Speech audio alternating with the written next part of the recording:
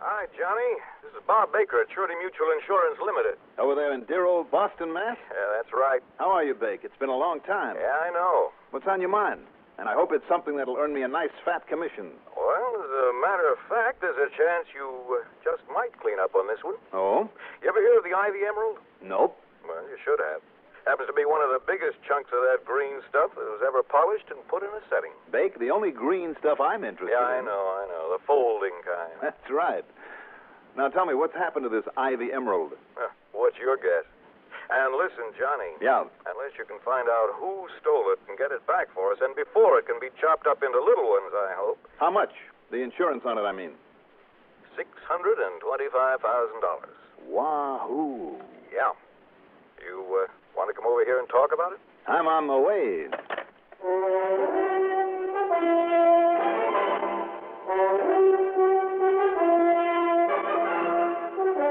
The CBS Radio Network brings you Mandel Kramer in the exciting adventures of the man with the action-packed expense account, America's fabulous freelance insurance investigator. Yours truly, Johnny Dollar.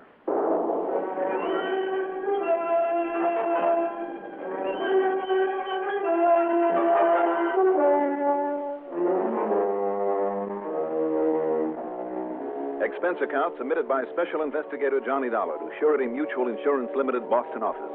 Following is an account of expenses incurred during my investigation of the Ivy Emerald matter.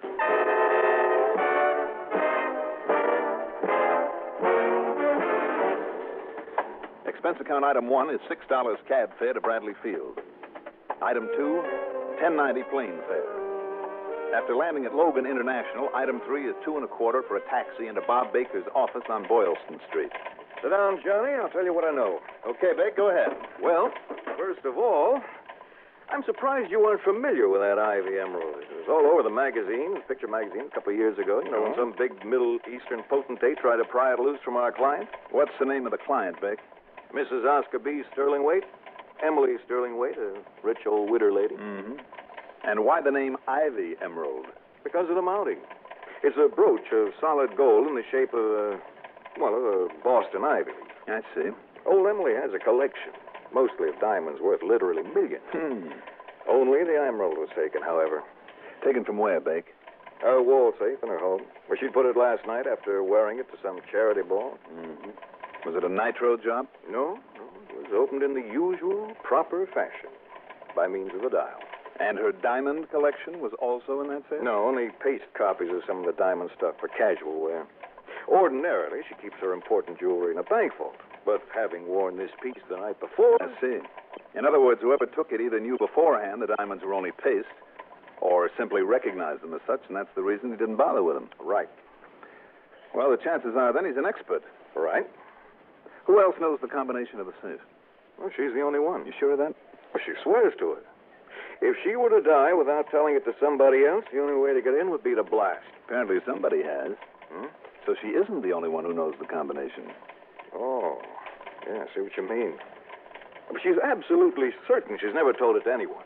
A good stethoscope will pick up the sound of the tumblers dropping, Dick. No. This box has an oil-dampened movement, the quietest type there is. Made especially for her by the Darlington Safe Company right here in Boston. Darlington? Well, maybe that's the answer. Oh? How do you mean?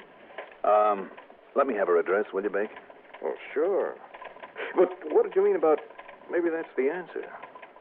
Do you know old man Darlington? Nope, never heard of him before, or his company. Yeah, well, I do know him. And if you think that Darlington, who personally codes all the boxes they put out, would be the only one with access to the records of the combinations that he sold, if you think that he could possibly... Bake, my boy, let's wait and see.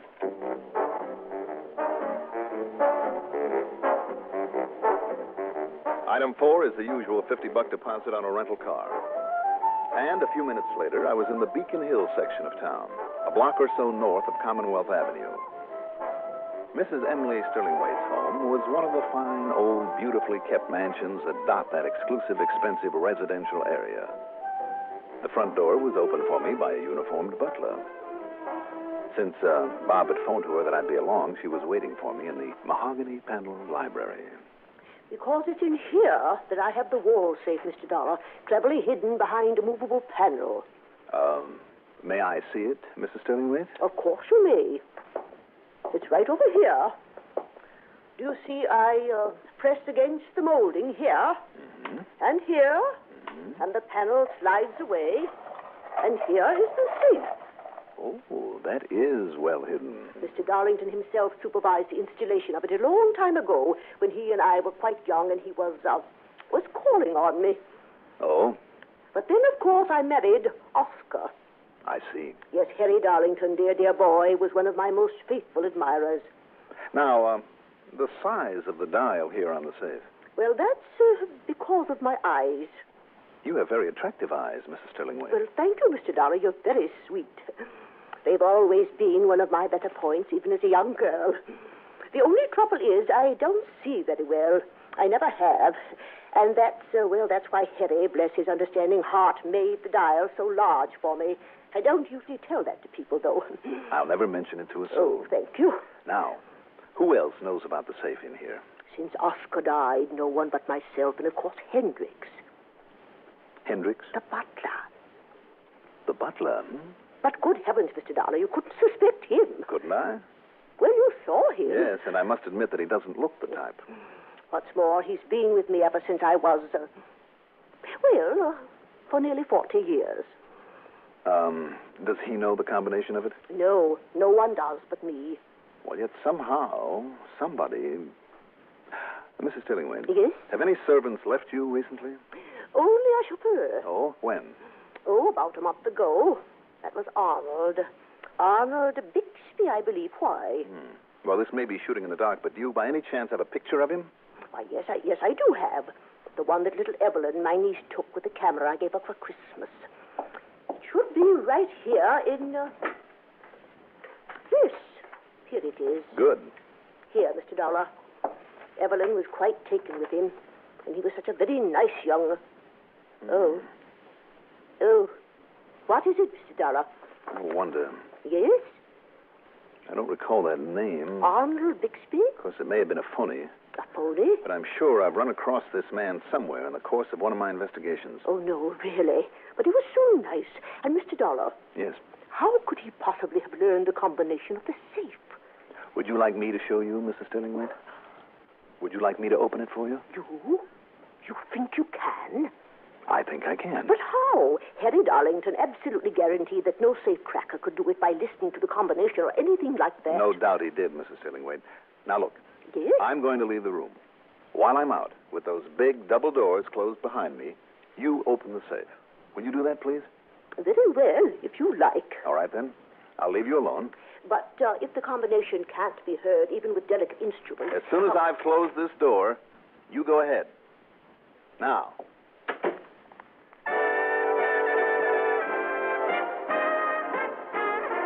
I waited outside the door then for perhaps a minute, maybe less than a minute. Then... Mr. Dollar? It's open now, Mr. Dollar. Good. What? I said good. Oh. Now close it again and give the dial a couple of extra spins. Very well. There. It's closed and locked again. All right. And you really think you can open it now? I'm sure of it. Let's see now. 2 right to 36. How did you know? Oh, this is a quiet one. Now, 3 left. Stop on 14. You're right. There we are. Now, 1 full turn past 14 to... Yes, there we are. Wide open. But I don't understand. This oversized dial and the big numbers on it. Even so... There's a crack between those doors nearly a quarter of an inch wide, and you stood away from this, Mrs. Stillingwaite, a full arm's length. Because of my poor eyesight. I could have seen how you turned this dial from nearly twice that distance. I see. So that chauffeur, or anybody else in this house, could have learned the combination just as easily as I did. Arnold Bixby, you said? Yes, but now he's gone, and I don't know where. And if he is the one, Mr. Dollar... Well, it's only a guess. But it happened last night. And if he was smart enough to have done what you did, with all the aeroplanes and things these days, oh, dear, he could be far, far away. Or if he's real smart, he'll stick around long enough to have the emerald taken out of its mounting and broken up. That beautiful stone? Carefully done by an expert who would only do enough to destroy its identity without fracturing the main body of the But gem. to break up that lovely... Mrs. Stillingwaite, Yes, you have notified the police, haven't you? yes, there's a fine, handsome young Sergeant Willoughby in charge. Good. And the first thing for me to do is... No, maybe I have a better idea. Let's see now. 3 possibilities so far. As always, in a case of this kind, Mrs. Stillingwaite herself. Of course, there was nothing to indicate that she was the type to use a trick like that. Second, of course, was the ex-chauffeur whose picture was familiar to me, but only vaguely so. And from where? He might have to find out more about. And finally, there was Darlington. But then in the office of his little safe company, when I met Mrs. Stillingwaite's dear, dear Harry Darlington, well, I'm afraid any suspicion of him promptly vanished into thin air. His honest distress couldn't possibly have been faked. Oh, just terrible, Mr. Dollars. Just terrible. She always loved her jewels so much, you know. And especially the emerald. Oh, and to think that one of my own safes made with such loving care betrayed her trust in me, in spite of my devotion to her over all these years. Oh, dear, I fear that I shall never be able to face up to her again. Poor, dear, sweet little girl. I've let her down. She'll never forgive me. Now, Mr. Darlington, from what she told me about you and her feelings about you, I think she would like nothing better than to have you right there to comfort her. You really think so, Mr. Dollar? You think she'd be willing to see me again after this? I do indeed. Why don't you call her up and see? Yes. Yes, I shall. But first... If I can be of some small comfort to Emily... But first, Mr. Darlington, I want you to take a good look at this picture. Yes? Picture of this chauffeur she had. This man? Emily's chauffeur? You know him? Well, he was employed here in my plant for a while, almost a year ago. His name was Roger Gove. Roger Gove? Then it would appear that Arnold Bixby was merely an alias. What's that? Oh, nothing. I'm sorry. Go on, please. Well, he was only a truck driver and a loader, but I just didn't like him. I'm a splendid judge of character, you see. Oh, I'm sure you are. Yes. And when I found him here in my private office one day, when I'd stepped out for a minute, I think... Wait just one moment. That safe, there in the corner. Yes, sir.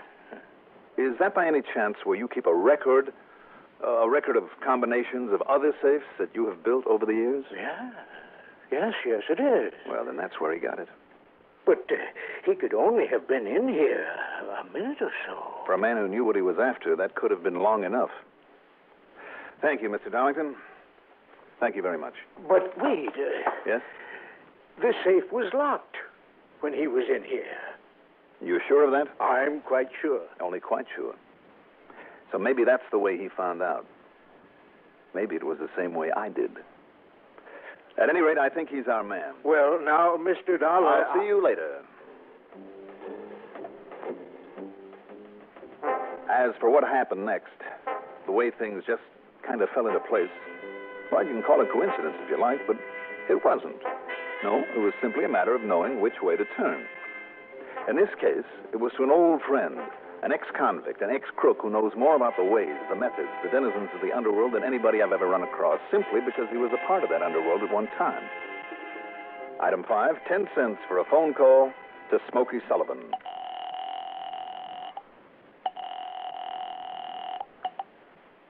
Yeah? Smokey? Yeah? This is Johnny Dollar. Oh, Johnny. How are you, Johnny? I'm fine, Smokey, just fine. Tell me, you still an undercover man for the Boston Fire Department? Yeah. You know something, Johnny? What? Since they've been letting me help them out, they got practically no more set fires around here. Oh, good boy. Listen, Smokey. No, Johnny, you listen. I've been trying to get you on the phone all day. I've been trying. Oh? Well, I'm right here in Boston. You mean on account of the emerald? Yes. The Ivy Emerald. Yeah, well, that's why I've been trying to call you. Well, that's great, Smokey. I knew this hunch of mine would pay off. Yeah, I knew they'd get you in on it on account of the insurance. You know where it is? No, Johnny. But you know who took it? No. No. Well, then what about it, Smokey? Well, maybe I got a good lead for you. Sit tight, Smokey. I'll be right over.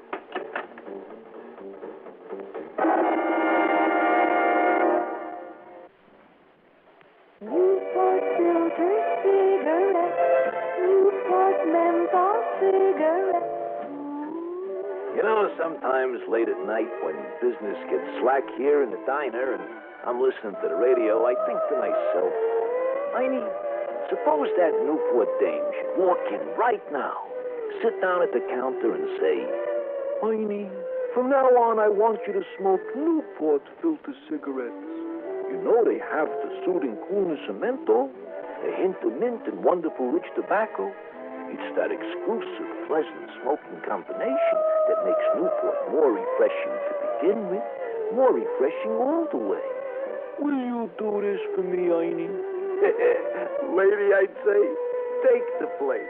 The whole joint, the steam table, the coffee maker, it's all yours. I'm a Newport smoker forever.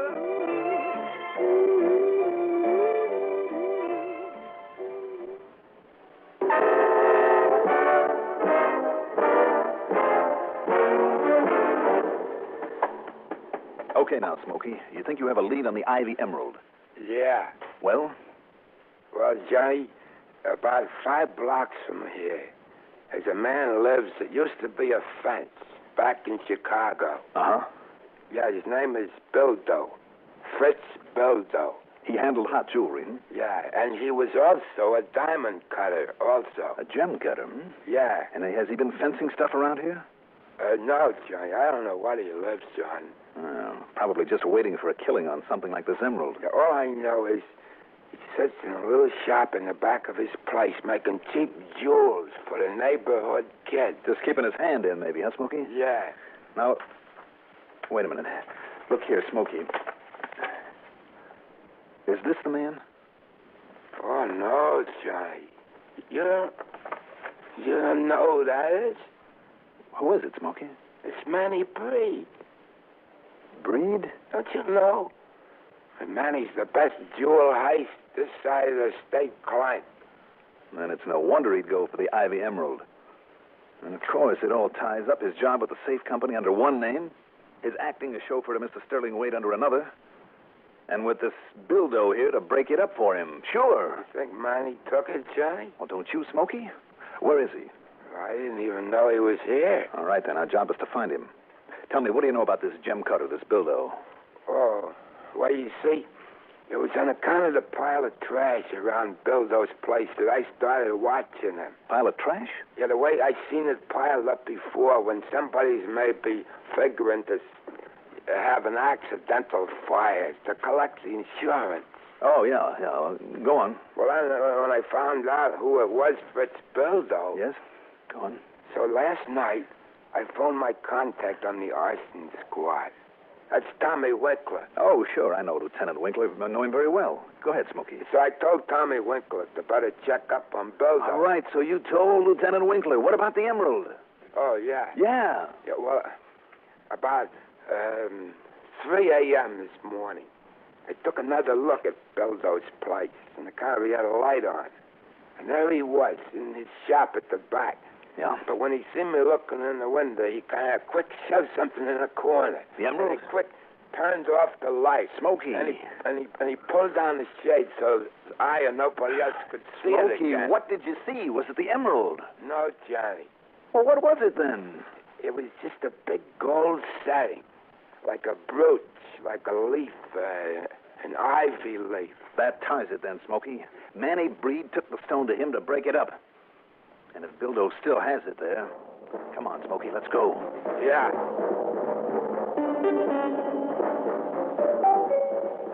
It was after dark now. the place where Bildo lived was on little more than a dark alley. The shade on the back room that he used for a shop was tightly drawn, but there was a light inside. Johnny? Yeah? You think maybe Manny is in there with them? I don't know, Smokey. But we'll take no chances. When I kick the door open... Don't bother, boys. What? And don't reach for any gun because I got this. Manny Brake. That's right. Or is it Arnold Bixby? Or maybe Roger Gove? I'll take your choice, Dollar. You are Johnny Dollar, aren't you? Sure, if you like. And you, buddy. Too bad that Bildo recognized you when you showed your ugly puss at his window. That's what tipped me off to be ready for anything. Well, Dollar, this is going to be your last case. Is it, Manny? Yeah, sure is. Come on, pal, open up. It's me, Manny. What's this? All right, come on. Get inside, both of you. Come on. Manny, what is this? Well, you see, pal, you were right about it being Smokey Sullivan you saw. Yeah. And that stone there on the work table, Manny? Well, what do you think? Hey, this one. Who is he? Well, pal, this is the great Johnny Dollar. Johnny Dollar? But he won't be for long. Take his gun away. Yeah, I will. Yeah. All right, let me have it. That's good. Now, you see, Dollar, it's going to be your gun that kills you two. Just as soon as Fritzy shuts that door. Go on, pal, shut it. Yeah, I close it. All right. Nobody move. What the? It's Tommy Winkler. Watch him, Tommy. Oh, boy, like the U.S. Marines, Tommy. Thanks. Pleasure, Johnny. Yes, thanks. But, Smokey, you're a dog. I thought you said to come here just to look for a possible arson setup. Oh, yeah, But instead, I walk in on a... Oh, what's this? Here on this work table. That's it, Tommy. The Ivy Emerald. Kind of made your trip over here worthwhile, didn't it?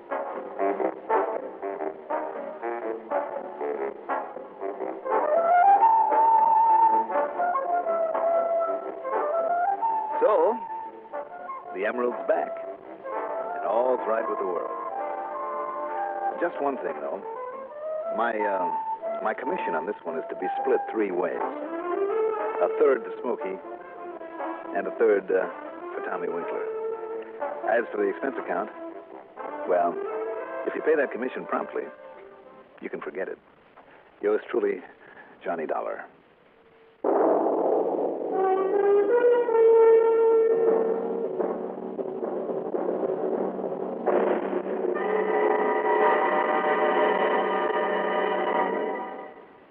Now, here's our star to tell you about next week's story.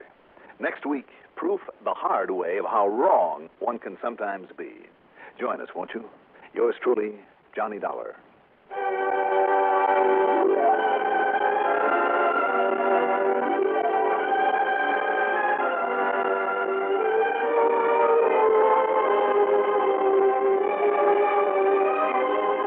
Yours truly, Johnny Dollar, is written by Jack Johnstone, produced and directed by Bruno Zerato, Jr. Music supervision by Ethel Huber. Johnny Dollar is played by Mandel Kramer. Also featured in the cast were Abby Lewis as Emily Sterlingwaite, Lawson Zerby as Harry Darlington, Joseph Julian as Smokey Sullivan, William Griffiths as Bob Baker, Jack Grimes as Manny Breed, Sam Gray as Fritz Bildo, and William Mason as Lieutenant Tommy Winkler. Be sure to join us next week, same time, same station, for another exciting story of yours truly, Johnny Dollar. This is Warren Sweeney speaking.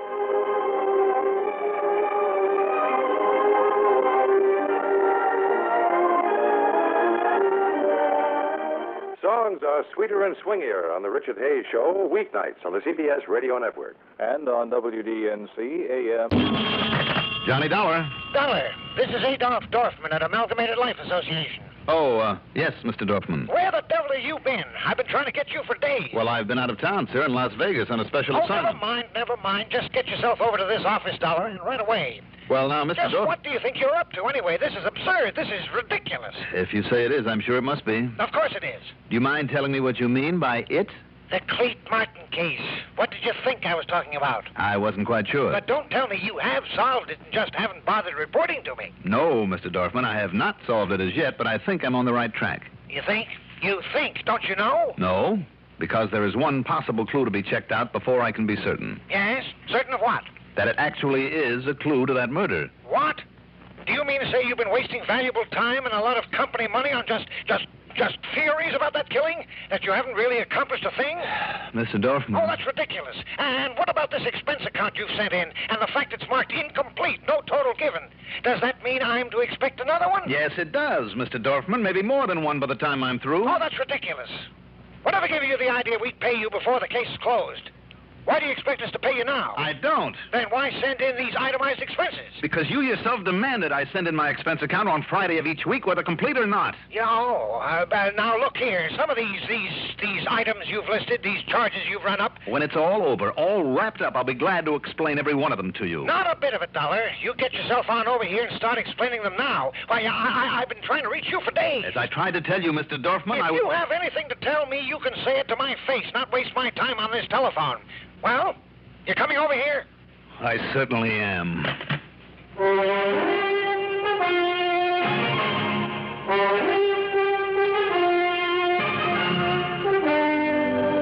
The CBS Radio Network brings you Mandel Kramer in the exciting adventures of the man with the action-packed expense account, America's fabulous freelance insurance investigator. Yours truly, Johnny Dollar.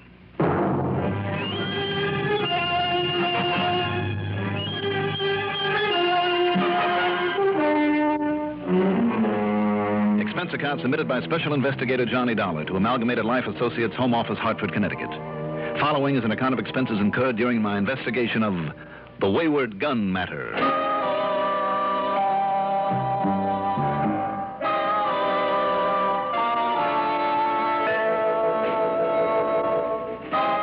Adolph Dorfman always had been, always would be, a short-tempered, crotchety old maid. Nothing but trouble on a case. But Amalgamated Life, mostly through Al Spangler, a VP and a very nice guy, has done mighty well for me over the years. So when Dorfman called me in on the Martin case, I couldn't very well turn him down, in spite of resenting his high-handed manner. Expense account item 1, $1.10 for a cab to his office. Oh, all right, I'll accept that one. But look at this item right here. $4.80 for a tank full of gasoline. Because I used my own car to go over there to Lakewood. Yeah, but $4.80? When you could have made the trip on a bus for less than $2? Sure I could. Then why didn't you? Then we'd have had to spend $8 or $10 in taxi fares between the Martin home and police headquarters. Is that what you would have preferred? Yeah, well, no, of course not. But just the same, Look, Dollar, we're just wasting time here, if you'll excuse me. We're wasting time, And you, in the beginning, you'd question every single item in this expense account. You always do. And why not? And that's why, instead of handing one in that would give you some real cause for worry, I decided for once to keep expenses down to the barest minimum. But it hasn't done the least bit of good, so if you don't mind... minimum, eh? What about this? $1.75 for lunch. What about it? Do you deny that it included an over-generous tip to some pretty waitress? The tip was exactly 25 cents, and it came out of my... There, you see? A 25-cent tip and a $1.50 meal. That's ridiculous. I started to say the tip came out of my own pocket, Mr. Dorfman. If you don't believe me, take a look at the cash register slip. It's right there. Go ahead, look at it. All right. I'll take your word for it. The fact remains that you still haven't solved the case. I think I have. You think you have? But I'd rather not talk about it just yet. Well, I don't know why not. You either know who killed Mr. Cletus Martin or you don't. Now, which is it? I'll be able to give you the whole story, I hope, after I get a phone call from New York and not before. New York? Yes, from a friend of mine at 18th Precinct Police Headquarters. Oh, so that explains this item here. Return ticket to New York and several cab fares. That's right. But why? What possible connection can they have with the Martin matter? They just happen to have a top ballistics technician. Ballistics? What's the matter with the police in Lakewood? Not a thing. Or with their county police over there? Not a thing. Then why go all the way to New York? Because once I got hold of the picture of the bullet that killed Mr. Martin, I didn't want Lakewood or Lakewood County to know what I intended doing with it. Why? I'd rather not say. Now, you've had these items explained, so if you'll excuse me... No. Wait, Dollar. Sit down. There isn't a thing further I can do until I get my call from New York. Oh, but there is. There's something else I want to talk to you about. The really important reason I sent for you. Well, I hope it's a lot more important than quibbling about this expense account. Oh, it is. Then why the big stall? Why all the waste of time? Stall? Yes. I don't know why, Mr. Dorfman, but that's all you've been doing for the last 10 minutes, is stalling me. Oh, no, not a bit of it, not a bit. I was only, now sit down, please. Sit down. All right. Well, what is it? You, say you were out of town? I was in Las Vegas, but it had nothing whatsoever to do with... Yes. No, that's it. That's the reason we couldn't find you anyway. We? I mean, I couldn't find you. Yes, that's, very pleasant out there at this time of year, isn't it? Look, will you please quit stalling again and tell me what this other important matter is? All right, fella. Have you seen the papers? Did you know another client of ours just met a violent end? Mr. Barryman, here in Hartford? Yes, Alfred W. Barryman. You didn't know him? No. Know that he was a client of yours. Nor that he was a big contractor like Mr. Martin? No. Now, do you plan to assign me to that case, too? Do we have to? Of course you don't. And if you want the truth, Mr. Dorfman, if you're the company contact on it, so why wait until now to tell me? Why waste all that time picking away at the expense account? Don't you know? I certainly don't. Now, what goes, I would give... Now you may know. Come in, Sergeant. Right, Mr. Dorfman. How about this? Johnny Dollar, huh? That's right, Sergeant, Sergeant Bill Anseth. I told you I'd find him for you, Sergeant. I don't know how you did it. What is this? All we knew was he'd left town, Mr. Dorfman. Wait a minute. Why the gun, Sergeant? You ought to know. Up on your feet, Dollar. You mind telling me what this is all about? Just hand me your gun, Dollar, that nice big 38 you carry. Well, what's the matter? I'm sure I don't know. It's for my 38. I don't happen to have it on me at the moment. I know. What? Because we got it. Dollar, serial number and all down at headquarters. And maybe that's the reason I'm holding you on suspicion of murder.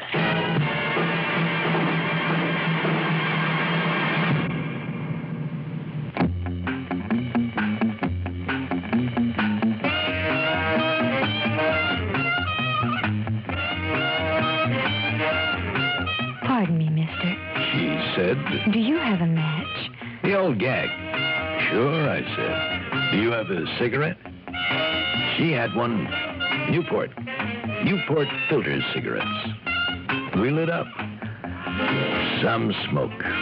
Finest rich tobacco flavor I'd ever tasted. Real tobacco, the way I like 'em. The right touch of menthol and just a hint of mint. A great combination. She suggested. Makes Newport more refreshing to begin with.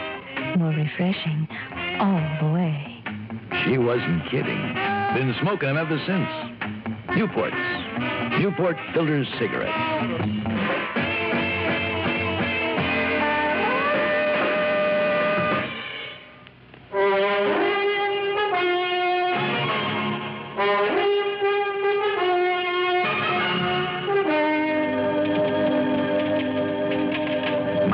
To the snide sergeant's bombshell wasn't repeatable. Me, Johnny Dollar, arrested on suspicion of murder by a cop with a grudge, fingered by a tight-fisted people-hater named Amalgamated Life Dorfman. Thanks, Mr. Dorfman, for latching on for us. Yeah, pleasure, Sergeant. Now, wait a minute, Sergeant. If you're talking about the Martin matter... Now, don't try and kid me, Dollar. We got you nailed down for the murder of that other contractor, Barryman. What? And he pretended not to know much about it. Was almost evasive when I brought it up. That explains all your stalling.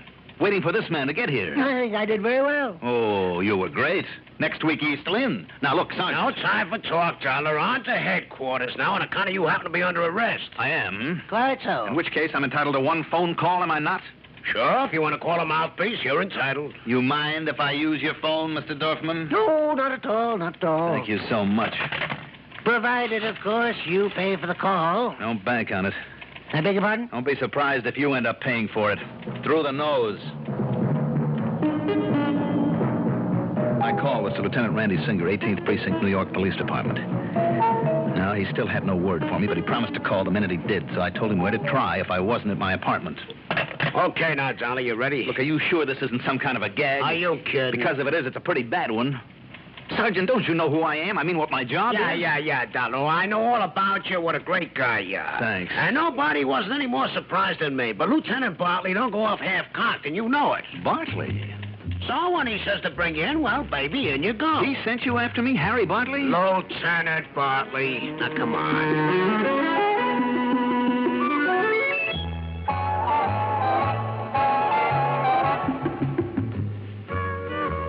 Okay, now, Lieutenant, you want me to book him now, lock him up? In a couple of minutes, Sergeant. Yes, sir. Well, Johnny?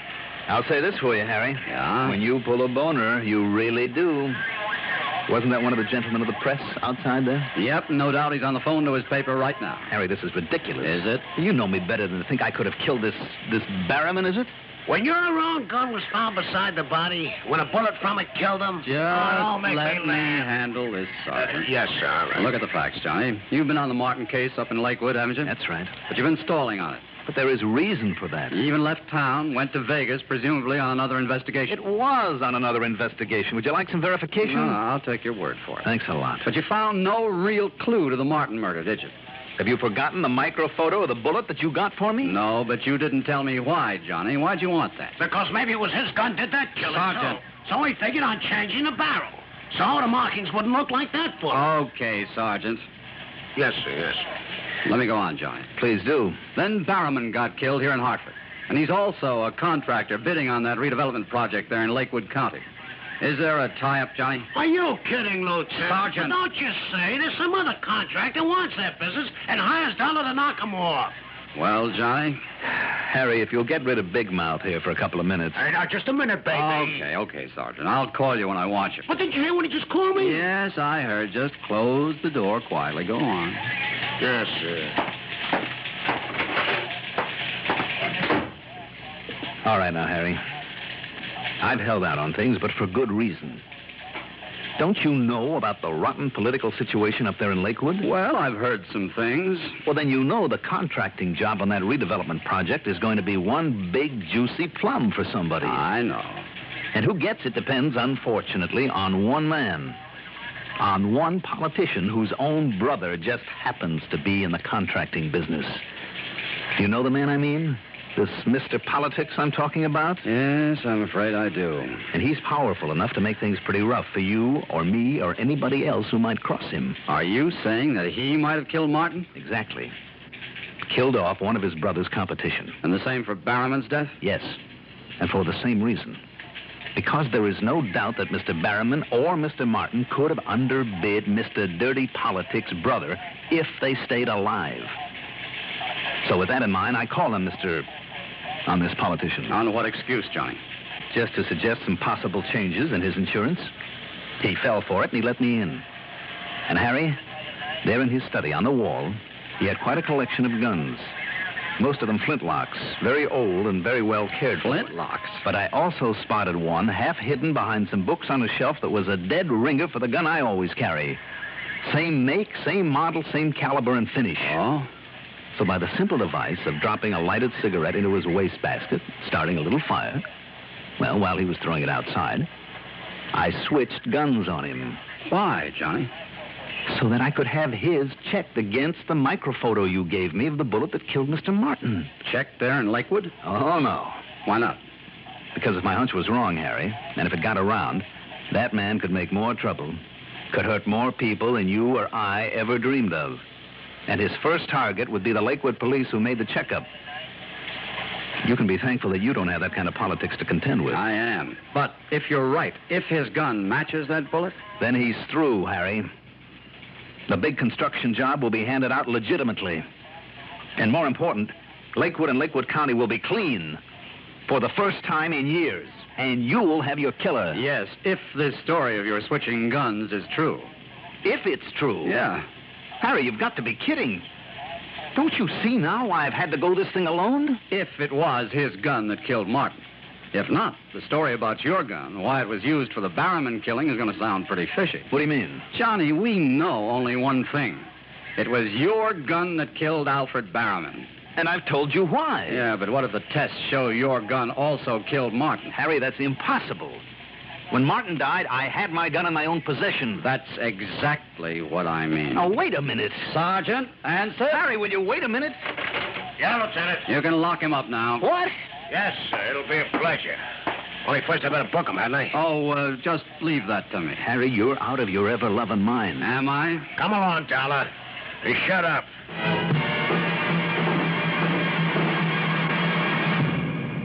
You like a car with plenty of pep, a car with reserve power for safe passing. Most good drivers do, but they don't like to pay extra for premium gasoline. Listen, in 3 out of 5 cars, regular priced Sinclair Dyno gasoline matches performance of premium gasolines, saves you up to 4 cents a gallon. Almost anywhere you see the Sinclair Dinosaur sign, you can save up to 4 cents a gallon with Dyno. Drive with care and buy Sinclair Dyno gasoline.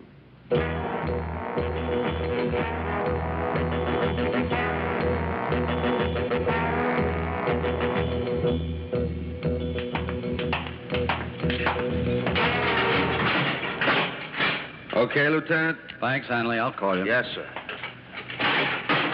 Well, it seems to me the least you can do is ask me to sit down, Johnny. Sure, jail, Harry. Make yourself at home. Thanks.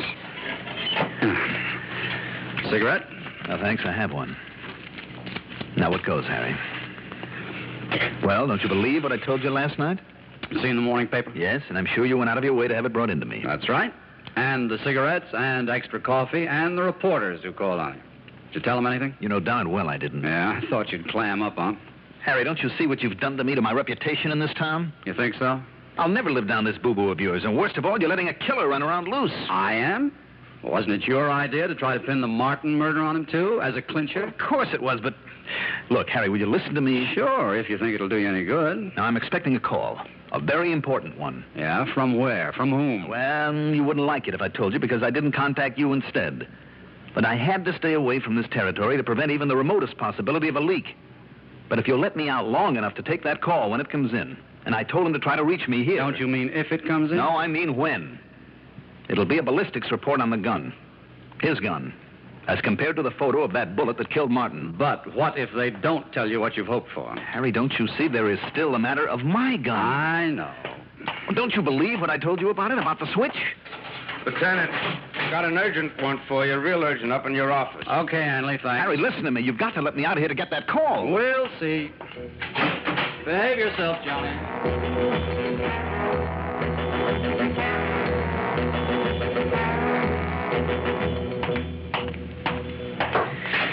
Well, what is it this time, Hanley? I don't get it, Dollar, but out you go. Well, thank you. Come on, I'll lead the way. You mind telling me where we're going? Sure. Up to Lieutenant Bartley's office. Phone call for me? Gee, how should I know? Come on, let's find out. This could be very important. Now, take it easy, huh? My feet hurt. Hey, listen. Yeah. Tell me one thing. How come a smart man like you didn't get a lawyer to spring you? Only one reason. I know you're Lieutenant Bartley a little better than he thinks. Huh? At least I hope I do, because if I don't, if he's pulled the boo-boo, it looks as though he's pulled. Well, come on in, Johnny. I have a little surprise for you. Oh, that's all, Hanley, and thanks. Yes, sir. Now, this had better be good, Harry. Believe me, Johnny, it is. Oh, sit down. Thanks, but that's all I've been doing for the last 15 hours. Listen. Now, that urgent call I got when I had to leave you a couple of hours ago? Yeah. Well, it was a phone call for you. Randy Singer in New York? Have you forgotten he's an old friend of mine, too? But look here, see, this is a transcript of his call. Let me see. Kind of proves you were right, Johnny. It was that gun of Mr. Dirty Politics that killed Cletus Martin. I knew it, Harry. It had to be. And, of course, that gives full credence to what you told me about switching with him. And that means that he also killed Alfred Barrowman. No doubt about it. So, once again, Johnny, one of your crazy hunches paid off. That hunch was based on plenty of known facts. Anyway, you're a hero again. Oh, some hero after spending a night in the clink, after being booked on a murder charge? My name is Mudd. Booked? Well, certainly, by you. Well, it's funny, I must have forgotten, too. What? Yeah, so if you want to sue me for holding you illegally... Oh, if I had any sense, I probably would. But now, would you make with a good reason for all this, Harry? Well, it's a trick I learned a long time ago from a fella. A man I've admired for a long time, Johnny. You. Me? Yeah, I suspected Mr. Dirty Politician, too. As would anybody who really knew about his methods and his machinations. All his shady deals up there in Lakewood.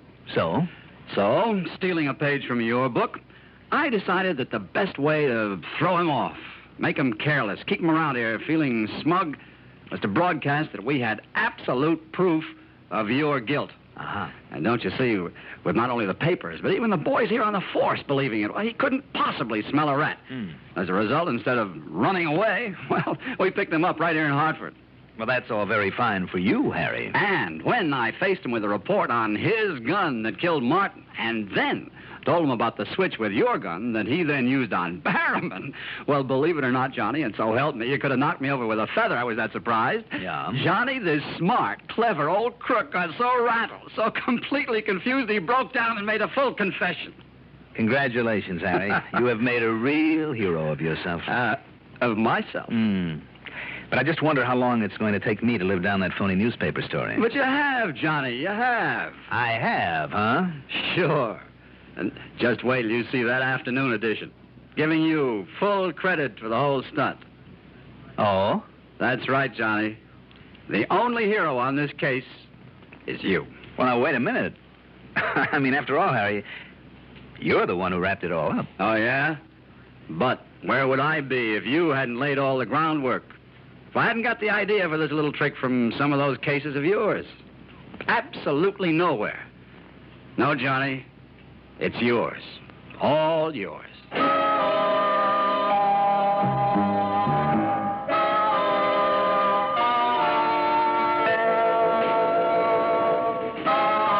After this, I think I'd better keep my tricks to myself. Well, now, wait a minute. How can I? When every case I handle gets broadcast all over the country. Well, I guess I just can't win. Expense account total? Well, all I want now is one big fat apology from meddling old Adolf Dorfman at Amalgamated Life for having trapped me into that night in jail. Yours truly, Johnny Dollar.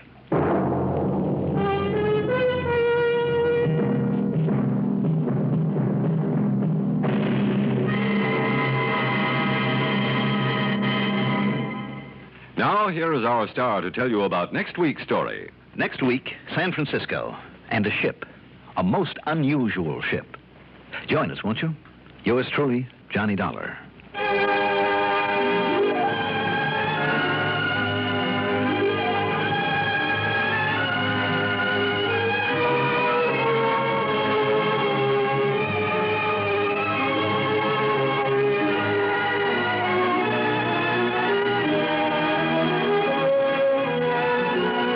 Truly, Johnny Dollar is written by Jack Johnstone, produced and directed by Fred Hendrickson, music supervision by Ethel Huber, sound patterns by Joseph Cabibbo. Johnny Dollar is played by Mandel Kramer. Also featured in our cast were Robert Dryden as Adolf Dorfman, Ralph Bell as Sergeant Anseth, Martin Blaine as Lieutenant Bartley, and Nat Polen as Hanley the Guard.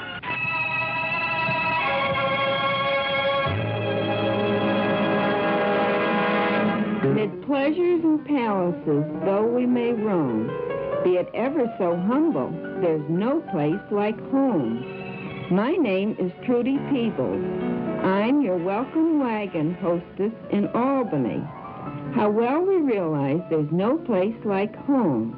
If you're moving to a new city, home can be a little strange. New faces, new places. It's our job in Welcome Wagon to make newcomers feel at home. Won't you call us when there's a newcomer on your street? Welcome Wagon hostesses are charming ambassadors of goodwill. Won't you call Welcome Wagon at State 59640 and give them the name and address of any newcomer you know? Each newcomer will receive greetings and warm wishes from civic-minded businessmen. Your call will help your neighbor, and it will help your Welcome Wagon hostess who carries on this valuable community service. Call State 59640.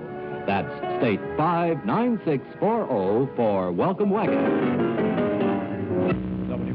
WROW Music, row 59, Albany. Johnny Dollar. This is Harvey Weller at Tri-Eastern Indemnity Associates here in New York. I think I know what you're calling about, Mr. Weller. You do? Little matter of $100,000 in diamonds that disappeared from McDilby's jewelry outfit down your way. Yes. Just got the word over the radio. Well, tell me, are you free to work on it? Have you thought of what my commission on that stuff will be if I manage to recover it for you? No, I hadn't, but now let me see. All right, you figure it out while I grab a plane.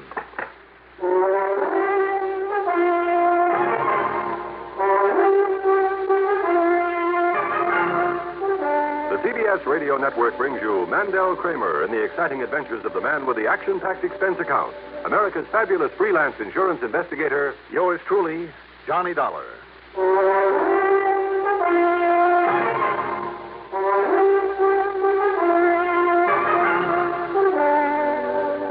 Expense account submitted by Special Investigator Johnny Dollar to Tri-Eastern Indemnity Associates, New York City office.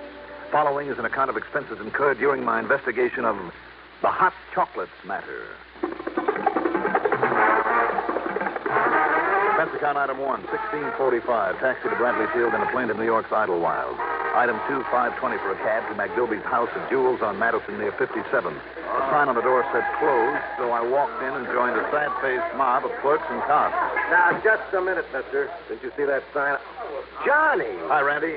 I might have known the indomitable Lieutenant Randolph Singer would be in charge. Yeah, here I am. But how'd you find out about it so soon? It only happened 2-3 hours ago. Ah, never underestimate the power of radio, Randy. Now, what's the plot?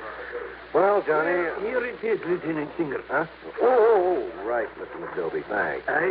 And if we find anything else missing that is not on that list... Yeah, you be sure and let me know. I certainly shall.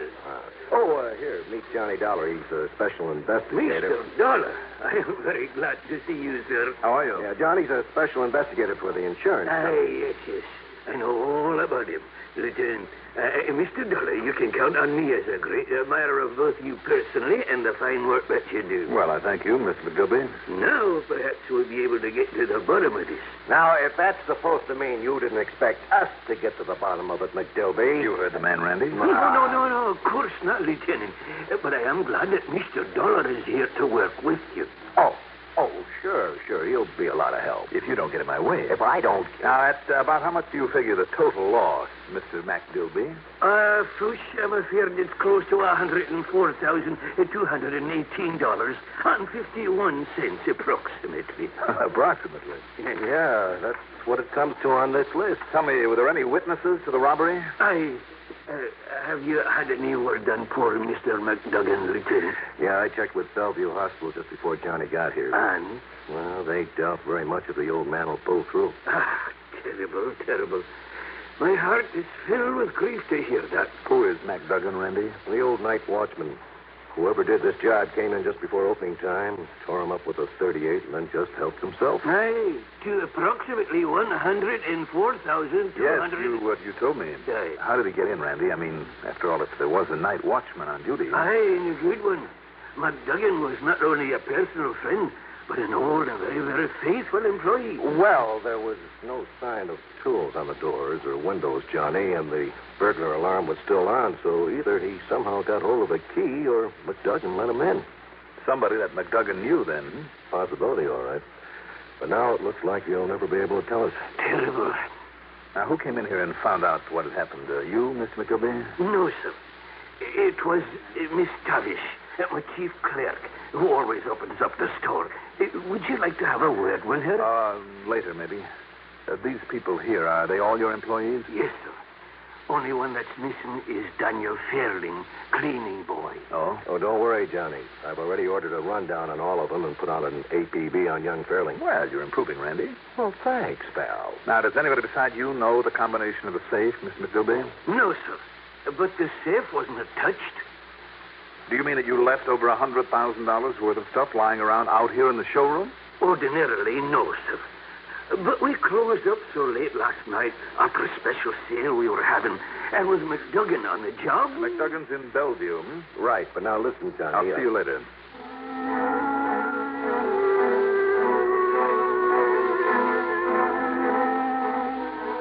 Item 3, $1 even for a cab to Bellevue Hospital. As I stepped off the elevator at the 4th floor and started toward the door of McDuggan's room, a familiar young policeman was trying to hail a pretty young nurse at the other end of the corridor who misunderstood his intentions and was pointedly ignoring him. Oh, no, listen, baby, I'm not trying to make a pass, honest. I'm busy, Buster. I only want you to... Oh, Dollar. Listen, am I glad to see you? Hi, Rogan. What's the trouble? Listen, the doc just left and he says McDuggan's got himself conscious again. Oh? Yeah. Only for a little while, see, though. Still a couple of minutes, maybe. No big curtains for him. Just about gone. Have you notified Lieutenant Singer? Oh, no. He gave me orders to stay right here. When I tried to call that nurse, she thought, Well, she thought that maybe... Sure. Look, Rogan, I'll tell you what we'll do. Yeah? You go down to the first floor to the main desk. There's a telephone there. I'll keep an eye on this room while you call the lieutenant and tell him to get over here. Yeah, good. Well, there ain't any phones on this floor? Well, the stairway's over there at the far end of the corridor. You won't have to wait for an elevator. Yeah. Oh, okay, Dollar. Thanks a lot. Now, let's see.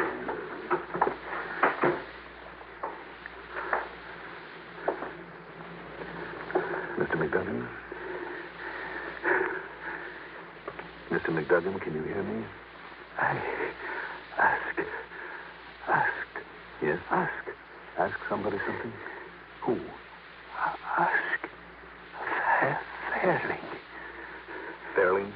Danny Fairling. He did this to me? Ask Danny. Mr. McDuggan. Mr. McDuggan. Nurse, get a doctor in here quickly.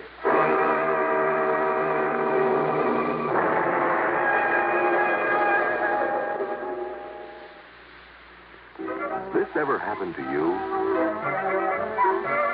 You're driving down a long highway or working late, and then monotony makes you feel drowsy.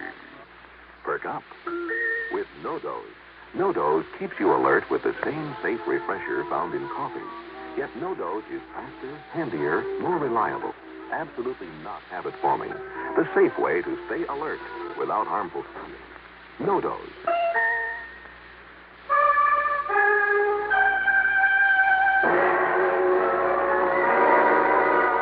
This time, I tore on down the stairs to get to one of the phone booths I'd noticed on my way in. But as I reached the second floor landing... Oh, why don't you watch? Oh, Dollar. Listen, Rogan, did you get Randy's finger? Yeah. Lieutenant's coming right over, but, hey, you left old man McDougan alone? You get on back to him and hope he lives until Randy gets here. Oh, yes, sir. In the phone book, I found only one Daniel Fairling listed. Item 4, another $1 for another cab to a shoddy apartment building in a section the other side of the Williamsburg Bridge, not too far from the docks that line that side of the East River. The push button beside the name Fairling in the outer lobby didn't work. Then I found that the front door was open. I went in, up a rickety stairway to start looking for apartment 3B. Let's see now. Here we are. Danny, open up. Danny Fairling? Hey, what's the racket? What's all the noise? What's the matter with you? I'm looking for Mr. Daniel Fairling. Well, you won't find him here. What? Only his missus. He moved out. Oh, to where? Only it looks like they're going to patch things up again like they always do, and then he'll be back. What do you mean? Some fancy delivery boy was here a while ago, delivering a box of fancy chocolates to her. That's what I mean. So, if you ask me... You know where I can find him? Well, he works to one of them fancy jewelry stores up on Madison Avenue. But why don't you ask her? Well, I did, but there's no answer. Well, I didn't see her go out, so knock some more. Well, I'll try, but I don't know if... What was that? What was it? Inside the apartment. Do you have a key? No, sir. And the landlady, she's out. What was I that? don't know. While I break in the door, get to a phone, will you, and call the police? You're going to break down the door? Yes, go on. Will you please? Yeah. Go on. Okay. Okay, let's go.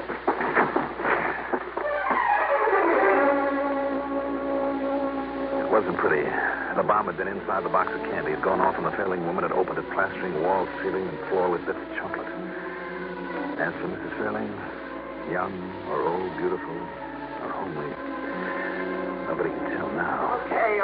I called the cops, mister, and they're coming right over. All right, good. Will you stay here until they arrive? Yeah, but did you find out what the... Oh, no. Oh. She was such a pretty one, too.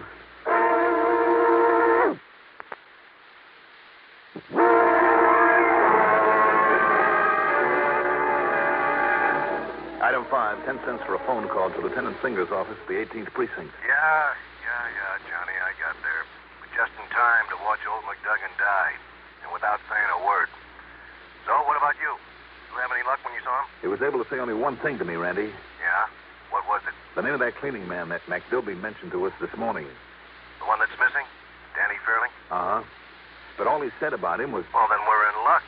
We're really in luck. Why do you say that? You you hop in a cab and get on over here. Look, Randy. You'll see, Johnny, you'll see. Now come on over here and as fast as you can. Item 6, $1.90 for a cab to the 18th Precinct headquarters.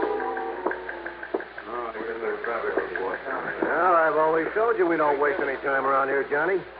First rundown we made was on that Fairling. When we found that Danny boy had a record. A record? As long as your arm. So, Natch, we put out the word on him. And you know when the boys downtown picked him up? When, Randy? About the same time you and I were talking there in McDilby's shop. No? Where'd they find him? Oh, some little room in a house way downtown. They didn't try his apartment? Well, sure, but his wife said he and she were on the outs and told them where to find him. And if they hadn't left, they might have saved her life. What? A box of candy blew up in her face, Randy, when she opened it. Don't worry about it, though. It's out of your bailiwick. Oh, now, just a minute, Johnny. Come on, I want to talk to this Danny. But listen, do the police in that precinct know about his wife? Yes, they know. There's nothing you can do about it from here. We'll see. Well, in here, Johnny. All right. Open up, Joe. Yes, sir. Well, here's our boy. You're talking about me, Fats, and I demand to know why you're holding me. What kind of grounds have you got? Fairling, I demand to know what you did with all those goodies you took from your boss's jewelry store, and the quicker you start talking, the better for you. That's fact. Yeah? Now, who are you? My name is Johnny Dollar. Oh, Johnny Dollar, huh? The big insurance eye. Well, if you think I made that heist, you're just as dumb as the cops. I'd like to see them prove it. I'd like to see them prove anything on me. Now, when are you going to let me out of this stinking place? It'll take the best lawyer in town to get you out of here, Fairling. Now, don't you worry, Dad. Don't you worry about that. When the time comes, I'll have a lawyer. I'll have a lawyer that'll make a monkey out of you guys. Can't prove a thing on me. If you didn't pull the heist, Danny. Oh, now, Johnny. How come you didn't show up at the store this morning? Because I was late getting there. And when I saw the mob and heard what happened, well, do you think I was going to hang around and beg for a pinch? Me? With my record? Did McDilby know about your record when he hired you? You mean I should go around blabbing about it? Oh, you're real cute, Dollar. Danny. Now, look. I'm fed up to here with you guys. Why don't you leave me alone, huh? Or else let me out of here. Saying the bit about his wife on him, Johnny. No, don't you, Randy. What? What'd you guys say? Danny, if you didn't pull that job, do you have any idea about who might have? Sure, like maybe everybody who works in that joint. You know anything? No. Now, that's all now. You all through with me? There's a standard offer that I'm authorized to make. If you can and will furnish information that will lead to the arrest and conviction of the guilty party and recovery of the merchandise, the insurance company will give you the best legal assistance possible. Now, isn't that sweet of them? All right, Randy, let's go.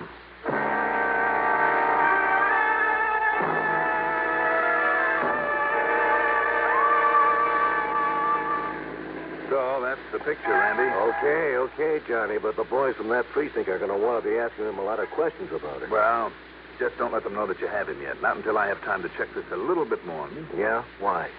Because if Danny is guilty of that robbery... And the murder. Of the robbery, maybe the shock of finding out about his wife will open him up if it's used at the right time. Which is when? Let me worry about that, Randy. Meantime, we'll be finding out if your boys have uncovered anything new back at the shop. Johnny. Yep. Are you holding back something on me? Like what? Like what maybe old man McDuggan said to you there at Bellevue? All he said was, ask Danny. Ask Danny Fairling. And to me, that says we're holding the right man. Well, I wouldn't bank on it, Randy. You have a better idea, Johnny? For both the robbery and the murder? Yes, I have an idea. And I don't like it.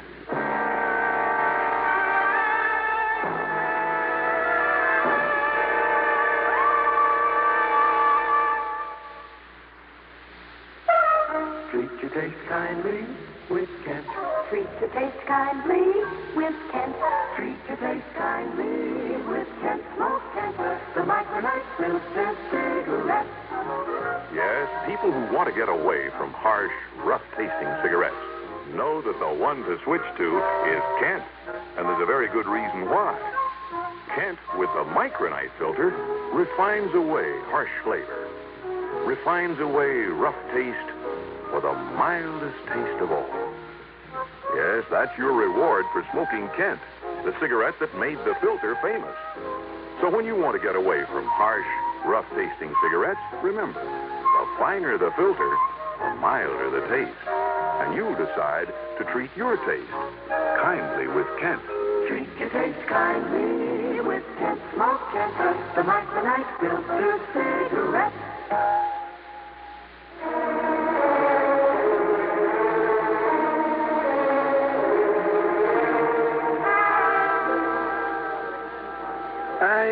We finished the recheck, Mr. Dollar, and my loss is just exactly as I stated to you previously. Is it permissible to open up now for what little is left of the day's business?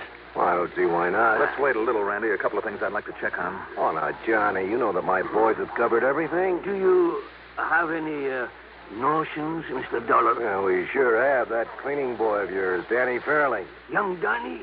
Do you think like this? Young Danny. Oh, fush, no, I can't believe it. And that ain't all he did. Oh, but he couldn't. And yet, perhaps. What do you mean, perhaps? That crook and killer now has a record a mile long. Aye. Then perhaps it was Danny. But can you prove it against him? It might be a little harder to prove than the lieutenant thinks. You mind if I look around a little? Oh, I'll be glad to show you anything and everything. Well, there's no point in taking your time if you're getting ready to open up again. No, he's perfectly all right. Miss, perhaps you can help me. Yes, sir? Miss Tavish, this is Mr. Johnny Dollar. Oh, how do you do, Mr. Dollar? You'll be kind enough to show him anything that he likes? That'll be a pleasure, Mr. Dollar. All right. Then let's get to work.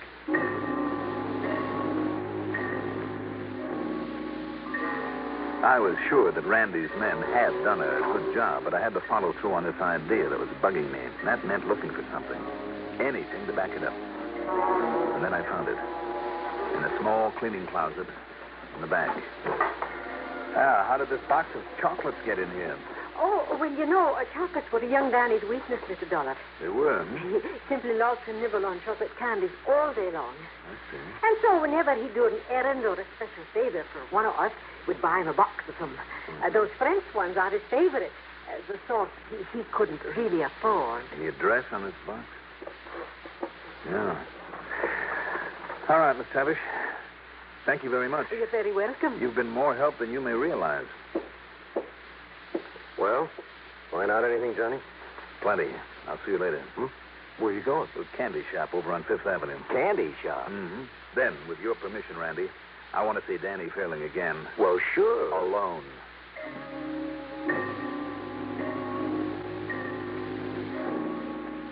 Mais oui, monsieur. We did deliver a box of our excellent chocolates to that address this morning. Just chocolates, huh? I remember it well, monsieur. Now, tell me. Because the gentleman who made the purchase last evening took them with him, but then came back later and asked that we deliver them today. How much later? Oh, perhaps an hour. Mm-hmm. Plenty of time to open the box, take out some of the candy. Tell me this. That customer, was he a small, tough-looking young fellow? Oh, no, monsieur. He was a well-dressed English or a Scottish gentleman. Thank you, my friend. You've just helped me solve a murder. Murder? Or I should say two.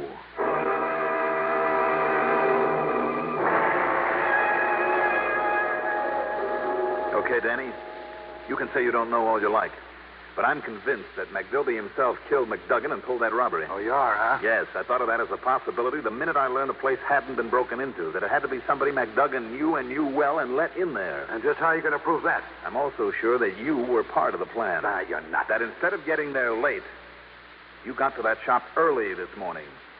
That you saw McDilby, saw what he did. And because you knew what he was up to, you were there to give yourself a handle for some blackmail if he didn't come through for you. Because he'd told you to stay away this morning, to stay at home. That would put you on the spot, Danny, wouldn't it? Because of your record, and immediately remove any suspicion from him. Am I right, Danny? All right. Don't say it, not yet. But that was the deal, wasn't it? Neither you nor anybody else have got a thing on me. I know. I know there's no direct evidence against you, Danny, any more than there is against McDilby. That's the reason he promised that if you play along with him, he'd not only give you a cut of the loot, but make sure that you had legal help that would keep you out of the pen. Isn't that what he promised you, Danny? Well, come on, you can't deny that, can you? Do you think for a minute he was going to keep any such promise? When you and ex-con made such an easy whipping boy when nobody cared what happened to you? No, Danny. McDilby had other plans for you so that you'd end up like McDuggan did on a slab. You haven't thought of that, had you? No. You're crazy, Dolly. You're crazy. Am I? What about your wife, Danny? What do you mean about my wife, huh? What do you mean about her? What's a little family argument got to do with this? Maybe a lot. So what if maybe I did walk out on Pearl for a couple of days? Isn't the first time I did that, but I was going back to her, like I always do. Because I love her, you see. So what about her, huh? Now, why are you bringing her into this? You like chocolates, don't you, Danny? Yeah, sure, I do. So what? Especially the French kind. Okay, so what? And McDoby didn't know that you'd moved out on your wife. So why should he? Him or anybody else? So he thought that you would be there at the apartment this morning, didn't he? Yeah, maybe so. But so what? What's that got to do with Pearl? Now, look, start making sense, Dollar. That's the reason he sent the box of chocolates there. Huh? The box, Danny. So that makes him a crook and me an accessory?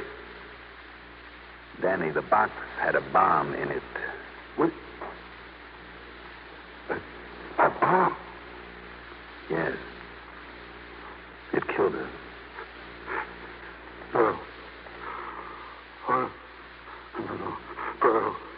Pearl.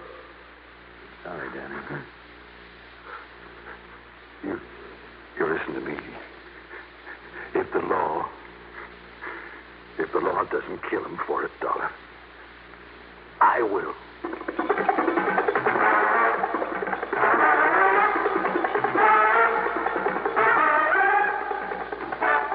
Don't worry, the law will take care of McGilby. And Danny, his term will be a short one because of his testimony. And my testimony. Expense account total, including the ride back to Hartford, $49.35. And don't forget the commission. Yours truly, Johnny Dollar.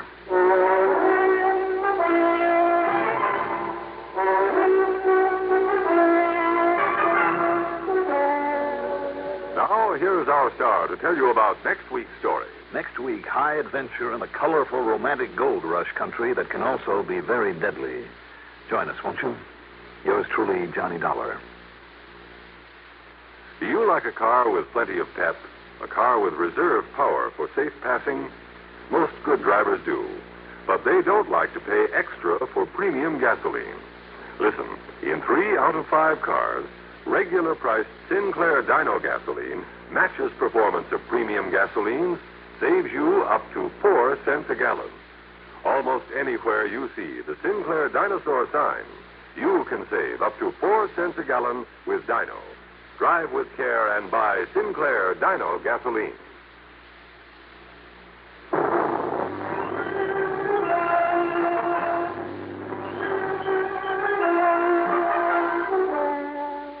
Yours truly, Johnny Dollar, is written by Jack Johnstone, produced and directed by Fred Hendrickson.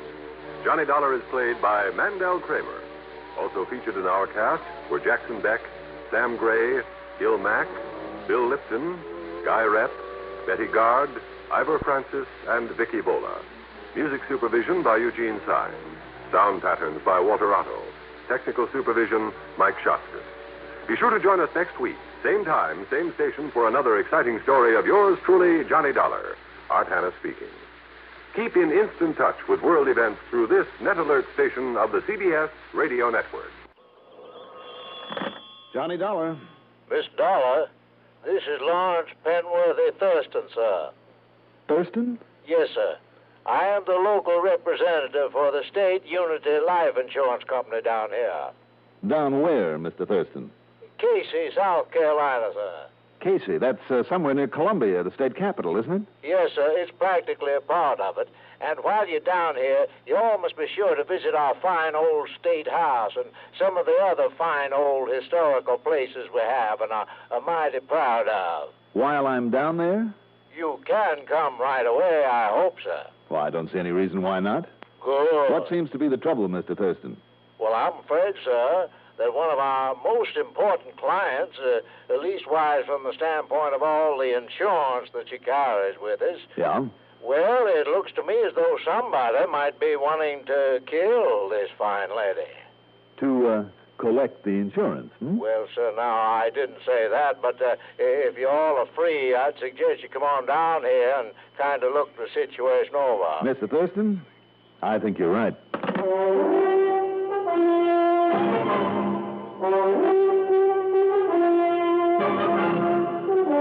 The CBS Radio Network brings you Mandel Kramer in the exciting adventures of the man with the action-packed expense account. America's fabulous freelance insurance investigator, Yours truly, Johnny Dollar.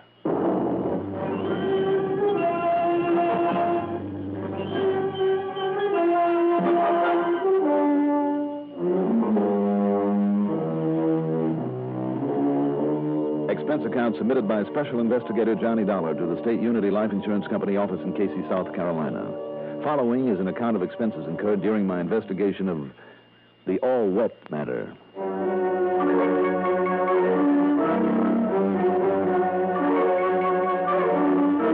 Expense account item 1, 5110 plane fare, Hartford to New York to Columbia, South Carolina. It was close to midnight when the plane set down at the airport. So item 2, a total of $18.50, covers a cab into the DeSoto Hotel, a late supper, some of that well-known pounding of the pillow, then breakfast and a taxi to the office of State Unity over in Casey. The office happens to be on State Street, not far away from station WCAY, which incidentally carries the radio reports of these cases of mine every week. The insurance man, Thurston, turned out to be a round, pleasant, white-haired fellow in his early 60s with a soft, warm southern accent so thick you could cut it with a knife. All right now, Miss Dollar. Would you all care for a cigar? Thank you, but I'll smoke one of these cigarettes, if you don't mind. Not at all, not at all. That's what my friends up north always smoke up there where they make them. Up north? North Carolina, Virginia, way up there. Oh, I see. Yeah, but all right now, Miss Dollar. This client of mine is a fine lady by the name of Miss Melanie Ramsey Pembroke. And you said it looks to you. And Miss Dollar. Yes? She come from one of the finest, wealthiest old families we got around here. Yes. Yes, sir. Dates back to 1718 on the Ramsey side, that is, when they first put up old Fort Congaree just south of here, the place they call Granby. Fort was to keep away the Indians, named after the Congaree River. Yes. Or maybe it was the other way around. The river named after the fort. Anyhow, that was long before the war. I mean the war. Yes, I'm sure it was. Now, Mr. Thurston... Anyhow, her great-great-grandfather, or maybe it was her great-great-great... Well, anyhow, Colonel Jacob Ramsey got a hold of thousands of acres all over these parts, and Miss Dollar, the Ramsey side of that family's had money ever since, and that includes up to the present. Yes, now you said that this Mrs. Ramsey Pembroke... That's right, sir. Miss Melanie Ramsey Pembroke lives in the one fine big old home over in Ramseyville. You just take the Platte Springs Road out of Casey, and you follow the sign, and you can't miss it. And what's happened to her? Well, Miss You said on the phone that you think somebody wants to kill her. Yes, sir, I do. Why? Because of that package she received in the mail just before I called you up in Hartford. And the reason I called you, sir, is account of Ramseyville is so small, hasn't got itself any kind of a police department. I see. What was in the package? Well, now, mind you, I didn't see it. I didn't see it for myself. All I know is what she told me on the phone before I called you. What did she say was in it? And, of course, with her young husband being away, that's Mr. Peter Pembroke. Mr. Thurston? Well, he's kind of a, sort of a traveling salesman. Mr. Thurston, could you get to the point, please, about that package? Oh, yes, sir. I certainly will. All right, then. Because, Mr. Dollar, the way I figured out, you better rent yourself a car and get yourself over there to see her just as quick as you can. The package? Well, Miss Dollar, you know what was in it? What? One of those, what you all call, one of those infernal machines. Infernal machines? I'm sorry, you mean a bomb? Yes, sir. And if I was you... Yes. All right, Mr. Thurston. I'll see you later.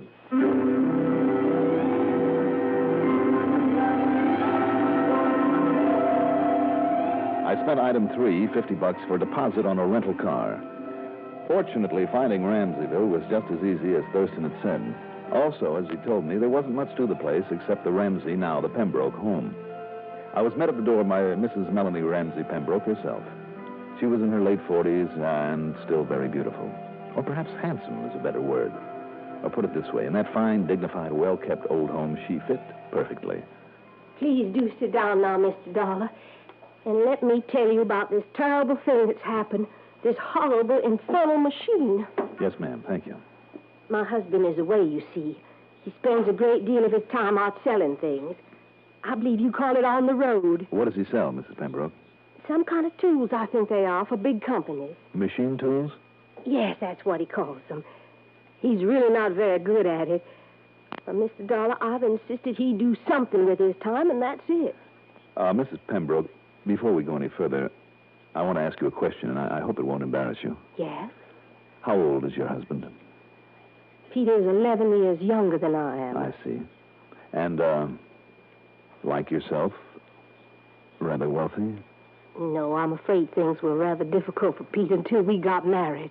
How long ago was that? Been married 4 years now. I see. And where did you say that this present selling trip had taken him? He flew to Milwaukee and Minneapolis and Duluth, and he should be back any time now. Mm-hmm. Would you go on, please? Well, there really isn't much to tell you. I received this rather badly wrapped package early yesterday afternoon. There was no return name or address on it. Or perhaps it was torn off. Yes. I had no idea who might be sending me something. So, like a curious child, I guess I shook it. Mm-hmm. And then I noticed the strange sort of ticking sound inside of it. Well, Mr. Dollar, perhaps I've been reading too many mystery stories while Peter's away. I see. But I'm glad I have. Because what I did was throw open that window and throw it out in a little fish pond out there. And then what happened? Nothing. Nothing at all. But a few minutes later, when I went out to look at it, that package had fallen all apart. Uh-huh. And here, Mr. Dollar. Here, I'll show you what's been wrapped up in it. Do you see? I certainly do. That's a time bomb, all right. Luckily for you, it's a pretty crude one. Throwing it into the fish pond not only broke a couple of the wires, but got it all wet and ruined the detonating device. I can hardly believe it, Mr. Dollar. As I told Miss Thurston, it looks as though somebody wanted, as though somebody Now, intended. the package was addressed to you, not your husband. Yes, sir, to me. Tell me one thing, Mrs. Pembroke. Could you read the postmark on the package? Yes. Did it come from Milwaukee or Minneapolis or Duluth? No. Where? He came from Chicago. Chicago. Well, that's bound to have been a stopover on his plane route. Yes, I guess it. Oh. Yes. Oh, no. Good heavens, Mr. Dollar. If you mean what I think you do. Oh, no, it couldn't be. Couldn't it? Suppose we see.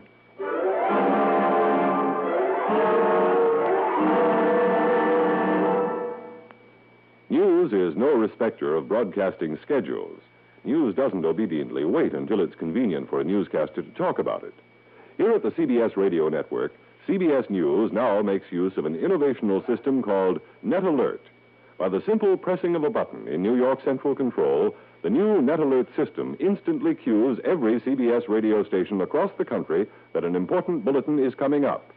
Net Alert, another reason why CBS News remains the most complete news service in broadcasting today.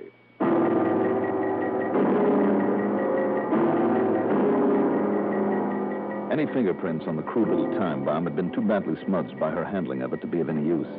The postmark on the wrapper said it was mailed from Chicago only 2 days before.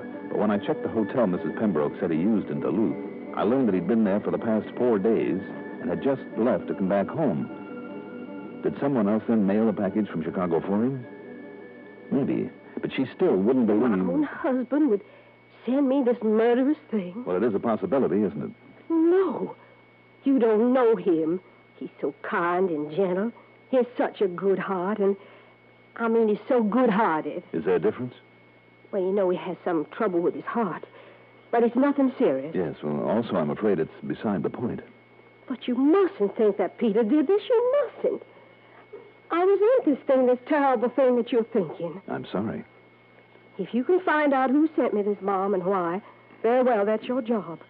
But you must not, under any circumstances, not for 1 minute, suspect Peter. Will you promise me one thing, Mrs. Pembroke? Well? That you'll let me know as soon as your husband gets back here. I'll be at the DeSoto. Will you do that? If you insist. You must also promise me that you will say nothing to him, absolutely nothing about this bomb until I've had a chance to see and talk with him. Now, Mr. Dollar. Otherwise, I'll have to drop the case. Now, you don't want me to drop it, do you? When there's always the chance that something like this might happen again. Well? Well, of course not. Then I do have your word, Mrs. Pembroke? Very well, Mr. Dollar. You have my word. Thank you.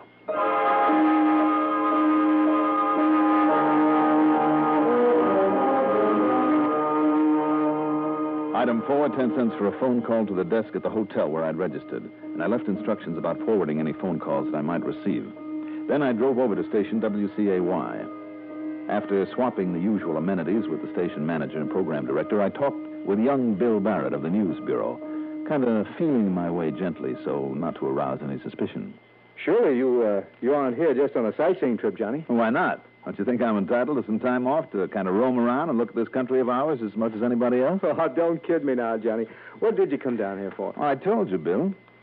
Look, aren't there any fine old plantation houses around here, the sort we Northerners keep hearing about all the time? Oh, there's a few of them left. Of course, there's the old Ramsey place. Where's that? Over in Ramseyville, if you can call it a ville. Old Mrs. Melanie Ramsey Pembroke, last of the line. Pembroke? I thought you said the name was... Well, she married Pete Pembroke a couple of years ago, 3 or 4. Oh, I see. Another good old Southern family. Huh? Oh, are you kidding? But he was smart, Johnny. Pete married into a lot of money there. Oh, good for him. Yeah, sure is. If she doesn't catch up with him, that is. What do you mean? Well, he's 10, 12 years younger than she is. A real Romeo, or maybe Casanova is a better word. That's so? Yeah. Married her for only one thing, that money. Mm. What he gets now and what he'll take when she kicks off. It's a funny thing, though. What's that, Bill? Well, she's supposed to be a pretty shrewd character, in spite of all her polite manners and such. But, Johnny, it looks like she's the only one around these parts isn't wise to him. Hmm. I mean, his playing around, these so-called business trips he takes. Oh, that kind. Yeah, a real playboy. And she doesn't know anything about it? Are you kidding? Of course she doesn't. You sure of that? You think she wouldn't do something about it if she did know? Cut off his money, throw him out, something like that? You don't know her, Johnny. But to get back to your sightseeing. Oh, yeah. If you'd like to look around the Ramsey place, well, maybe one of the boys in the station here knows her. Oh, why bother, Bill? Oh, excuse me. Bill Bryan. Oh, yes, he is. Mrs. Who? It's for you, Johnny. Oh, thanks. Hey, listen, boy, you been kidding me? Johnny Dollar. This is Mrs. Pembroke. I promised to call you. Oh, he's come home? Half or 3/4 of an hour ago. This is the first opportunity. All right, I'll be right over. Oh, now, Johnny, you were just stringing me along. Now, why? I'm sorry, Bill. I gotta go.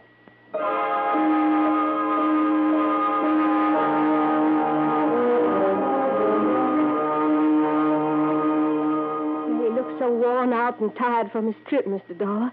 And with that heart of his...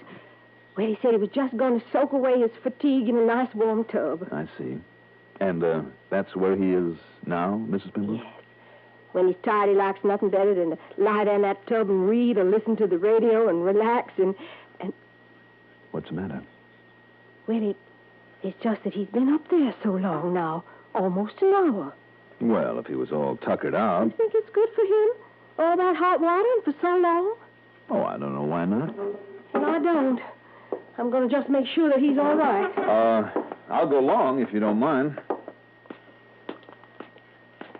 Did you, say anything to him about what happened? No, Mr. Dollar, I kept my word to you. Good, I'm glad you did.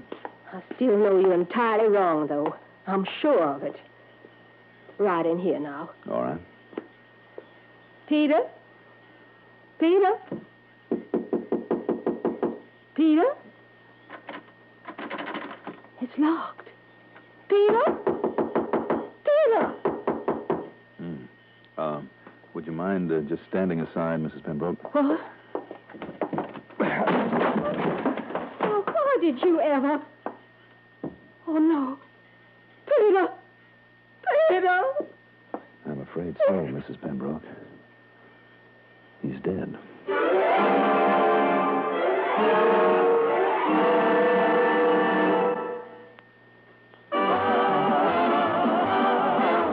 This is a year more people need more, so dig a little deeper than you did before to help out The United Campaign. Just think how your gift covers so many things. The good that it does, the great help that it brings. Through United agencies tried and true. United Campaign is counting on you. Give mark to the United Campaign.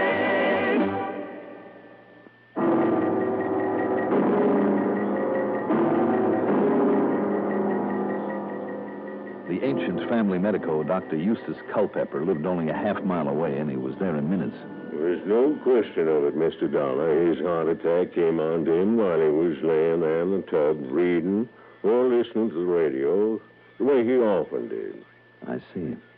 Now, was that radio on the shelf by the tub turned on? No. At least it wasn't on when I broke in the door. Then he just peacefully read his life away. Doctor, had he had a history of heart trouble? Well, he tried to keep it to himself, sir. Even I wouldn't have known about it if Melanie hadn't told me. Too bad, him being such a young man and all.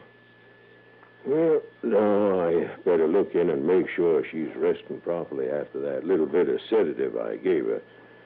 You will excuse me, please. Oh, sure, Doctor. And if you like, you can make arrangements for the body. Yes. Or maybe I have a better idea. I called the police in Casey, then sat down to think. That package with the bomb in it, mailed from Chicago, when Peter Pembroke shouldn't have been there. Well, maybe he didn't mail it or even have it mailed. Have it mailed. I went downstairs to the living room and I found a stack of pulp magazines. As I looked through them, and I was only interested in the ads, I finally found it. Surprise your friends with mail from all over the world, signed and sent by you. For only 50 cents plus regular postage, we'll mail your letter, your package, from anywhere in the United States. And the address of the remailing outfit, of course, was Chicago, Illinois. A simple long-distance call then would tell me who paid to have that package sent on to her. Instead, I went back up to the bathroom where Pembroke's body had been found. I looked around a bit. While I was at it, a policeman came in, got the story from Dr. Culpepper, and then joined me. Yes, sir, Mr. Dollar. Old Dr. Culpepper says there's no doubt of it. Mr. Pembroke's pump just naturally gave out on him. He's gone on back to file his report. Just the same, I wonder what, if anything, the autopsy will show. Autopsy, sir? Mm-hmm. Because what I think happened, officer, of course, maybe the autopsy wouldn't show it in spite of the strained, shocked look on his face as he lay here in the water. Well, just what are you getting at, sir? Well, look here, officer. Right here on the edge of this door. Yes, sir. Same level as the catch, as the bolt that was used to lock the door. Well, the doctor said that you had to break in. Yes, now just look here, will you? Now, do you know what made this mark, this little sort of a burn here? Well, I certainly don't, sir. Well, the door was locked all right, but from the outside. No, sir, the handle on that lock is on the inside. Yes, but you take a piece of string and you loop it over this little handle. It's long enough. Here, look, I'll just use the hem of a handkerchief, like so. As I would a piece of string. I'll just loop it over this little handle on the lock inside, like that. See, then I just take the ends around the edge of the door here to the outside, and I pull. See? After I've locked the door, that way from the outside, I just let go one end and pull the string or whatever I've used and pull it away. Somebody came in here and killed him? Well, then left and locked the door the way you showed me, from the outside? That's right. To make it look as though he died in there alone, locked in where nobody could get to him. But the doctor said his heart. Oh, officer, that's the easiest part of all. Look here. One of the most dangerous things that could be found in a bathroom if it isn't handled properly. That little radio? Mm-hmm. Right here on this shelf above the tub, where no electrical gadget should ever be. But the cord's pulled out of the wall socket. Well, isn't that the way you'd turn it off after using it for a murder weapon to keep from shocking yourself? And look here. Look, the base of it's still wet. And the inside of it is soaking wet. And the switch still on. Mr. Dollar? Mm-hmm. He lay there in a tub of water. The killer came in, turned on the set, then shoved it off the shelf into the tub. Bad heart or good, he didn't have a chance. No wonder that look on his face. But what if he himself reached up out of the water? And then afterwards pulled out the plug and set it back on the shelf so nobody would know? You're right. You're right, sir. He was murdered. But who? The only other person here in the house with him. Because she finally realized that he'd married her only for money. And when she found out he was playing around, it was just too much for that fine old family pride. But the cover-up... Cover-up? Sending out that phony infernal machine. Infernal? To be mailed back to herself. Make it look as though he was the one with murder in mind so that nobody would ever suspect her. Great day. What you did, Mr. Dollar. What? Miss Pembroke. Too bad for both of you. Now, do you think you can shoot fast enough to get both of us? You first, Mr. Dollar. No, man! Nice work, officer. Thanks. Yes, sir. Good to think that a gentleman, sir, would ever strike a woman that way. Well, when it saved us both from getting shot? Well, even so. Well, don't you worry about it, old man. You'll get over it.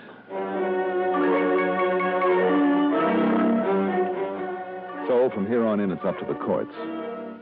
It's not to be broadcast, but a tidy hunk of this expense account went to that officer who so fortunately for a moment forgot to be a gentleman.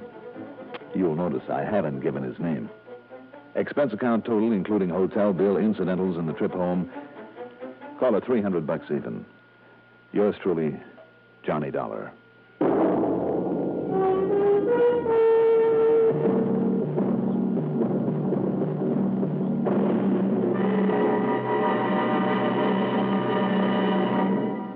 Now, here is our star to tell you about next week's story. Next week, a wild old man living in, believe it or not, an ancient castle that is complete with Chamber of Horrors. Join us, won't you? Yours truly, Johnny Dollar. Yours truly, Johnny Dollar, is written by Jack Johnstone, produced and directed by Bruno Zerato Jr., musical supervision by Ethel Huber. Johnny Dollar is played by Mandel Kramer. Also featured in our cast were Tony Darnay as Melanie Pembroke, Lawson Zerby as Lawrence Thurston, Dan Acco as Dr. Culpepper, and Cliff Carpenter as the policeman. Be sure to join us next week, same time, same station, for another exciting story of yours truly, Johnny Dollar. This is our... I'm afraid that we have a somewhat serious problem. Oh? Or rather, one of our branch offices has. Now, would it be possible for you to come out here and look into it? I don't see why not.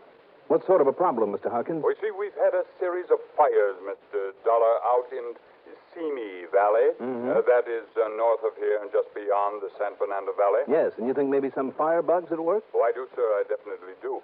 But until it is proven, well, if you are free to come out and make an investigation for us, I hardly need tell you that we'll be glad to pay all your expenses. Plus my usual fee. Of course. You know what? Fee, did you say? That's right.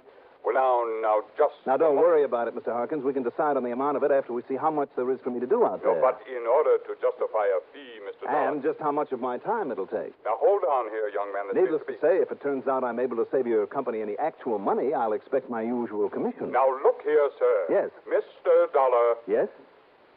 Well, Mr. Hawkins? Very well. Very well. Good. I'll see you.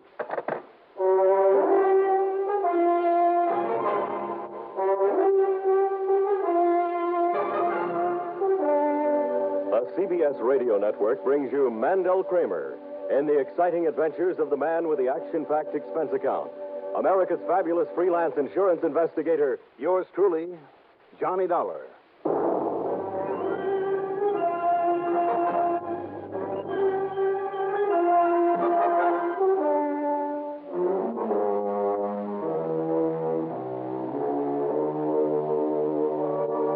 Expense account submitted by Special Investigator Johnny Dollar to the Greater Southwest Insurance Company, Home Office, Los Angeles, California.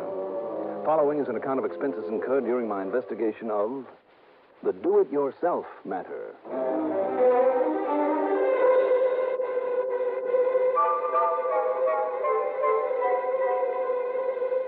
Expense account item 1, $6 for a cab out to the airport. Item 2, $204.25, plane fare to New York, and a jet heading west. That east to west time differential is a great thing. It meant that we pulled into the new Los Angeles International Airport shortly after noon Pacific time.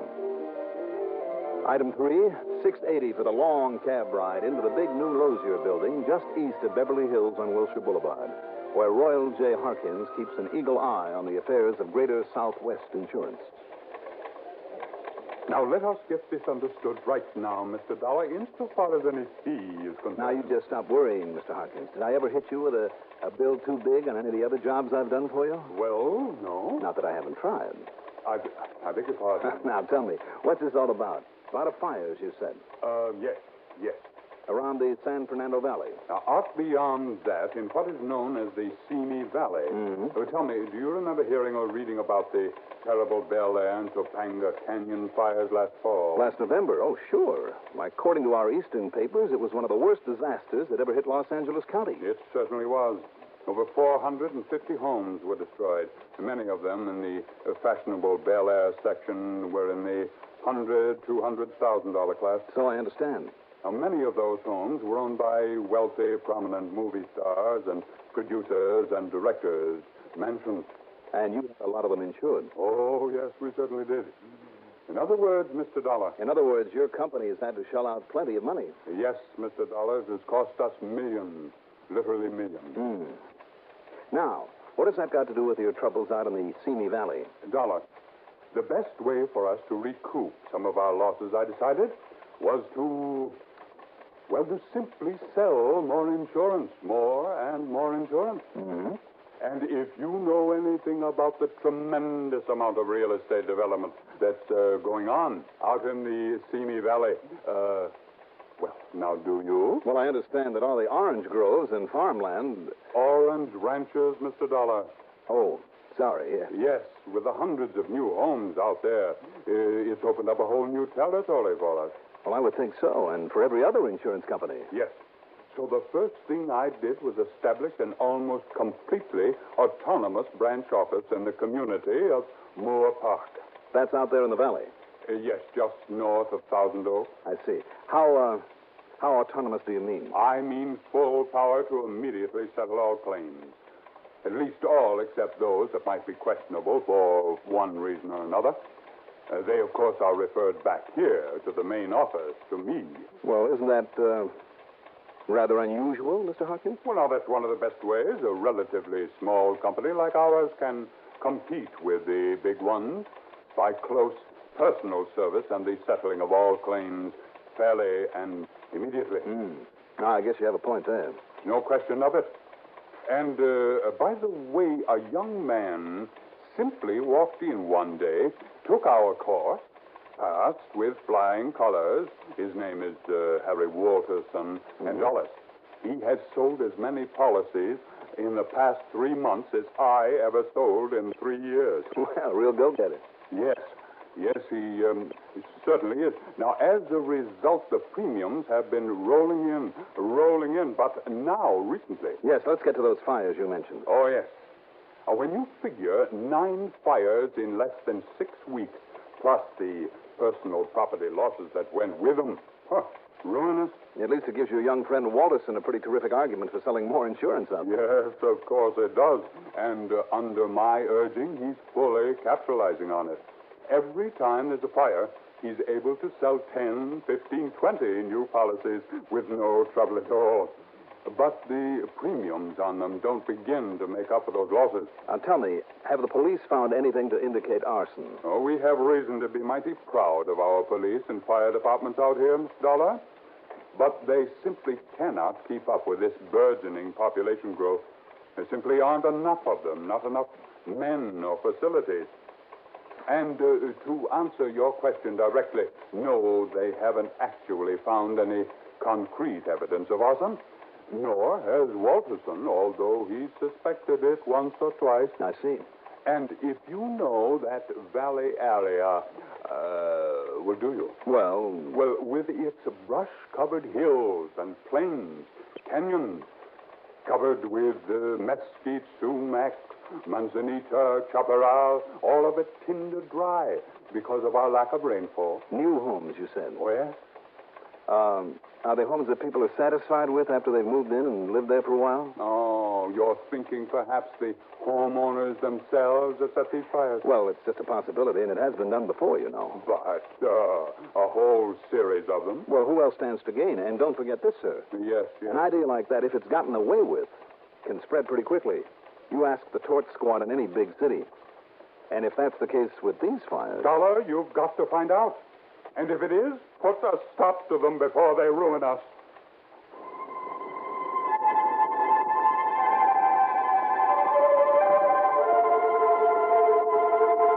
Item 4, that usual $50 deposit on a rental car. I drove west on Wilshire Boulevard to Sepulveda, north over the Santa Monica Mountains to the valley, west on the Ventura Freeway to Thousand Oaks, and then north to the little town of Moore Park. The Greater Southwest Insurance Office was a spanking new little building of fieldstone and white stucco with picture windows all around. Inside, there was only a reception desk, half a dozen girls with typewriters and calculating machines, and down at the end, the private office of Harry Walterson, who got right to the point. The homeowners themselves setting these fires? Well, it's a possibility, isn't it? No, sir, Dollar. And I'll tell you why. Excuse me, do you mind if I just close this door? No, go right ahead. Now, maybe we can hear each other now. I guess I'm conditioned to all that racket out there. You'd have to be. You have a mighty busy little place here. Well, after all, if I'm going to make any money for the company, but as I started to say... excuse me. Go right ahead. Walterson. Oh, yes, Mr. Pretty. Yes, sir, your policy will be mailed out to you tonight. Well, I'm glad you did, too. Yes, sir. Yes, that last one scared me, too. But if you talked with Mrs. Hatcher, you know how fast we paid off on that. Yes, sir, just part of our regular service. Good boy. Okay, Mr. Pretty, and thank you. Now, let's see, Dollar. I was... Oops, here's another. Walterson. Burton? Oh, yes, of course, Mr. Burton. Well, fine. Yes, I think you're very wise. And the increase in premium is only negligible. Of course. Take care of it right away, Mr. Burton, and I thank you. Sorry, Dollar. It's all right. Betty, add those 2 outbuildings to the Burton policy. And listen, just hold any calls for me for a while. Now, you said that you don't think that the folks themselves could have set any of those fires. Because those are all brand new homes, and they're nice ones. Mm-hmm. People, families that go to the trouble and expense of moving into a section like that, they want to stay. Yeah, I would suppose so. And listen, Dollar, no policy ever gives complete coverage. You know, because of the personal things, the stuff with sentimental value. Sure. Yet those things have gone up with the rest. And do you think the folks that endanger the lives of their kids? Yet there have been a couple of mighty narrow escapes. One cute little pair of twins that I myself saved. But most important of all, Dollar... Yeah. You don't know the people who got burned out. I do. Sure, there might have been one questionable character among them, like the one who had the first blaze. But the rest, no, sir. I'd stake my bottom dollar on it. What about that first one? Old man Orloff? Sure, he was a crackpot, Johnny. You mind if I call you Johnny? No, please. Be my guest. Sure, he hated having so many new people move in around him. But you know what I think started that one? What, Harry? A lot of dead grass and weeds and dried out bushes. And over in the corner of the lot was a pile of broken bottles he'd thrown out. That might have acted like a magnifying lens. Yes, sir. County firemen thought so, too. Orloff. But that wouldn't account for the rest of them, because they all started at night. So somebody, somehow, and yet I don't know. I don't know. Maybe I'm wrong about the arson angle. Tell me, has there been any particular pattern about these fires? Well, I don't know exactly what you mean by pattern, Johnny, but they've all had one thing in common. What's that? They've always started on a windy night. And this time of year, we have quite a few of them. Look out the window there. You see the dust beginning to kick up? Yeah, I do. Yeah, and every time I see it, I start getting worried again. No, I can't say I blame you, Harry. But hey, it's getting dark already. Any plans for dinner, Johnny? Well, I thought I'd better get back to Los Angeles and find myself a hotel for the night. Some real good places to eat out here in the valley. Say, why don't you and I just... No, wait. I better make sure it's okay for me to leave. Betty, any calls, any callbacks I ought to make before I... Huh? What else? Go on. Oh, you're kidding. Okay. Well? Sorry, Johnny, but it looks like 2 or 3 hours at this telephone for me. Can't let down the clients. Oh, the prospective clients. Right. All right. I'll see you in the morning then, Harry. Good. And believe me, Johnny, if I can be of any help to you. Oh, nuts. Walterson. Oh, yes, Mrs. Duval. Sorry, Johnny. Take it easy, Harry. You'll live longer. Now, how can I help you, Mrs. Duval? Instead of going back to L.A., I grabbed a bite to eat. That's item 5, $1.70. Then prowled around until I found a county fire chief at his home down in Thousand Oaks. I'm afraid he wasn't much help, though. Sure, Dollar. We always look around for signs of arson, too, when there's a string of fires like that. When we don't find a thing, what can we do? And don't forget, until people stop building those little frame houses, until we get some laws with teeth in them, we'll make people clean up the brush and old dried-up grass around their places. You know all it takes to start one of those fires? What, Chief? Just one live cigarette tossed out of somebody's car. I tell you, the American motorist is the worst firebug ever lived. Afraid I'll have to go along with you on that, Chief. All too often it makes them killers, too. Yes, sir. Sure, I agree with you. There's been too many fires in that one section. And with more people coming in all the time than we're ready for, people don't know how to handle this dry, brushy country. By the time we or any other department can get to some of those places, why, it's too late. Fire's done its work. There's nothing left to do but... Oh, excuse me. Go ahead. Chief Barter. Yeah? Yeah. Okay. Well, want to come along? What? Right on cue, Dollar. Another fire. Oh, where? Where else? Up in the Simi Valley. Let's go.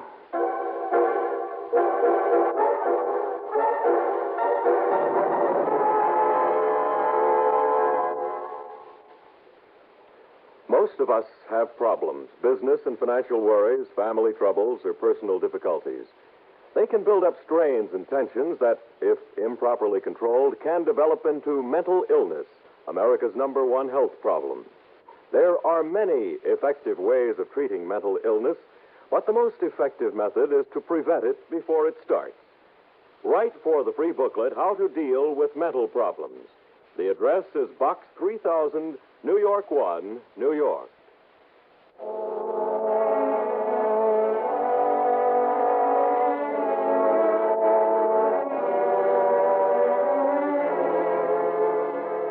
As the chief suspected, by the time we got out to this newest fire up in the Simi Valley, we were too late. Another of the nice, new little houses had burned to the ground. The firemen had been able to keep it from spreading to other nearby properties, but that was all. The chief and I both talked to the owner, but he wasn't able to give us the slightest clue as to how the fire had started. And after talking to him, I'd be willing to swear that he had nothing to do with it. Using a hand lamp, I went over not only the remains of the house, but all of the other property, too, inch by inch, until it was nearly midnight. The piles of ashes from brush and grass and tree cuttings on the windward side where apparently somehow the fire had started. There was nothing. Absolutely nothing. No, Dollar. I'm afraid it was just some crazy kid or a drunk in a passing car that flipped out a lighted cigarette. With this much wind, the whole place went up in a flash. No. I just hope he finds out about it and has brains enough to have a conscience that'll plague him for the rest of his life. I'm afraid that won't help this poor man and his wife and those 2 youngsters. Don't you worry about him, Johnny. No, hi, Harry. Mr. Walterson? Hi, Chief. Son of a gun, it's happened again, hasn't it? Sure has. How'd you find out about it? Well, one of my neighbors where I live in Moore Park. I guess he'd been over here giving you boys a hand. Oh? I just got back from Hollywood, where I'd gone to see a show at Grauman's Chinese, and he stopped me at the front gate. Told me about it. Well, if he was so interested as to come all the way over here, maybe you better give me his name, Mr. Walterson. Sure, it was old Timothy Hamlin. You know him, Chief. Yeah. He was here even before we got here. Huh. Oh, now, wait. If you think old Tim would do a thing like this. No, I wouldn't think so. Anyhow, Johnny, don't you worry about these people here. I'll put them up in a motel for the night at company expense and then pay them off in full first thing in the morning.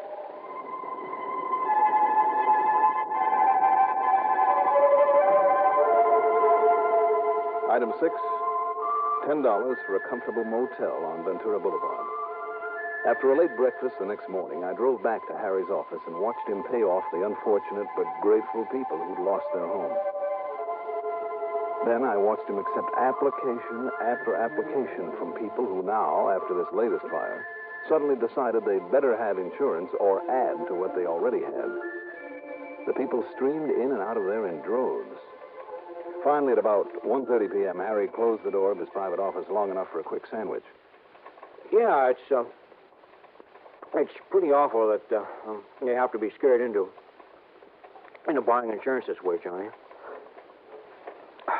But by golly, they need it. They know it now. We'll give it to them. They're a pretty scared lot. Main problem is to keep them from over-insuring, throwing their money away. More coffee? No, thanks.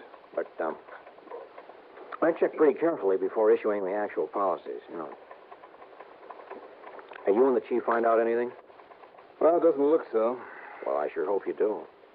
Well, not me, I'm afraid. Huh? Harry, I have to fly on back to Hartford. Oh, no. Yeah, sorry, but that's the way it is. Oh, but if somebody is setting these, well, Johnny, all I can promise is I'll sometime get to the bottom of it. Somebody better.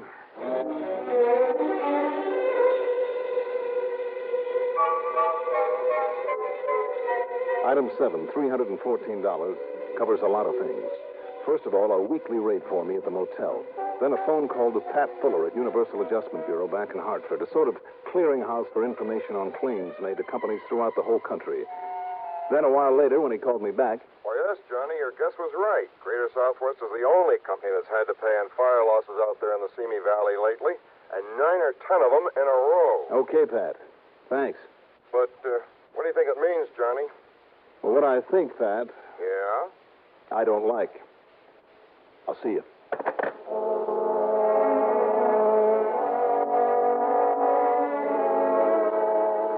Item 7 also covers deposits on 2 more rental cars and a beat-up farm truck, so I'd never have to drive the same vehicle twice in succession. And it covers several changes of clothes, including the sort of stuff the local farmers wear and some hats. Also, a couple of the biggest tank-type fire extinguishers I could find. I kept them with me all the time. Then I started the longest, most careful tailing job I ever attempted. Why? Because I'd suddenly remembered an old phrase from my high school days from, believe it or not, my class in Latin. Cui bono. Who benefits? And how benefits? Not by burning down their own homes. As Harry had said, all the insurance money in the world couldn't completely make up for a loss. No, the one big beneficiary of all those fires was the man who collected a nice fat commission on the policies and all the nice new policies that he sold as a direct result of those fires.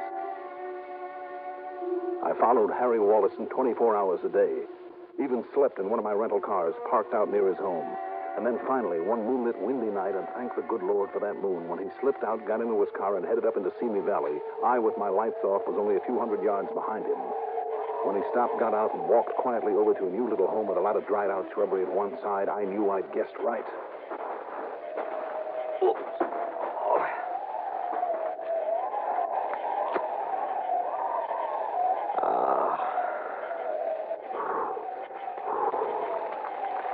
There we are. That'll do it. Yeah, it's going to be okay. Be a lot better if we put this to work on it. Johnny. That's right. Listen, Save Johnny. it, Harry. Here, you get that extinguisher going while I use this one. Johnny, now... Go on, Harry. Use it. That dry stuff is going up fast. Go on. I suppose I might as well, huh? Yep. You might as well. How'd you know, Johnny? By remembering my Latin.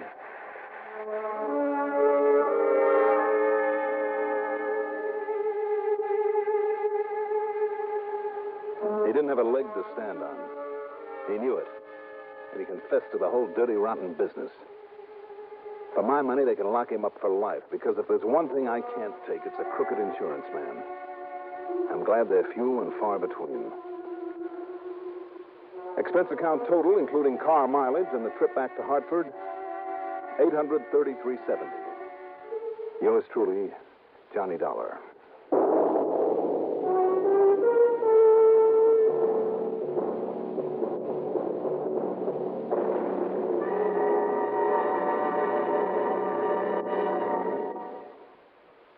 Now, here is our star to tell you about next week's story. Next week, I'll be back with another exciting story. Join us, won't you? Yours truly, Johnny Dollar.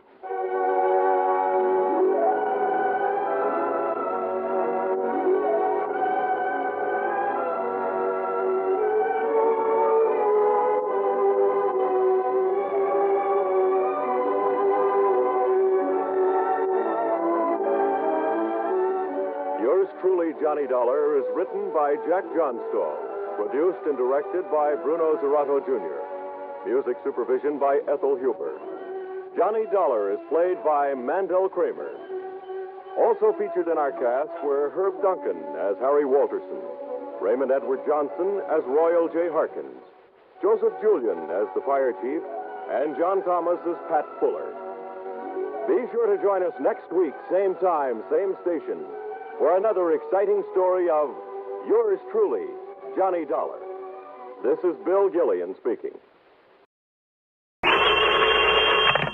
Johnny Dollar. Pat Fuller, Johnny, at Universal Adjustment Bureau. Well, hi, Pat.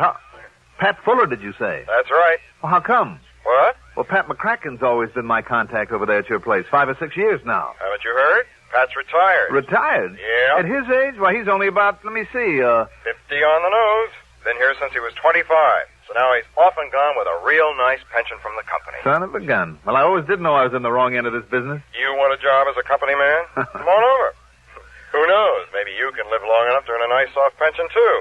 If, that is, you'll do the same thing he did that I'm doing. What do you mean? Well, you know, instead of keeping your own hours, traveling around all over the country all the time, new places, new faces, lots of excitement, well, you'd have to be tied down to a desk 9 to 5, day after day, month after month, year after year. Yeah. But think of the advantages.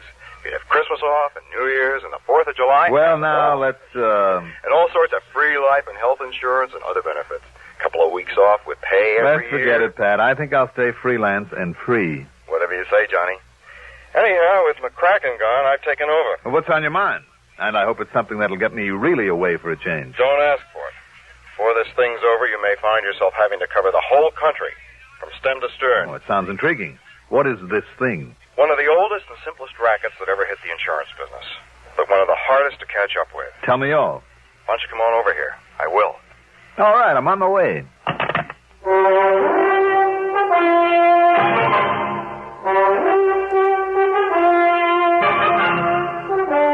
The CBS Radio Network brings you Mandel Kramer in the exciting adventures of the man with the action-packed expense account. America's fabulous freelance insurance investigator, yours truly, Johnny Dollar.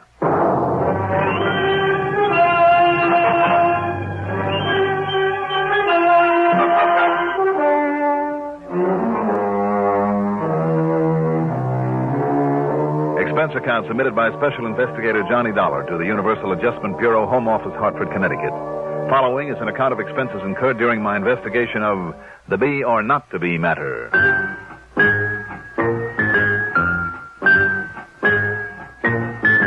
Expense account item 1, $1.20 for a cab to Universal Adjustment Bureau down on the square. Pat Fuller was about 40, I'd say, and in spite of his easy, casual manner, it was obvious he didn't miss a trick. Very much like his predecessor, Pat McCracken. Well, glad to see you, Johnny. How are you, Pat? Oh, fine. Sit down. Let me tell you all about it. Okay. Cigarette? Thanks. Now, as you know, Johnny, here at Universal Adjustment, we handle claims for a list of insurance companies as long as you're on. I know. And all over the country, every state in the union. Uh-huh. But only the sizable claims. The little ones for a few hundred, a few $1,000s, well, it's cheaper for the companies to handle them, to pay them off themselves. Sure. However, they're all required to inform us about them, even if they involve only pennies. I see. But unless there's something unusual about those small settlement reports, they're simply glanced at. and then filed away. Well, now I take it you've run across something unusual. I sure have. You see them here? 13 reports and claims paid out by 13 different companies. The smallest for $250. The largest, thanks to an impulsive darn fool hotel manager, is for over $4,000. You said for one of the oldest rackets in the business. False injury. Like the one I busted out on the coast a while back with some old wino was carefully run down, his leg broken, then the insurance split with him. Something like that. These reported injuries were all the results of falls. Sounds like the hotel or department store caper, then. It is. Hotel. Yeah. Couple goes to a nice hotel, registers just for one night. The man carefully explains to the clerk that they have important business in some other town the following day. Sure. Just before checkup time, they casually walk across the lobby. And she suddenly trips on the edge of a rug or slips on the polished floor, lets out a yell of I pain. know the rest. He yells for the manager, hauls her up to the room. By the time the manager gets there, she's putting on the agony act, and they threaten to sue the pants off the hotel and raise a big stink. Right. They usually demand around $100,000. Threaten to call on some local lawyer they just happen to know. Yes. And the manager, all excited and hoping to avoid a lot of adverse publicity, as well as a lawsuit, has them sign a release. Pays them something in cash, whatever they can talk them into, and they're on their merry way. Pat, why don't these hotel managers ever learn to hold on to people like that and make them undergo a medical examination? Oh, this pair's clever, Johnny. In more ways than one. How do you mean? Well, the woman usually slips on a spot of oil or grease. Who's to prove that they put it there themselves? After all, nobody's watching them every second, simply because nobody knows who they are and what they're up to. Yeah, I see what you mean. But Pat... Also, Johnny, in every one of these cases, some doctor has been called in, made a quick examination, and confirmed the fact that there was an injury. And insisted that they stay around for a while? No. Like I said, they've already established the fact that they have to be in some other city on business. Thousands of dollars at stake. That if they're made to stick around, then they'll really sue. Yeah. 13 in a row, you say? All over the country, and all within less than 4 months. Doggone it, Pat. If there really is an injury in each case, at least enough to fool a doctor. I know. That's puzzled me, too. Well, it doesn't sound like the same couple, then, does it? But it is. I'm sure of it now. Why? Well, Johnny, you know as well as I do that most crooks develop a sort of pattern, whether they themselves realize it or not. Well, you know that some of them set a pattern deliberately, leave a regular trademark just to show off. Right. Or just to make the cops look silly. Exactly. Now, they haven't used the same names each time. Oh, no, of course not. But what they have done... Now, what about their descriptions? Is it covered in these reports? Oh, yes. But they don't mean very much, because one time she's a blonde, the next time a brunette, and then a redhead, And the same thing goes for him. Thick glasses one time, a mustache another, clean-shaven the next, and so on. Yeah. But, look, here. I have a picture of them. Oh? How'd you get this? Photographer in a hotel lobby in Chicago, taking pictures of a model, showing off some clothes. They happen to be in the background. You see? There they are. Yeah. Oh, fine. This will be of help. Even if they fool around with a disguise or two. But now to get back to this pattern that you mentioned. Really the show-off element, as you call it. Yeah. The home address they give when they register. Fictitious one? I don't know, but it's always the same. What is it? 21st Street and Fairmount Avenue. Where? Philadelphia, PA. Well, if it isn't fictitious, it might give us... 21st and Fairmount? Yes. In Philadelphia? That's right. Oh, great. What? That's something to work on, all right. Pat, this case may be tougher than you think. Could even be dangerous. Oh? That is, if that address ever really was his. The man's. Why, Johnny? What is it? A not too exclusive little place known as Eastern Penitentiary.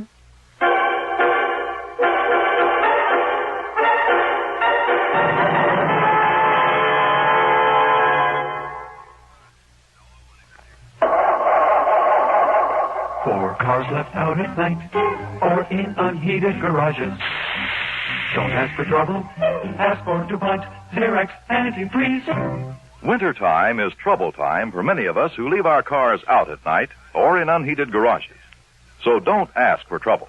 Ask for DuPont Xerox Antifreeze. Xerox outlasts winter. It protects your car against sudden drops in temperature all winter long. It won't boil away, even during a warm spell.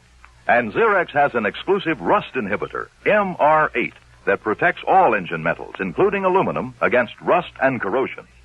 So, for safe, dependable protection, do as millions of motorists have done for over 20 years. Ask for Xerox Antifreeze. It's made by DuPont. Remember, for cars left out at night or in unheated garages. Don't ask for trouble.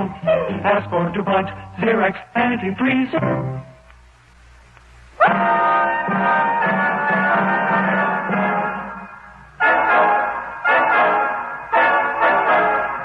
Okay now, Pat. You could spend a lot of time and money sending a copy of this picture to every hotel in the country together with a warning to look out for this couple. But do you know how many hotels? But it probably wouldn't mean a thing. Because of the way they change their appearance somewhat each time. Mm-hmm. And because they're pros and they're smart. They'd get wind of the fact that they're being looked for and duck under cover. Maybe even try some other caper until the heat died down. After all, if they're clever enough to stand a doctor's examination... Because I still don't get that part of it. I don't either. Anyhow, to really nail them down, it looks to me like they'll have to be caught in the act. But how can you possibly know where they'll operate next with this fake injury racket? Now, you said they've been all over the country. Look for yourself. Boston, Philadelphia, Houston, Albuquerque, Chicago, Miami, Portland, Oregon, Portland, Maine, Portland, Indiana. They seem to like that name. Part of a pattern? Who knows? Go ahead. Seattle, Wichita, Kansas City, and Minneapolis, Minnesota. And I'll be darned if I can see any pattern. They're pretty smart to move around so much. It'd be a lot easier to figure the next move if they covered one area, even one state at a time. There might be a chance of finding some plan in their movements, but there was only a relationship between these cities, or even some alphabetical order. Something to latch on to. A pattern? Yeah, some pattern aside from their method of operation. And, of course, that ridiculous address. A state penitentiary yet. Maybe there is. What? It's only a wild hunch, but sometimes those are the ones that pay off. What are you thinking of? Can I borrow this picture of them? Sure. And a list of the towns they've hit so far. Of course. I take it there's no question about my being on expense account. Of course you are. All right. Where are you going, Johnny?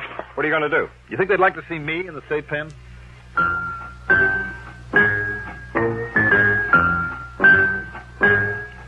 Expense account item 2. $24.10 for a cab to Bradley Field, a plane to the city of brotherly love, and then the cab to 21st Street and Fairmount Avenue, Eastern Penitentiary. One of the assistant wardens was all cooperation, and after studying his records for a few minutes, he came up with some highly valuable information. Yes, Mr. Dollar, it's Harry Bain, all right. There's no question of it. Harry Bain? Finished out his term for burglary only a little over a year ago. Burglary? Yeah, and I must confess, I'm not at all surprised that he's operating again. Also, I'm not surprised that he's changed his type of operation. Why do you say that, Warden? He's a very clever criminal. If for no other reason than that he was able to escape conviction for so long. He had an arrest record a mile long, you know. No, I didn't know. Yes, all over the country. Chicago to Houston to Seattle to Miami, all over. I see. But they could never convict him. Because always, before he'd pull a job, he'd enlist the services of some local mouthpiece. Go on. Yeah, he'd have an alibi rigged before he made a move. It was only by actually catching him in the act, with the goods in his possession, that they were able to nail him down here in Pennsylvania. In other words, what you're saying to me is that I'd better catch him and that female partner, catch him in the act. Yes. But are you sure that he and his partner have pulled all these fake injury jobs? You're thinking of a doctor's opinion each time that there really was some injury to the woman. A really sprained ankle or a busted knee or whatever. Yeah, of course. After all, recovery from something like that some 13 times in only 4 months. I know. It bugs me, too. Unless you can definitely prove there's no actual injury after one of her falls, and regardless of a doctor's opinion, mind you. In other words, Mr. Dollar... In other words, Warden, the first thing I have to do is find out where they're going to pull their little stunt next and be there when they do. Yes. All right, then. Maybe that's where you can help me. How? You have a list of all the cities where this Harry Bain operated before you got him? Yeah, right here. Boston, Houston, Portland... No, wait, just 1 minute now. Just let me check your list against this list of mine. All right, now, go ahead. Okay. Boston, Houston, Portland, Oregon. Check. Portland, Maine. Right. Portland, Indiana. Right. Miami. Wait a minute. Huh? Yeah, all right, go ahead. New Orleans. Oh? Chicago, Seattle, Wichita, Minneapolis, Albuquerque, Little Rock, Duluth. Yeah. Kansas City, and here in Philadelphia. Good. Then there is a pattern. A what, Mr. Dollar? You gave me the same 13 cities that I have on my list. All of them places where he already had a contact with a crooked lawyer from his burglary days. Oh. Also, you gave me 3 new ones. New Orleans, Little Rock, and Duluth. Towns that he hasn't hit yet with this new racket. But I'm betting that he will hit them. New Orleans, Little Rock, and Duluth. Right. And if I can be there when he tries it. Oh, excuse me. Yes? Is Mr. Johnny Dollar there, Warden? Yes, he is. Just a minute. It's for you, Mr. Dollar. Oh, thanks. Johnny Dollar. Pat Buller, Johnny. They've done it again. Where? Little Rock, Arkansas. Good. Good. Sure is, Pat. I'm on my way. What? Where to? Well, take your choice. New Orleans or Duluth, Minnesota. What?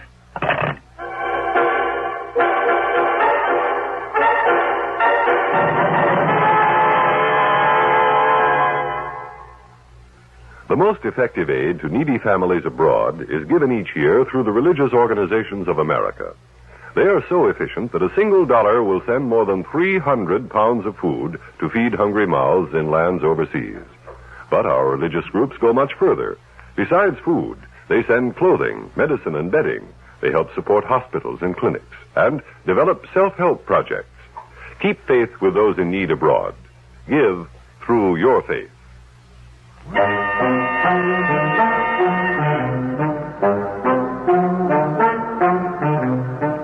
Item 3. 2 1/4 for a cab to the Bellevue Stratford. And there I ran up item 4. $181.40 in phone calls to the manager of every sizable hotel in both Duluth and New Orleans. I'd got a list from one of the big hotel associations that was only too glad to help. Item 5, $61 even for all the books, magazines, and papers I could read and for plenty of room service. I didn't even go out for meals. After 3 days of it, I just about had my fill of doing nothing but reading, eating, and sleeping, but then... Johnny Dollar. This is Monsieur Jacques Devereaux at the Hotel de Philippe in New Orleans, Monsieur Dollar. Yes. I promised to call you if anyone from up there in Pennsylvania happened to register here in our splendid hotel. Yes. We now have with us a couple by the name of Chatsworth, Monsieur and Madame Henry Chatsworth. Oh, so it's Chatsworth now. But they're such lovely people. From here in Philadelphia. Yes, but they're such lovely people. And they gave 21st and Fairmont as their address here? Yes, they did.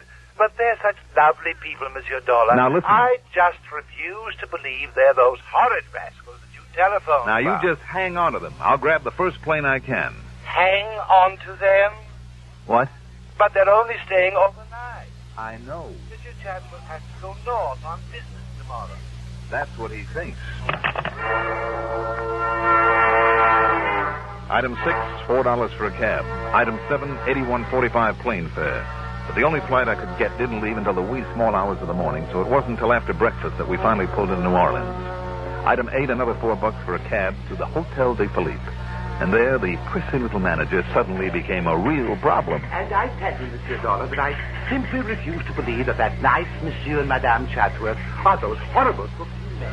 Why, they're lovely people. Mr. Devereaux. What's more, you're only a private investigator. You have no real I know that only too well, Mr. And for that reason alone, sir, I must refuse you admittance to their... Would you please listen? If you wish to call in the police, have them station their men about half a bunch of police swarming all over this place? Harry Bain, who calls himself Chatsworth, would smell them a mile away. He and the dame with him would simply take a powder. At least that would save my hotel from any embarrassing situation, which is all I care about. Sure, and would let them scot-free again. And I simply refuse to believe that such lovely people... You said that. And I meant it too, sir.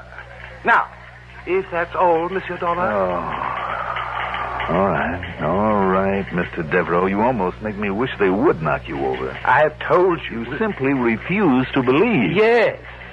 Now, must I order you off the premises? You mind if I stop at your bar long enough for a drink? I think I need one. Not at all. But I shall be watching you. Oh, I'm sure you shall. Oh, good morning, Mr. Chatsworth, Madame Chatsworth. What? You're up early this morning. I ducked behind a pillar and listened. Oh, yes, monsieur. We plan to have breakfast I could in your catch only lovely snatches of their conversation. Glad you can't and I just prayed that Devereaux wouldn't tip them off. Well, we'd like to stay, Mr. Devereaux, but we've got to leave for New York. Big business deal up there, and if me and the missus aren't there right on time to sign some papers, it could cost us a fortune. I mean, really big money. Yeah, so we're all packed, and we'll be leaving right after breakfast. Oh, I'm so sorry. But of course I understand. Sure, I knew you would. Well, come along, dear. Yes, Henry. Oh, am I hungry? Now, Monsieur Dollar. Monsieur Dollar. While the manager looked for me in the bar, I ducked across to the other side of the lobby, grabbed the bellboy, and shoved a 5-spot into his hot little hand. But for what, sir? Mr. and Mrs. Chatsworth, the number of their suite. Well, it's 2:14, but may I ask, Good. sir, why... Now, where can you and I have a little talk, all alone?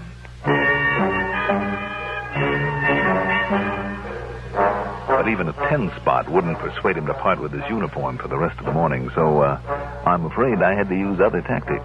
So I made sure he was comfortable in the linen closet where I tied him up, gagged, and left him. Then, grabbing a handful of towels, I ran up the back stairs to the second floor where, thanks to the borrowed bellhop's uniform, and it was a pretty sad fit, a chambermaid let me into 214. The Chatsworth luggage was packed all right. They were all ready for takeoff. But I had to find some clue as to how they passed the medical examination after one of the so-called accidents. So I carefully went through the bags one at a time. Now, what did I find? You'd never believe it. It was nothing more or less than... I heard a key in the door, so I slipped into the bedroom and under a bed. Oh, Henry, this is killing me. Killing me. Yeah, I know it, honey. And, boy, you get that manager up here and the doctor, too. You hear me? Okay, now, where is it? We gotta act fast. Oh, here in this suitcase, Henry. Good. Now, pull down your stocking. What? What's the matter? I thought I'd lock that suitcase. Well, never mind that. Don't worry about it now. Here. You ready? As ready as I ever am, I guess. I just wish it didn't hurt. You ought to be used to it by now. Here we go. Didn't hurt a little, you wouldn't sound legit. Now, that ought to do it. Now, go in the bathroom, slap on some iodine to hide the marks they made, then lie down on the bed. Yeah, okay, Henry. Hey, see how good it's taken already? You look like the worst sprained ankle that manager ever saw.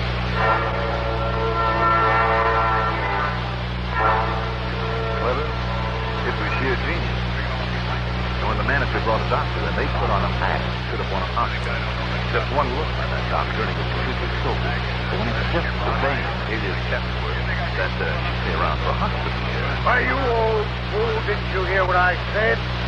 If she isn't in New York with me by tonight on that business deal, it could cost us $1 million. So if you make her stay here, I'll sue you, too.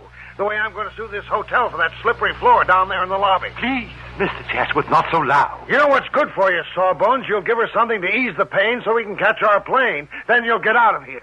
Please, Doctor, you better. And as for you, Mr. Devereux... Yes, sir. Well, I've heard plenty about cases like this, about you hotel guys being so careless with slippery floors. And I'm going to sue you for $50,000. Please, Mr. Chatsworth. Okay, you've been nice to us, so I'll make it 10 or 15,000. Oh, no. You know a lawyer by the name of Frankie Tabello? That crook. One of his.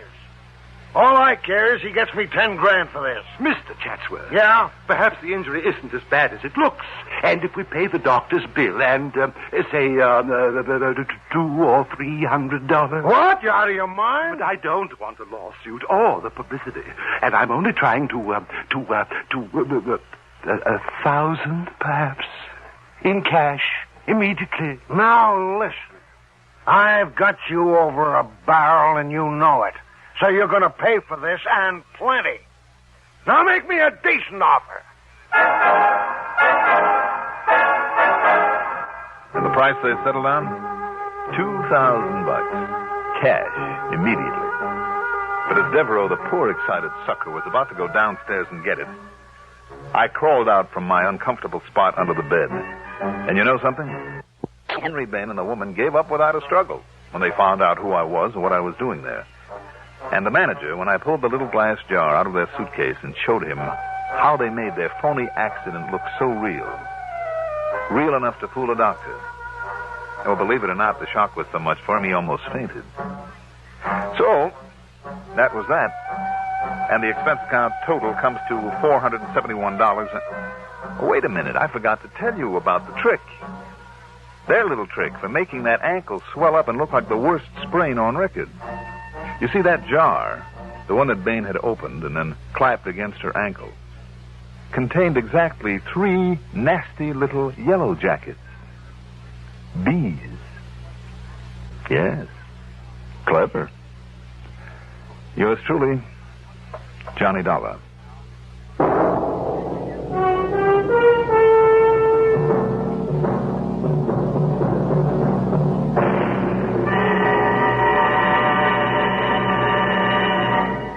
Now, here is our star to tell you about next week's story. Next week, one of the nicest killers I've ever met. Join us, won't you? Yours truly, Johnny Dollar. Yours truly, Johnny Dollar, is written by Jack Johnstone, produced and directed by Bruno Zerato Jr., music supervision by Ethel Huber. Johnny Dollar is played by Mandel Kramer. Also featured in our cast were John Thomas as Pat Fuller, Ivor Francis as the hotel manager, Robert Dryden as Harry Bain, alias Chatsworth, Gertrude Warner as Mrs. Chatsworth, and Bob Donnelly as the assistant warden. Be sure to join us next week, same time, same station, for another exciting story of yours truly, Johnny Dollar. Art Hannes. Johnny Dollar.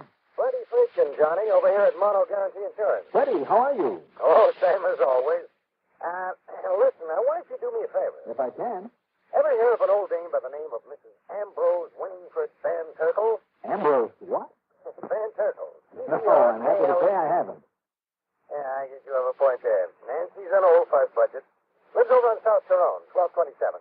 South Tyrone? She must be loaded. And depends on how you look at it. But we have written a bit of insurance on her jewelry. And Johnny. How much?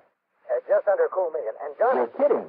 Not a bit. But now listen. My regular commission on $1 million? Now listen, will you? Freddie, say no more. I'll take the case.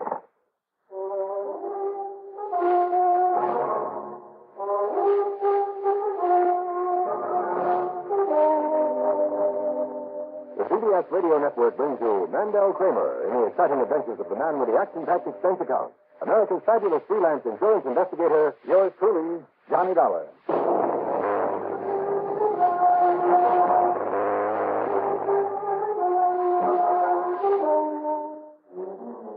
Expense account submitted by Special Investigator Johnny Dollar to Mono Guarantee Insurance Company, Hartford, Connecticut. Following is an account of expenses incurred during my investigation of the Too Many Crooks matter.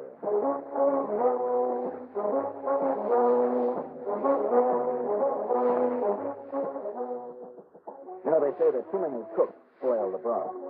Well, believe me, too many crooks can certainly mess up an insurance investigation. I know. Expense account item 1, $4.60 to fill the gas tank on my car. Then I drove to Freddie Friedkin's office down in the square. He was waiting for me out front. Okay, it's ready. Let's have it. Well, look, if you hadn't hung up the phone on I think it must be pretty urgent. You're standing here says I was right. So, what goes with this Van Turkle dame and her $1 million worth of jewelry? I told you, and that's why she's an important client. I understand, incidentally, she keeps it all out there at her home. She does, huh? And that's fine with us. Makes the premiums that much higher. What's happened to her, Freddie? Her? Well, not a thing, nothing at all. It's what happens to me. What do you mean? Well, it's the day off for all her servants, including the chauffeur. So I promised to drive her in here to the office this morning to go over some of her policies. Well, Fred. Well, now, if I don't, the old fuss pot is liable to blow a gasket and cancel everything. And she would. You mean that's all you told me about? So the first vice president in charge of me has just arrived in town, and that means I don't dare leave this place. Freddie, I was counting a commission on So I told her you'd drive her in here. You what? And, Johnny, I don't know what this power is that you seem to have over these old biddies, but she knows all about you. Listens to every program every week and thinks you're wonderful. Freddie, flattery will get you nowhere. Now, look, instead of chewing me out, she said fine. She'd get all tricked up in her Sunday best and be waiting for me. Oh, Freddie, look. And I'm serious, Johnny. This is really important. Am I supposed to wear a uniform and chauffeur's cap? I'm not kidding. It is important, very. Will you do it as a favor to me? As a favor to you? Yeah. No. Now, Johnny. But I will for another reason. Oh? I would just like to have a look at the female who can throw such a scare into fearless Freddie Friedkin.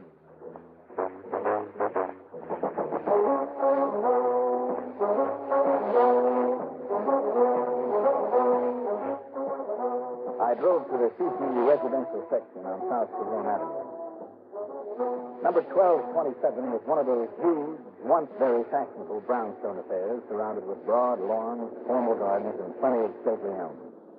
The winding driveway led to a porte cochere on one side. I pulled in, gave the horn a couple of polite beats, and waited.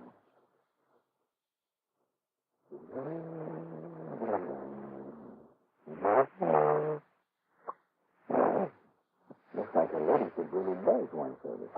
Well,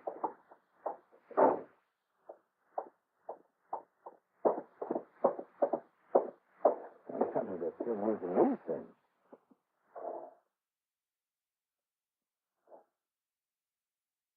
Well, come on, the ladyship your carriage is waiting. So am I. Oh, Mrs. Van...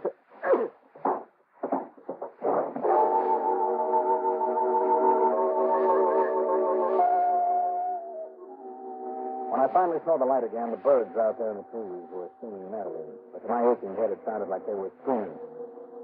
I just lay there for a minute or two trying to collect my wits. Whoever given me that cloud over the head had really done a good job of it. It made sure I'd stay out of circulation long enough for him to... But wait a minute.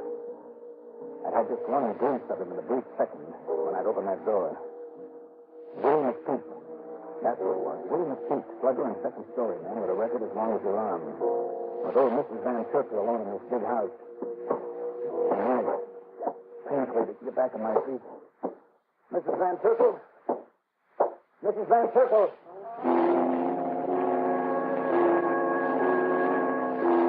I found her slumped over in a chair in a sort of morning room. She'd been struck over the head, too, and hard. She was breathing, but only faintly. I grabbed the telephone.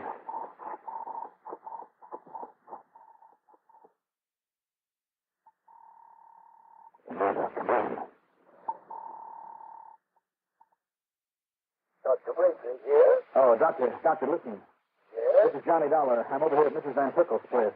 Oh, yes, Johnny. She's a patient of mine. Listen to me, Doctor, will you? Somebody got in here and hit her over the head, and she's in bad shape. What? I don't know whether she'll live. I'll be there right away. You better.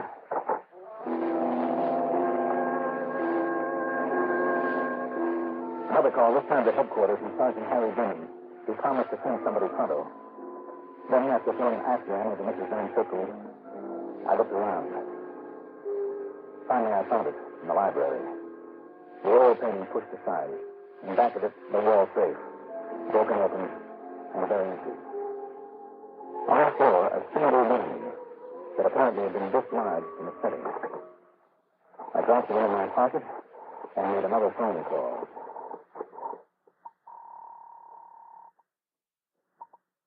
Hello. Freddie, Johnny. But where are you, Johnny? What happened? Didn't you go out there and pick her up? Listen to me, Freddie. Yeah? How much did you say you've insured the jewelry for? Well, close to $1 million. Why? You better get ready to send her a check. What? If she stays alive.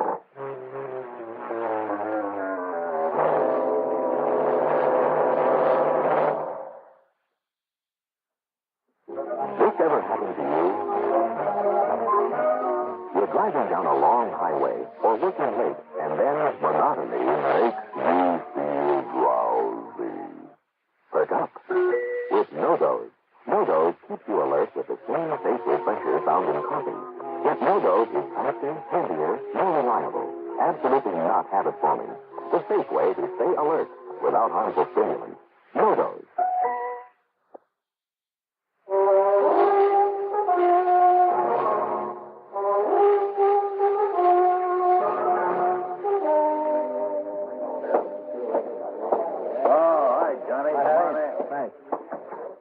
Sit down.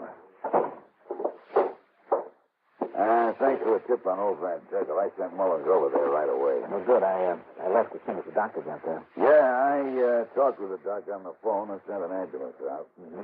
He's going to try, but he's not sure if he can pull it through. Good. Listen, Harry. Hey, that reminds me. Yeah? Yeah, an old friend of yours just left town only about an hour ago at our request. Friend of mine? Who? An old strong-arm by the name of Willie McPeak. What? Yeah, we helped him onto a train to New York. Oh, fine. Told him we just don't like his looks around here. Harry, he's the man. What? Didn't you know? He's not only a strong-arm specialist, but he has enough raps against him for burglary to fill a book. But our records here only show a couple of arrests over the years. I don't care what they show, Harry. He's the one I found there at Mrs. Van Turkle's house, the one who belted me over the head. Oh, and we helped him out of town. You sure did. Okay, Johnny, okay. I'll notify the New York Police Department right away to grab him for us. If they can find him. And you know how long it'll take just to get the wheels turning, get all the red tape out of the way? Yeah, I know. Oh, brother. Oh, wait a minute. Maybe I can find him. Wow, Johnny. A little local knowledge, Harry. About him? About him and about some other people down there. I'll see you later.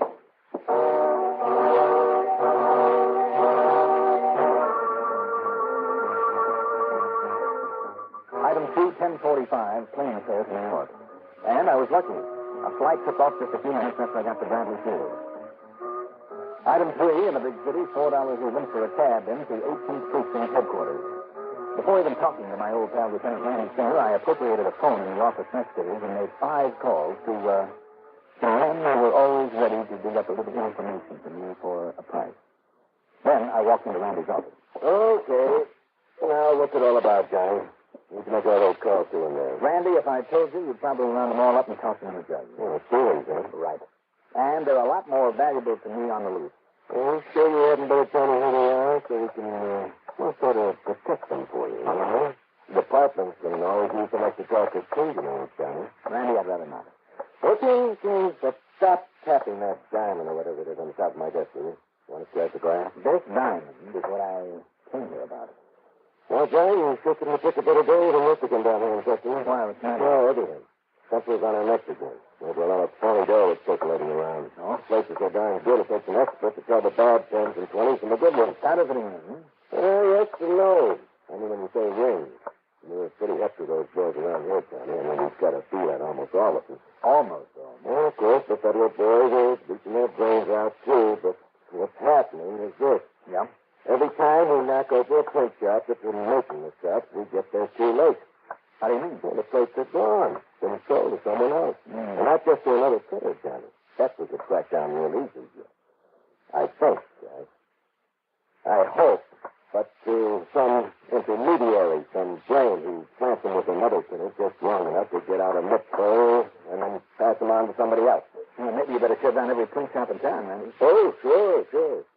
You know what it takes? Just one little crack tucked away in somebody's basement. City this size, it could be thousands of them. But the department's raising Cain, the feds are complaining we aren't cooperating, I feel lousy. And what's your problem? Willie McTeague. McTeague? Well, he hasn't been active for a long time. Oh, he hasn't, huh? Ambitious, Willie? Yeah. Always on the way to something big and always hanging up in the place. Now, let me tell you now, Randy. Excuse me. Yeah? No.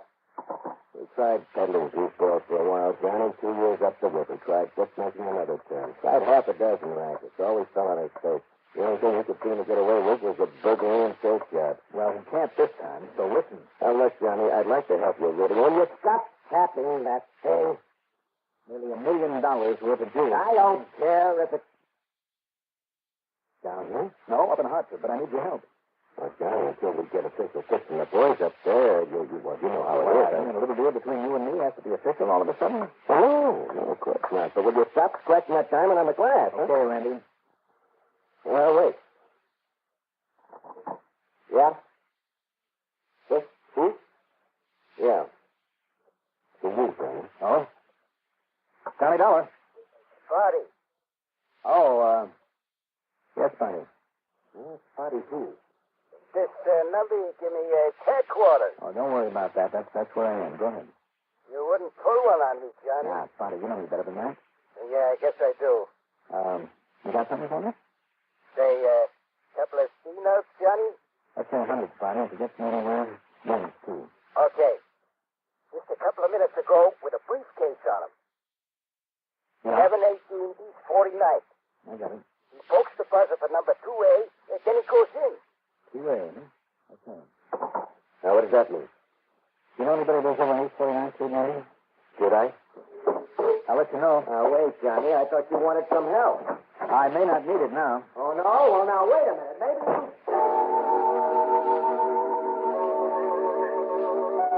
Item $1 even for a cab with a musty 6-unit apartment building on East 49th Street. I quickly pushed the button, but no apartment is number 2A.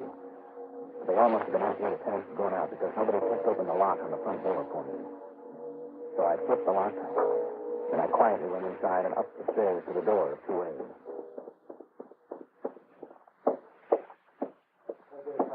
Nobody talks to them, sir. I'll be quiet. What do you mean, give them back to you? You crazy or something? I give you the rec form, so now I'll keep them. Oh, yes, you gave me these, all right. Sure, I made a deal. I carried out my head, and now you want to work out on me? Keep your voice down, Willie. What are you trying to pull on me, huh? You want me to get rough? I said you, Willie. These stones you broke. I'm telling you, Buster. All right, put down that gun. You listen to me, Willie. I warned you, Buster. Start. All right, don't try it, Willie. Just drop your gun. Kick it over here. Come on. Sure. Okay. All right, now sit down over there against the wall. Let me take a look at you. Looks like you killed him, Willie. Get back out on me. But if you figure on keeping this nest of jewels and whatever it was he gave you for them. What was it, Willie? What did he give you for them? Let's take a look at his briefcase here. Don't move, Willie. Okay. You got the gun.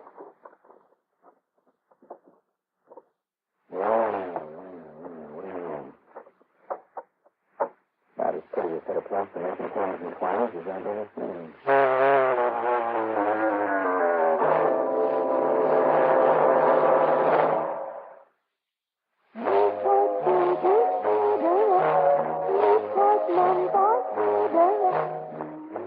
There's that Newport team again. Comes through like the taste of a Newport Desert cigarette. Fresh and cool. Like the voice of a girl you used to know. Listen. There's a difference, all right. Like when you light up your first Newport. Man, you've never tasted anything like it. Good, rich tobacco flavor. The right amount of menthol. Just a hint of cool, refreshing mint. Well, what is it that fellow in the commercial says about Newport? Are there any questions, man? Questions? No. I got the message. Newport, more refreshing to begin with, more refreshing all the way. Newport.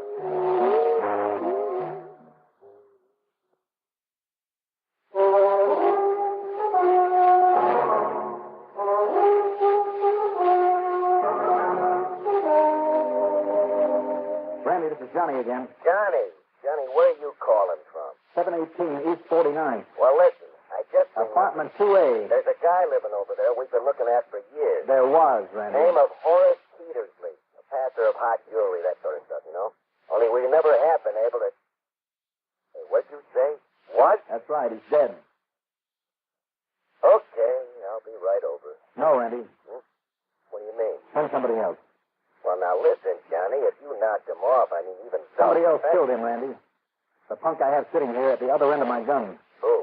You stay right there in your office, and I'll be along in a couple of minutes with the Van Terkel jewels and with Willie McPeak in tow. You're kidding. Not a bit. And that's all the more reason I better get over there. No, Randy, because while you're waiting for us, I want you to get hold of Fritz Melchior. That, gemologist? Yes. Tell him to get there immediately with all of his equipment. Well, I don't get it, Johnny. You will, Randy, you will.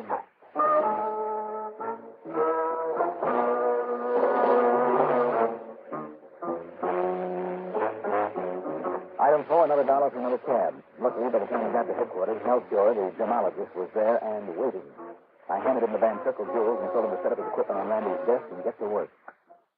Now, it's going to take the ultraviolet lamp a moment or two to get warmed up, Mr. Dollar. Oh, that's perfectly all right, Mr. Melchior. In the meantime, I'll just set up this retail refractometer and the mic.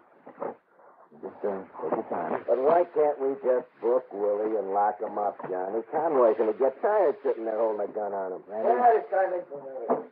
And he sees what I think he's going to see. He wished that he had that gun to shoot himself with. After you, by the way. What do you mean by that? I remember. I think to me got a little annoyed earlier when I sat here at the glass-top desk fooling around with the stone that Willie left behind at Mrs. Van Terkel's. But sure, you kept tapping, and rubbing it over the glass, trying to scratch. Just the point, Randy. Rubbing it on the glass, but not scratching. Huh? Johnny, tell me, is there a single scratch there? No. No, Johnny, you're right. Son of a gun. No, of course, it isn't absolutely conclusive. And there's no bones about it. It didn't sink in at all while I was doing it. But when I heard the now deceased Horace Petersley back there in his apartment, When I heard him telling Willie that the deal was off to give him back the place, it suddenly dawned on me. Yeah, so maybe we've got more crooks on this deal than we bargained for, huh? Too many crooks. Mm-hmm. Including a little old lady who figured on collecting nearly $1 million on that stuff that Mr. Melchior is looking at. Hey, now, listen, what do you mean by that? All right, hold it down. Well, Mr. Melchior? Gentlemen, there is no question about it. Are you sure, sir? I'm absolutely certain. Now, look here, please. You too, Lieutenant. Yeah? You see, I used a polished piece of corundum. Now, does the so-called diamond stress it? No. The corundum wears away the stone. And here, the test with the refractometer is further proof. With the what? The refractometer. It measures the deviation from a straight line suffered by a ray of light in passing obliquely through various media of varying density. Now, look here. Under the ultraviolet light. Now, you see? Yeah, that's mighty pretty, Mr. Melchior. Now, that is a genuine diamond, Lieutenant, that I brought along for comparison. But, now look at this one. Under the black light. And this. And this. And this. A lot of nothing by comparison. Exactly. In other words, Mr. Melchior, these supposedly precious jewels insured by Mrs. Van Turtle. Right so, Mr. Dollar. They're straps, safe, common glass. They're not valuable gems. What are you, some kind of a nut? Although some of them have been very cleverly cut. No. Hang on, don't Conway. Wait a minute. Look. It ain't true. It's a lie. It ain't true. I took him out of that safe myself. I had to kill a man to make a deal with him. No, it ain't true. True, all right, Willie. Then I've been robbed. Get him out of here, Conway. Lock him up. Right.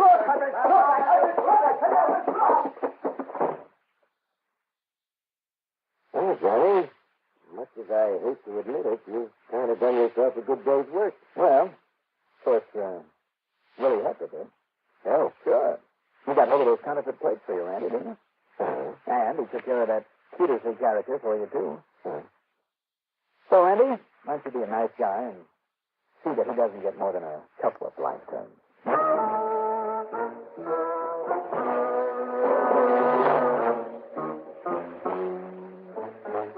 As for the phony jewels, well, old Mrs. Van Turtle was completely recovered from her beating, by the way. Set her straight. The real gems she always carefully kept in her vault in the bank. The paste that she had there in the wall safe were for casual wear. Expense account total, including the payoff to my friend Spotty, call it $250. Yours truly, Johnny Dollar.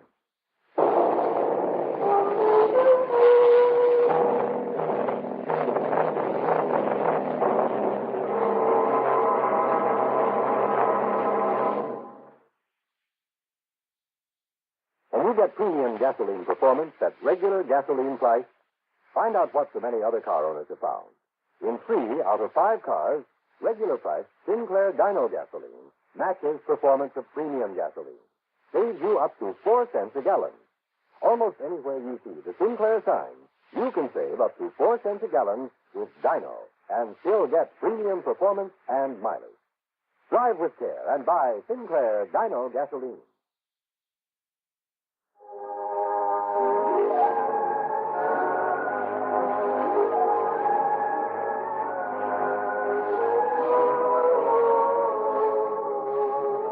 Yours truly, Johnny Dollar, is written by Jack Johnstone, produced and directed by Fred Hendrickson. Music supervision by Ethel Huber. Sound patterns by Walter Otto. Johnny Dollar is played by Mandel Kramer. Also featured in our cast were Court Benson, Jim Stevens, Tom Gorman, Jackson Beck, Sam Gray, Maurice Copland, and Bill Smith. Be sure to join us next week, same time, same station, for another exciting story of yours truly, Johnny Dollar. Art Hannah speaking. Hear Coleman on Sports 10 times each weekend on the CBS Radio Network. This is KRLD, AM and FM, Dallas. If everybody's passing you on the highway, chances are you're going too slow. The too slow driver, the lane changer, inattentiveness on the part of experienced drivers whose driving skills have become automatic are the real menaces on the highway. Sudden stops or slowdowns invite rear-end collisions. Try to maintain an even speed, neither much faster nor much slower than the flow of traffic. Follow other vehicles at a safe distance. Remember, at 60 miles an hour, under good conditions, it still takes 23 car lengths to stop.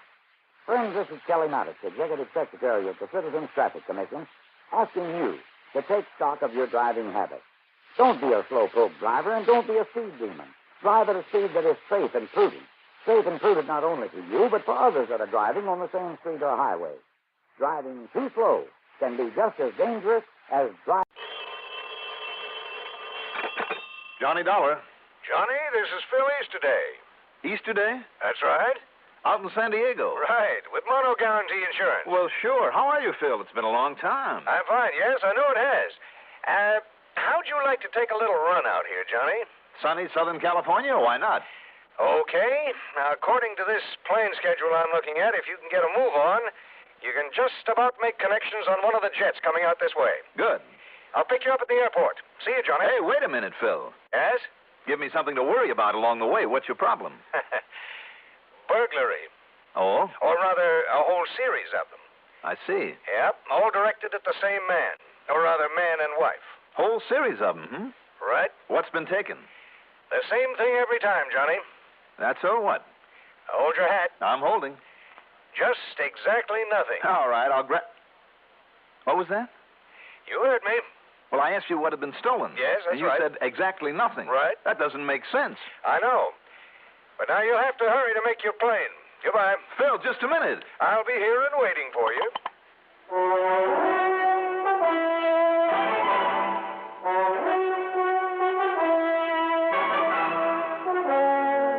The CBS Radio Network brings you Mandel Kramer in the exciting adventures of the man with the action-packed expense account. America's fabulous freelance insurance investigator, yours truly, Johnny Dollar.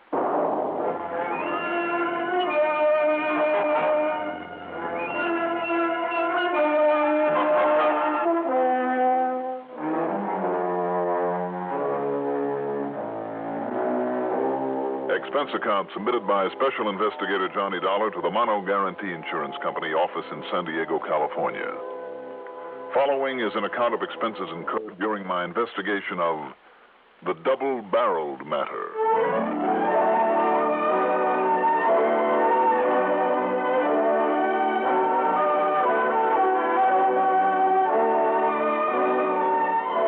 Expense account item 1. After I'd grabbed some breakfast and packed a couple of bags, $5.50 for a cab out to Bradley Field. Item 2, $180.40 plane fare to New York, to Los Angeles, to San Diego. Thanks to one of the newer jets on that swing across the country, it was only a few minutes after noon, Pacific time, that is, when the plane landed at San Diego's Lindbergh Field, which incidentally is only about a mile south of the city's main business district. San Diego, you know, was California's oldest Spanish settlement, the spot where California's modern history got its start. Also, I've heard, it's the town that has the ideal climate that Los Angeles talks about having. Anyway, it's a nice town with nice people. A busy naval and fishing port, and a popular year-round tourist resort. The latter because of its miles of clean beaches, fine motels, and, as I said, wonderful climate. I like it. Phil Easterday was waiting for me. We piled into his car, drove to his office, and he told me what it was all about. That's right, burglaries. But, Phil, if nothing's been taken... Now, look it up, Johnny. Burglary means breaking and entering with intent to commit a felony, whether that felonious purpose is accomplished or not. All right, Mr. Webster, I'll take your word for it. When you've had to use those as definitions correctly, as often as I have in connections with insurance claims, well, the point is, Johnny, that Mr. and Mrs. Warner's apartment's been broken into some 7 times now. 7 times in a row, over a period of about 2 months. Warner?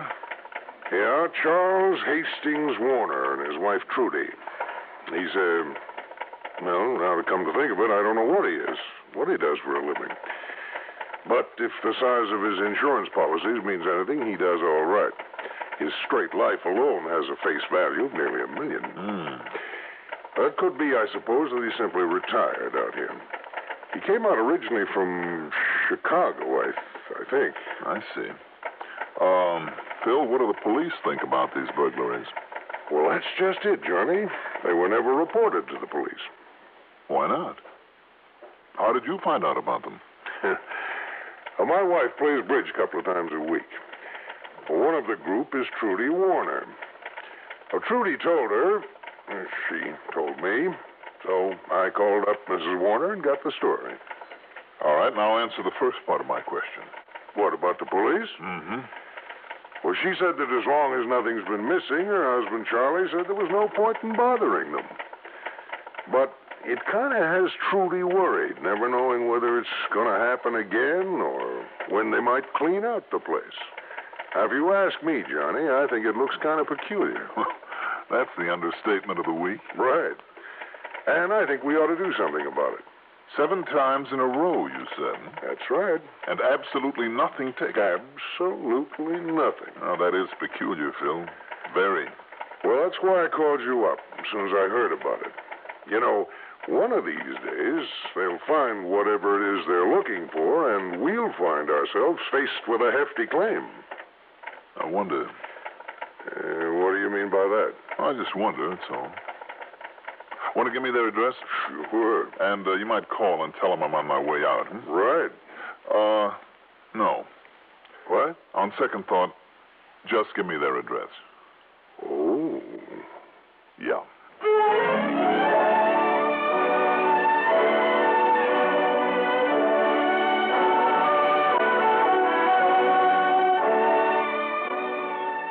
Expense account item 3, $50 deposit on a rental car. The Warner's apartment was really a single detached cottage in back of one of the better hotels. Very nice, very exclusive, very expensive. Rather than go into all the details later, let me tell you right now that it was expensively furnished, too. Thick wall-to-wall carpeting, fine furniture, everything very modern but in good taste, obviously the work of a high-priced decorator.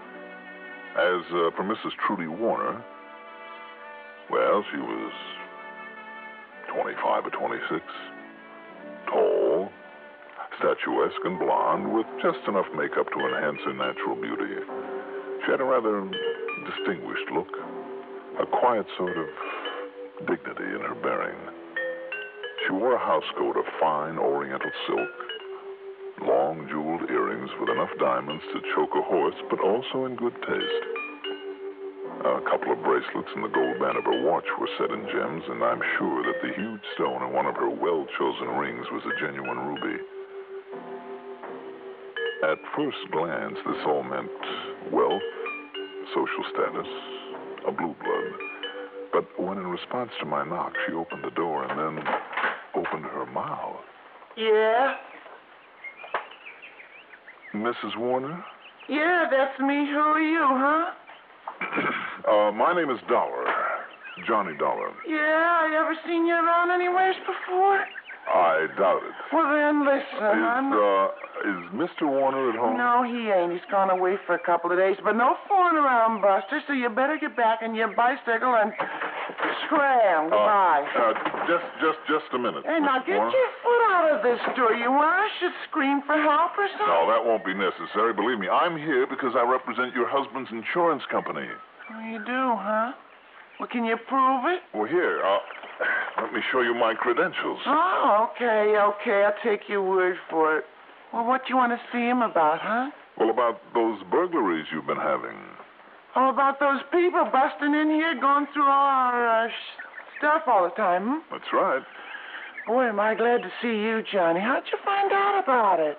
Well, I just happened to be here in town and talking with Mr. Easterday. Oh, yeah. I just knew I shouldn't have told that insurance guy's wife at that bridge the other day. And when he called me up and made me tell him more about it, but there wasn't ever anything stolen, so there wasn't anything he could do about it, he said. Only why Charlie wouldn't call the cops in, I'll never know. May I come in, Mrs. Warner? Huh?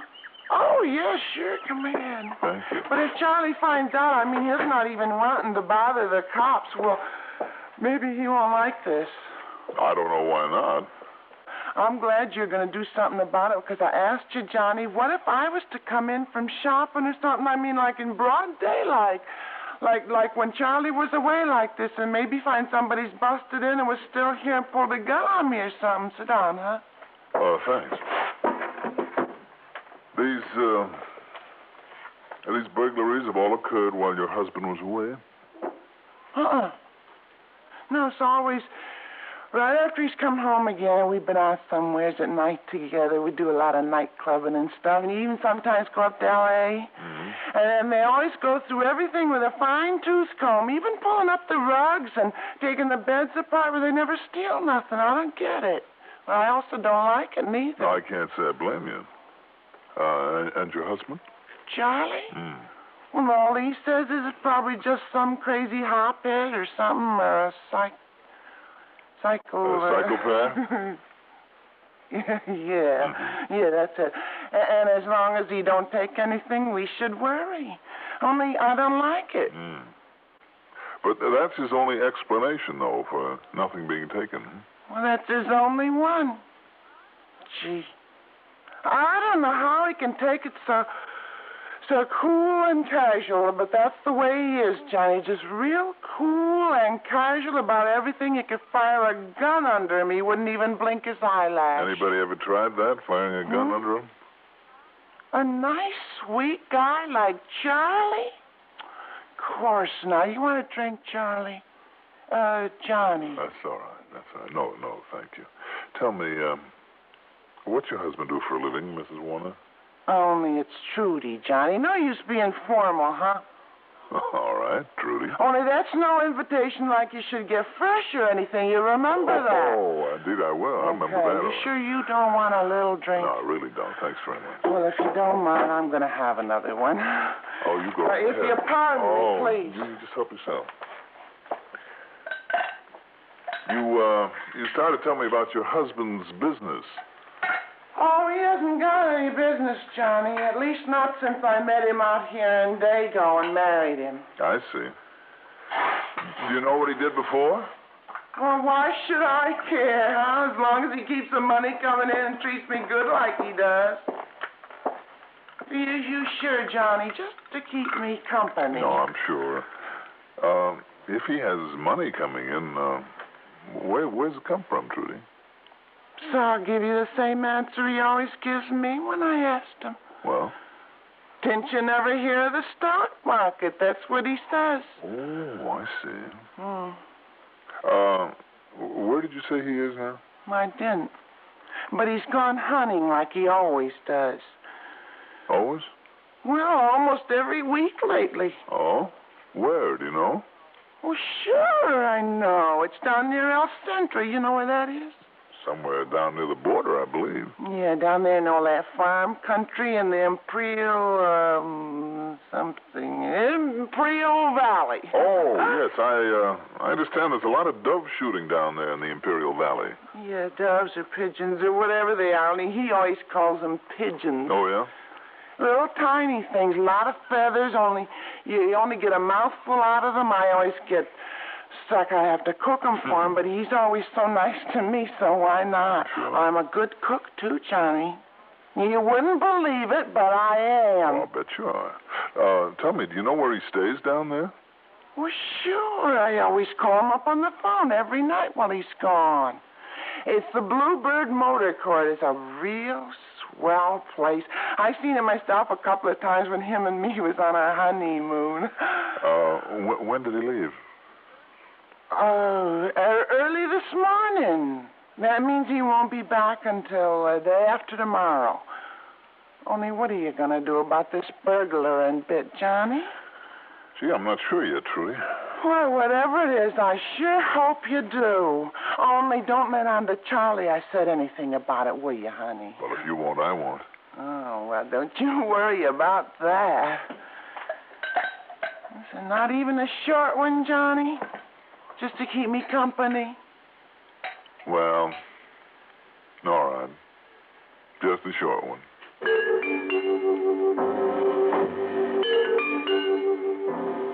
More conversation, but no more information of any consequence. After the second short one, and just to keep her company, believe me, I left and drove to the nearest shopping section, picked up a handful of change, dove into a phone booth, and spent item 4, 80 cents, on calls to all the stockbrokers in town. Not one of them had ever heard of Mr. Charles Hastings Warner. Okay. Item 5, $3.90 for a call to an old friend of mine in Chicago, Pete Fuller, a feature writer for the Chicago Sun-Times. Charles Hastings Warner? Are you kidding, Johnny? You don't know who Chicky Warner is? Or rather, was when he was operating here in Chi? And you in the private eye business? Well, brother, leave me pour you an earful. And I hope you got plenty of dimes to feed that slot machine you're talking through. I can only tell you this. By the time Pete Fuller got through giving me a rundown on Chick Warner, it suddenly began to look as though I'd got myself involved in one of the most important and possibly one of the most dangerous cases in my whole career.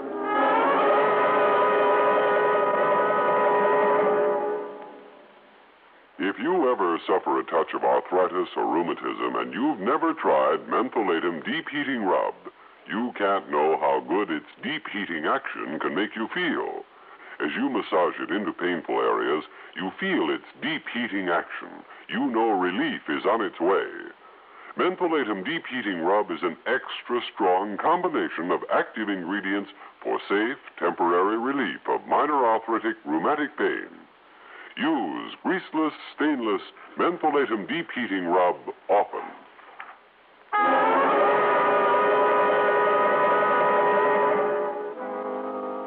With Chick Warner due back in San Diego in less than 2 days, I decided that I'd better act fast. Act on a hunch? That's all it was, but for once I felt there was plenty of reason for it, and not because of the circumstances, the burglaries, but the character of the man I now knew I'd be dealing with. I spent item 6 in one of the local sporting goods stores. For a total of $314.61, I came out with some lightweight hunting clothes, a pair of bird shooter boots, a good quality double-barrel 12-gauge shotgun, and 3 boxes of shells loaded with number 9 birdshot. I also bought a hunting license. I piled the stuff into my rental car and headed east on Highway 80, making time now because it was getting dark. A little over 100 miles later, near a place called Coyote Wells, I pulled off the road and gave the hunting clothes a little age and character by the simple expedient of driving the car over them a couple of times. When I got to El Centro, I took a room at the Bluebird Motor Court. Quite a place. Not only 20 or 30 nice modern motel cottages, but a big fancy dining room with a bar attached. And it was in the bar that I met Mr. Charles Hastings Warner. He was a cold-looking man of about 50. Tall, lean, gray, and with gray eyes. Kind of a prominent aquiline nose and almost prim sort of mouth with thin lips. It was late and the bar was almost empty, so it wasn't too hard to make conversation with him. Why, yes.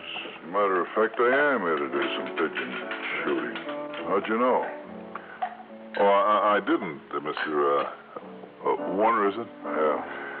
I just hope to find somebody around here who could tell me where to go for some birds. I took a chance on talking to you, and it looks as though I picked the right man. Oh, I can tell you where to go, all right. Find lots of pigeons. Aren't they really doves, though? Dollar, the way you can knock them off so easy, I like to think of them as pigeons. Another drink, baby? Yeah, I'll buy it. You bought the last 4. Oh, that's all right. Don't worry about it. Waiter, a couple more of these. Yes, sir. If you can lead me to some good shooting, it's certainly worth a couple of drinks. Lead you? Well, do you mind if I kind of tag along with you tomorrow? Well, I mostly like to go alone, Dollar, but sure, why not? Good. I'll make 2 of you. 2 of us? Yeah, I promised some other guy I'd let him come along. Name is Al Melford. You know him? No. When he hurt in the bartender, somebody that I always bring on the pigeons, he latched on to me. Bought me a couple of drinks like you did. So I couldn't turn him down. Mm-hmm. Besides, maybe it's good to have a couple of witnesses along. Witnesses? Sure. To what? You know, to see I don't come back with over my limit. Oh. What'd you think? Well, I had no idea. Also, I don't know how good a shot this Al Melford is.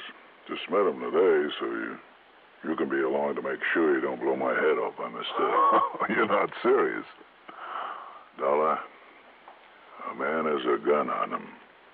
You never know. Remember that.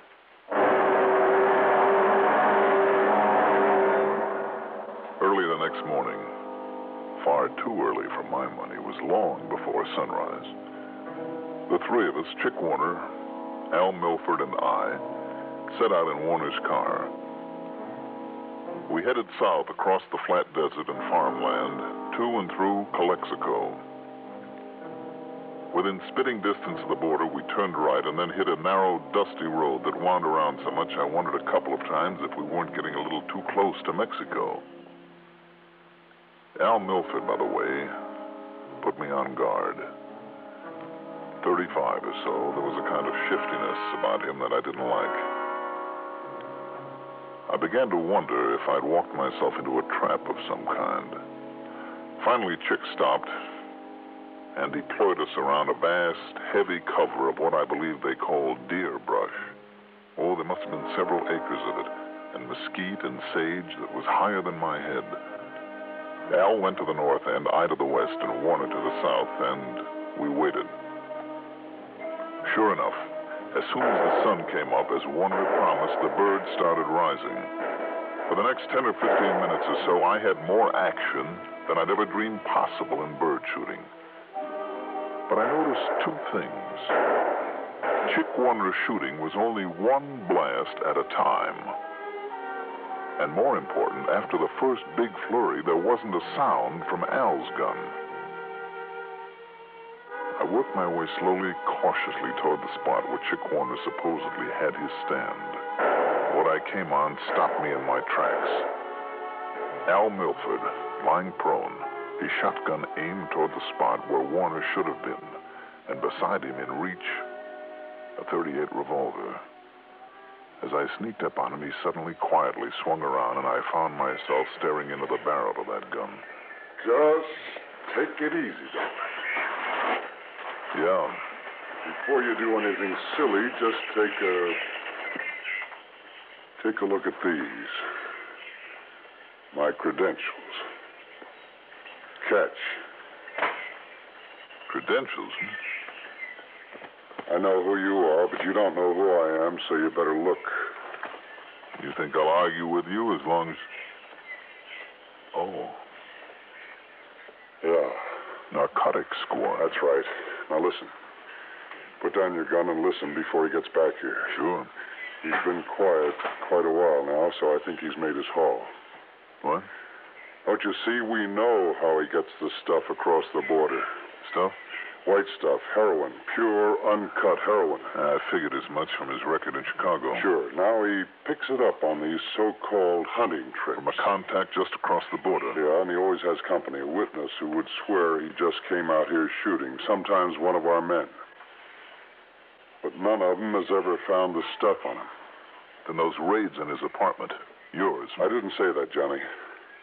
But strip him down, strip his apartment, there's never a sign of it. Yet somehow he's not only getting it, but storing it, then spreading it around up north. And somehow I've got to find out what he does with it after he picks it up here, where he hides it. You'll never know that. Warner. All right, Warner. No. No, Dollar. You reach for that gun, you get this other barrel. That wasn't any birch I'd hit him. That was a slug. I can see that. Okay. Pick up that handgun of his. With your left hand. Toss it over here. But real careful. Go on, do it. I say toss me his gun or I give you this other barrel. What's the matter, you blind? They only use one shot on him. This gun's a double. Can't you see that? Sure, Warner. Do like I tell you. You want this other barrel? Yes, Warner, I think I do. Stay back or you'll get it. Stay back. Stay back! Clever, Warner. Clever hiding place when you took the stuff home. Get back. Not even the experts could find it there at your cottage. Get back, I tell you. And out here, after birds, only one shot at a time. That's what gave you away. You hear me? I'll pull this trigger. And let the hammer fall on the barrel full of the white stuff that it's loaded with? Why bother, Warner? Okay. Okay, Dollar, listen. I'll make a deal with you. The stuff in this other barrel is worth a lot of dough. You want to talk? You want to make a deal? Sure. Sorry, Warner. I'm afraid the only deal I'll make with you is this. All right, Al, are you still with us? Sure. Sure, Johnny, but it just caught my arm. If you can carry me back to the car. Take it easy, Al. When our friend here comes around as a reward for his cleverness, we'll let him carry you back.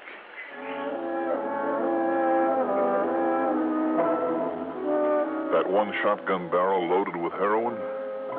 Sure, it was only a guess, but thank heaven it was the right one. You know, for a second there, I was afraid he might have a shell in it. Expense account total, including the trip on back to Hartford, call it $760 even, and cheap at half the price. Yours truly, Johnny Dollar.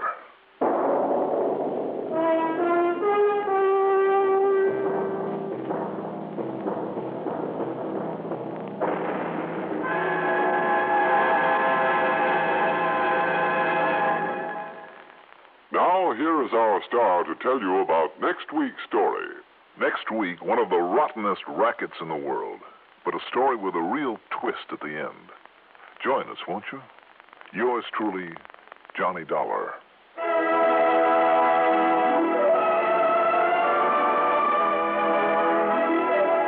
Yours truly, Johnny Dollar, is written by Jack Johnstone, produced and directed by Bruno Zerato Jr., musical supervision by Ethel Huber. Johnny Dollar is played by Mandel Kramer. Also featured in our cast were Santos Ortega as Charles Warner, Elizabeth Lawrence as Trudy, Court Benson as Phil Easterday, Carl Frank as Al Milford, and Robert Dryden as Pete. Be sure to join us next week, same time, same station, for another exciting story of yours truly, Johnny Dollar. This is Art Hanna speaking. There are a handful of talents newly come up on the show business scene who seem to be headed straight for the big time. There's that ukulele player, a red-headed fellow named Arthur Godfrey. Then there's this crew-cut chap who calls himself Gary Moore. In Hollywood, a youngster by the name of Art Linkletter runs a show called House Party. Also on the coast, there are two youthful hopefuls called Bing Crosby and Rosemary Clooney.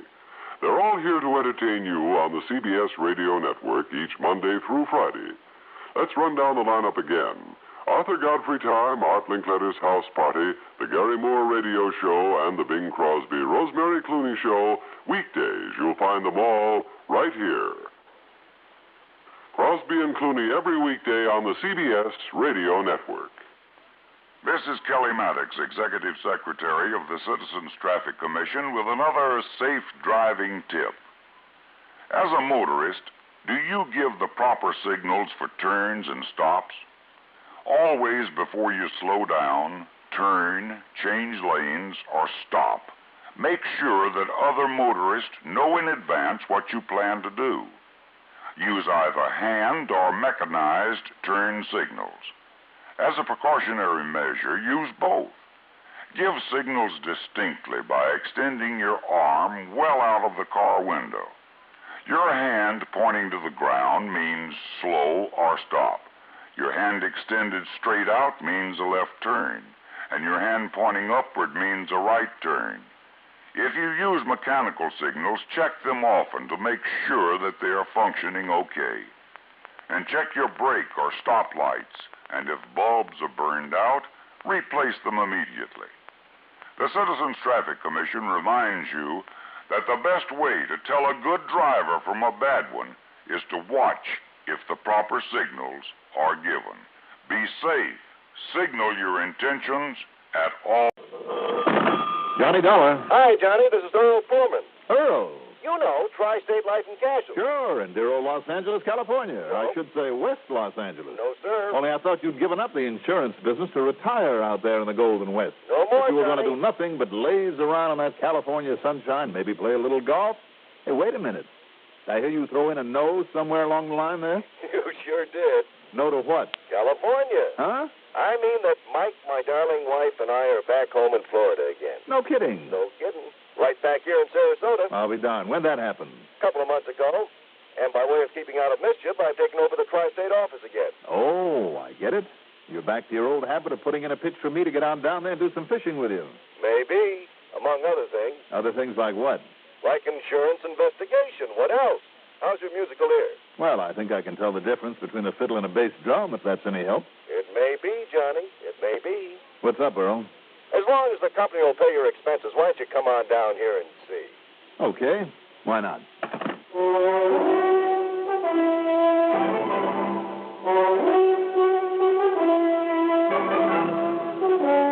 The CBS Radio Network brings you Mandel Kramer in the exciting adventures of the man with the action-packed expense account.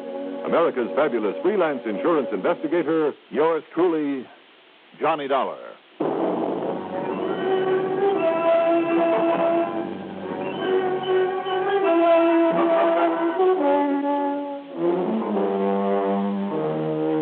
Expense account submitted by Special Investigator Johnny Dollar to the Tri-State Life and Casualty Insurance Company office in Sarasota, Florida.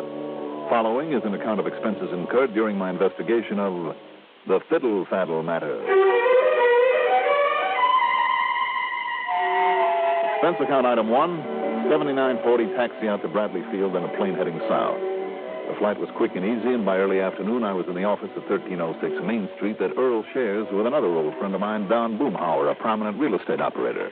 Don't let Earl kid you for 1 minute, Johnny. What do you mean by that, Don? Only real reason he wants you down here is to go fishing with him. And maybe in the hopes he can get you to settle down here, which wouldn't be such a bad idea, Johnny. Now, stop making with the pitch, Don. You dig up Earl for me so I can get to work on his insurance problem. Well, I tried. And he did very well. Tell me, do you know anything about why he wants me down here? I told you. No, I mean about the job he has for me. Oh, that. Well, Johnny, it's probably the most unimportant case anybody ever handed you. Did you ever hear of Mr. Joseph R. Tetrick? Nope, never heard of him.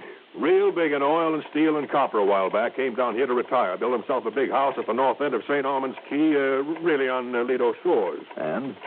Well, that house of his includes an air-conditioned walk-in vault big enough for the average bank. And why? Why? It's to keep his collection of fiddles in. Collection of fiddles? That's right, violins. Fine, rare violins. Oh, you must be quite a musician. Nope, doesn't know a hemisemidemiquaver from a G-string. What'd you say? I wouldn't know the difference myself, Johnny, so don't ask. But that collection is his one pride and joy in life. A couple of genuine Strads.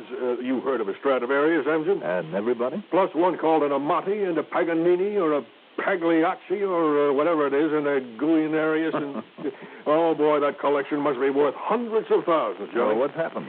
Well, now, the one he cares about most is was a Bisiac. Never heard of that one. Well, now, apparently this man Bisiac over in Italy, and not too long ago at that, made a whole raft of real good fiddles, worth $1,000, $2,000 apiece. Mm-hmm. I'll take your word for it. But this one, they call it the Canary on account of its almost yellow color. Unlike the others he made, this one, the one Tetrick had, was just about the finest that he ever... Well, anyhow, Earl insured it for $10,000. Get to the point, Don. Well, like he always does every couple of months, and I mean with all those good fiddles, Tetrick took the Bisiac to a fiddle maker for a kind of a checkup, just to make sure it was still strung up properly and okay and all, Well, you say that he doesn't play himself. No, not a note, sweeter, sir. Seems like an awful waste. Yes, I know. It's a waste of all of them. But anyhow, he took the Bisiac to this man for his regular checkup. Took it to whom, Don? He's an old Italian named Antonio DiPolito. And he's been down here over a year now, has his little shop at the end of Palm Avenue. DiPolito? Yeah, DiPolito. Anyhow, he took the fiddle to him yesterday, and this morning early, the police found the place broken into, old man DiPolito on the floor, still out from a bang on the head, and of course, that Bisiac fiddle was gone. Mm-hmm. Yeah. Have the police any leads on who got into that shop and how? Nary a one, Johnny. But, now, about 2 hours ago, Tetrick called Earl up on the phone and told him to hop on out to his home on the Key, that he was certain he had the answer to the whole thing. That's where Earl is now. Huh? Yes. And if you ask me, if Tetrick does know who did it, you've wasted your time coming down here. Well, I better try calling Earl at the Tetrick place. You mind if I use his phone? Wait a minute. Hold everything, Johnny. Don't bother. He's just parked his car out front. Oh, good. What's the matter with him? Oh, yes. He does look kind of funny, doesn't he? Hi, Earl. How are you? I should say, what's all the gloom about? Oh, hi, Johnny. I'm glad you got down here so fast.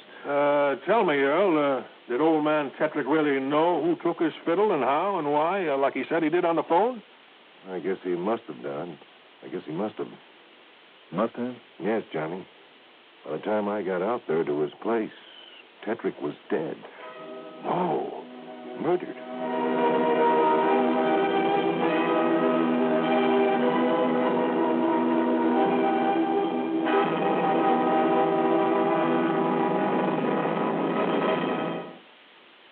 Take a thirsty man and serve him 7-Up.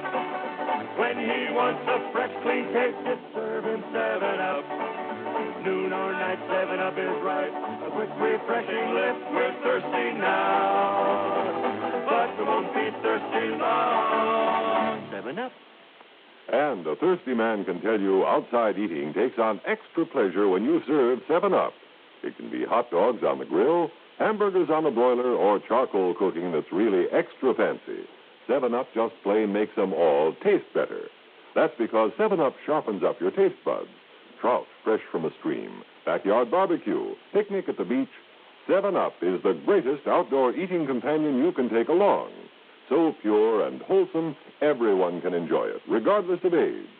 When you're planning a cookout, include plenty of 7-Up. Fresh up with 7-Up.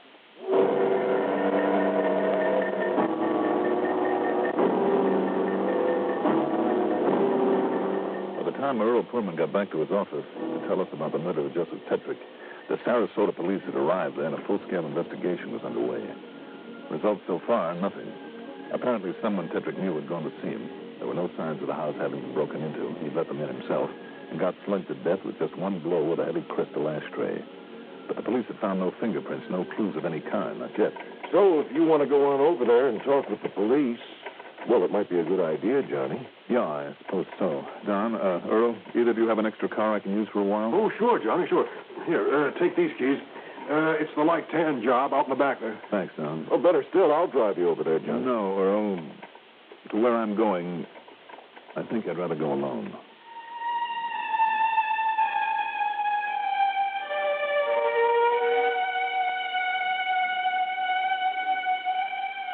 The little shop of Antonio DiPolito, there at the end of Palm Avenue, was just that.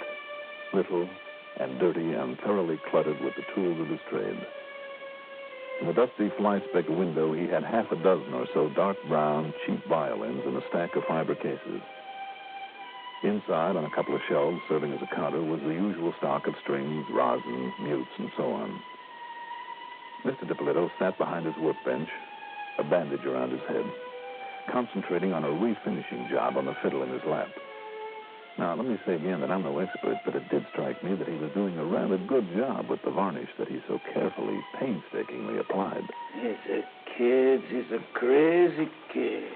The body of the violin took on a sort of old-world patina under his expert hand. These are children. They get us so careless. They drop the violin to make it a crack in the belly. That's a good violin, Mr. DiPolito? It's maybe $150, $250, but it's too good for the kid. He don't take care of him. So I got to fix up. Put on the varnish. Then he's to look like a $500. Yeah, it looks pretty good. Okay. Now I'm hang it up to here. And it'll dry. Yeah. And now, what am I going to do for you, mister? I'm an insurance investigator, Mr. DiPolito. Oh. Oh, yes. It's a terrible thing. Yes, that happened last night. The Beesiac, the beautiful, beautiful canary Beesiac. I call it canary because of its color, I understand. Yeah. Because it had sort of a yellowish cast to it, And because of the way it could sing like only the most beautiful violin of a master can sing. Only my own boy, my young Antonio. Yeah, but now the violin is gone. What a terrible thing. You want to tell me what happened to the Beesiac? I was working on it, Mr. Dollar, Johnny Dollar. See, I was alone. It was very late. And because it was the beautiful Beesiac, and pulled down the shades in at the front, I locked the door, just like I'm going to tell the police. so that nobody would have seen me in here so late. Yes? And I'm, I guess I fall asleep. And then I'm going to wake up because I'm hearing somebody in behind me. Could you see who it was?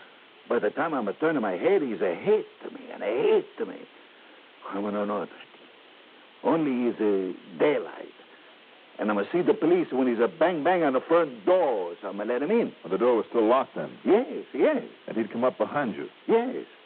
From the window in the back of the room. Mm-hmm. Come, I'm going to show you where he's a break open at the window while I'm asleep. Yeah, I'd like to see that. Now, here. You see where he cut the glass? Where he make it the hole to reach in and lock the window? Used a glass cutter and probably some tape to keep the glass from falling and waking you. That's what the police says. Looks like the work of an amateur, though. Why you say that, Mr. Dollar? Well, you see, instead of a clean, round stroke with the glass cutter, he made a whole flock of straight scratches with it. You see him? Huh? You see that? Yeah. The kind of clumsy grooves that he cut? See, senor. But he's thinking he hit me. Now, Mr. DiPolito. Yes? Like I've said a couple of times now, I don't know very much about these things. But you tell me, where could a violin, a fine violin like that, where would a person be able to buy one? Well, Bisiak. I mean, surely a little place like this of yours wouldn't sell them. Oh, no. At least if those you have in the window are any sample of the stock you'd carry. Oh, no. Fine violin is like a fine jewel. That's exactly what I'm thinking of. And it's a lot more conspicuous. So whoever stole a thing like the Bisiak would either have to hide it away for years or get rid of it immediately before the alarm was out. The only place I know of that would handle a fine violin. Oh. Yeah, I kind of thought you might be coming over here. Feeling any better, DiPolito? Thank you, Mr. Pullman. Good. The only place I know of that would trade in a fiddle like the Bisiak and those Strads and the rest, well, as a matter of fact, that's where old Tetrick got all his violins. Where, Earl? The famous Wurlitzer collection up in Chicago. Sure? I could be wrong, but the way I understand it, practically all the great violins in the world have passed through their hands. Okay, then. I'm on expense account, right? Well, of course, but Johnny, what just happened to Mr. Tetrick is far more important than the fiddle right now. Or is the fiddle the key to that murder? Murder? I'll leave Don's car here. Huh? That is, if you'll drive me out to the airport.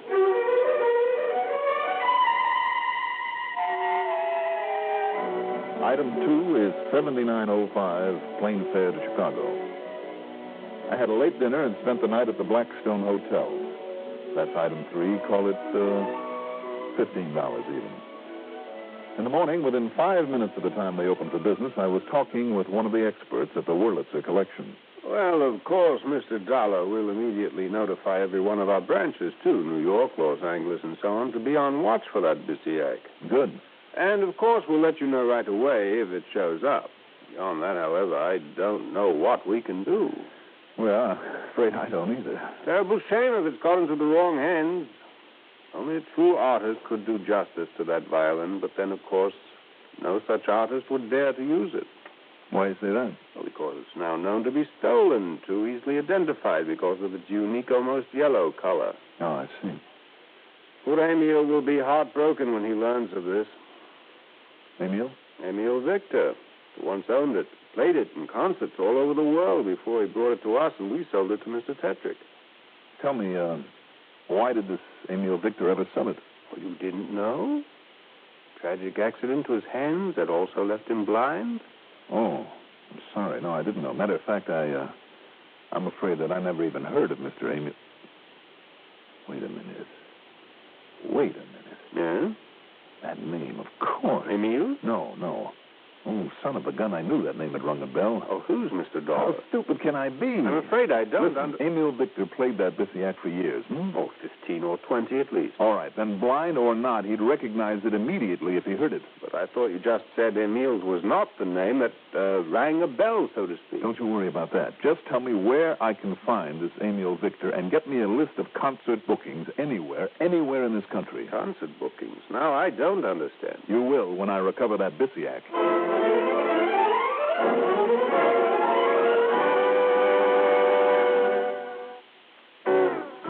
Who did it? How did they do it? What in the world did they do? Who put the man in man called Smokey? I'll find that too. Alpine always tastes rich, never smokes rough. Try Alpine filter cigarettes. Who put the men in them soft smoking? Alpine, that's who. Who? Alpine, that's who. Nice.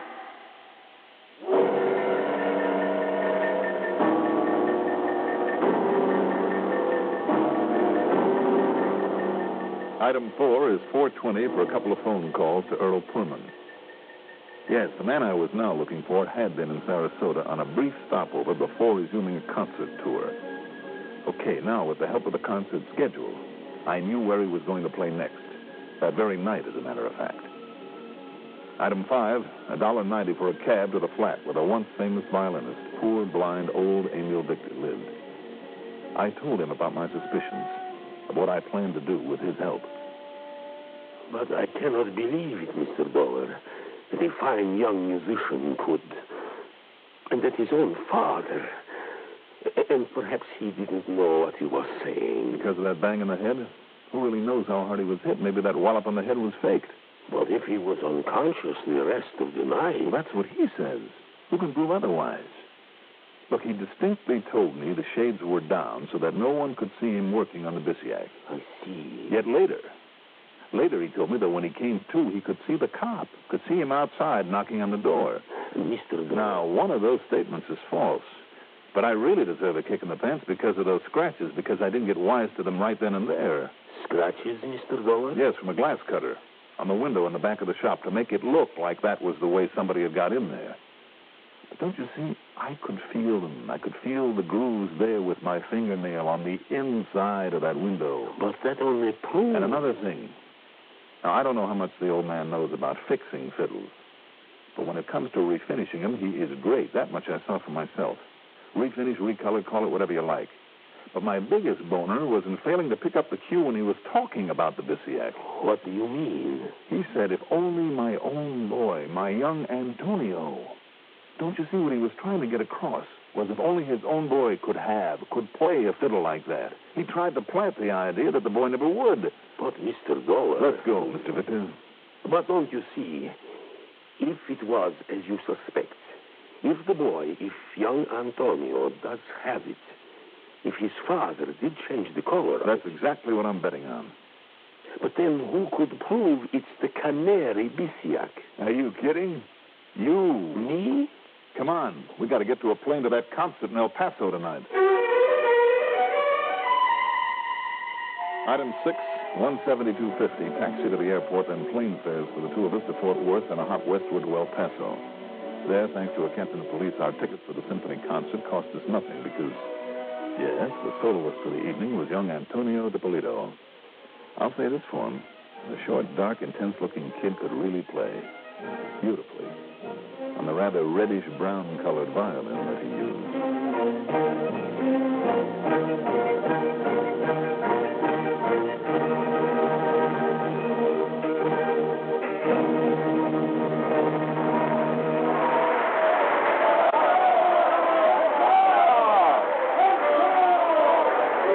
Well, I knew. Yes, Mr. Dollar. It is the Bisiac. I'm sure. Absolutely sure? How could I be mistaken when that instrument of heaven was my own for so many years? Okay. Would a father not recognize his own child?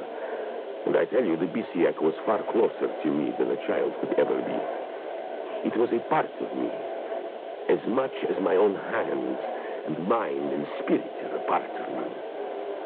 From the first note that young Antonio played, I knew it was the Bisiac. Good. Even though it does not quite sound the same as it did. What do you mean? Because of the varnish he must have used, the old man, to change the color. Mm-hmm. There is a dryness to the tone that was not there before. It is just as robust, as commanding in its tone as ever. Yet there is a dryness, too, that only I would hear. But it is the Bisiac. The Canary Bisiac. Of that there can be no question. Okay, then come on.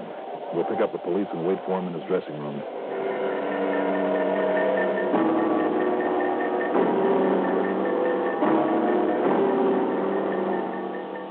After the concert was finished, there in the dressing room when he was faced with the facts as I now knew them, temperamental young Antonio screamed and fought like a tiger. Literally had to be held down by the police. But then when the old master Emil tore into him and really put his heart in it, the kid broke down and confessed. Not only to theft of the fiddle with his father's help, but to the murder of Mr. Tetrick. It seems that Tetrick had called him in to tell him that he suspected him. And when Tetrick picked up the phone and called Earl Pullman, Tony struck him down and killed him. Oh, I've told you. I've told you everything. So you can take me away. You can kill me, too. But he deserved to die. Did he, Tony? Keeping such a priceless instrument locked up in a vault. It had to be played and played and played as only a true artist like me can play it. To thrill an audience with the warmth and color and sound that only I, Antonio, can bring from anything I touch. And now, thanks to you, I shall play no more. No? All this talent of mine, this matchless technique wasted. All the years that my father spent working, begging, even stealing so that I could study. And the hours and days and years of practice that I spent developing this wonderful gift that I have wasted. Is it? But it's the world that loses. Never again will an audience be able to feel the outpouring of my soul in the music of my violin. Without an audience to feel the power of my every note, I shall play no more. Why not, Tony? What? Well, if an audience is all you need, seems to me that where you're going, you can be pretty sure of a captive one.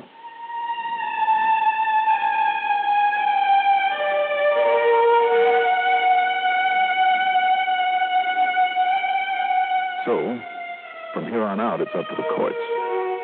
And that means for his father, too. You know, I wonder if the Tetrick estate will put the priceless fiddles in that collection in the hands of musicians where they can be used and appreciated. I hope so. Expense account total, including back to Chicago with Emil Victor and the trip home. That is, after a few days of fishing with Earl Pullman back in Sarasota. $681.80. Yours truly, Johnny Dollar.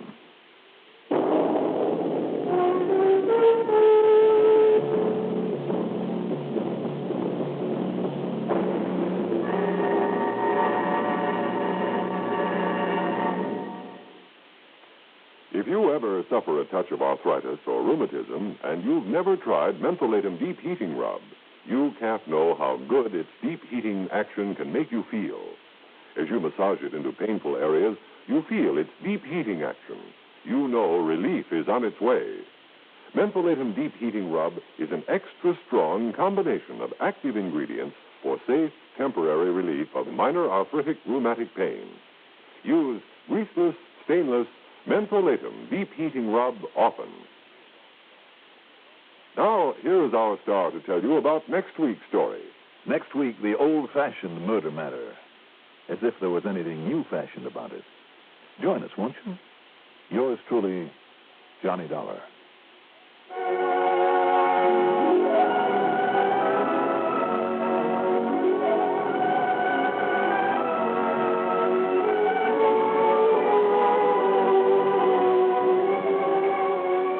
Yours truly, Johnny Dollar, is written by Jack Johnstone, produced and directed by Bruno Zerato Jr., musical supervision by Ethel Huber. Johnny Dollar is played by Mandel Kramer. Also heard in our cast were Santos Ortega as Dipolito, Leon Janney as Emil Victor, Richard Holland as Tony, Frank Behrens as Don Boomauer, Sam Gray as Earl Poorman, and Bill Lipton as the violin expert. Be sure to join us next week, same time, same station, for another exciting story of yours truly, Johnny Dollar. This is Art Hanna speaking.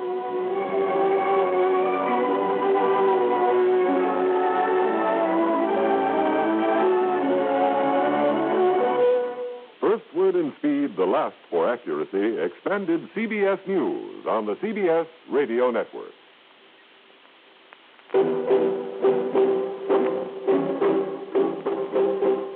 Once there was a smoker, an ordinary cigarette smoker. He was neither happy nor unhappy about his cigarette. Then one day he tried a Salem cigarette. Because he heard that Salem refreshes your taste. He soon learned that Salem does refresh your taste. So softly, so gently, that when you take a puff, it's springtime. And Salem is menthol fresh with rich tobacco taste. And a modern filter, too. And air softens every puff. Now he is a Salem smoker and very happy.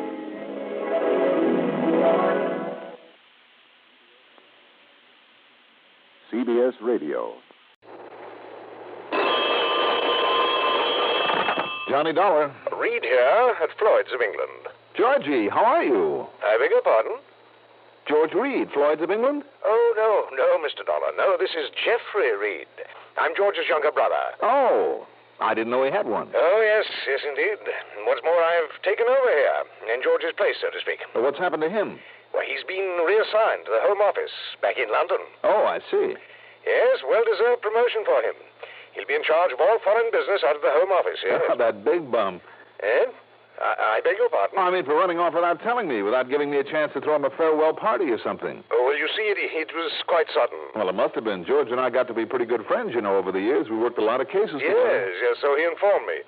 He also informed me, Mr. Some of them were pretty wild, though, I must say, like the insurance on a pair of singing mice, on stolen ambergris from a totally non-existent whale. He also some pretty informed me. wild ones. I mean, you know, policies he never had any business issuing.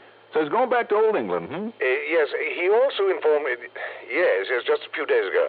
And as I Son started... of a gun, I'll miss the old boy. You know something, Geoffrey? Please, Mr. He was the only insurance man I ever knew... Oh, I'm sorry. I guess I have interrupted you, haven't I? He also, George, that is, also informed me that if I were to run into any difficulties that, of an unusual nature, that, shall we say that shouldn't be called to the attention of the police, that I need never hesitate to call upon you. Uh-oh. What kind of crazy coverage has that company of yours given this time? It's a policy George wrote himself. Oh, then I shudder. And I dare say you can hardly call this one crazy, Mr. Dollar. That is, when you consider it will require paying out some 100,000 of your American dollars. On what? On the life, or I should say the return of a little child. Return of a Oh, wait a minute. Are you talking about a kidnapping? Yes, I am. Well, have you called in the police, the FBI? No, definitely not. Why not? Because the most explicit terms of the policy... What are you talking about? What's an insurance policy got to do with whether or not you bring in the proper authorities? Everything, Mr. Dollar. Don't you understand, Reed, that kidnapping is a federal offense? Listen, give me the names involved. I'll notify the FBI myself. No. That is the one thing you must not do. Now, listen to me. Now, please, Mr. Dollar, come over here and read the policy. Let me give you the facts of the case. I shall try to have the father over here to see and talk with you.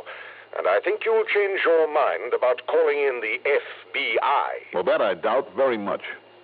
But okay, Mr. Reed. I'll be there in a few minutes.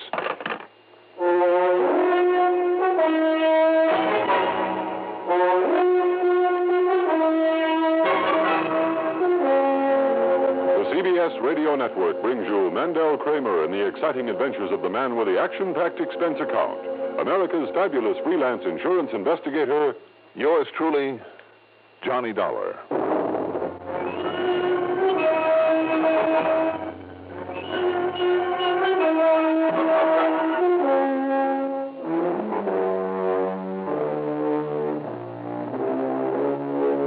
Expense account submitted by Special Investigator Johnny Dollar to Floyd's of England, North American Office, Hartford, Connecticut. Following is an account of expenses incurred during my investigation of the Shifty Looker matter.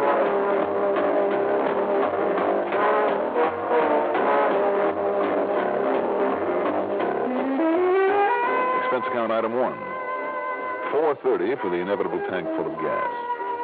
I always seem to find it empty when I have to use my car in a hurry. I drove downtown to Reed's office in the Spear Building. Jeffrey looked very much like his brother George, for whom I'd handled so many investigations over the years, but he sounded far more British. Also, he seemed to have the knack of getting to the point by the longest possible way around. He also informed me, Mr. Dollar, that I should keep, shall we say, a rather wary eye on your expense account. Oh, yes, but... that it might tend to get somewhat out of hand on occasion. Well, let's not worry about that just now. And I know, now that I've taken over this office, I fully appreciate how you may feel about some of the policies George issued during his tenure of office here. And I'm afraid this is one of them. Well, suppose you tell me what happened. The fact remains that by virtue of having written some of these, shall we say, rather unusual policies, he was able to build up the company's North American business to a wholly unprecedented extent. Yes, we know that, Jeffrey, but about this kidnapping... As a matter of fact, it was his outstanding record here that earned him the privilege of returning to the home office of... Jeffrey, let's get to the business at hand, shall we? Oh, yes, of course. Do you mind if I use the typical American familiarity and call you Johnny, as I understand George... You can call me anything you like if you'll only get to the point.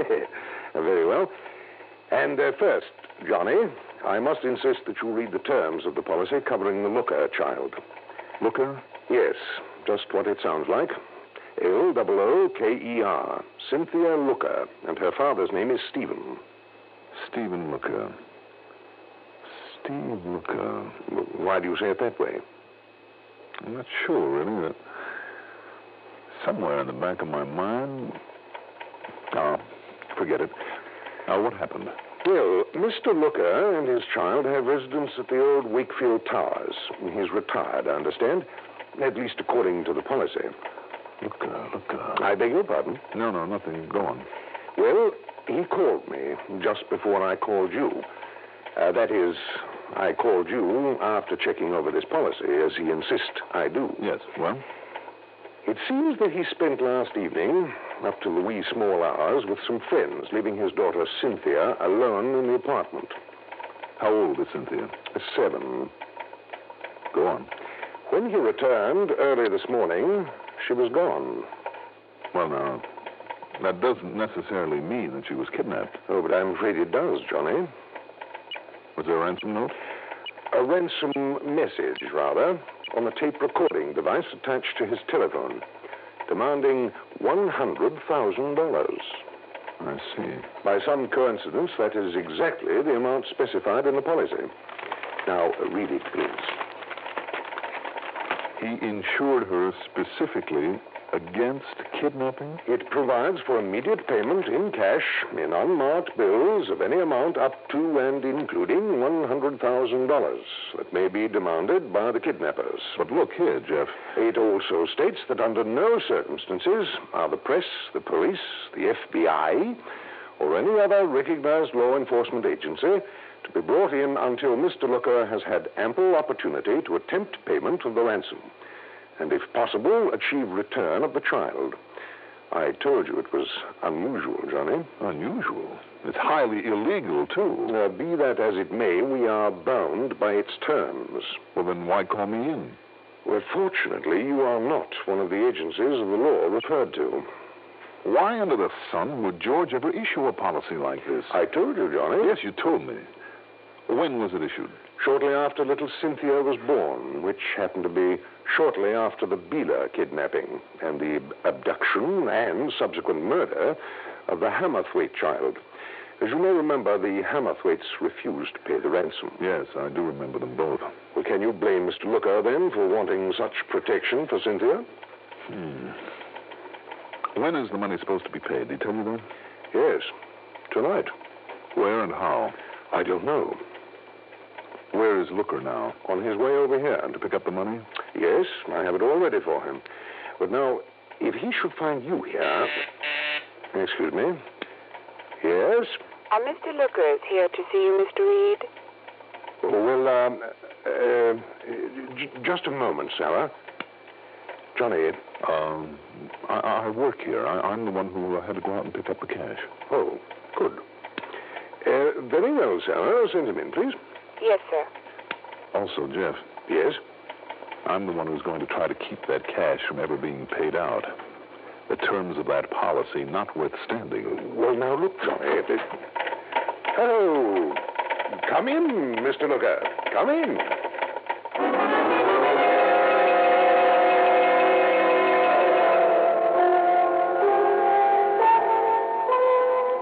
There was something familiar about Stephen Looker.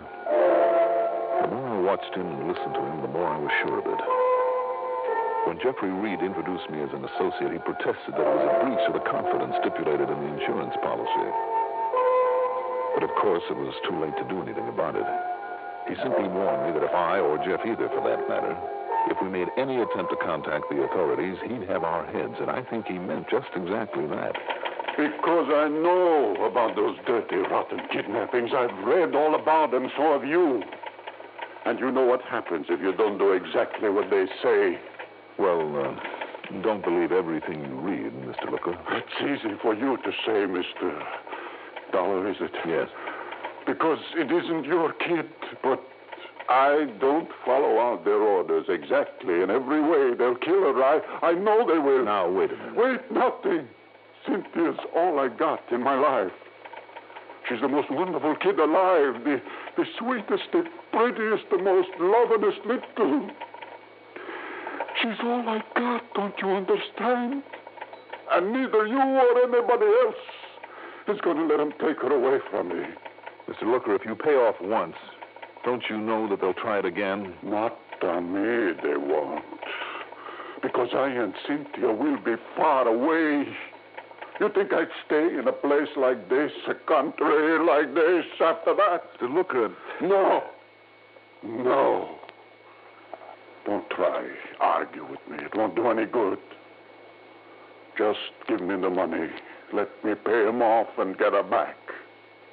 Well, of course, we are faced with the matter of proof. Proof? What are you talking about? Proof that she was actually kidnapped. What more kind of proof you want than this? You said you got a tape machine here in your office, Mr. Reed? Yes, I have. Right over there. Then put this on and play it back for this Doubting Thompson or whatever he calls himself. Play back this tape recording and he'll see. Very well, I shall. Yeah. Go ahead. Just take me a moment to get it warmed up and ready. Mr. Looker, why do you have your phone conversations taped? Why not? Just a habit from the business I was in before I retired. Oh? What kind of business? Look, can't you think of anything better to do than ask a lot of silly questions at a time like this? Well, it's something you'd rather not talk about. Okay, it was radio and electrical stuff and tape recorders, that sort of thing. I see. When my wife died, rest her soul, right after Cynthia was born, and we come here to live in peace, I wasn't working anymore. Well, any reason why I shouldn't rig up a gadget to answer the phone while I was out? And rig it so as it could take down a message for me? Does it also record conversations when you answer the phone? Sure, if I wanted to. Why not? I just wondered. I mean, outside of a business where it might be wise to have orders or contracts or legal commitments recorded. I said I'm retired. The only reason I can think of for an individual would be if he expects to be threatened or something and wants a record of it for the police. Expects? I mean, suppose he had contacts with people of questionable reputation. What? All ready when you are, gentlemen. And go ahead and start the tape. You wanted proof, Dollar. Now you'll get it. All ready? Right. Very well. Hello, this is a recording. Hello. I'm not in right now, but any message you want to leave will be kept on tape for me when I get back. Go right ahead with your message. Well, that's real good. So listen, Mr. Looker. We got your baby, your little Cynthia. She's okay. She's alive and comfortable. The kidnapper, Johnny. Now, Wait, Jeff. You do exactly what we tell you to. You'll get her back again tonight. You don't, you'll never see her alive. Now, all you got to do is this. Get all of 100 G's unmarked. You get that? Unmarked. And when you turn it over to us, we turn over the kid to you. We'll even let you get a look at her a couple of seconds before you hand us the money so you'll know we're on the level and she's okay. Well, at least they... But I want to warn you. Deliver the dough alone and don't try anything funny. If you call on the cops or anybody else, all you'll ever see is a dead body. They would. They'd kill my little girl. Wait, Mr. All you got to do is this. Tonight, Mr. Looker. Tonight. Tomorrow's going to be too late. You put the dough in a regular paper bag, see? And exactly 11 o'clock tonight... Stop the machine. Bring it to the... I'm taking no chances that you or anybody else can interfere. He does have a point there, Johnny. If anyone interferes... You bet I got a point. All right. But, of course, the tape will have to be left here as evidence, Mr. Looker. After I paid over the money, after I got my Cynthia back, then you can have it.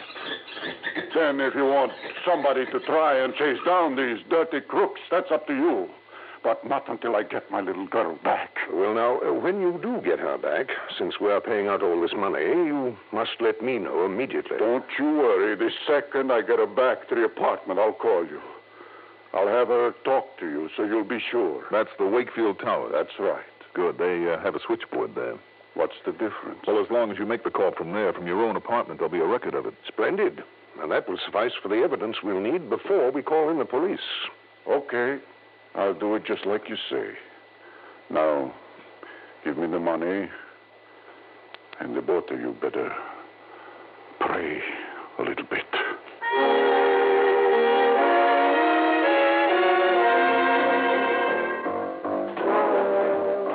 As soon as he left us, I took off after him on what proved to be the most unsuccessful tailing job you ever heard of. Within less than 5 minutes, I'd lost him completely.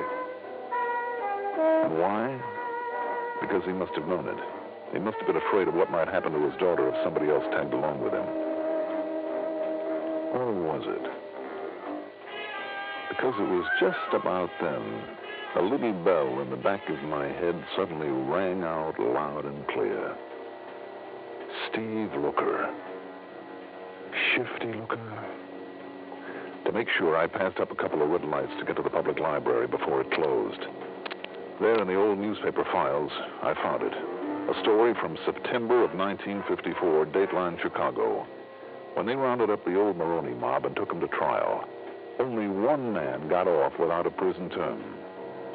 The one they called Shifty Looker, alleged to be the man who kept his pals informed about the cops by means of a clever, elaborate radio hookup, who jammed the police radio frequency whenever the gang was pulling a job. He got off the hook because he turned state's evidence, but Maroney, who drew a 7-year stretch, swore he'd get even. And Maroney had also been suspected of kidnapping. By the time I walked out of that library, the bell in the back of my brain was clanging like a fire alarm. Item 2, a dime for a call to police headquarters. Maroney? Stinky Maroney? That's right, Lieutenant. Sure, you had a little organization out in Chicago. Yes, I know. Drew a 7-year stretch. Do you know if he's out? Well, I can check on it, Johnny. Might take me a couple of hours, though. Lieutenant, I'll be sitting on your doorstep.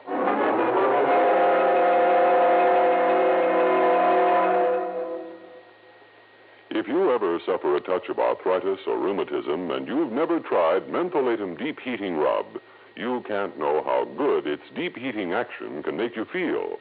As you massage it into painful areas, you feel its deep heating action. You know relief is on its way. Mentholatum Deep Heating Rub is an extra strong combination of active ingredients for safe, temporary relief of minor arthritic rheumatic pain. Use greaseless, stainless Mentholatum Deep Heating Rub often.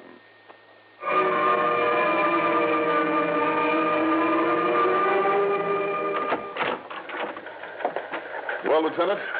Johnny, I've been staring at that teletype machine out there until I can't see straight. Still no word. Come on, boy.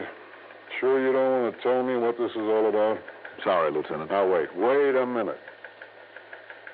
Are you thinking maybe Maroney might have some reason for coming here to Hartford? I didn't say that. Now, listen, Johnny, we've known each other too long. If you think that maybe Maroney has some reason for... Oh, now. What's that supposed to Do mean? you by any chance just happen to know that one of his ex-pals just happens to be living here now? No kidding. That didn't sound very convincing, Johnny. I don't know why not. But his name is Stephen Looker. You know him? Looker? Should I? The one member of the mob that got off scot-free. Been here for years now, behaving like an angel. He and his little girl. So we haven't bothered him. But Yeah, but what? Maroney had a grudge against him, swore he'd get him. So? You know the worst thing Maroney could possibly do to Steve Looker? Should I?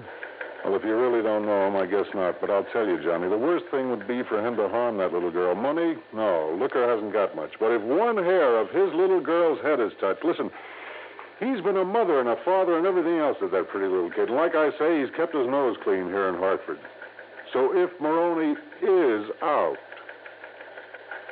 Okay, I know what I'm going to do. What, Lieutenant? Put a 24-hour watch over Steve Looker and the kid, beginning right now. Now, wait a minute. Wait a minute. What for? Conroy, Will you come in take here. it easy for a minute? Oh, you mean that's why you're so concerned about Maroney? I didn't say that. Then I'm saying it. Of course it is. But it's a police matter, Johnny. Listen, Lieutenant. So you just leave it up to me. Conroy! You call me, Lieutenant? Yeah?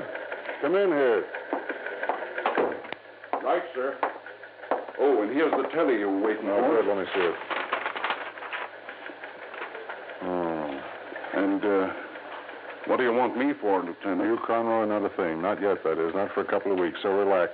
Huh? The teletype, Lieutenant. Johnny, you can relax, too. What do you mean? Your friend Maroney doesn't get out of the pen until the 1st of next month. Oh. Yeah. Okay, Conroy, that's all. Yes, sir. Yes, Johnny, you can just relax for 2 solid weeks. I guess that teletype knocks a theory of mine. Oh, smoke. How blind can I be? Now, listen, Johnny. I'll see you later.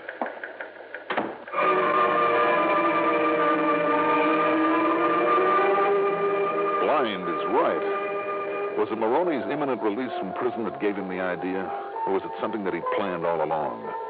And now that Maroney was getting out, he was afraid to wait any longer. Anyhow, it all added up, and much too well. Steve Looker had no money. So how could a kidnapper expect anybody to come up with $100,000 in less than 24 hours? Unless he knew about that insurance policy.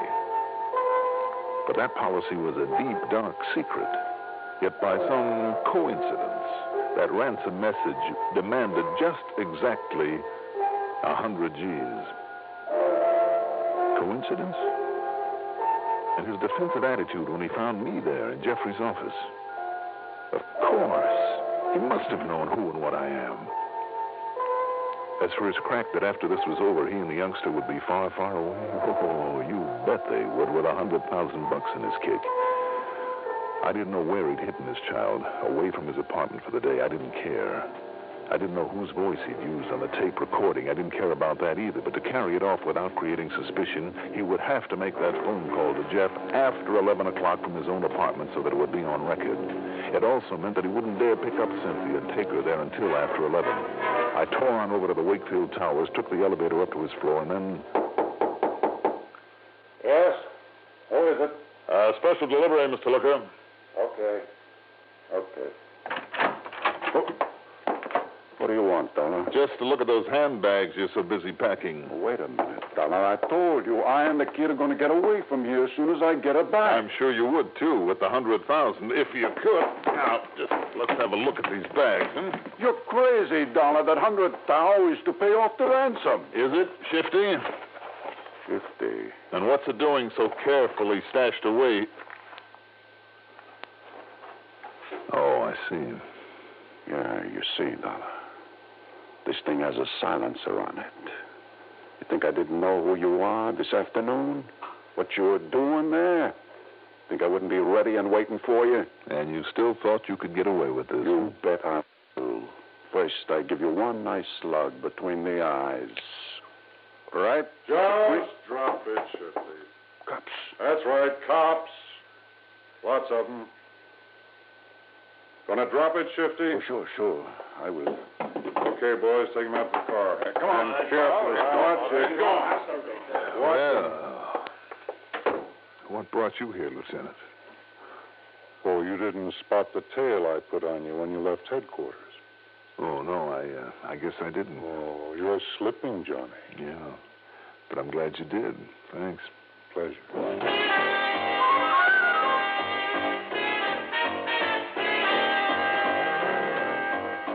Well, let's see now. Expense account total is exactly $4.40. Okay, Jeffrey, it's perfectly all right. As long as you don't forget my commission on just exactly 100,000 clams. Not bad, for a single day's work? I'll take it any time. Yours truly, Johnny Dollar.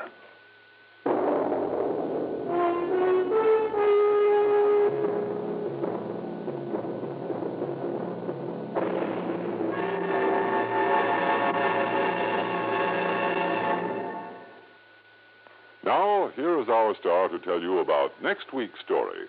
Next week, one of the cleverest, most diabolical weapons for murder I've ever seen. Join us, won't you? Yours truly, Johnny Dollar.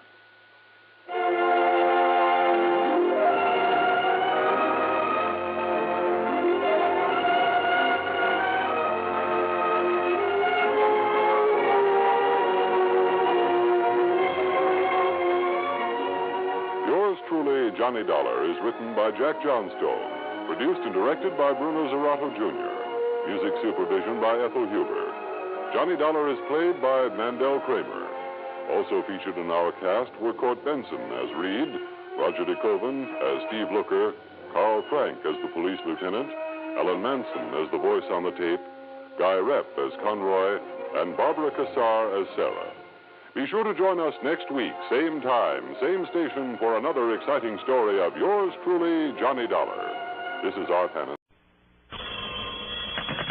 Johnny Dollar. Dollar, this is Ted Orloff. Orloff? Yeah, you remember Western Indemnity Company out here in Los Angeles? Oh, of course, Ted. How are you? Fine, just fine. Gee, it's been a long time. I know. Now, tell me, are you free to come out here? Come out here right away? I don't know why not. What seems to be the trouble? One of our clients owns a small bottling plant. Yeah? Name is Garrison. Barney Garrison. Go ahead. Called me and told me that somebody's pulled an embezzlement on him, taking nearly $170,000 from his till. Uh-oh. 170 grand, yeah. Well, can you make it? Can you come out here? I'll pick up a plane schedule and call you back, okay? Fine. Okay.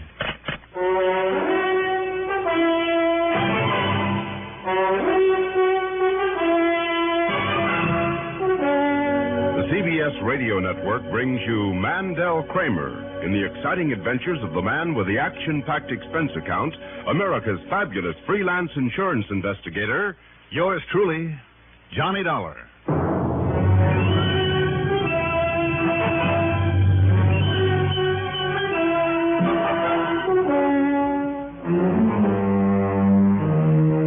Expense account submitted by Special Investigator Johnny Dollar to Western Indemnity Company, Home Office, Los Angeles, California.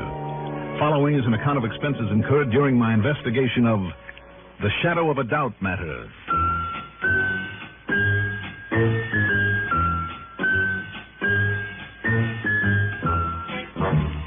Expense account item 1, $350 for the call back to Ted Orloff to tell him the best deal I could make was a flight out of Hartford at 7:20 the following morning.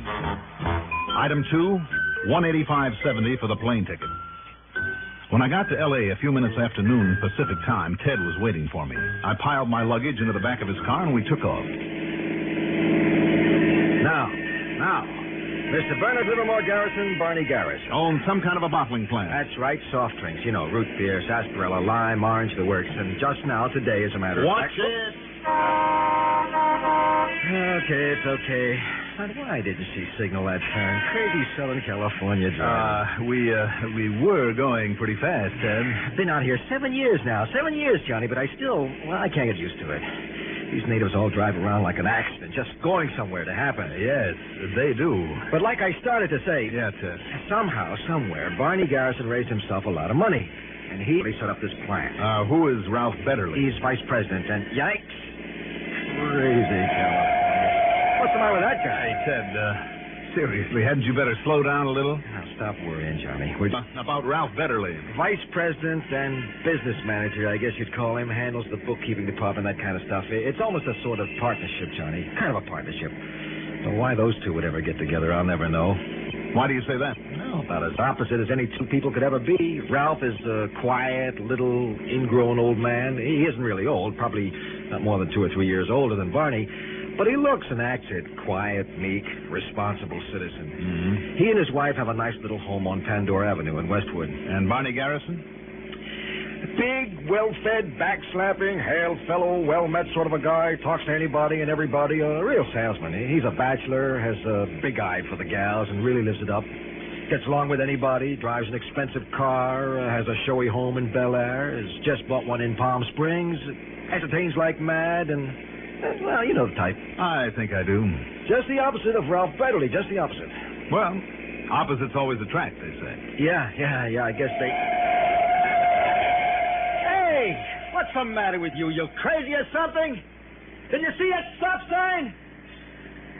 Jerk. You'd think he was the only one on the road. That was a little close, Ted. Oh, some of the crooks behind the wheel have absolutely no consideration for anyone else. As I was saying... Yes, let's get back to the embezzlement. Well, Barney called me yesterday, just before I called you. Said he'd been going through the books of the cash on hand. For some reason, they keep a lot of cash on hand. Mm-hmm. And as near as he can figure it, there's about $170,000 gone. I see. Well, what does this Ralph Betterly think about it? I don't know. I told him we'd call on him after we've seen Barney. So after you've talked to Barney, we'll come back here. Come back from where? Palm Springs. That's where Barney called me from, where he's waiting for us. Oh, I see. Hey, watch the stoplight ahead, will you? Huh? Oh. No, instead of driving on down there, we'll cut over to Lockheed Airport in Burbank and take a plane. Take his plane. His plane? That's right. His own personal private plane. Well, isn't it just about as fast to drive down there? Yeah, sure it is, but this is the way he wants it. Okay. We'll do it the way Barney wants it.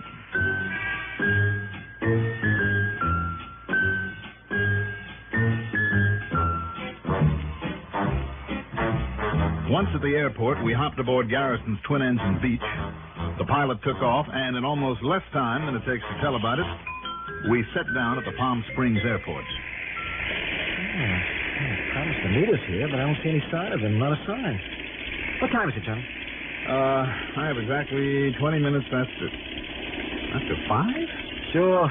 That's Eastern time. You forgot to reset your watch. Oh, of course. Well, that makes it 20 after 2. Pilot called him, though, so he shouldn't... Huh? What's the matter? Nothing. I was surprised to see those long, thin clouds up there in this desert sky. Clouds? Yeah. Oh, wait a minute. Those are just the kind of tail end of a skywriting job. Look there behind you. The skywriter's still at it. Hmm? Oh, yeah. P-O-P-P-O.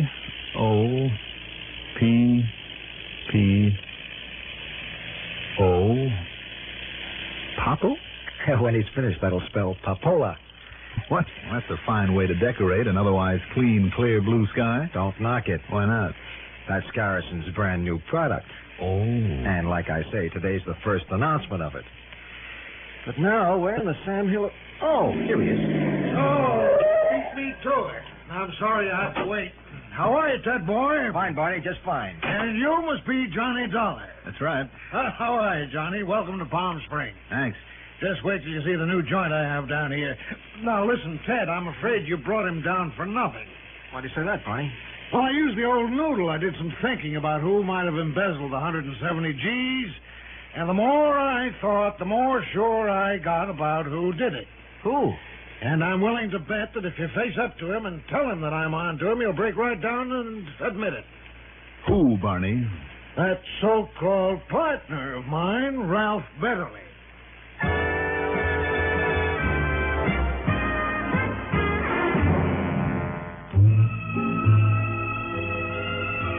Barney Garrison refused to talk further about the embezzlement until he'd taken us out and showed us through his new home. It was U-shaped and built around the swimming pool, and just about as modern as an expensive resort home could possibly be. There's the kind you see written up in the movie fan magazines and only half believe is true until you see it. His penchant for entertaining on a big scale was shown by the fully equipped bars. There were 3 of them. One in the pantry, another in the den, and a third one poolside. Only one thing marred the attractiveness of that pool. A huge, gaudy, garish neon sign at one end with the words, "Now is the time to," and below it was an electric clock a couple of feet in diameter with the words, "Drink Papola" on the dial, where the numbers should have been. You get it, Johnny? Now is the time to... And when you look at the clock, well, sure, you can tell the time, all right, but what you're really reading is, "Now is the time to drink Papola." Yeah, I see. Yeah, sure. I want to get photographers out here, take shots of the place for all the picture magazines. You know, publicity. So the word Papola's got to show up somewhere, and if they take a picture of me here at the pool, they can't miss it. I see what you mean. Well, just to make sure. Yeah, now, look here. Look at these snapshots I took this morning out here myself. Yeah, I used one of those 10-second cameras and rigged a long cable release so as I could get into the pictures, too. Hey, see here? Yeah, I see. Now, about this embezzlement. Yeah, and see, this one shows me, shows the clock, shows it was 10:05 a.m., and you see up there in the background, up in the sky? Oh, yeah, that's skywriter we saw, Johnny. Yeah. Today's the first day for that skywriting bit. So I understand. You know, just to announce Papola. Yes, I know. Now, Barney. But now, why don't you guys slip into some trunks and let me get some pictures of you out here by the pool? Well, why don't we get down to business instead? You said you think your partner, Ralph Betterly, took the money? Oh, yeah. Why do you think that, Barney? Well, it's an awful thing to say, Johnny, after working together on this bottling business, but... Well, there comes a time when a guy's got to face the facts. Well, suppose you give me some of the facts. Well, to begin with, Ralph isn't a full partner with me. The deal we have only cuts him in for about a quarter of the profits. I see. And they've been pretty low, Johnny, on account of the startup costs on Papola. Like I said, the skywriting's only started today, and all the rest of the advertising and promotion. Mighty expensive, too. I'm sure it is. Anyhow, with all the money that he's had to spend on hospital, his wife, did you know that she died a couple of days ago, Ted? No, I didn't, Barney. Yeah, too bad. Anyway, he's been having a real tough time of it. And, you think that he would steal from his own company? He's been pretty desperate. But, Johnny, the real point is, and, well, I hate to say this, but he's the only one who could. Why is that? 2 reasons. Don't you have a lot of employees there at your plant? Sure, Johnny, quite a few, but outside of me, Ralph is the only one who has the combination of the safe we keep all the cash in. The only one, Johnny. And if that don't put the finger on him, I don't know what does. I think you said 2 reasons. Yeah. Number 2, Ralph is the only other one has any idea how much there was in there. Do you mind telling me why you kept that much cash on hand? Oh, so maybe it did seem like a lot, but it takes a lot to run a business, any kind of business. $170,000? Sure. But don't you see, I got to have cash to pay off the Mexican boys who, well, that is, Yes, Barney? Okay, you're not the cops or the pure food and drug fellows or anything, so you're only a private detective, so I'm going to level with you. Go on. Some of the stuff for the Papola mix, a secret ingredient. Well, you know what I mean. Go on. Okay, so maybe it doesn't cross the border exactly legal, you know? Ted, did you know about this? I certainly didn't. Now, wait a minute. There's nothing poison or narcotic about it, anything like that. It's only that if those wetbacks are willing to bring it in for me, well, that's why I've got to keep a lot of cash on hand, okay? Is it? What's okay about running a business like that? Hey, now, wait a minute, buddy. Ted, didn't you know what kind of an outfit you were selling indemnity insurance to? I guess I didn't. Now, don't get up on any pulpit, Johnny. Garrison, have you told the police about the embezzlement? Why should I? You bet you haven't, because you know you'd have an investigation on your hands that would put you out of business so fast you wouldn't know what hit you. Oh, yeah? You think I'm not smart enough to cover up if anybody comes poking around? You don't owe me, Dollar. I don't think I care to. How do you think I got where I am today? Answer me that. You know why? Because I'm smart, that's why. Me, I'm smart enough to get away with anything if I want to. Don't be too sure of that. Come on, Ted. Yeah? Now, you listen here, Dollar. Yes? If you think you're going out and make trouble for me... I wouldn't waste the time. Come on, Ted. Let's get on back to L.A. Yes, Johnny, and believe me, I'll cancel out every policy we have on him. Sure, go ahead. But you're still going to have to either recover the money or pay me off on this embezzlement. I'm afraid he's right, Johnny. Well, I'm not. And remember what I said. You tell Ralph Betterly I'm wise to him, and I'm betting he'll break down and confess. If he hasn't got conscience all of a sudden and blown his brains out. But you just get me that money.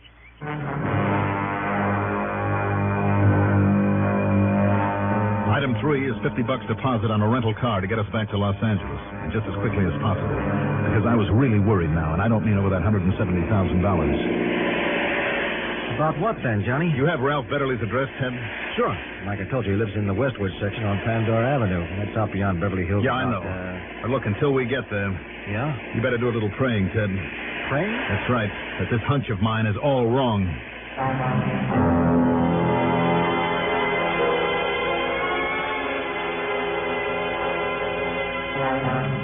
But all the prayers in the world wouldn't have helped. By the time we got to 1308 Pandora, out there in Westwood, the police, including a medico and a couple of the lab crew, had done their work and left. All but a Lieutenant Harvey May. As for what had happened there... Well, you see, we got a phone call from his business partner, a man by the name of Garrison, called from Palm Springs. Oh? Yeah. Said he'd been trying to raise Betterly on the phone, that he was worried about him. So one of the boys in a prowl car drove over, got no answer to the doorbell, but the front door wasn't locked. So we barged in, found Betterly dead, a bullet in his head. I come on over with the doc and the lab crew. I see. But I figure it, Lieutenant. Looks like suicide, Lawler, all the way. You know, because of losing his wife and financial troubles and all, and Betterly's prints are on the gun, and only Betterly's. Suicide, hmm? Well, maybe. Why do you say that? Well, had Betterly pulled that gun on himself, there should have been clear powder burns on his head, see? But the doc seemed to think he might have been shot from 6 or 7 feet away. No, he could be wrong, of course. Could he? I doubt it. Yeah? Why? When was he, well, when did he die? Doc figures sometime between 9:30 and 11:30 this morning. And nobody in the neighborhood saw who might have done it? Nobody heard any shots or anything like that? No, but if you're thinking of that crooked partner of his... Why not? Well, he's down there in Palm Springs. You forgetting, Lieutenant? That's not much more than a 2-hour drive. But he said he's been down there since late last night. And if he can prove that... look, I know Garrison isn't Lily White. Oh, you're so right. But if he can prove he's been down there all day... Well, Lieutenant, I'm sure that he thinks he can. Well, then? And I'm almost sure that I can prove his alibi's a phony. How, Dollar? And if you can... Well, that's out of your jurisdiction down there, isn't it? Well, sure, but all we have to do... No, don't call him. Not yet. Give me time enough to drive to Palm Springs, Why? Well, you do. Maybe I'll bring you back a killer.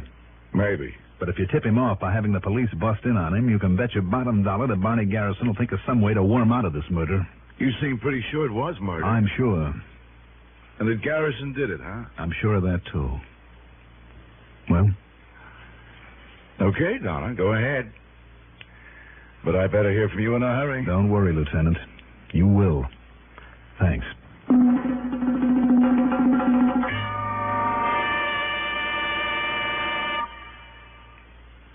Can a girl from a small mining town find happiness with a civil service jazz musician from a big city? This problem may never be solved by Betty Furness on the CBS radio network's Dimensions of a Woman's World. But her tips on home improvement, cosmetics, teenagers, anything of interest to women could help you find a few answers that you've been looking for. Dimension of a Woman's World is heard 3 times every weekday, with Betty Furness as hostess with the mostess. Information for and about today's woman. And you'll hear Dimension of a Woman's World only on weekdays and only on CBS Radio.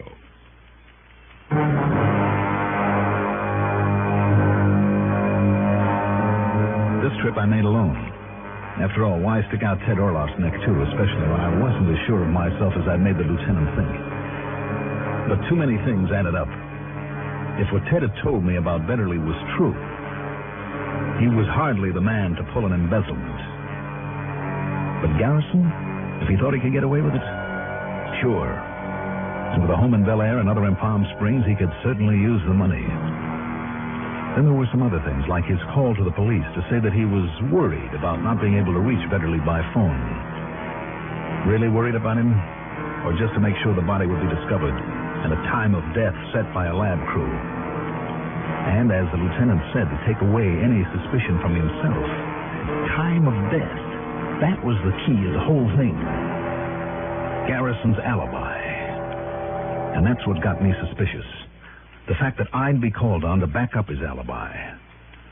And how? Well, a little over 2 hours later, the door of his Palm Springs home opened.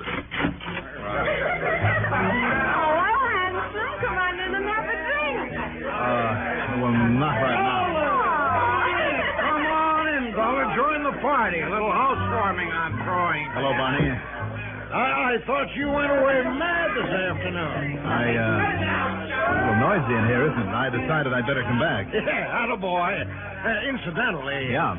I tried to call old Ralph after you left, but I got no answer. Oh, well, why call him, Barney? Well, like I said to you, if his conscience ever caught up with him... Yes, I know. You tried to plant the suicide idea with me pretty solidly this afternoon. Huh? Now, why do you say plant that way? Look, where can we talk quietly for a few minutes? Oh, Barney, you're not leaving me all alone, are you? Well, just for a little while, sugar. Oh. You know, just a little business. Come on, Dollar. In my den, right this way. First, wouldn't you like a drink? No, let's talk first. All right, sure. Right in here now. Well, sit down, Dollar, sit down. Oh, that's better. Thanks. Now, what did you mean about trying to plant the suicide bit with you? Same as you were so careful to set your alibi with me. Alibi? What are you talking about? Now, look, I told you why I think Ralph embezzled that money, and I still think he did. Well, don't you? No. I think you did, Barney. Now, this is no time to joke, Dolly. I'm not joking. All right, then, listen. Are you pretending you don't know what happened back there in Westwood this morning? You mean that Ralph... Are you pretending you don't know Ralph is dead? Oh, no. Oh, yes. Suicide, huh? That's too bad. He was murdered, Barney. And you were the first to know because you murdered him.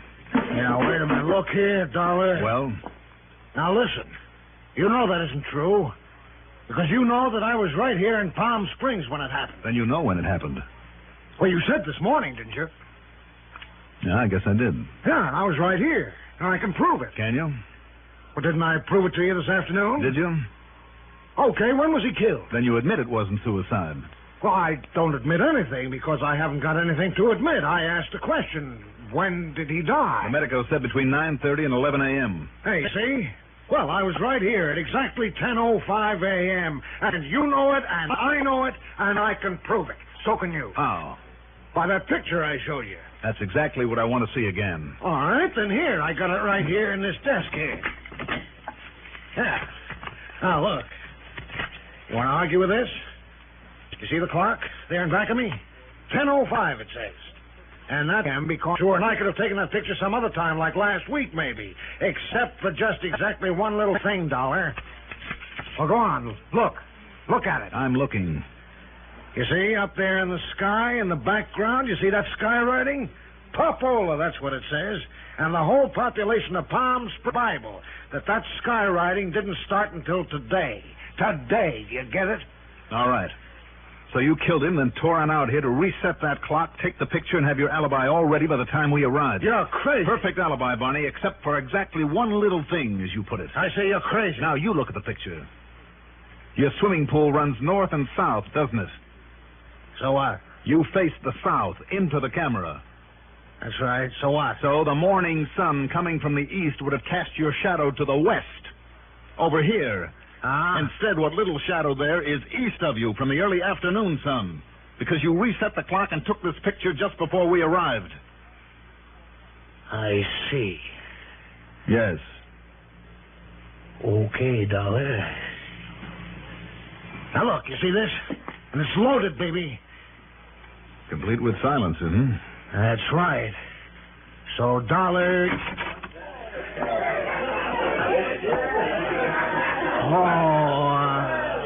Hiya, Sergeant. Well, looks like Lieutenant May of the West Los Angeles Department was right, huh? Now, look,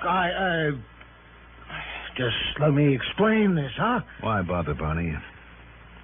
Just give the sergeant the gun. Once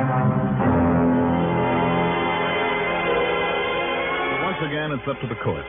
But when the West Los Angeles police run down the $170,000, wherever Garrison put it, and I'm sure they will, he won't have a leg to stand on. Expense account total, call it $450. Yours truly, Johnny Dollar.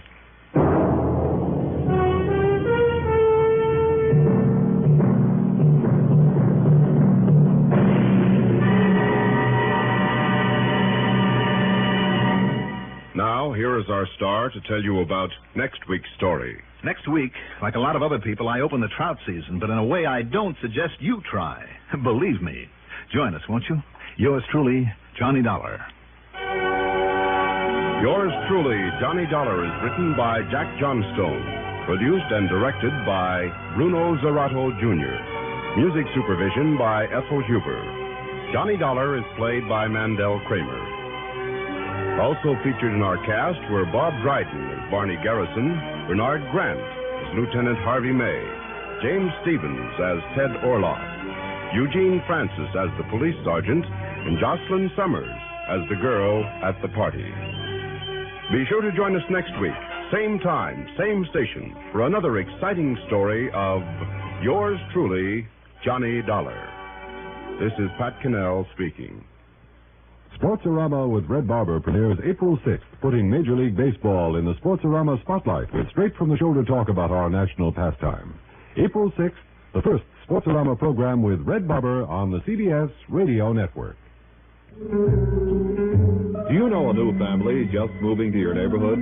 Welcome Wagon would love to welcome them. Welcome Wagon helps all new neighbors to feel welcome and wanted here in the Capital District.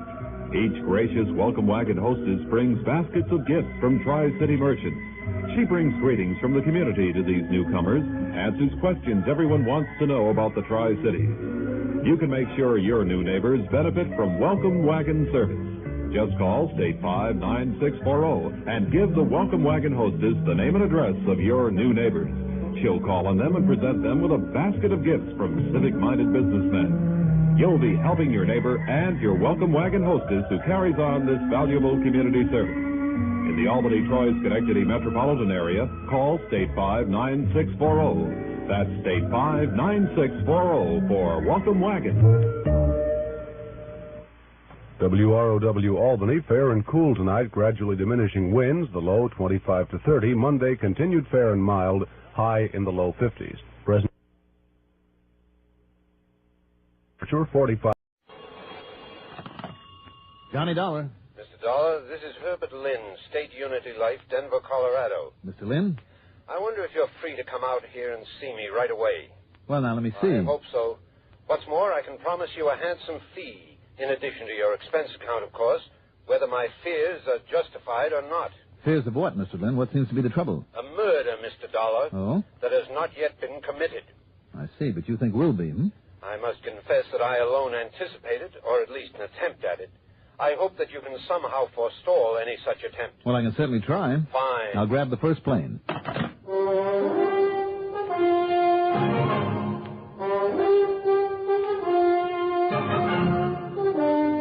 The CBS Radio Network brings you Mandel Kramer and the exciting adventures of the man with the action-packed expense account, America's fabulous freelance insurance investigator. Yours truly, Johnny Dollar.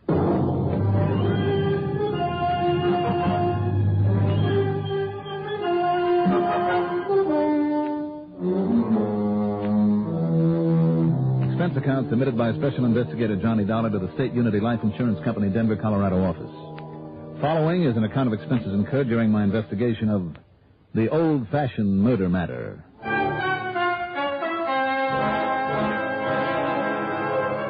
Expense account item 1, $111.45 airfare. The first plane to make the right connections didn't pull out of Hartford until late in the afternoon, so it was close to midnight by the time we sat down at Stapleton Field on the outskirts of the mile-high city of Denver. In spite of the time of year, the mountain air was cold, crisp, and clear. It was well after midnight by the time a cab, and that's item 2, $6 even, dropped me off at the famous old Brown Palace Hotel.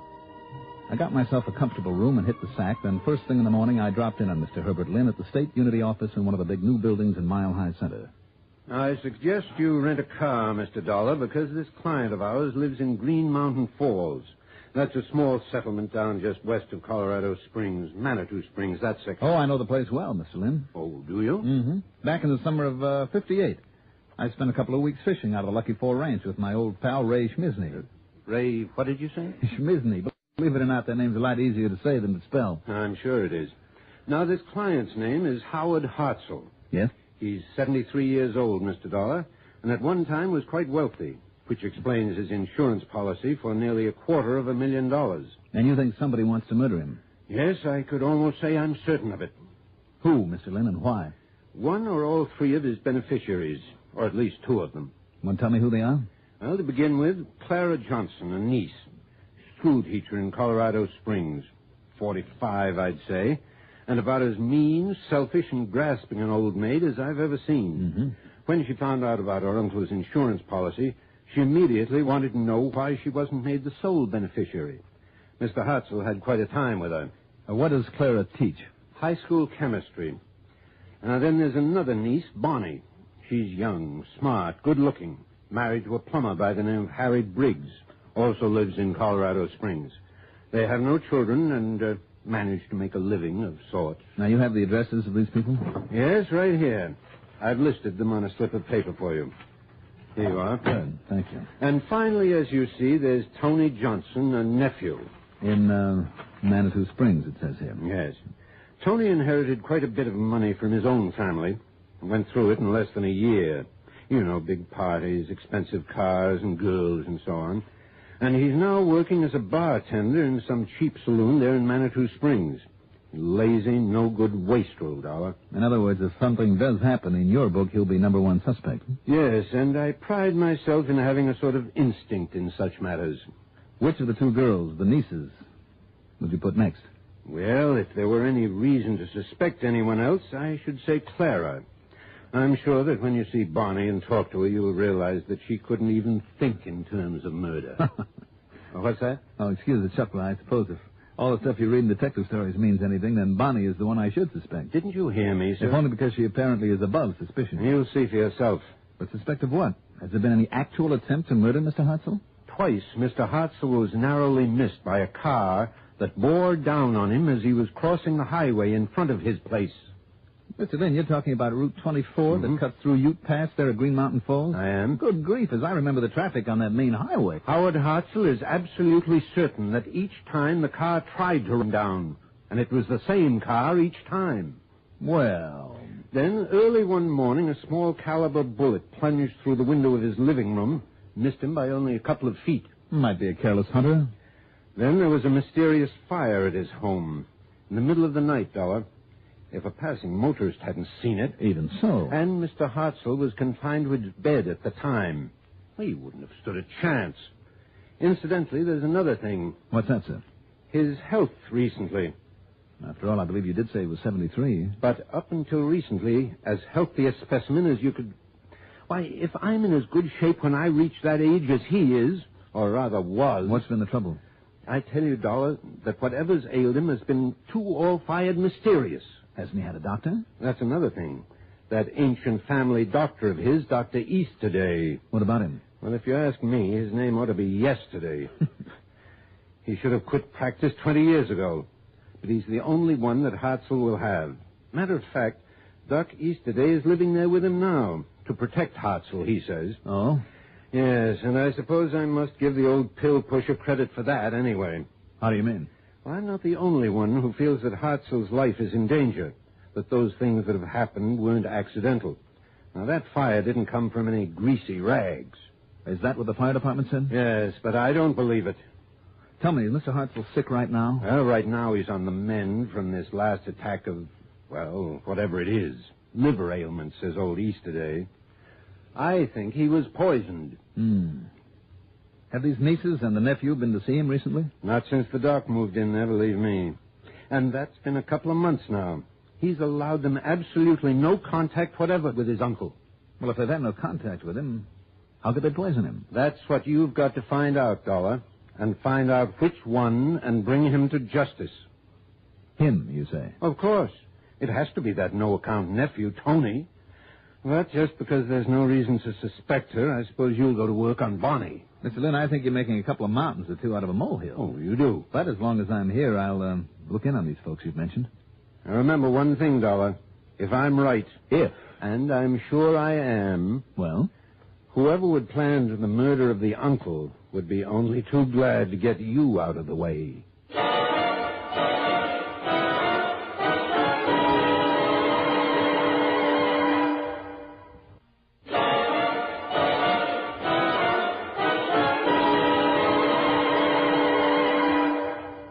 Mr. Lynn had given me a good idea, possibly a dangerous one.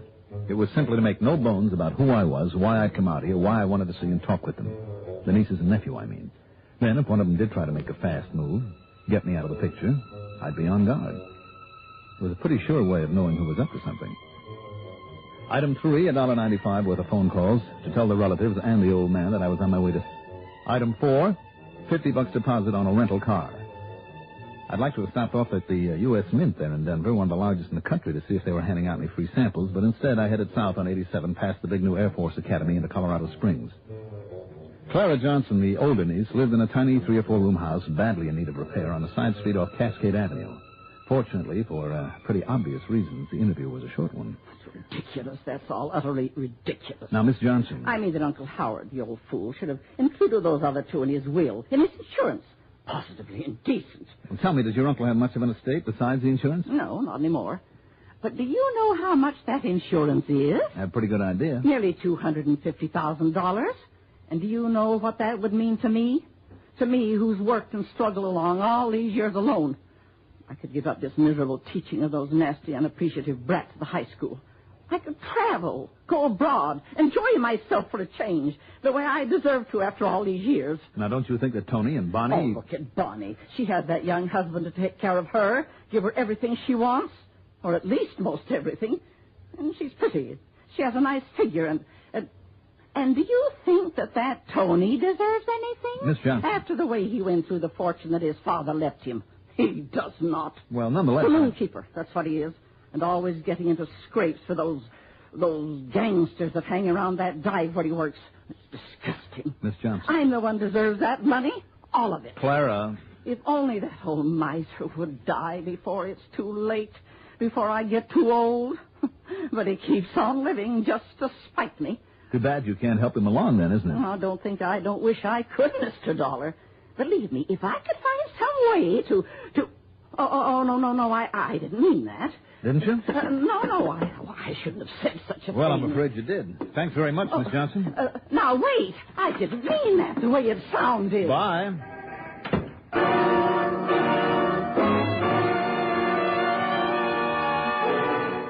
My next stop along the way was at Harry Briggs' plumbing shop. Bonnie was there holding down the store while her husband was out on the job, and she was pretty. Although it always kind of stops me a little when I see a girl working on her makeup over a business desk. And I was so glad when you phoned to say that you're here to kind of look out for Uncle Howard. Oh, I called Tony and told him you'd be seeing him, too. Here. I look better now? Oh, you look like a million. Well, thanks, Johnny. Gee, you're cute for a private eye. Oh, thank you, ma'am. No derby, no cigar in the corner of your mouth. Just a real good-looking guy. Only I shouldn't talk like that, should I? Well, I'm afraid flattery will get you nowhere. Oh, darn. Tell me, did you mean that you two have been worried about your uncle? Well, of course, after those cars that almost killed him and that fire at the posterior of his house and these sicknesses he's been having one after the other. Oh, I'm sure that Dr. Easterday is doing all he can for him, but much as Harry needs me around here, business isn't too good these days, and I feel I ought to be out there taking care of Uncle Howard, nursing him. It isn't as if I didn't know how. Would he have you? No. No, he wouldn't, Johnny. I'm afraid he thinks that all Clara and Tony and I keep hoping is that he'll die and leave us that insurance. And isn't that true? Should I lie and say no? Of course, we'll be glad to get that money, all of us, at the proper time.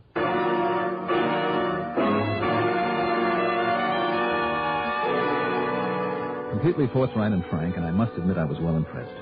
Maybe Herbert Lynn was a good judge of character. He was certainly right about Tony there in the cheap bar and grill over in Manitou Springs. This was a character I didn't like immediately. Short, thin, hair plastered down with nervous hands and shifty eyes set close together. As we stood there behind the bar talking, with Tony claiming only undying affection for poor Uncle Howard, another man came in and stood by, as though waiting for Tony's signal to rough me up. Yeah, Mr. Lynn was right, all right. I wouldn't have trusted Tony as far as I could throw the Empire State Building. Sure, Dollar. If you can figure some way to knock off the old man. Well, I know 3 of us would be glad to cut you in on that nice fat hunk of insurance.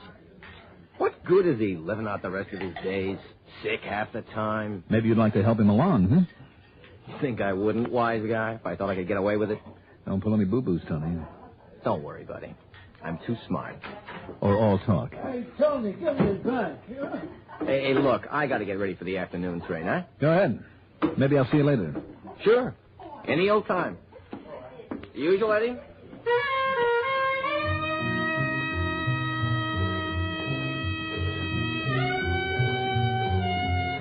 The important thing now was to see Mr. Hartzell and the old family doctor at Green Mountain Falls. I walked around to the back of the saloon, got into my car, then turned on the ignition. But in that brief moment before the starter took hold, I heard a buzzing under the hood, a sound that I knew only too well. That car had been wired. I jumped out and ran, almost too late.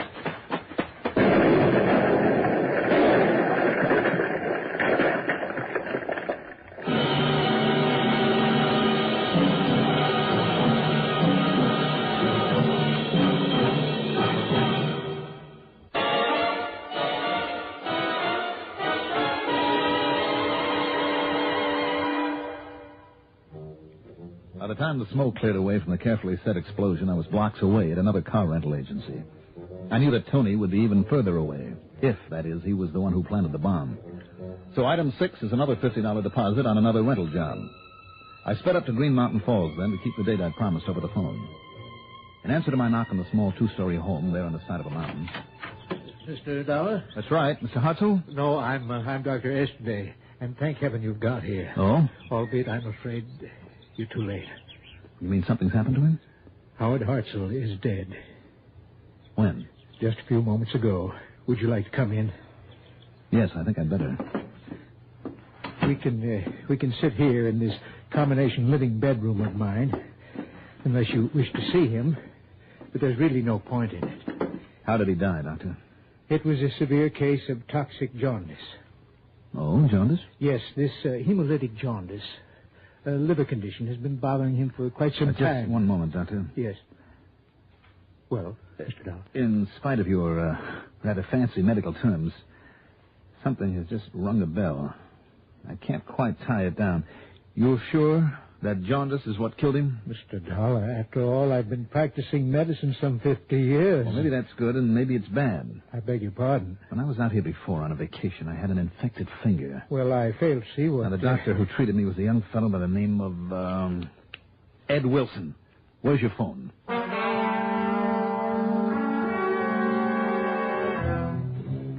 What young Dr. Ed Wilson had to tell me was more than a little interesting. That's right, Johnny.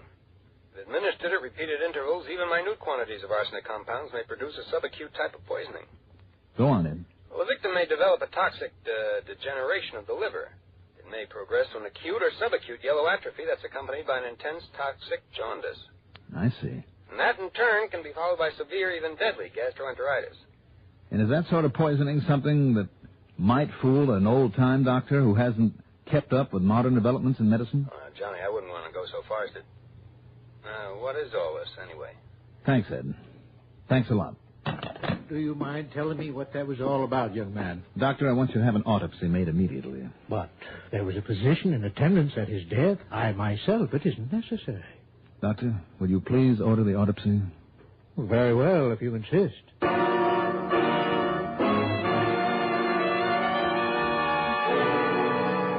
The result? Arsenic poisoning beyond the least shadow of a doubt. But then came the real problem. How and when was it given to him? More important, how it was given to him in small doses over a long period of time and by whom. I, Mr. Dollar? Well, apparently you're the only one who's been with him all this time. But to think that I might... Oh, that's ridiculous. Well, I hope so, Doctor. I said, yet. Yes? Well? Well, I suppose I can't blame you for wondering about me. Ever since I began to worry about him and he began to suspect his relatives of planning his death, I've permitted no one else to see him. As you can see, I have my room and bath here on the first floor. His are on the second. And there is no way anyone could have gotten to him up there without my knowing about it. You always ate the same food he did? Always, and I prepared it myself. The only time during his waking hours when I wasn't with him, watching over him, was when he was in the privacy of his little bathroom up there. Mm-hmm. And yet somehow... Did Clara ever come here to see him? No. As I told you, ever since I've been here. How about Tony? Well, Tony hasn't been here since the day he... And even then I didn't let him in the door, since the last time he delivered a bottle of whiskey. Whiskey? Yes. In the beginning, I had Mr. Hartzell take a small quantity of it each night as a stimulant. Well, all right, then. Well, that was stopped months ago. Oh. Where's the rest of the whiskey? Oh, I'm afraid I drank it myself. Oh, well, then that's out. Now, how about Bonnie? Well, I told you, Mr. Dollar. Yes, you told me. Even her husband, when he came to fix the plumbing in the basement. Oh? That was 2 months ago. Yes? Even he wasn't permitted inside the house proper. I see. You say you did the cooking? Yes. Who brought in the groceries? I did all the shopping myself. No one could possibly have contaminated them, and I myself ate them. And while you were out shopping? The house was locked, and Mr. Hartzell let no one in. You're sure of that? Absolutely. Because during the past month or so, he was upstairs, unable to come down here. Yet somehow, somebody... Wait a minute. Oh, yes. Posterior. A fire in the posterior of this house. What? That's the way it was told to me, and that's what's going to tie up this case. I'm afraid I don't Not the back of the house, Doctor, but the posterior. That's what you would have said. You, a doctor. So would a nurse, and a nurse would know all about arsenic, too. Well, of course, but I told me that she ought to have been here taking care of him, nursing him, that she knew how. Of course, she'd been a nurse. Mr. Dollar. And her husband is a plumber. Come on, Doctor, let's see if we can find the green telltale that arsenic would leave up there in his bathroom, say around the nozzle of a water spigot.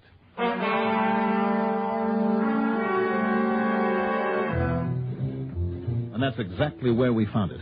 And downstairs in the cellar, hidden behind a furnace pipe and hooked up to that cold water line, not the line to the kitchen or the bathroom on the first floor, but hooked up to the line to the second floor was that ingenious, deadly device, a small container half full of an arsenic solution with a valve, so that only a drop at a time would enter the pipe that gave Mr. Hartzell his drinking water, the one drop at a time that killed him. Funny. It wasn't the sweet, gentle Bonnie who finally broke down and confessed their little plot, but her husband, the plumber who'd rigged the device, who'd also rigged my car for that explosion.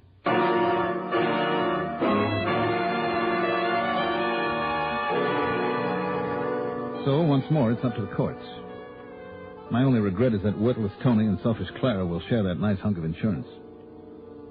Expense account total, including the trip home, $347.85. Yours truly, Johnny Dollar.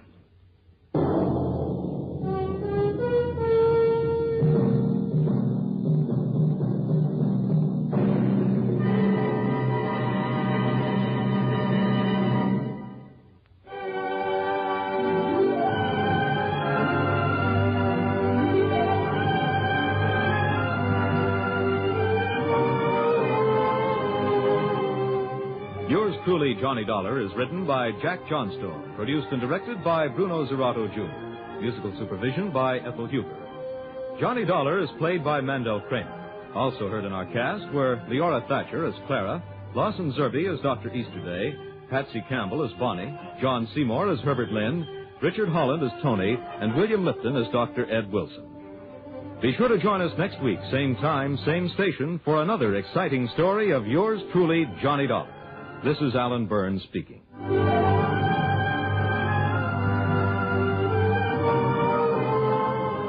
Johnny Dollar has come to you through the worldwide facilities of the United States Armed Forces Radio and Television Service.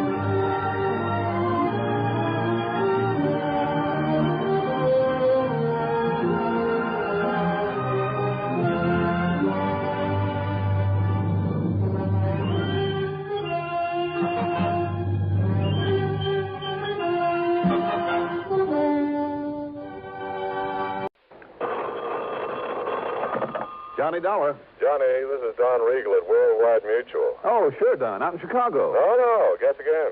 You've been moved? Yeah. Where? I hope it's been a promotion. Well, Johnny, I'm sitting here looking out the window of my office at the vast blue expanse of the mighty Pacific. Or at least I would be if the fog weren't so dark and thick this afternoon. San Francisco. Right. One of my favorite towns. Go on. I'll bet you say that to every city in the United States. No, I mean it. I have some real fond memories. Oh, yeah? Who is she, Johnny? I mean memories of nice, big, fat fees. Uh-huh. You know, Don, every case I've handled in that fair city of yours over the years has paid me very nicely. How about this one, Don?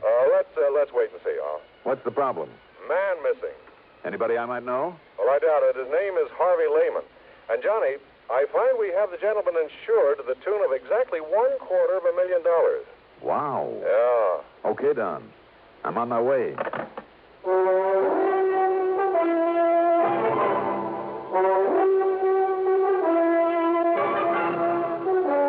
The CBS Radio Network brings you Mandel Kramer in the exciting adventures of the man with the action-packed expense account.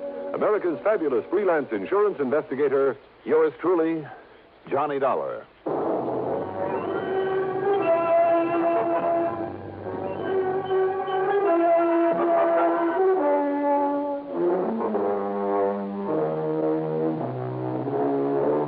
Expense account submitted by Special Investigator Johnny Dollar to the Worldwide Mutual Insurance Company San Francisco office. Following is an account of expenses incurred during my investigation of the buyer and the seller matter. Item 1, after a quick early dinner, is $6 for a cab out to Bradley Field, and item 2, $175.70 plane fare.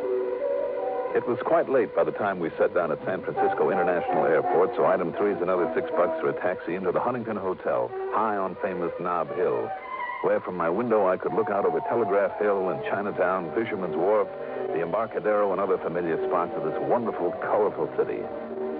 First thing in the morning, I dropped in on Don Regal at his office right near station KCBS that carries these reports of mine on CBS Radio every week.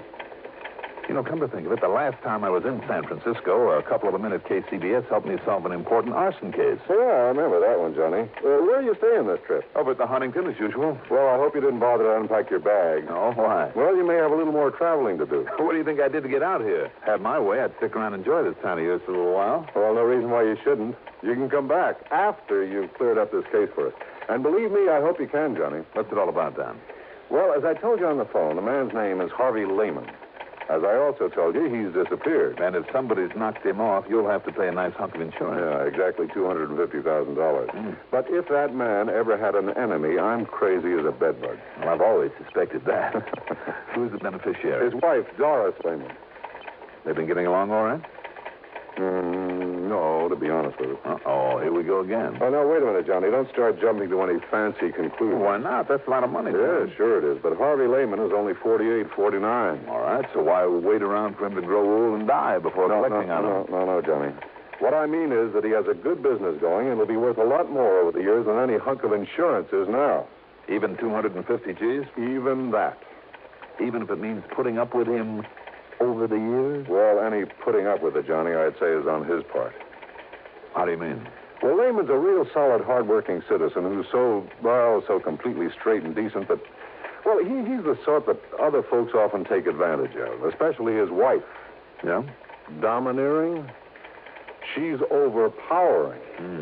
And while he's working, she's spending, and not on him or his house, anything like that, mind you, but on her own selfish self. Well, then you've just opened up possibility number 2. That he's disappeared deliberately to get away from her? Sure. No. Why not? Well, he's simply not the type. And there's a stubborn streak in him, Johnny, and I'm sure he'd keep trying to make a go of it in the hope that she'd get over this extravagance and nagging one day, and... Well, I just don't think he'd give up. I know he wouldn't run away. Maybe. Maybe not. I'm sure of it. How long ago did he disappear? By the way, what sort of business is he in? Well, he's a buyer, Johnny. I guess you'd call him a commission buyer. Oh, buyer of what? Well, antiques, that sort of thing. You want a giant ruby from some ancient Persian idol, Lehman would get it for you if anyone could. Or the suit of armor that King Arthur wore. Or even a whole room from some Scottish castle. You know that sort of thing. Well, anyhow, he left here just a week ago. A week ago? Well, that means a pretty cold trail. Yeah, I know. He told his wife he was going down to Los Angeles, to Beverly Hills to be exact, to see a man. Told her he'd be back the following day. But he wasn't. Any reason why he couldn't have just stayed over for a while? Well, look, Johnny, if Lehman said he'd show up at 9:16 on Tuesday morning, he'd be there at 9:16 on Tuesday morning on the nose. Not a minute sooner, not a minute later. That kind. Yeah, that kind. Anyhow, Johnny, I've checked every hotel and apartment down there, so have the police. There's been no sign of him. What about this man that he went to see? Well, his name is John Arthur Whittington Maynard. I've been on the phone with him. The police have been on the phone with him half a dozen times. Lehman never showed up. Maynard. John Arthur Whittington. Yeah, you remember him, Johnny. Big producer-nick of a lot of big movies some 30 years ago. Well, at least they made a lot of money. Yeah. All of them horror films, Edgar Allan Poe and vampire and werewolf sort of stuff, before all this science fiction type of stuff came along. The old screwball made himself millions. Well, why did Lehman say he was going down? Well, like I said, Lehman was a buyer of some pretty unusual stuff on commission. And I understand Maynard has a house full of it. Oh, wait a minute now. Don, isn't he the one who had an old movie set, an old castle moved onto some property to use for a home? Yeah, that's the one. You've probably seen it in one of the picture magazines. But now, to get back to Lehman. You better give me his description. Let's see. Here's the scope on him, Johnny, all scribbled out for you. Thanks. And if you want a picture without having to go to the police, his wife has promised to have one for you. Good. Because she's the one person that I want to talk to about this. Now, have you got a car I can use? No, sure, you can have mine. But listen, Johnny, so far as Mrs. Lehman is concerned, I thought I made it clear a couple of minutes ago. Okay, Don, okay. Let's just wait and see. The Lehman house was up in Marin County over the Golden Gate Bridge, and it was quite a mansion. From the minute I stepped inside, it was plain who dominated this household. The rugs, every piece of furniture, every bit of decoration, everything was in the unmistakable taste of a woman. Even Lehman's so-called study would have done much better as a sewing room. There was certainly no place where a man could open his collar, take off his shoes, put up his feet, and relax. And the more I talked with Doris Lehman, the more I became convinced that one of two things had happened. Either he, in spite of what Don had told me, either he'd skipped out simply to get away from her, or she had done him in for that insurance.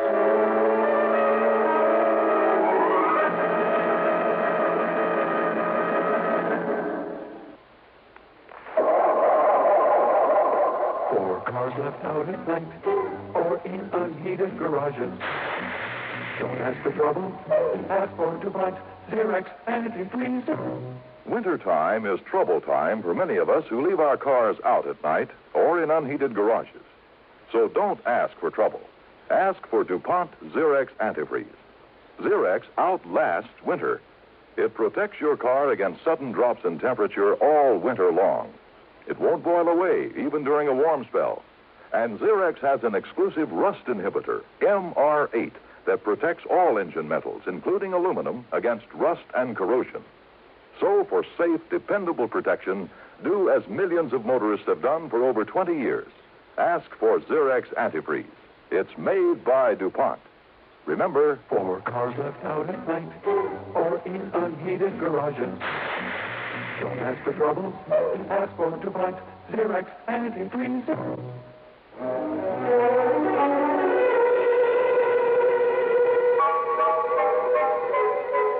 Now, just a minute, young man.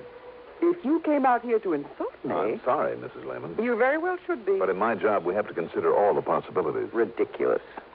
Do you think for 1 minute I'd dirty my hands with such a low act as murder? It's ridiculous. Even for $250,000? Make no mistake about it, Mr. Dollar. Harvey is worth a great deal more to me alive than he might ever be dead. He's done very well for me and will continue to. If you can find him and bring him back to me... I'm sure he will. Of course he will. Have you considered that he might have just wanted to get away from you for a while? I beg your pardon. Harvey just run off and leave me? Well? He wouldn't dare. I wondered. Well, you can stop wondering right here and now. Harvey would no more... He would no more... Yes? Go on, Mrs. Lehman, or if I hit a sore spot. Mr. Dollar, if I thought for 1 minute, if it were possible that you were right... No, I refuse to believe it. And if you have no better theory, I suggest you get out of here and forget the whole thing. If he's to be found, the police can do it. Have they accomplished anything as yet? No. Big, talking, do-nothing men. They haven't accomplished a thing. And those bumbling, movie-struck police down there in Beverly Hills are just as bad. Now, just a minute. It just happens that Beverly Hills is a mighty fine police department. I know. I've worked with them. Then why haven't they found him? That's where Harvey went. How do you know? How do you know that he ever got there? Because he telephoned me from Mr. Maynard's home. If you can call that atrocity a home. He said that's where he was calling from? The night of the morning he left here. Harvey always calls me when he gets to a destination, wherever it is. I insist on it. And naturally, Harvey obeys. I'm sure he does. Did you tell that to the police? Of course I... Yeah? No, I guess... I was so confused.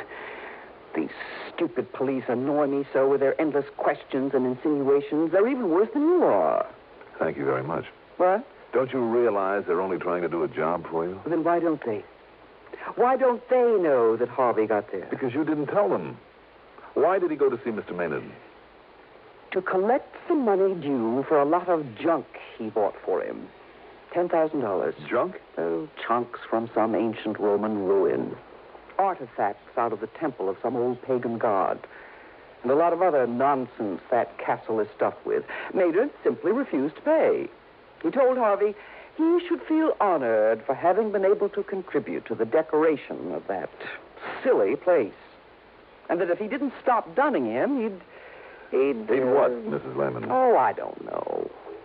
All I know is that he threatened Harvey, and more than once. For simply trying to collect a bill? Well, you don't know that crazy old Maynard. Oh, I guess I don't. Anyhow, I got fed up with it. I told Harvey to go down there and collect that money or else. Why should I tell you this? I don't like you. It's none of your business. So just leave and forget about it. Goodbye, Mr. Dollar.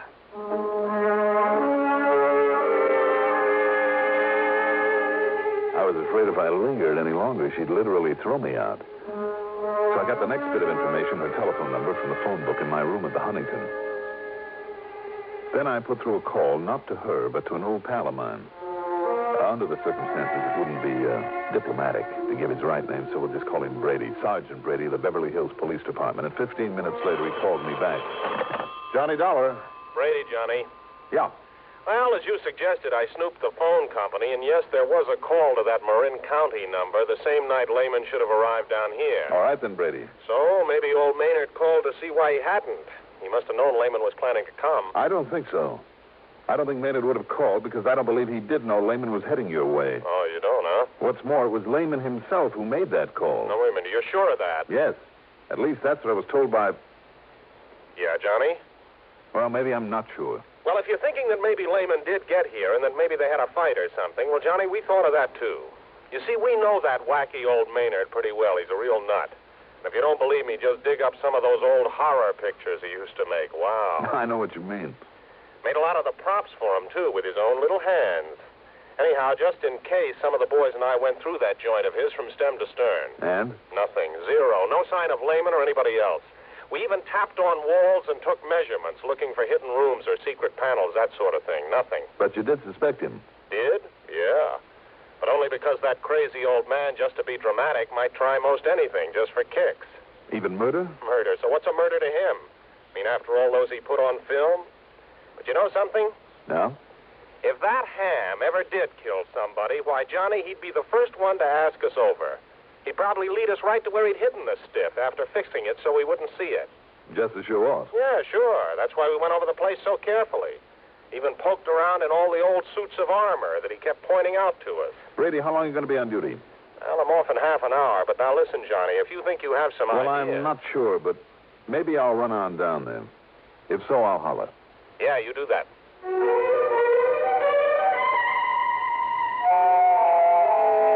Item 3, $83 even for a cab to the airport, a jet to Los Angeles, and a deposit on a rental car. I drove into Beverly Hills to police headquarters. As I suspected, Brady wasn't there, nor did a phone call raise him at his home. However, the officer on the desk promised to keep trying and gave me some directions, so I took off. After leaving a pleasant residential section, I took a narrow dirt road high up the side of a mountain. I could see all of Beverly Hills and most of Los Angeles spread out below me, and Catalina Island over 20 miles out in the blue Pacific like a jewel, fairly sparkling in the late afternoon sun. I could also see the crummy castle where John Arthur Whittington Maynard lived alone among the tattered glories of his past in the film business. And suddenly, that wee small voice in the back of my brain spoke out loud and clear. Watch it, Dollar. You may be getting into more than you bargained for, so watch it, Dollar. Watch it.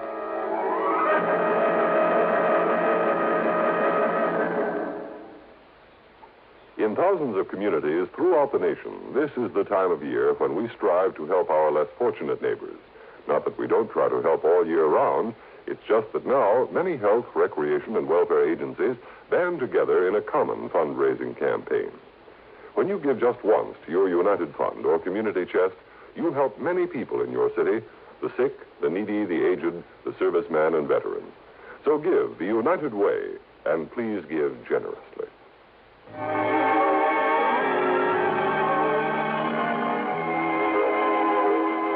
Picture it for yourself.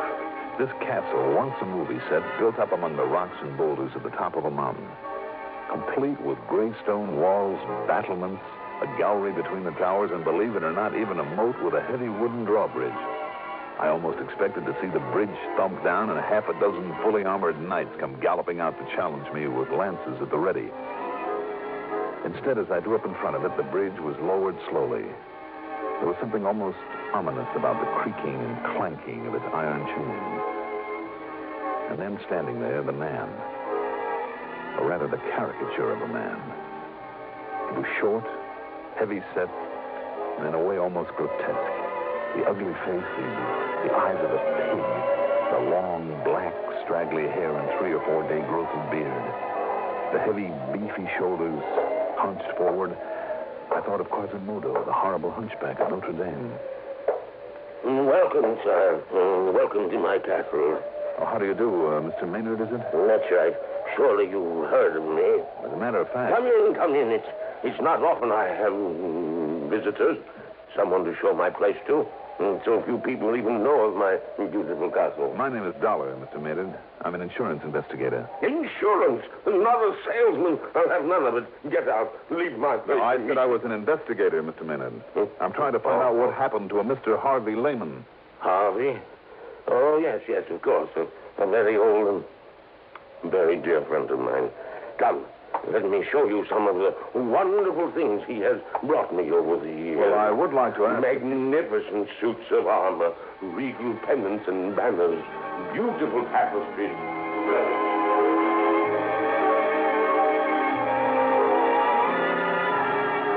Pinning him down to talk about Harvey Lehman was almost impossible. But I must confess that the trip around that phony castle was interesting, to say the least. Much of what he showed me deserved a place in a museum. Real collector's items. And some of the props from old horror pictures that he's made were just fascinating. Especially down in one of the dank, dark, dirty dungeons. Ancient instruments of torture, the rack, the wheel, the Iron Maiden, a metal boot to be filled with boiling oil. From my pictures, Dollar. From my pictures. Realism, that's what I had in all of them. Because I was the greatest plotter of them all. When it came to mystery and torture and murder. To get back to Mr. Lehman. And can you think of a better place to keep them than down here in this dusty old dungeon, eh? Yes, very fitting. Now, in here. I must show you my wine cellar. There are still a couple of questions, though, that 29 years ago, I laid down the wines in here. That's all that time they've been aging in here. Cases and cases of them, rack after rack. Do you see them under the dust and cobwebs? Finest vintages of all. Yes, sure. Now, Mr. Maynard... Yes, 29 years ago, when I retired and moved into this place, I put these wines down here. So you said. You can tell how long by the dust and the cobwebs. Yes, I know. Spiders. Undisturbed for 29 years. One thing more, though, about Mr. Lehman. No, I told you, Mr. Dollar. I know nothing whatsoever about him. When did you see him last? Oh, almost a year ago. You sure about that? Yes, I'm sure. Oh, look here, this case of port. No label. But the finest vintage port. Mr. Maynard? Over here. And do you see them? The sherries. Magnificent sherries. And the longer they lie there, undisturbed, the finer they'll be. You never drink them? Drink them? Such treasures. Drink them indeed. Look at this one. The color of this ancient sherry. Hold it up to the light. There. You see? Yes, I'm afraid I do now. What? I see. Realism, you said. Didn't you mean what looks like realism? By the time it was shown on a movie screen? I don't understand, Mr. Dollar. Tell me the truth, Mr. Maynard. These torture machines, for instance, in the other room, and some of that armor upstairs. Some of that armor cost me a fortune because it's genuine. Maybe so, some of it. But how about the rest? You mean you could tell? That it's only imitation? Stuff that was made up for some of your old movies? But I made it myself. I have a skill in such things. I thought it was perfect. It would have fooled me, all right. Well, then I don't understand. Even as the dust down here and the cobwebs fooled the police, too, didn't they? What? When they came around here a few days ago for a look. Now, just a minute. I'll bet by way of showing off, you dragged them down to this wine cellar, too. You were so sure of yourself. Dollar? Phony cobwebs are almost like the real thing. Phony? All the dust. What is it, Maynard? Fuller's earth that you've scattered around? You don't know what you're talking about. The whole setup would have fooled me royally if you hadn't picked up that bottle of wine and held it up to the light. I'm going to take a look under some of these cases, Mr. Maynard. No! You leave them alone. Why? Because they cover up something you don't want me to see? No, don't do that. What was the name of that gruesome old picture in which you had a man buried under a cellar floor? I said stop it. If you don't, I'll pull this trigger. Oh, I see. There. That wild, silly guess of mine paid off. That's right. Harvey Lehman is buried under your feet, and you will join him there. Now, put down that gun, Mr. Maynard. Stand back, Dollar. You heard him, Maynard. What? Put it down. The police. I'll kill you. Watch him, Brady.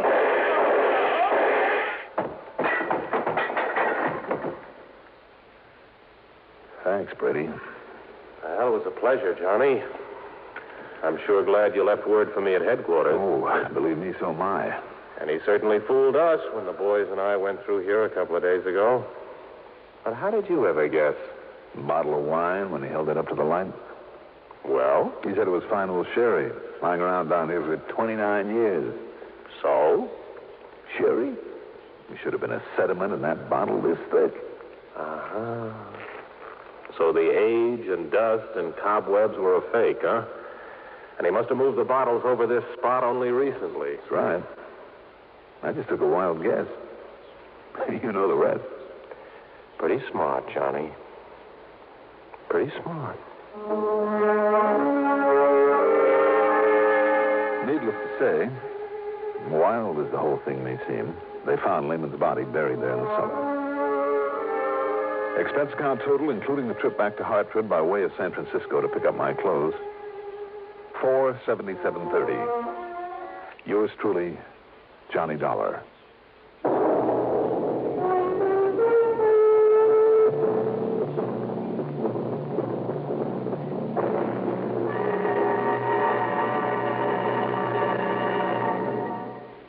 Now, here is our star to tell you about next week's story. Next week, Savannah, Georgia, after one of the cleverest crooks I've ever had to tangle with. Join us, won't you? Yours truly, Johnny Dollar.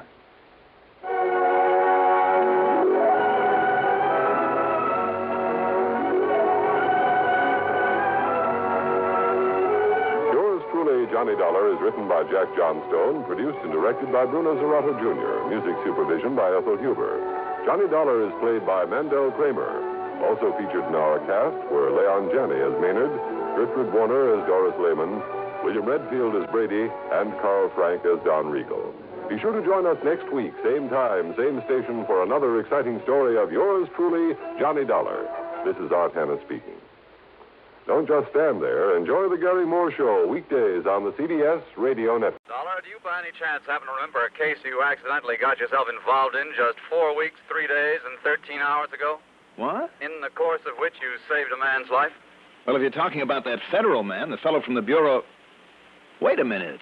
Hal? Yeah. Hal Leonard. That's right. You're okay again. I sure am. Hale, hearty, and back to normal. Well, thank goodness for that. But if you hadn't just happened to walk in from the back room of Becker's print shop that night, Johnny, I'd be pushing up the well-known daisy. Oh, I don't know about that, Hal. Well, I do, and I'll be eternally grateful, Johnny. Oh, forget it. But you didn't answer my question. Do you remember just what happened that night? Well, of course. The miracle is that you remember now. Yeah, I guess it is. Believe me, complete amnesia is nothing to laugh at. Yeah, the wallop on the head that character gave you must have been a dilly. One more like it would have killed me. But then you walked in like the U.S. Marines. Will you forget it? Forget it, huh? Sure. I mean, after all, it was just a matter of luck, my being there in the back room of that shop. And all because I had the mistaken idea that Becker was fencing some loot from a burglary job. Instead, you uncovered his real racket, the one I was investigating. Well, let's say I stumbled on it. So, what happens? I don't know. What happens? You, one Johnny Dollar, the real hero of that fracas, end up eligible for a nice long prison term. Well, that's just a matter of... What? Sure. Prison term? That's what I said. For what? Possession. Possession of what? Of evidence. Evidence? Yeah, think now. Weren't you busy packing a lot of the stuff you'd found into the back of your car when you heard him slug me and came barging in on us? Holy smoke, Hal, you're right. So, where is it now? Still in the back of my car. And you know the penalty for possession, so maybe I better fly up there and take it off your hands. Oh, I'll be waiting, Hal. I'll be there. Okay.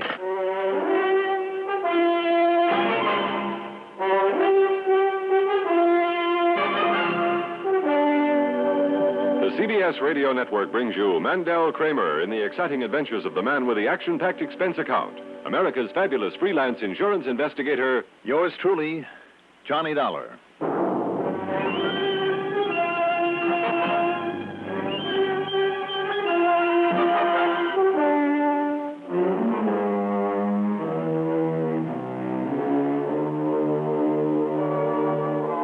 Expense account submitted by Special Investigator Johnny Dollar to the Worldwide Mutual Insurance Company, Home Office, Hartford, Connecticut.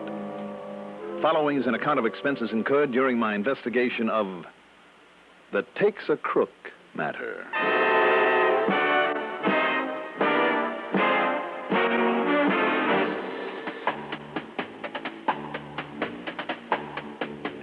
So help me, I'd forgotten all about that evidence I picked up at Becker's shop.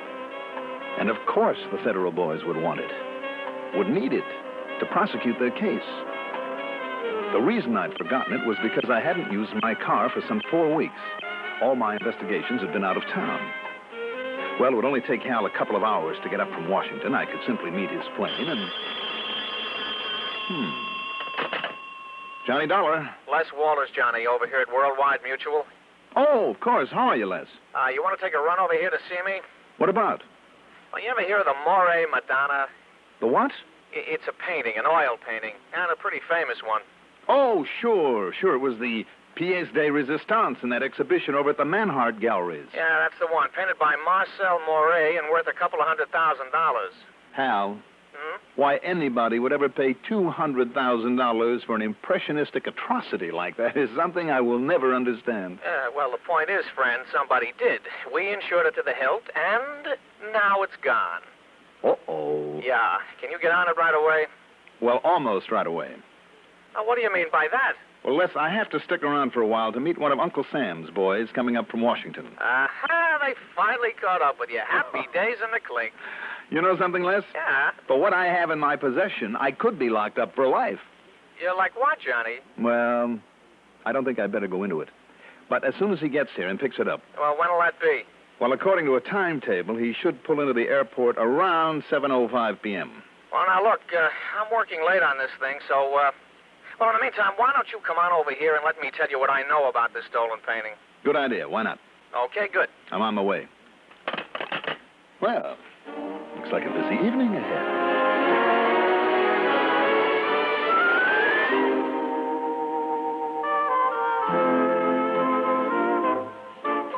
Instead of calling for a taxi, the usual procedure when I was on expense account, I decided to use my own car. It would give me a chance to make certain that all important evidence in the federal case was still safely locked up in the trunk. Matter of fact, on the way down to my garage, I decided that it might be a better idea to take the stuff out, take it back up to my apartment where I could check it over.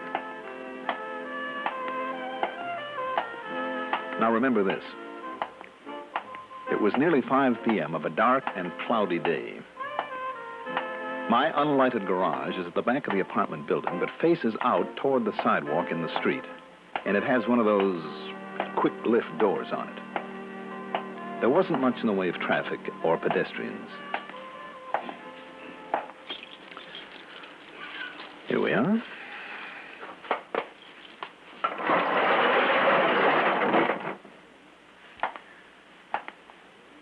Now, first we make sure the stuff is still in here.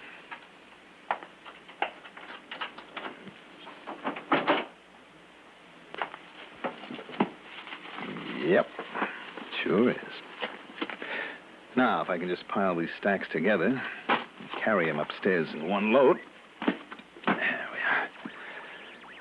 we are. Ooh, brother, when I think of all the people who would like to get their hands... Hey, wait a minute. Who slammed down the door out there? Not out there, mister. What? I'm right in here. Ah!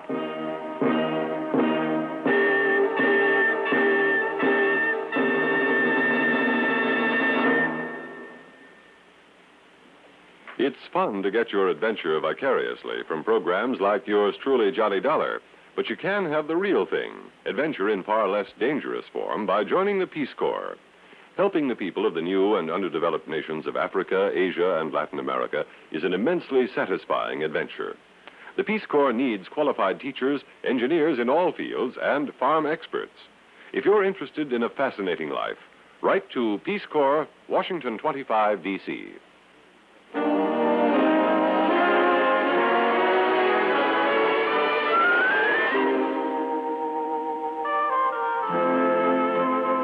Just when I came to, I'm not sure. But as I lay there on the floor of my garage, I wondered for a few minutes if my skull was still in one piece. It was, but there was a very fancy lump on the back of it, and I was so dizzy I could hardly get to my feet. I managed to feel my way to the door, painfully pushed it up and open, and in what little light came across from one of the street lamps, saw just exactly what I expected. The trunk of my car was still open and very, very empty. I must have been hit pretty hard because I passed out again for a few minutes. Then I got up again and staggered around to the front door of my apartment house, though I could barely make out where I was going.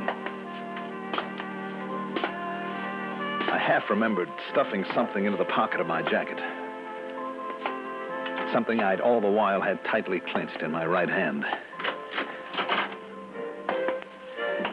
In the foyer, I clumsily stumbled against a man who was pushing a doorbell under one of the mailboxes. Hey, take it easy, old man. I'm sorry, I Have yourself a little too much... Johnny. What? Johnny, what happened to you? Oh. Here. Let me give you a hand. Hal.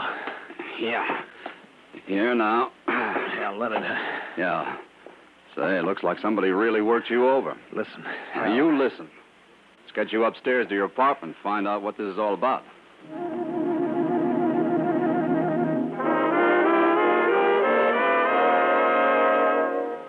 Got away with all of it, huh?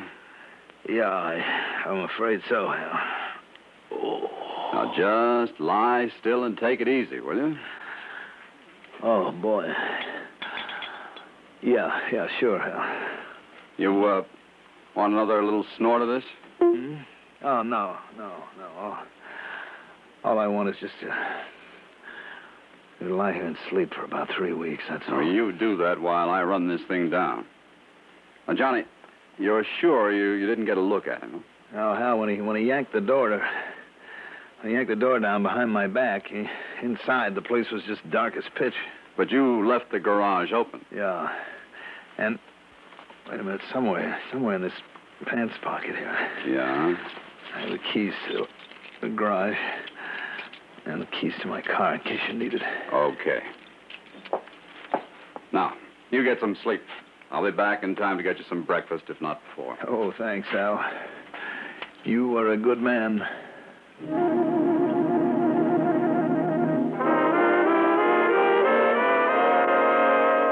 You know something?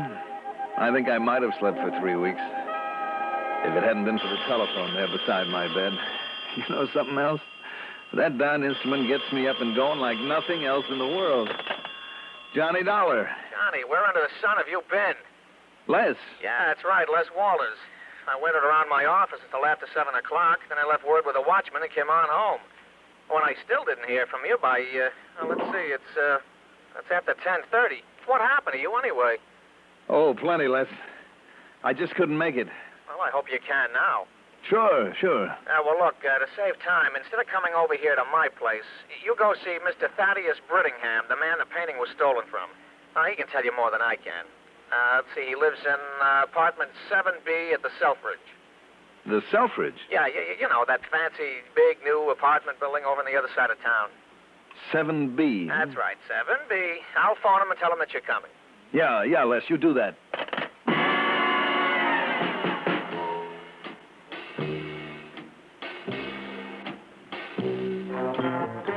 But instead of going over to the Selfridge, I ran up item 1. Item 1? At this stage of the game? Anyhow, it's 90 cents for a taxi to a rooming house of a character who calls himself Little Willie. To put it bluntly, Little Willie is a stool pigeon.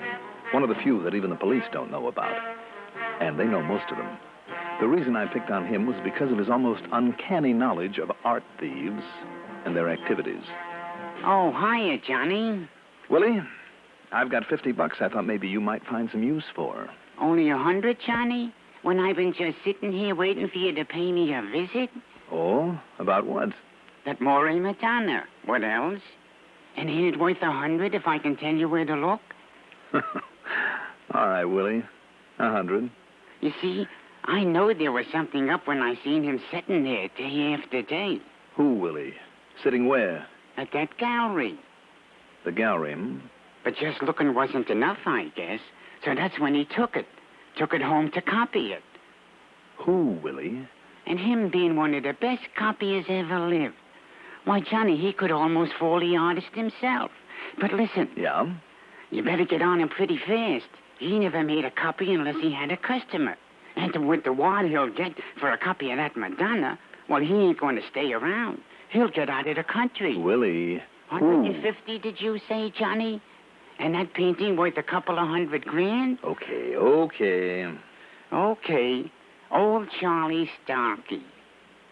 Charlie Starkey? Out of the pen again, Yeah. Where'll I find him, Willie?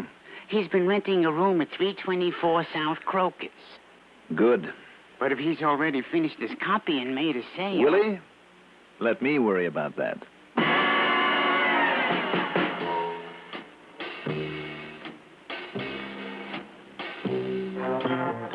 Item 2, the $150 I mailed in cash to Little Willie on the way out of my apartment.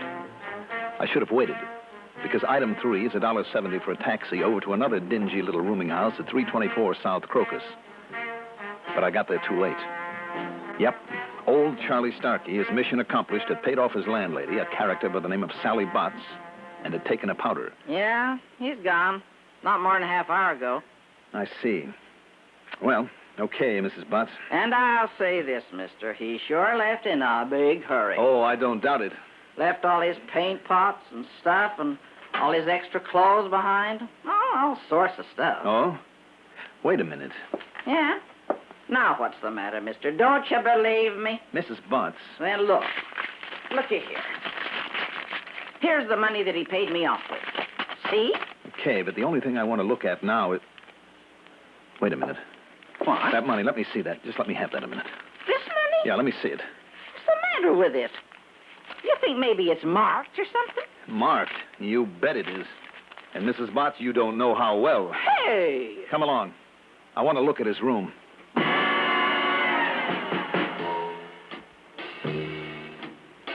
Sure enough, carefully rolled up and parked in a closet where sooner or later it was bound to be discovered, was the Moray Madonna.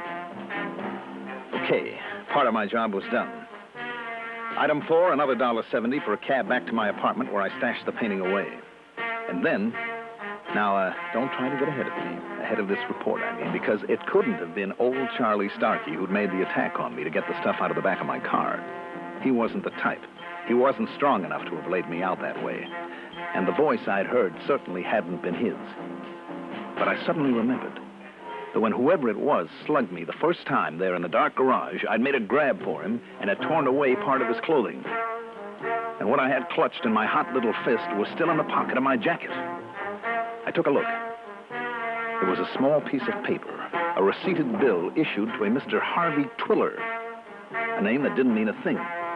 But it was a receipt for rental paid for an apartment. And where? At the Selfridge. Then things started adding up. Item 5, $2 for a cab across town to the Selfridge, where the uniformed doorman had ideas that didn't quite fit into my plans.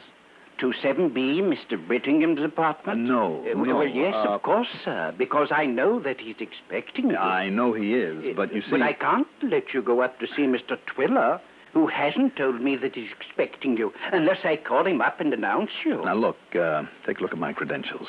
Here. Special investigator? That's right. Well, I suppose that does make it a little different, sir. So where is he? But are you sure I hadn't better announce you first? Yes, I'm quite sure. Well?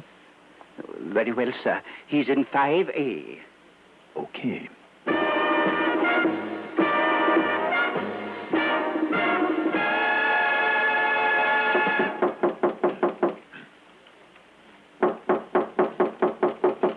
Come in. It's open. Come on in. Well, Scotty Bagney. You're surprised, Dollar? That means my alias Harvey Twiller did fool you. Did it, Scotty? Well, it must have, mustn't it? Or you'd be the one holding a gun instead of me. So you're out of the pen, too, hmm? For quite a while now, Dollar. Quite a while. I knew I should have recognized your voice there in my garage. Ah. When I saw you here at the door just now, I thought you had. That you'd seen through my alias. But now, since I do hold this gun on you, I suggest that you come in, close the door, and carefully remove your own gun and drop it on the floor. I suppose I haven't any choice, have I? None whatsoever. That's the good lad. Now, kick it over here. Thank you. Now, sit down, please. Why not? But tell me, Scotty. How I happen to know what you had in the trunk of your car? Mm-hmm. I heard about the job in Becker's print shop, so I've been tailing you. And since I occasionally have need of that sort of thing that you had in your car trunk, I belted you and purloined it, as we say in the trade. I'm sorry, though, that you found me. Oh, you should be. Well, you misunderstand me. I mean, because I've got to kill you now, Dollar. Now. Don't, Scotty. Hal. Drop the gun. Very well. Who are you, sir? Well, so you found him first, huh, Johnny? Oh, I'm mighty glad you did too, Hal, but how come? There's prints on the door of your garage. Here's your gun. Thanks. I got an ID on the prints. The local police steered me to a couple of stoolies who knew about them, and here I am. You found the stuff? No. Nor will he, my friend. You see, I made a little purchase with it, with most of it, that is. Purchase? Don't you get it, Hal? I'm afraid not. The painting. The Moray Madonna? Or rather, a copy of it. Copy? What are you talking about? One of the oldest gags in the world. You see, Bagney here somehow got next to another old crook by the name of Charlie Starkey. Yes, I met him in prison, but what do you mean when you said that the painting I have... Hold it, Scotty, and listen. Yeah, very well. Now, go on, Johnny. He found out, of course, that Charlie had been sent up for stealing fine artworks, that he knew his stuff and was one of the best. Until he got caught. Yes. But, go on. What Scotty didn't learn, though, was that old Charlie was not only an artist himself, but a copyist. As good as they come. A copyist? So here was the deal, and you can call me on it if I'm wrong, Scotty. Well, no, listen, please. Just shut up, Scotty. Go on, Johnny. Scotty, with his fancy manners and good clothes, was a pretty successful fence for good artwork. He always knew enough of the spoiled, filthy rich who'd buy, even though they realized the stuff was stolen. And when he learned that old Charlie was a master at lifting such things, well, he just couldn't wait to team up with him and get hold of the Moray Madonna. What he didn't know, though, was that Charlie was more of a nut than a crook. That he'd only steal the stuff long enough to take it home and copy it. $1. No kidding. And later, he'd sneak it back. Or just let it be found somewhere. Meantime, of course, he'd pass on the copy for a price to a sucker like Scotty here. Oh, I don't believe it. Dollar, look at the painting. It's there in the closet. You admit you have it. Well, now you've tagged me. You'd find it anyway, so go ahead. It's there in the closet. You mean the copy is? No. The original. It has to be. Don't you see, I already made a deal to sell it to a millionaire down in New York. Well, go on, look at it. I don't need to, Scotty. The original is locked up in my apartment. It can't be. And it is the original. So that is that. Okay, good work, Johnny. You've done your job, but now what about mine? Where's the evidence from that operation in the printing shop that I came to get from it? Oh, that'll show up, Hal. And that's what I'm afraid of, in dribs and drabs all over the country. Oh, no, I mean right here. What? Sure, thanks to our good friend Scotty. Thanks to me? I'm afraid I don't get it, Johnny. Well, I'm sure that I don't. I'm only surprised it hasn't already shown up. Oh, wait a minute, maybe some of it is right here now. What? Why don't you take a look through Scotty's pockets? He said that most of it went for the painting, not all. In that case... Now, be quiet, both of you. Over here with me, Hal, but keep that gun on him. Right. Scotty, don't move. Don't worry. Come in, it's open. Come in. Scotty, you crook. This money you gave me for the painting. Look at it. There's your evidence, Hal. What's the matter with it? What's the matter? It's counterfeit, that's what it is. Counterfeit? Look at it, all of it. Counterfeit, phony. Just like the painting you sold him, Charlie. What? Who are you? You'd be surprised, my friend. Now, don't move, either of you. Thanks, Johnny. Yep, there it is, Hal, your evidence. Yeah? Except for whatever Scotty may have held out for himself. It's kind of a quadruple play, wouldn't you call it? Dollar to Scotty, to Charlie, to you. Happy now? Real happy.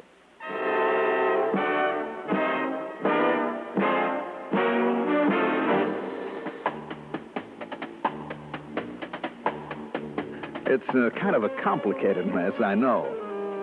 But the painting is back to its owner. The counterfeit money is recovered. I'm in the clear with Uncle Sam. And all is well. Expense account total? Why not just pay me the commission on that lovely Madonna? Yours truly, Johnny Dollar.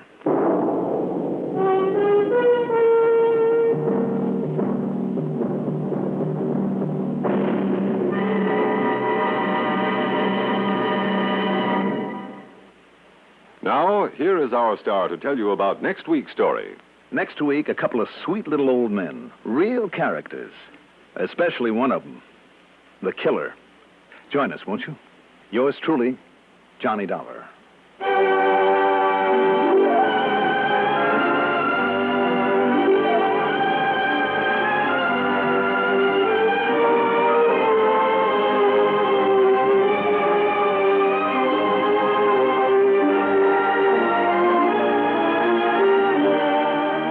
Yours truly, Johnny Dollar, is written by Jack Johnstone.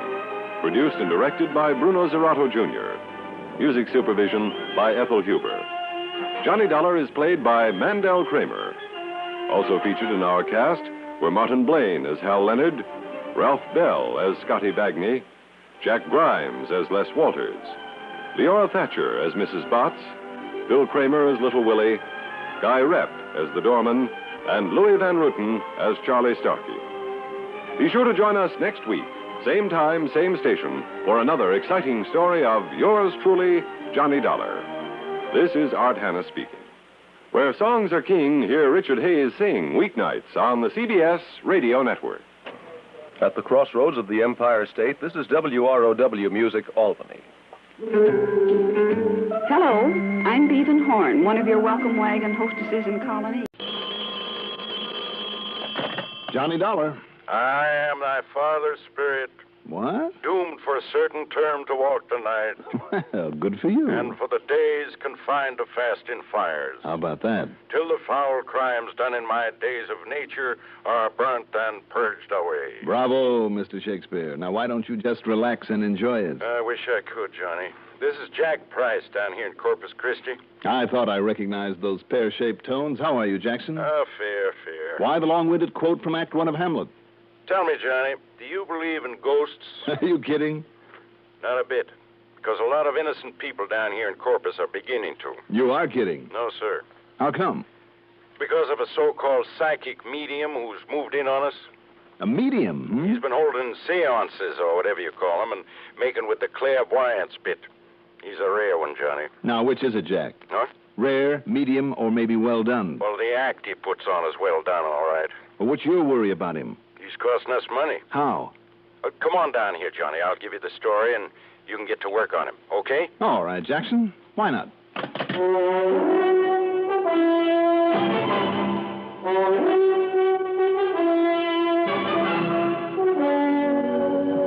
The CBS Radio Network brings you Mandel Kramer in the exciting adventures of the man with the action-packed expense account, America's fabulous freelance insurance investigator. Yours truly, Johnny Dollar.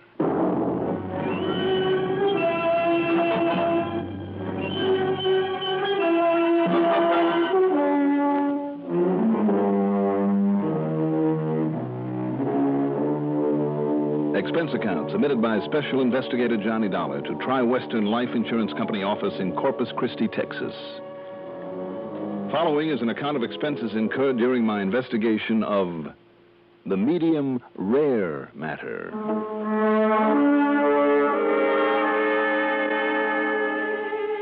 Expense account item 1, $132.15 for a cab to Bradley Field, then plane fare to Corpus Christi. Item 2 is $1.35 for the airport limousine to the Robert Driscoll Hotel, where I got myself a room, parked my luggage before walking over to Jack Price's office in the Katz building. I'll bet you're tickled pink to get away from that cold New England winter weather, That's the truest thing you ever said, Jackson. How are you? Oh, fit to be tied, Johnny, on account of this so-called psychic medium. Oh? Sit down, I'll tell you all. All right. Tell me, don't the police around here kind of frown on such?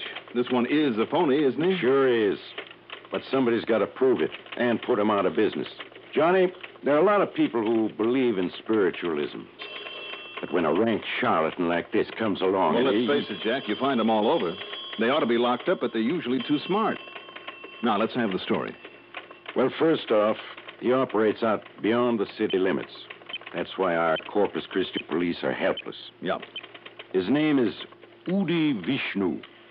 Vishnu? At least that's the name he uses. And you ask me, that Hindu or whatever it is accent he uses has a touch of Brooklyn in it. No? Phony. But they continue to fall for him. Knowledge of the past, present, and future. Mind-reading, message from the dead. Phooey. You really don't like him, do you? He's already cost us money. Oh? Unless you can stop him, he'll cost us a lot more. Us and a lot of other people. And that means a lot of heartbreak, too. Don't tell me that he makes a charge for his meetings, seances, whatever you want to call them. Too smart. He'd be up against the laws on fortune-telling. No, Johnny, all it takes is contributions. There's no law against that. Just where and how does he operate? A few miles out South Staple Street. You remember the place they call Ranch 66? Wasn't that a gambling joint, among other things?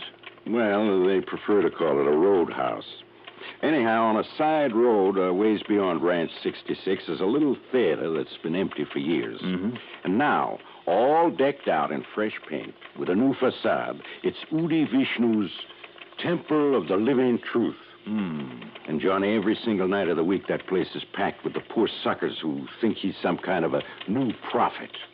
He must be good. He is. He's great. And, brother, you should see the money they lay on the drum. Plenty, Right. Including proceeds from the insurance policies they've been cashing in. Ah, so that's where it hurts. You bet it does. We've made a big thing over the years of insuring the little guy. The one that some of the big companies don't want to bother with. Policies for only $1,000 or $2,000. Don't you see, Johnny? Those are the people who need that insurance. And you've got to stop him. Well, Jackson, I don't know. You've got it, Johnny, before any more of these people get hurt. Every single night they're out there shelling out their dough to hear his glorified magic act. People from all over this part of the country. Oh? Yeah. Oklahoma, Arkansas, Louisiana, Mississippi, Alabama, wherever he's carefully planted his literature. At least that brings some extra money into this thriving city of Corpus Christi. Wrong. I forgot to tell you. The suckers don't know it, or if they do, they don't care. But he also owns a big old hotel that just happens to be only a block away from his temple. It's always jammed with his followers. This thing's been going on for over a month now, so he's really cleaning up. But mostly, of course, on the contributions. I don't know, Jack. I mean, if he's not committing any actual crime... I think he is. What do you mean? What sort of crime? Murder. Murder? Yeah. He's been getting his people his followers to name him as the beneficiary of their insurance. Not Temple, Johnny, but him. Oh? Yeah, and listen. Go ahead. In the last 2 weeks, for no apparent reason, and remember that. Yep. 2 of our clients, both of them in good health, but neither of them wealthy or anything like that. Yeah, go on. For no apparent reason, they've been murdered. And the murders are unsolved. And you think this Udi Vishnu did it? Now, wait. No, he's too smart. But knowing his influence over his followers and their fanaticism, the way that some of them do anything for him, and I mean anything, Johnny, even murder. Well, what do you think? You want to look into it? Looks like somebody better, doesn't it? Good. Now, just how do you plan to start your investigation of this phony mystic, this Udi Vishnu? Well, it seems to me, Jack, that it might be smart to go on out there to his temple and catch his act. That's what I thought. So here, you better have this. What's this? Admission ticket. You mean you have to have a reserved seat? Sure do. And here you are, for row H, seat number 43. Well, I thought you said there was no charge. Well, there isn't. But you have to have a ticket or you'll never get in. It's funny. And most of them are handed out there at the Temple of the Living Truth Hotel. And just to make it look good, some of the small hotels and motels on the edge of town are given a few ducats, too. I see. Anyhow, if you want to go tonight, here. Okay, Jackson. Thanks.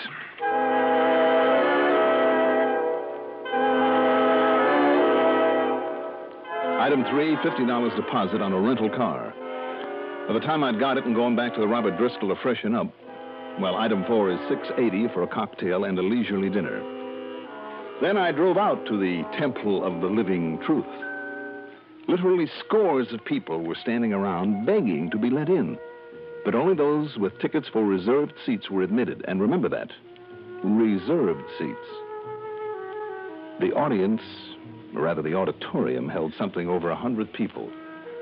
And the house was packed. The wide, shallow stage was hung with gray velvet drapes and was bare, except for a sort of reading stand or lectern. There were steps leading from the audience to stage center. And Jack had been right. Most of the people gathered there looked like rather poor folks. The very kind most likely to be taken in by this self-styled mystic. My ticket stub said the service would start at 8:30.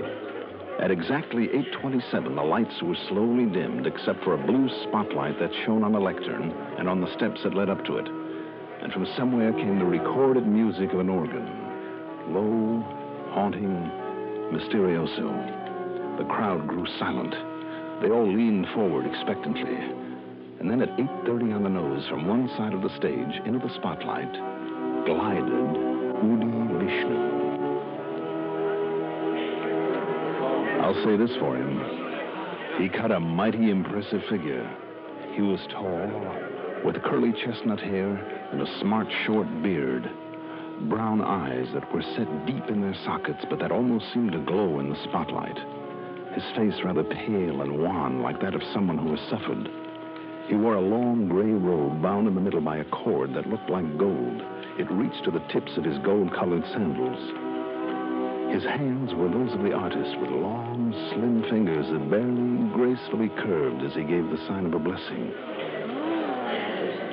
He simply stood there for a moment, his eyes raised upward, as a soft, almost imperceptible sigh passed through the crowd. Then he lowered his hand, and the music died out. As he looked out over the crowd, I realized that there was something almost magnetic in that gaze of his, almost hypnotic. Believe me, whatever it was, this man had it. And do you believe? We believe. And do you believe in me? We believe. And do you know that I, and I alone, possess the infinite knowledge? Yes, we know. Of all things then, and now, and forever. Yes. Then you know, my children, that through me, you too can be possessed of supranormal, supernatural powers, can share my unification with the omnipotent consciousness that rules the cosmic destiny of all mankind. My bond with the supreme intelligence, and you can gain psychic powers beyond belief. Know all things about all people. Yes. Now, these tremendous forces lie dormant within you. They must be aroused and developed, as only I can show you how. If you will uphold me, not only in worldly things, but in things spiritual. If you will believe in me, and show me that you believe, your lives will be successful, full, and complete. Yes. You know this. Yes. Then be silent.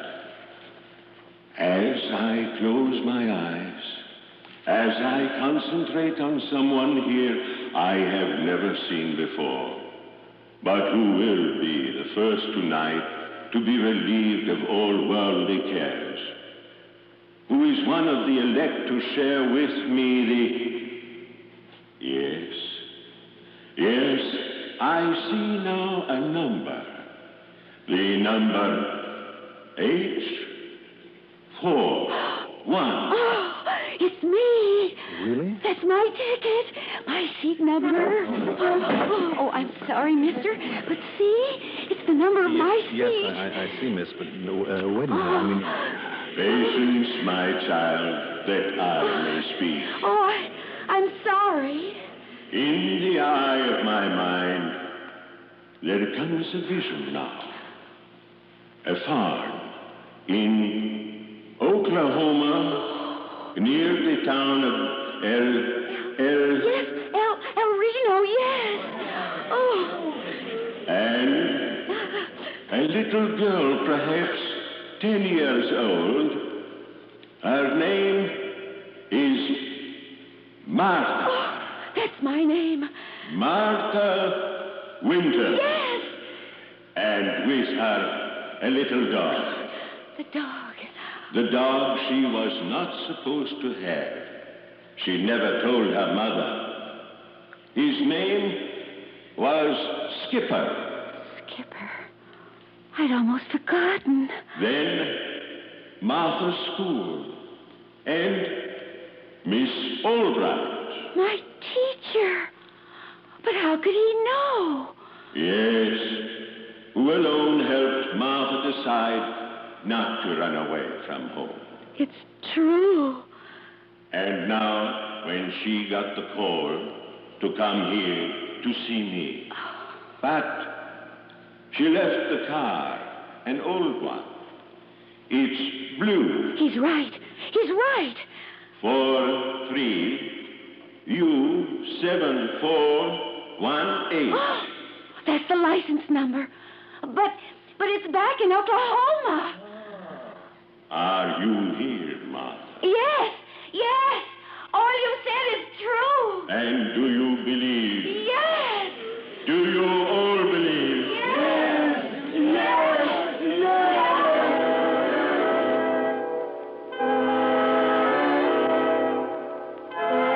You went on that way for 2 hours, telling people there in the audience all about themselves. Names, places, dates, Intimate things about their faraway homes, their childhood friends, events in their lives that they themselves had almost forgotten.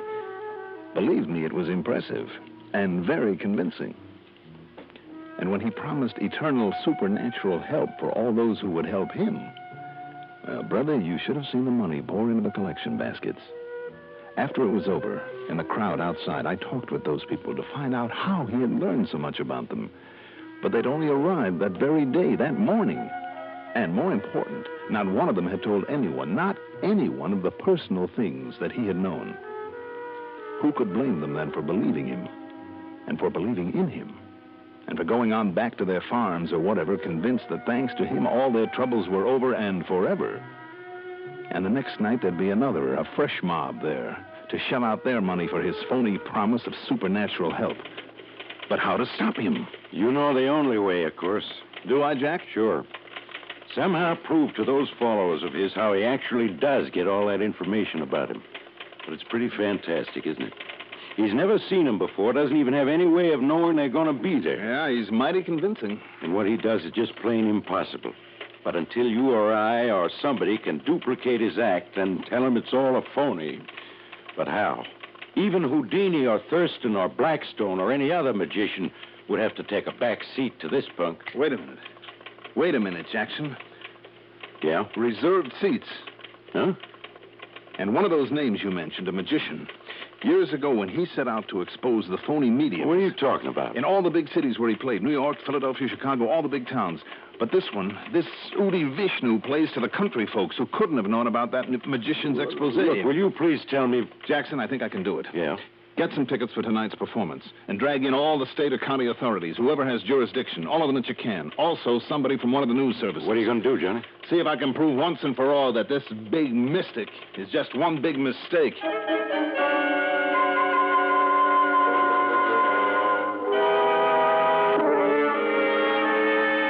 The next few hours were about the busiest I ever spent. First of all, through a contact there in Corpus Christi, whose name I had better not mention, I got the answer to the one key question in my mind. Amount of the latest monthly phone bill paid by the Temple of the Living Truth Hotel. Then, on the excuse that I wanted a reservation for the night, I paid a visit to the hotel. Needless to say, all the rooms were taken, but I sneaked a good long look at the register, and sure enough, beside the name of each guest were the two things I needed to know: home address and ticket number for the night's meeting. Only let's call it performance now. Then back in town, I ran up item 4, $121 in telephone calls. I know, a lot of calls, but very necessary ones. Then, I don't know where and how Jackson got the tickets, but he did. And there in the audience with us were 6 or 7 state and county cops, out of uniform and looking fresh off the farm, and 2 reporters from the National News Services. Again, the house was full. Again, the dim lights and organ music. Again, the opening preliminaries. Do you believe? We believe. And do you believe in me? We believe. And do you know that I alone possess the infinite knowledge? Yes, we know. Of things then and now and forever? Yes, yes, yes. Then when he had him in the mood, and again I say it was pretty impressive, then he began his demonstration. He was every bit as good as he'd been the night before, and by the end of an hour he had them with him all the way. Finally came the break that I'd been waiting for when he called out one of the numbers on the list that I had compiled. And I see another number in the eye of my mind. Number L13. Hey, that's me. It's my seat number. Then listen, my brother, while I tell you of the wondrous things I know through the psychic powers that have been granted me. Yes. That have made you one of the elect. No, let me tell him. What's this? Hey, Johnny, what's here? Throw him out. Wait.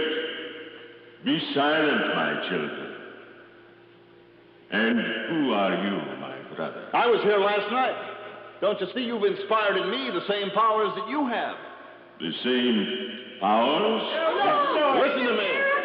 Listen to me. speak. Seat number L13. Have you ever seen me before? No. No, I haven't. Wait, my children. Of course you haven't. Nor have I ever seen you before, but that doesn't keep me from knowing all about you. Please. About the same kind of trickery that this Udi Vishnu has been using on you. Do not listen to him. Number L13. Your name is Martin Mefford. You came from Cotton Valley, Louisiana, car license number CFU 160. You're a plumber's helper, right? Yes. Oh, no. He has the gift. He has the gift. Please do not listen to this man. Mr. Mefford, you walk with a limp because you broke your leg when you were 6 years old when Tommy Parkins shoved you out of a tree. That's true. Do not listen to this Your man. teacher in the first grade, Miss Brewster, she promised you a book if you'd stop chewing your nails. Is that a fact? Yes. How'd you know? I forgot it myself. I know by the same trick this crook has been using. My children, Seat number C41, Mrs. Nathan Parry. Yes. Your maiden name was Wilma Leonard. You were born in Asherton. You ran away to Austin when you were 14, and a little secret in your life. Well, listen, and I'll tell you. No, stop this man. Stop him. Stop him.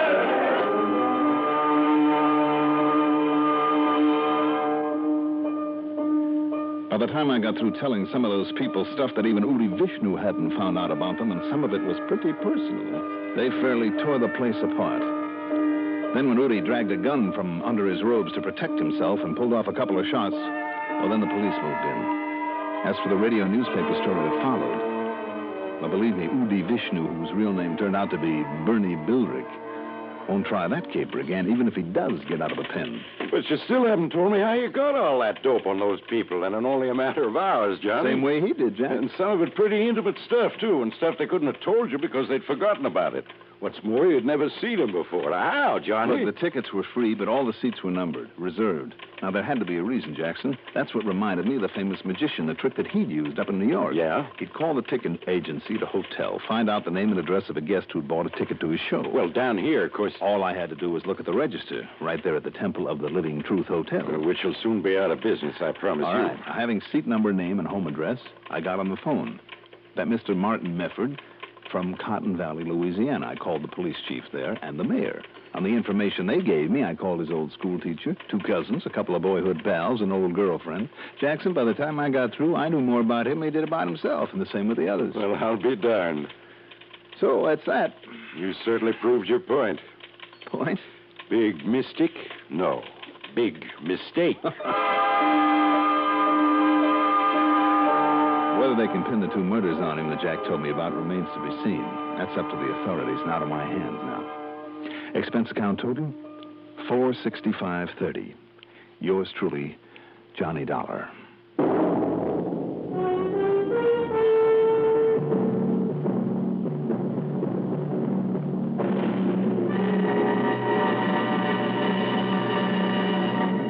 Now, here is our star to tell you about next week's story. Next week, a nice, quiet little town in South Jersey that doesn't stay that way for long. Join us, won't you? Yours truly, Johnny Dollar. Yours truly, Johnny Dollar, is written by Jack Johnstone, produced and directed by Bruno Zerato, Jr., music supervision by Ethel Huber. Johnny Dollar is played by Mandel Kramer.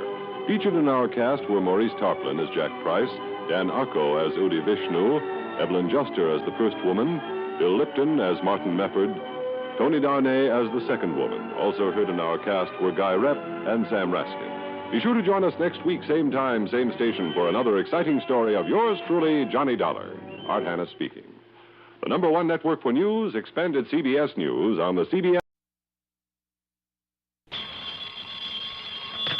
Johnny Dollar. Well, at long last. What? I say it's high time. It is, huh? Well, isn't it? I don't know. High time for what? High time you answered that phone. And listen. Well? This is Jimmy Bartell. Oh, Jimmy. You know, over here at Mono Guarantee Insurance. Of course I know. How are you? Well, what happened to you, Johnny? Where have you been? I've been trying to reach you for about 4 weeks now. Didn't you try my call service? Yeah, I tried you. Huh?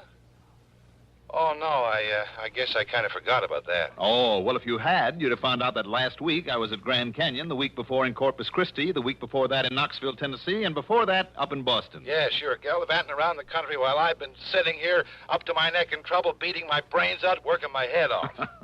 Sounds to me like you need a plastic surgeon. What? What's the problem, Jimmy? The Burma Red, Johnny. The what? You heard me, the Burma Red. Jimmy, are you sure you want me and not the State Department? Yeah, I'm sure. All right, I'll bite. Who is the Burma Red? Not who, but what. Well? And listen, we carry the insurance, $500,000 worth. You hear that, fella? $500,000. I am deeply impressed. And, baby, if you can't get it back for us, that's exactly what we're going to have to hand over in cold, hard cash. 500 G's. Well, maybe I had better get to work on it. Good. And I don't need to tell you what your commission will be if you do recover it. What else do you think I'm thinking of? Then the job is yours, Johnny. And, brother, I sure hope that you can find it and get it back. The Burma Red? Right.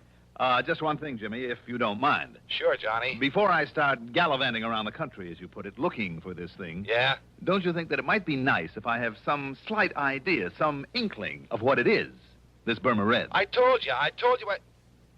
Oh, yeah. Yes. Yeah, okay. Come on over here and I'll tell you all I know about it. Okay. We interrupt this program to bring you a special message. To the parents of schoolboy patrol members who were taking the Washington trip, the buses with the patrol will arrive at Durham Union Bus Station this evening about 7:15 to 7:30. We repeat, the Durham Schoolboy Patrol Washington buses will arrive at the Union Bus Station this evening at 7:15 to 7:30. Parents are asked to be present to pick up their children. The parents, are also asked to use the Sears parking lot. 7:15 to 7:30 the time. Expense account submitted by Special Investigator Johnny Dollar to Mono Guarantee Insurance Company, Home Office, Hartford, Connecticut. Following is an account of expenses incurred during my investigation of the Burma Red matter.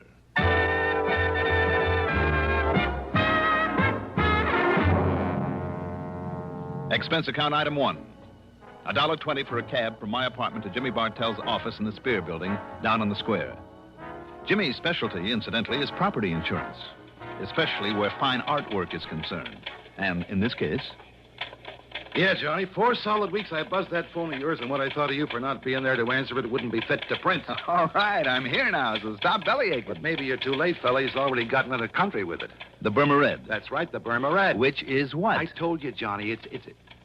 Oh, yeah, that's right, I didn't. Now, listen. I'm listening. It was brought over here a couple of years ago as part of a collection by some countess or other. Got written up in all the picture magazines. Do I hear a slight echo? Echo? Yes, from the case I had on my hands last week. I don't know, because I don't know what you had a case of. But listen. Go on. Having been a part originally of the Buckingham collection over there in England, you know, well, as you might expect, it was picked up here by Winkler and Winkler. The big jewelry outfit down in New York. The same? Oh, then I do hear an echo. So it's a piece of jewelry and it's been stolen from them. No. The same as the Otara's necklace I recovered last week. No again. For Northeast indemnity. No? No, Johnny. It's just a single unmounted stone, a ruby. But so help me, it's big enough to choke a horse, and now it's gone. When did you say it was stolen from them? I didn't, because it wasn't. They'd sold it to that wealthy old Mrs. Harvey Larriman Brittingham. Lives out in the edge of town. Oh, I see. But 4 weeks ago, somebody neatly chiseled open her wall safe and walked off with it. Chiseled? Okay, blew it. What's the difference? Plenty. Knowing a safecracker's method can help a lot in pinning him down. No, the police think they know who did it, all right. Well, what do you need me for? To get that stone back. But if they already know who did it... But they couldn't prove it. Sure, the modus operandi, the way the safe was blown, it pointed straight to him and nobody else. But also he was known to be here in town. Who? But they couldn't pin it on him. He had himself a perfect alibi. Who, Jimmy? So maybe it was rigged. They couldn't break it. Jimmy... But, Johnny, it had to be Oscar Mayfield.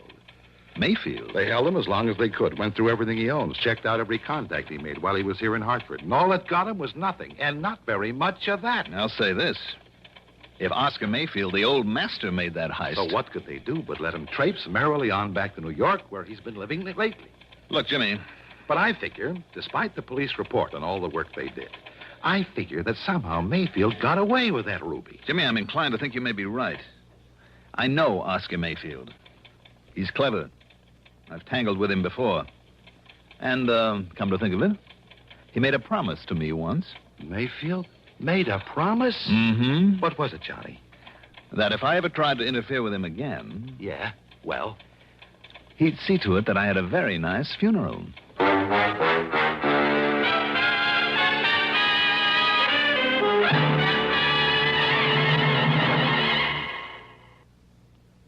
To look neat in the heat, look for Dacron on the label, 'cause Dacron is a man's best friend.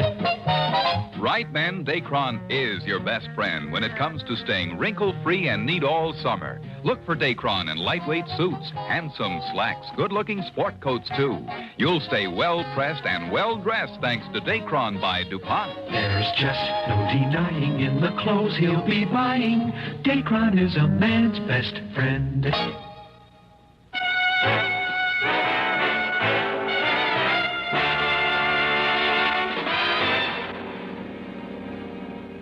Expense account item 2.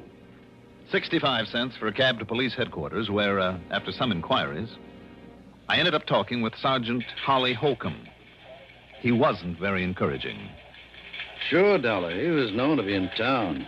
Known to have tried to leave right afterward. Trademark he left on the wall safe was his. Plain as the nose in your face. Mm-hmm. And we pride ourselves on knowing the M.O.s of all the safe men within 1,000 miles. Yes, I know you do, and rightly so. But we couldn't pin a thing on him. All the direct evidence we didn't have on him because of his alibi apparently checking out all the way, you know. We simply couldn't hold him on nothing more than suspicion any longer. No. Especially with that smart mouthpiece he dragged in. If he tried, he would have sued us from here to Kingdom Come. I mean, if you know Oscar Mayfield. Only too well, Sergeant. You know what I mean. I suspect him just as much as you do. But sure we have something definite, some real tangible clue. Well, anyhow, he went back to New York. Have you notified the police down there? Sure I am. Lieutenant Singer at the 18th Precinct. And, isn't he an old friend of yours? Randy Singer? He certainly is. Well, I haven't heard a word from him, not in over a week now, so why don't you call him? Or better still, go down there and see him. See what goes. All right, Sergeant. Maybe I'll do that.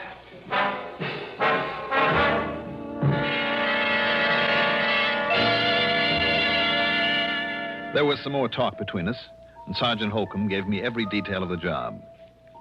Told me what they'd found and what they'd done about it. And yes, all the completely unconfirmed evidence pointed straight to Oscar Mayfield.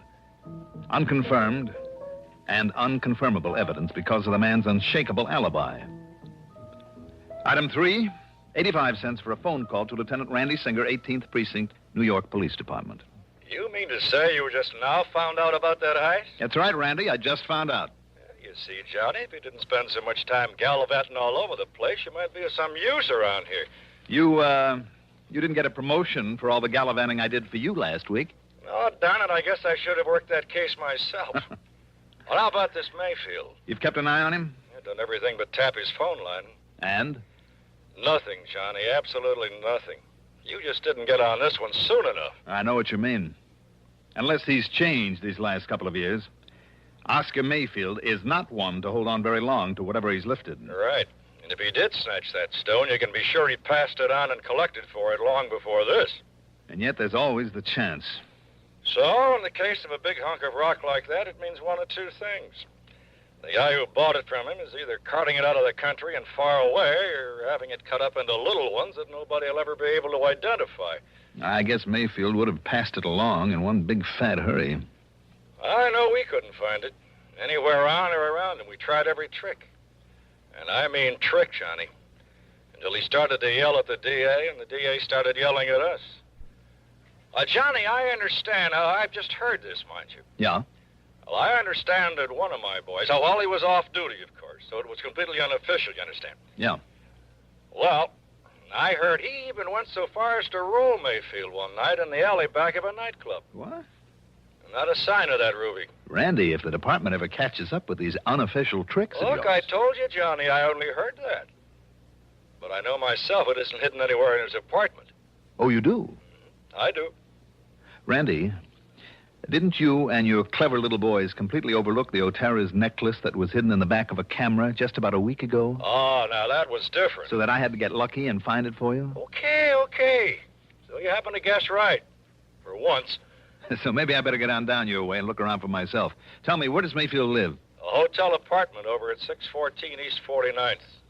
But it's no use, Johnny. Why, just because he's always gotten rid of things quickly in the past? No. Or because you knuckleheads couldn't find the ruby? No, Johnny. You haven't been able to hold him on suspicion and make a real investigation? I mean because by the time you can get here, he won't be. All right, then I'll grab the first plane I can and...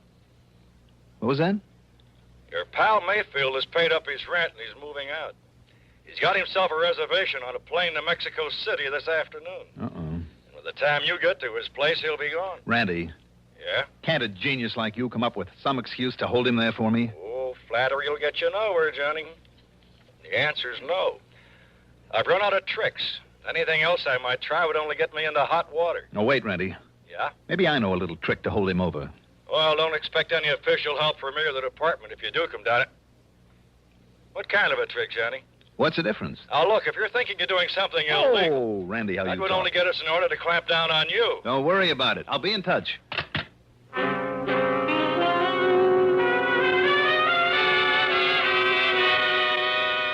Illegal? I don't know why, but I'd suddenly remembered that during my run-in with Mayfield a couple of years ago, there'd been talk about a man who was fencing his stuff. A man who had been only vaguely identified as Hugo. The last name had never come to light. Okay, maybe that name still meant something to him. If so, it justified item 4. $1.26 for a telegram to Mayfield. It read as follows. Urgent, that before you make any deal, you call me immediately at Plaza 3, 9970, and I signed it, Hugo. And I had them put a rush on it, hoping it would give me some much-needed time.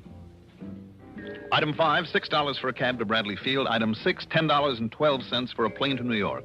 And when I got there, item 7 is $5.80 for a taxi to 614 East 49th Street.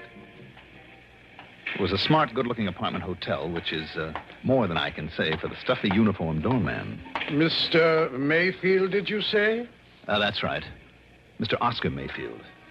Is he still here? Is he in? Whom shall I say is calling, sir? Don't. Don't?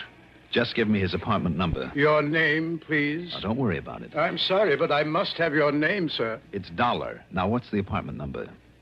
Dollar. Very well. No, you don't. Just put the phone down. I beg your pardon. It's granted. Now, the number of his apartment. Not unless I announce you, sir. Now, look, I am a special investigator. Oh, you are? Yes, and if you'd like to call the police and check on me, only I haven't time. Look here. These are my credentials. And I tell you, sir, that unless I... Oh, I see. Mr. Johnny Dollar. That's right. The insurance investigator. Yes. I didn't know. Well, you do now. Well, nonetheless, Mr. Dollar... Just give me Mayfield's apartment number, please. Now, what is it? Well, it's 7G. Okay, thank you. And I'll phone that you're on your way up, sir. You do, and I'll break your neck. 7G, Just in case he remembers what he once promised, I better make sure that this thing is working properly.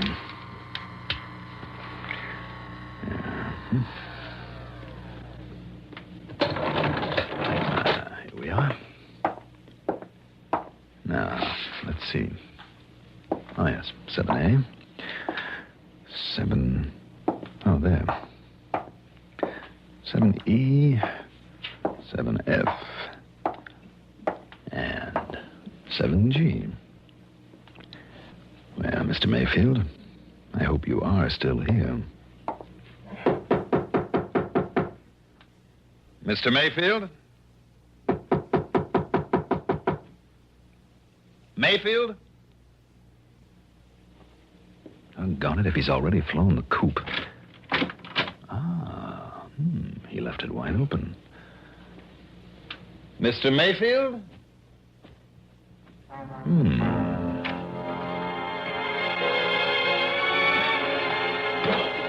The well-furnished living room was empty. And so was a kind of study off at one side and a little bar kitchenette beyond it.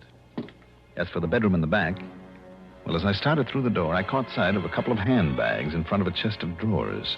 So he was still here. What I didn't catch sight of, though, was the gun shoved around the side of the door into my back. Just lift them up slowly, Dollar. Slowly, while I see whether you're armed. Yes, here it is. Thank you. Okay, Mayfield. Now, over there, next to the bed. Go on. Sure, why not? Are you happy now? Dollar, I made you a promise once. It's kind of foolish of you, wasn't it? I'm going to keep that promise now. You going to pull off a shot in a place like this? This apartment is absolutely soundproof. One of the reasons I selected it. I see. Well, are you ready?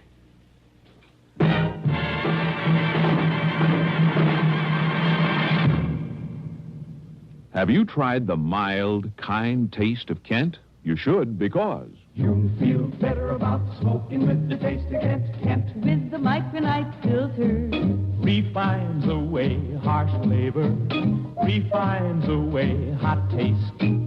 It makes the taste of a cigarette mild as a balmy day in the month of May.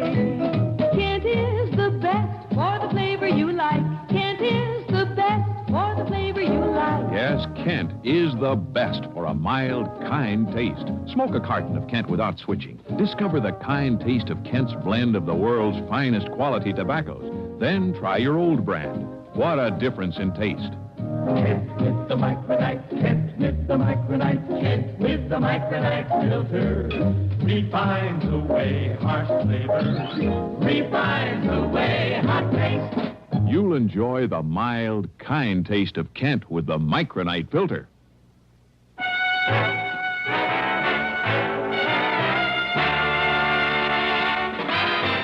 And it looks like you were expecting me, Mayfield. Oh, yes, Dollar, I was. You see, I figured right from the beginning that you might be called in on this case. Then you do have the Burma Red, the ruby. Now? Oh, of course not.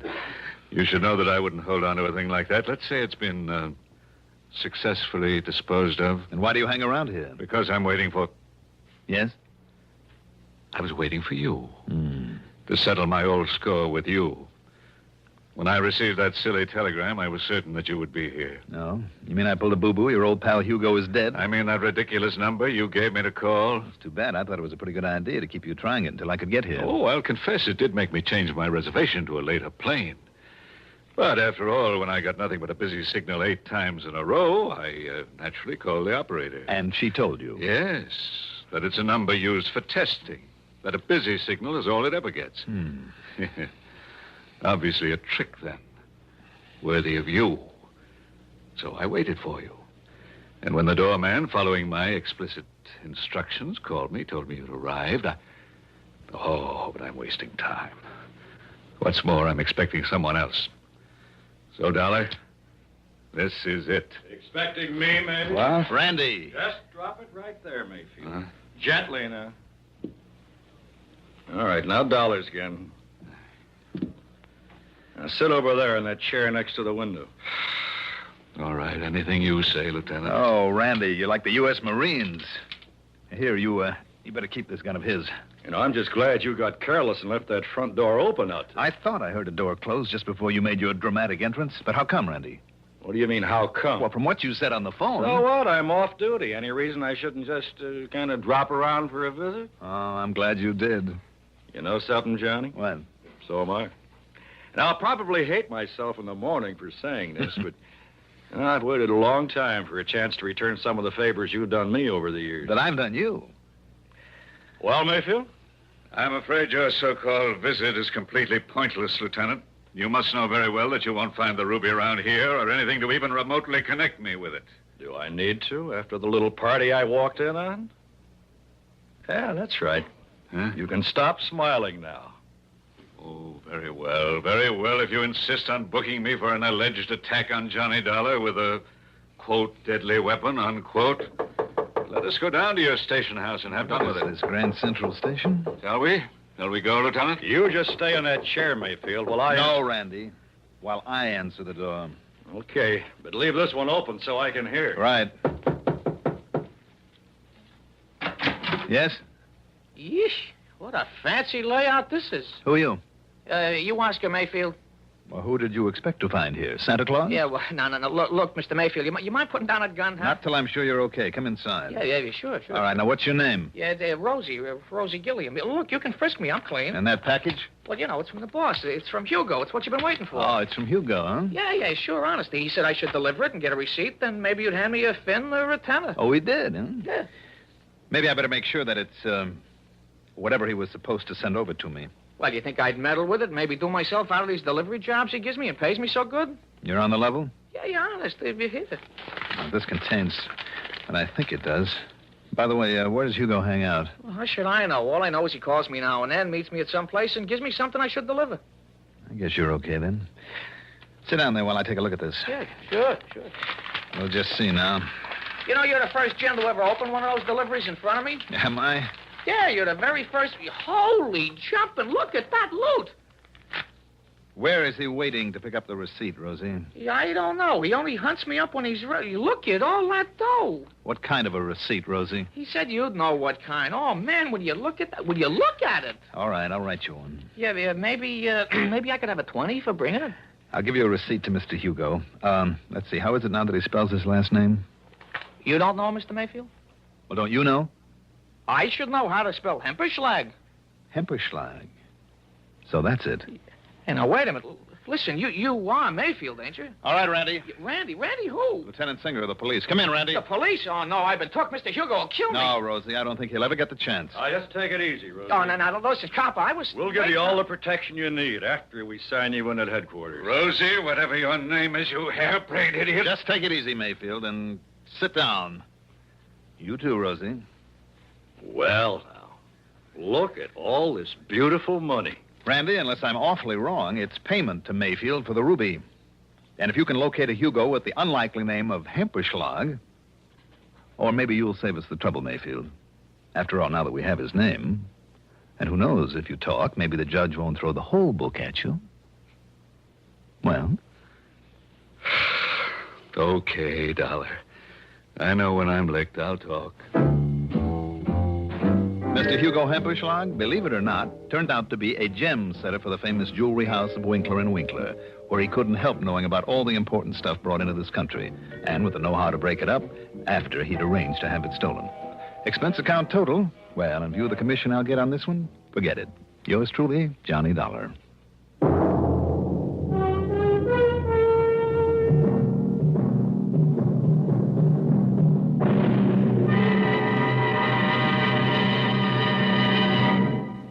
Now, here is our star to tell you about next week's story. Next week, I'll be back with a rather unusual story. Join us, won't you? Yours truly, Johnny Dollar. Yours truly, Johnny Dollar, is written by Jack Johnstone, produced and directed by Bruno Zerato Jr., music supervision by Ethel Huber, sound patterns by Joseph Cabibo. Johnny Dollar is played by Mandel Kramer. Also featured in our cast were Paul McGrath as Oscar Mayfield, Al Hodge as Lieutenant Randy Singer, Ivor Francis as Jimmy Bartell, Jack Grimes as Rosie, Santos Ortega as the Sergeant, Mercer McLeod as the Doorman. Be sure to join us next week, same time, same station, for another exciting story of yours truly, Johnny Dollar. This is Roger Foster speaking. Durwood Kirby's favorite program, The Gary Moore Show, weekdays on the CBS Radio Network. CBS for Durham, Raleigh, WDN. Johnny Dollar. Like to hop aboard the next plane headed for the mighty sovereign state of Texas? Why not? And who dat? Jack Price here in Corpus Christi. Oh, hiya, Jackson. How about it?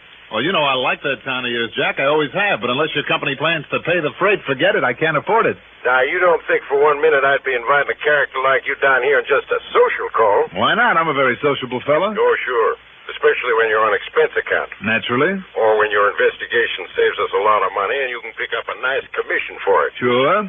But this time, pal, there's no way you can save us anything. As a matter of fact, if what I suspect is true, you'll only cost us money. Now, that doesn't make much sense. Doesn't it? Well, does it? Why don't you come down here and see?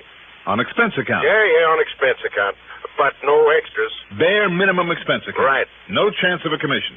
None. But maybe just a nice little service fee, just for old time's sake? No. Oh, now, Jackson, listen, do you really think I'd accept an assignment like that from you, of all people? I cannot tell a lie, Johnny. I think you would. You want to know something, pal? Yeah. You're right.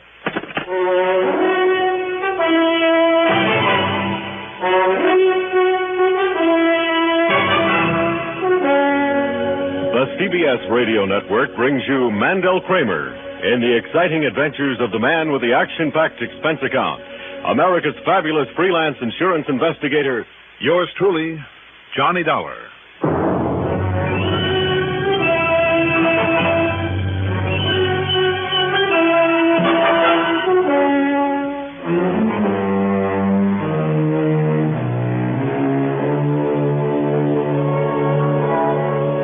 expense account submitted by Special Investigator Johnny Dollar to Tri-Western Life Insurance Company, Corpus Christi office. Following is an account of expenses incurred during my investigation of the Ike and Mike matter.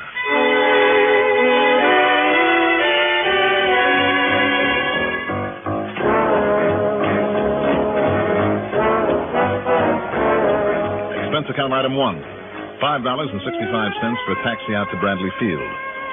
As for item 2, well, in spite of this demand for economy, I'm sure the company treasurer won't object to my not thumbing my way to Corpus Christi. So item 2 is $122.23 for a plane ticket. But to make up for it, after I got there, instead of a taxi, I took the airport limousine to the Robert Driscoll Hotel. That's item 3, $1.35. There I got myself a room, not a suite, mind you, and unpacked my bags. Yeah, who is it? What do you mean, who is it? Come on, open up. Jackson, come in. Hi, Johnny. Now, don't tell me you came around to make sure I didn't take too expensive a room. Sit down. Thanks. It's getting close to dinner time, Jack. Why don't I order up a couple of drinks? No, listen, Johnny. You'd better not.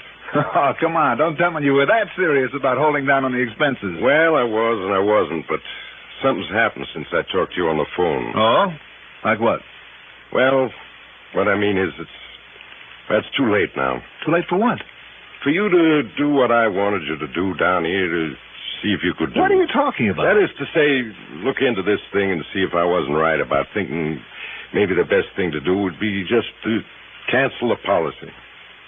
What policy? I mean because of what happened just a few hours ago after I called you. Look, Jackson, this bush you're beating around is getting pretty big. What policy? To whom and for how much? And what's the matter with it? Okay. Straight life, Johnny. $25,000, and with the standard double indemnity clause. Yes, I know, for accidental death. Yes, darn it. Well, who's the insured? Well, Johnny, do you remember a character by the name of Lou Livercombe? No, I can't say that. Wait a minute. Little Louie Livercombe, that slippery old stock promoter I chased all over the country a couple of years ago? Yes. And finally caught up with only to have a fast-talking mouthpiece get him off scot-free? The same. Oh, Jackson, don't tell me you issued a policy to a crook like little Louie. No, I didn't. At least give me credit for some sense. But one of the boys in the office, a new kid, sold this policy to a Mr. Isaac Prellinger, better known around the local pool halls as Smarty Ike. And that nickname is a pretty good description of him.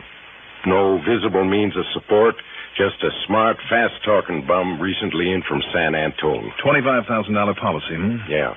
When I found out about it, I didn't like it, but, well, I let it go through. Then, this morning, in a routine checkup, I found out who he named as beneficiary. Livercombe? Livercombe. No kidding. No kidding. And when the wheels began to turn in this so-called brain of mine, I mean, the fact that Ike bought a policy that big, though he apparently didn't have much dough. So maybe Livercombe put up the money for it on condition that he be named beneficiary with the idea of having him knocked off. Yes.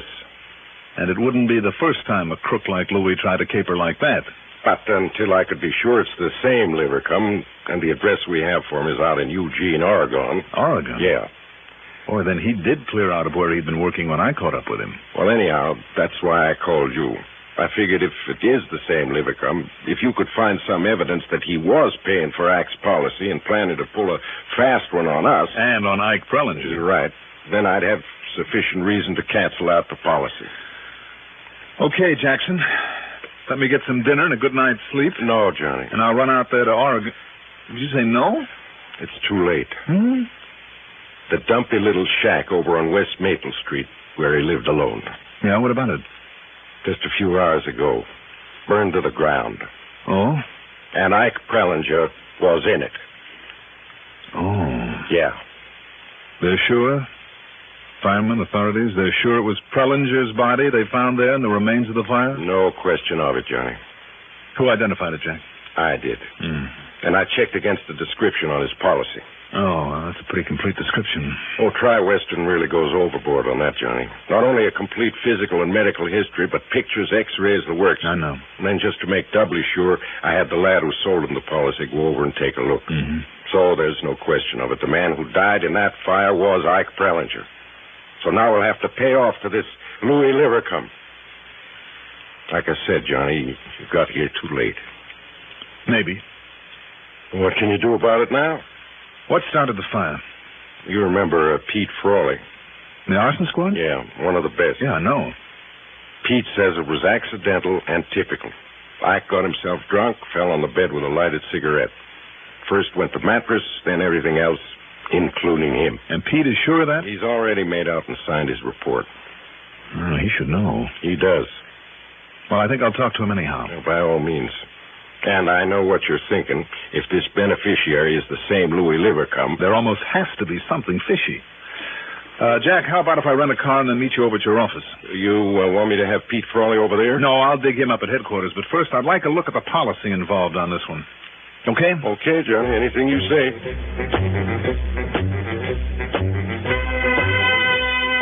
Item 4, $1.85 for a quick bite in the Robert Driscoll coffee shop. Item 5, $50 deposit on a rental car. Then over at Jack's office, despite the late hour, I took a long, careful look at the policy on Ike Prellinger, especially at the description of him. Jack was right. Tri-Western does do a thorough job. Pete Frawley, the arson squad, had gone home for the night, but didn't hesitate a minute to get out of his robe and slippers, put on his shoes, and meet me at headquarters. We paid a visit to the morgue. Well, there you are, Dollar. Pretty badly burned, no features left, but there's no doubt it's Ike Prellinger. Same height, weight, teeth, build, general characteristics, everything. Mm-hmm. Including fingerprints? From this? No, impossible. Oh? But, Dollar, I checked him out against the description on the insurance policy, and so did Doc Wyman, the coroner. It's about as positive an ID as we could want.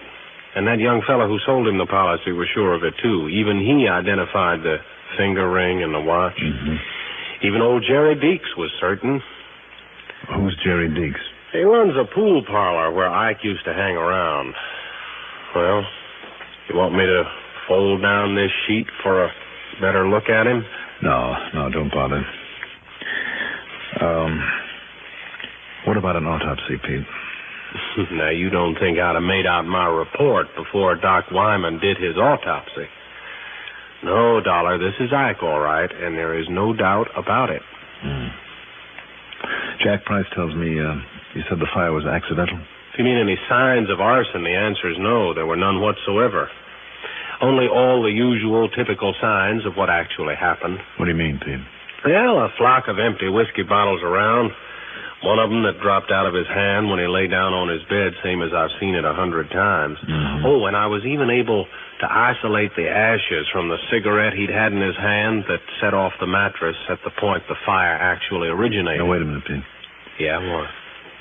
I have reason to suspect that somebody might have wanted to kill him, to collect his insurance, and tried to use the fire as a cover-up. Yeah, I thought of that, too.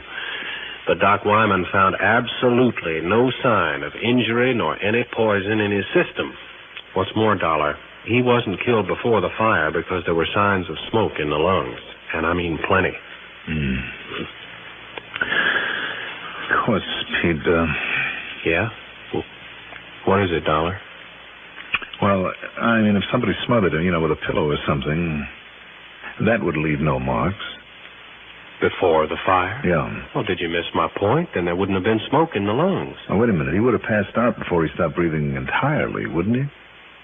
Yeah, possibly. In other words, a killer could have smothered him just enough to make him unconscious, then started the fire, let him get his lungs full, and, well, then the fire would have finished the job. Aren't you reaching a little bit, Dollar? Maybe so, maybe no. Well, I mean, unless you can somehow turn up some evidence that he was murdered. No, it's just a hunch, but a potent one. Well, I know that neither Doc Wyman nor I could find anything to indicate it, and believe me, Dollar, I tried. I mean, I have just as suspicious a mind as you have. Okay, Pete. So, you want to look at the autopsy report? I'm sure Doc wouldn't mind. You want me to ask him? No, don't bother. But why? Well, I mean, why this powerful hunch? Oh, because of a man I chased halfway across the country a couple of years ago, who now lives in Oregon. I don't get it. He is the beneficiary of Ike's policy. I still don't get it. I think maybe I better fly on out there and pay him a visit.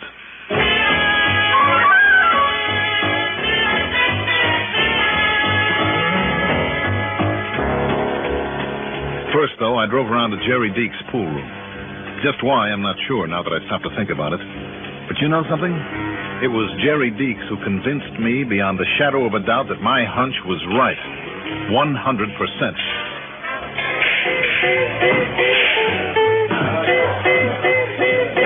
What he done for a living, Mr. Dollar? Yes, Mr. Deeks. Anything Ike Perlinger made, he made right here. Yes, sir. You mean with a pool cue? One of the steadiest shots I ever see.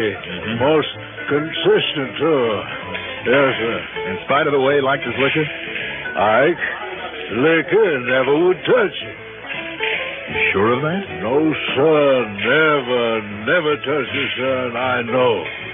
Well, how do you know? Well, I tried to give him some once, like a sort of present for the way that he's brought a lot of customers in here. Said no, he did. Said such stuff was nothing but poison. Thank you, Mr. Deeks. Thank you very much. Yes, sir. For what? You may not know it, but you've said one word to me loud and clear. Now, what's that, sir? Murder.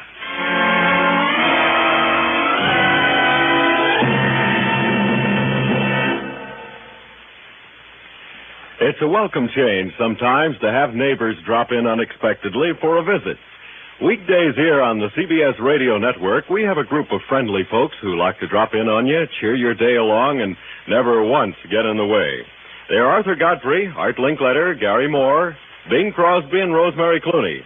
CBS Radio's daytime stars. Every weekday, they furnish fun and frolic mixed with music at this lilting location on your radio dial. Tune in the daytime stars. They're good company.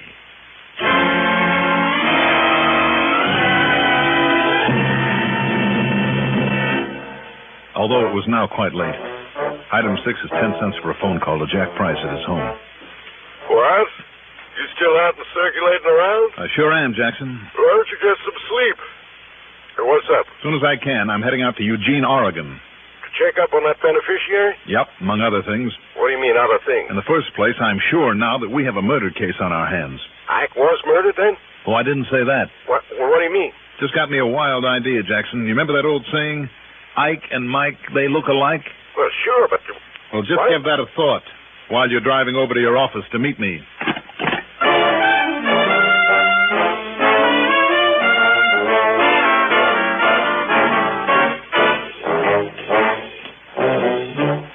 Minutes later, in Jack's office, I took another look at Ike Pellinger's policy. I also went over the original application for it, and particularly the medical report and the x-rays. Well? Okay, Jackson. Now, if you don't mind, I'll use this phone. Sure, go ahead, Johnny. Help yourself. But you still haven't told me what you meant by the Ike and Mike bit. Just a hunch. But if it's a right one, there's a lot more to this case than meets the eye. So like what, for instance? Like the possibility, for instance... Hello? Hello? Johnny Dollar, Pete. Oh, what? Don't tell me you got on out there to Oregon already. No, but listen, I'll call you from there sometime in the morning. In the meantime... And you still think it was murder, huh? Now I'm sure of it. You found some bottles in the remains of that fire, and that made you think Ike had got drunk and made that typical mistake of setting off his mattress with a lighted cigarette. Well, I still think that's what happened. In spite of the fact he never touched the stuff? Yes, sir, in spite of the... What did you say? You heard me. Listen, I've just looked over the x-rays on Ike Pellinger. First thing in the morning, at the crack of dawn, get your Doc Wyman to do a further autopsy on that stiff. A further? Yes. Have him look for marks from an old fracture of the first metatarsal on the right foot. Oh, why? If he doesn't find any, then you get busy and phone a complete description of Ike to the Missing Persons Bureau up in San Antonio. That's where Ike lived one time before he came here. You think they might be looking for him? For him? No. Then I don't get it. But if that description ties in with somebody who is missing from up there... listen, Pete. Yeah? If it doesn't, then you'll have to try every other town in Texas if necessary until somebody does recognize that description. And if the name turns out to be Mike somebody or other... I still don't get it. Just do it, Pete. Call Missing Persons Bureau until you get a positive reaction to that description. I'll phone you tomorrow from Eugene, Oregon. All right, now, Jack. I got to get me on out to the airport and see what kind of connections I can make.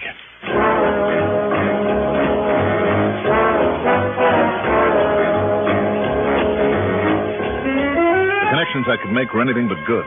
Item 7 is $199.75, and my routing took me to Houston, to Los Angeles, to Portland, and then finally Eugene.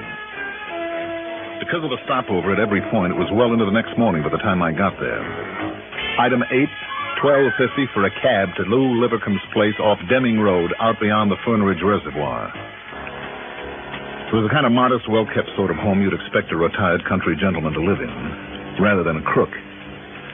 The reason for that high taxi charge is because I asked the cabbie to wait for me. Remember that. As for Livercombe, he was the same suave, slippery old character I'd known 2 years before. Yes, I heard from an old contact of mine that Ike Bellinger died down there in Corpus Christi. Too bad, darling. He was an old friend of mine. Yes, so I understand. As a matter of fact, he made me the beneficiary of his insurance. I've already mailed in a claim. Why did he name you, Livercombe? Why not? We used to work together, Ike and I. You still working together? Don't be ridiculous, Dollar. How could we be if he's dead? Tell me, where have you been the past couple of days? Right here. I haven't gone out beyond the mailbox for nearly a week. Mm-hmm. Can you prove that? Yes, I can prove it. Ask my next-door neighbor, old Morgan. I've seen and talked with him 2 or 3 times every day. And Mrs. Teller on the other side. I helped her gather in some wood yesterday morning. Yesterday morning, huh? Yes. Yesterday afternoon, she brought me over an apple pie she'd made. All of which makes a nicely set-up alibi for you, doesn't it? Now, look here, Dollar. I don't know what you're getting at, but if you think you can tie me in with Frellinger's getting knocked off... Did I say that? Didn't you learn a couple of years ago that when you try to pin something on me, all you're going to do is fall flat on your face? Suppose we see. Mind if I use your phone? Well? Go ahead. Thanks.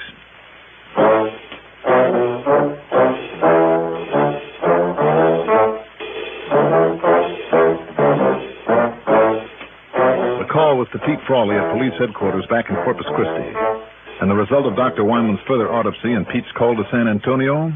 Dollar, I don't know how you do it. Yeah, Pete. No broken bone in the foot of that stiff, so your hunch was right. It wasn't Ike Prellinger at all. It was somebody who was a dead ringer for him. Taken there, planted there by Ike? Well, that we can't be sure of. Anyway, not yet. I'm sure of it. But now listen. Like you suggested, I called the MPB in San Antone. Now, the missing man on their list fitted Ike's description perfectly. His name was Mike Ringler. So how you figured that one, I'll never know. All right. Now, do you see what it means, Pete? No, you tell me. When Ike found that he had a double there in San Antonio, it gave him an idea. So he moved down to Corpus to carry it out. What was it? He got in touch with and made a deal with his old colleague in crime, Lou Livercombe, out here in Eugene. If Lou would pay the premium on a nice hunk of insurance, then when he supposedly died, they could split it. In this case, with double indemnity, a total of $50,000. Well, I'm a son of a gun. It's an old one, but it's worked more than once. Now, wait. We still have to round up Ike Prellinger. Don't give that a second thought, Pete. I'll simply make the most of Lou's hospitality here in his home for a while. You'll what? For just as long as necessary. Oh, yeah, I see. Then when Ike arrives to pick up his cut of the insurance money, he thinks, well, Pete, I'll be right here and ready and waiting. Okay, buddy. Hang it up. Hang it up, I said. Johnny? You hear me? You see this? I'll, talk to you later, Pete. Well, Ike Prellinger, That's right. Who are you? Who is he, Lou? Don't you know him? That's Johnny Dollar, the insurance detective. Oh, it is, huh? Well, Dollar, you won't be talking to anybody. Not later, not any time. You see this? Haven't you made enough mistakes already, Ike? Plug him, Ike. Let him have it. All right, Lou. That's exactly what I'm going to do. Now, listen, mister. Cabby! Hey, out of my way. Hey, what's going on? Look out, Cabby. Watch him. Oh, no, you do. Oh, yes, I do. Oh, Ike. And now you, Lou. Holy mother. Wow. Thanks, Cabby, for barging in the door that way and throwing him off balance. Wowee. What you done to him? Say, what goes, anyhow? Plenty. I'll tell you all about it while we drive these babies into police headquarters.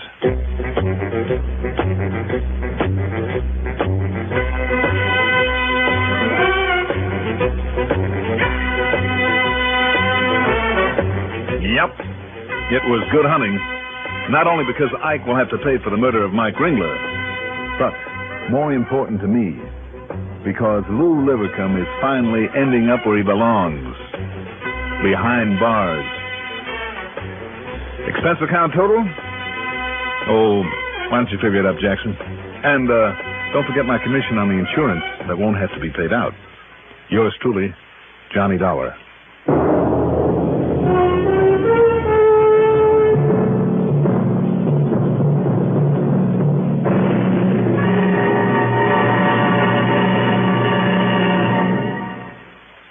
And now here is our star to tell you about next week's story. Next week, only the shadow of a doubt locks up the case for me. Join us, won't you? Yours truly, Johnny Dollar.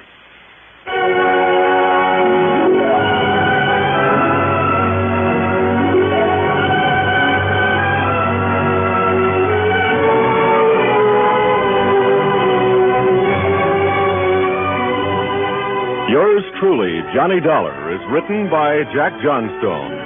Produced and directed by Bruno Zerato, Jr. Music supervision by Ethel Huber.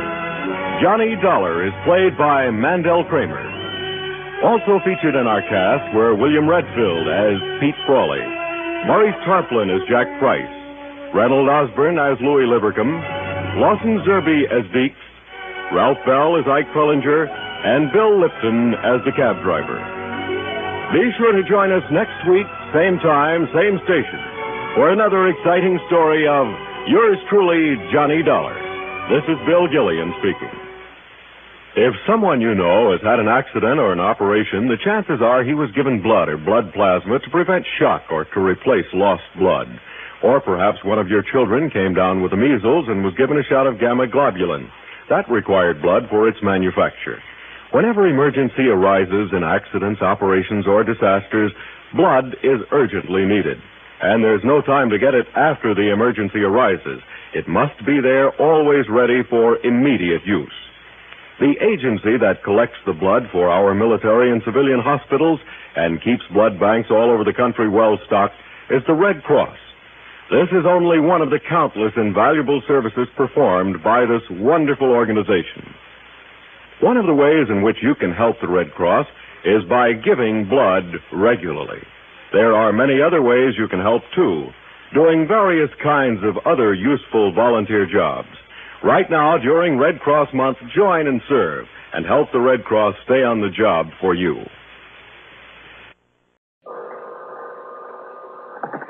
Johnny Dollar. Happy New Year, Johnny, and many of them, and may your shadow never grow less and all that sort of stuff. And the same to you, cheerful Charlie. Yeah, only it's Hal. What? Hal Kemper.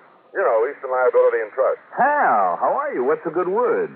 You made any plans for dragging in the new year in the usual fashion? Oh, in my usual fashion, yes. Well, what's that supposed to mean? Well, it means that instead of getting myself hooked into some big, noisy, drunken party, and then risking my one and only life among all the crazy drivers who'll be seeing double because of the parties they've attended, instead of greeting 1962 with a hangover headache, I have other plans. Oh, yes, I forgot. Hmm? That luscious little damsel you've been courting all these years, Betty Lewis. Well, that's just the trouble, Hal. So what's the deal, Johnny? Quiet little supper, just the two of you over at her place with a log crackling on the hearth and candles on the table, all that sort of stuff. Oh, I'm sorry, Hal. And then at the stroke of midnight, a glass of sparkling champagne to match the sparkle of her lovely eyes. How am I doing? I guess right? Not quite. Betty's out in Ohio spending the holidays with her folks. Oh, well, good. What's good about it? It means you have no plans. So, Johnny, I'll tell you what you do. Sorry, Hal, but I'm going to be sensible. Stay right here, have me a quiet little drink, listen to all the celebrations on the radio, get a good night's sleep, and start the new year cool, calm, and hope I can make a good one of it. Well, now, before you settle down, Johnny, how's about coming over here to my house for a few minutes? Hal, I'm sorry. No, I want you to meet and talk to Dr. Albert Begley is all. Dr. Begley? The heart man? The heart man. Why? Because of something he's just told me about one of his patients, who happens to be an important client of ours, a wealthy old widow by the name of Mrs. Nancy Cunningham. What about her? You come on over here to the house. Let Dr. Begley tell you. Hal, on New Year's Eve? Look, I thought I got over the point that I'd rather stay out of a car tonight. Let's wait until sometime in 1962, like tomorrow, maybe. Now, only one trouble, Johnny. If we do wait, if what Dr. Begley says is true, that nice little old lady might never live to see 1962. Oh? Yeah. I'll be right over.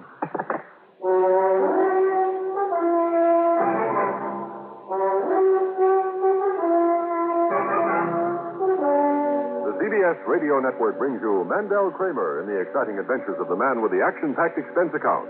America's fabulous freelance insurance investigator, Yours truly, Johnny Dollar.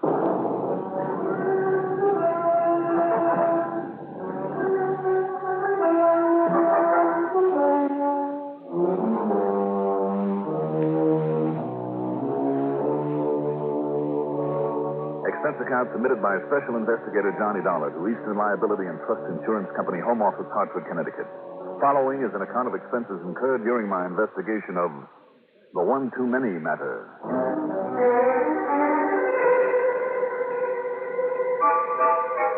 Expense account item 1, $4.80 for a tank full of gas from my car. Then, for 2 solid miles, I had to duck and dodge a flock of the darn fool drivers who'd already started to celebrate, and far too many of them might end up on a slab in the morgue. When I got to Hal Kemper's house, I could see that he and his pretty wife Doris were planning the quiet kind of evening that I'd have been able to have had with Betty Lewis if she'd stayed in town. Hal immediately swung me into the den where Dr. Albert Begley was waiting. He was a short, stocky, gray-haired, clear-eyed man of about 60, I'd say, with that rare combination of gentleness, kindliness, and quiet efficiency that makes for a good family doctor. Glad to know you, Mr. Dollar. Dr. Begley? And I'm particularly glad that Kemper here was able to get hold of you on short notice. Well, what I'm glad about is that Johnny had no plans for tonight, so there's nothing to keep him from going right on over there. Yes. Now, just wait 1 minute. Go on over where? Have I walked myself into some kind of a trap that you two innocent-looking connivers have set for me? Yes, I think that's just about it. But believe me, quite necessary. Well, Happy New Year to me. I hope it will be. Now, I believe Hal mentioned Mrs. Nancy Cunningham, too. That's right, Doctor, he did.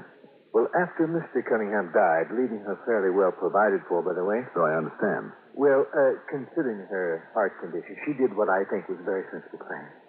Moved into a little one-story, 3-bedroom home that she can care for all by herself without any danger of overdoing it. Mm-hmm. It's over on the western edge of town, just north of Homestead Avenue. Now, here I've written down the address for you. Doctor, you said a heart condition. Just how serious? Mr. Dollar, yesterday I would have told you that Nancy Cunningham would live on for, 5, 6, 7, perhaps as many as 10 more happy years. But now, after what I learned from her this afternoon, well, I suggest that you go on over to see her right away.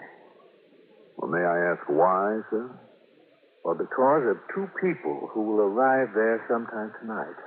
Presumably just to give her a little company during this holiday season. Oh? And who are they? Her only living relatives, 2 nephews, Donald Kingman and Walter Baird. They're the last of the line, Mr. Dollar, and therefore Mrs. Cunningham's heirs to both her estate and, I understand, a considerable amount of insurance. Considerable is right, Johnny.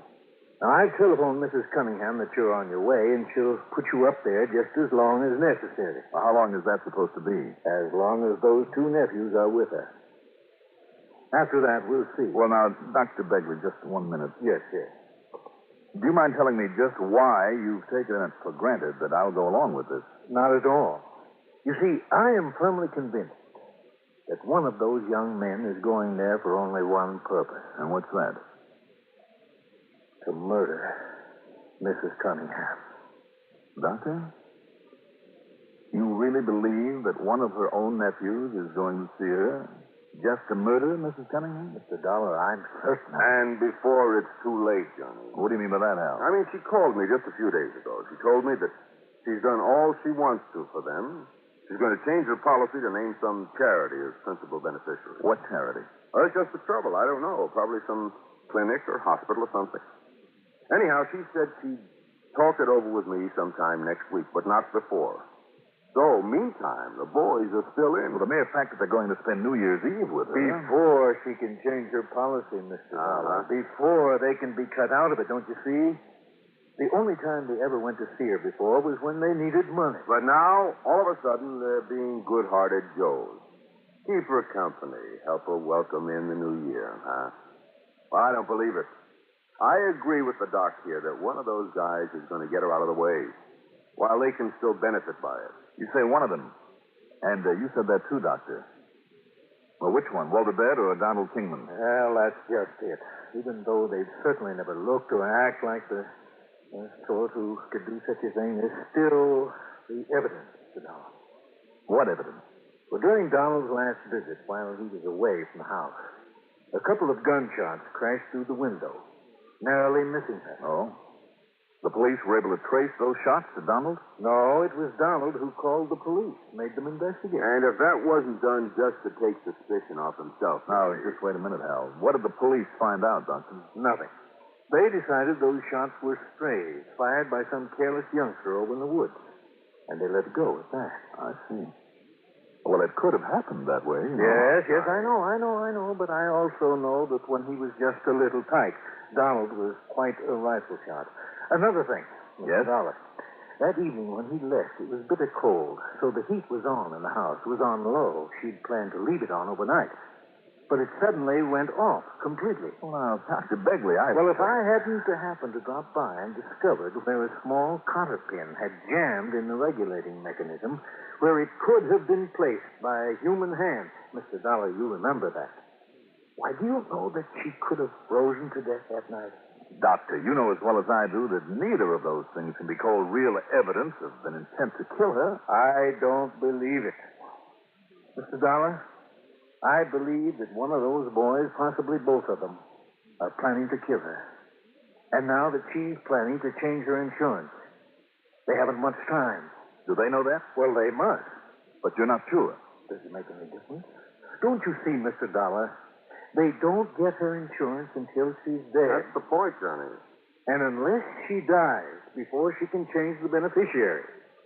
Well, don't you see, there can be only one reason why they give up the sort of big party or dance those boys would usually go to on a night like this and spend their New Year's Eve with her. Or am I just acting like a suspicious old fool? I don't think so. You, Johnny? I don't know, Hal. Tell me, where do Walter Baird and Donald Kingman live? Up in Springfield. Together? No, just a couple of apartments up there. Neither of them is married. Mm-hmm. How old are they, by the way? Oh, middle 20s. Don is assistant manager in a supermarket, and Walter has a job in a bank, I think. Yeah. Doctor, did Mrs. Cunningham tell you what time she's expecting them? Sometime this evening, she said. In other words, Johnny, you better get on your horse. Okay. I'll go on over and see her.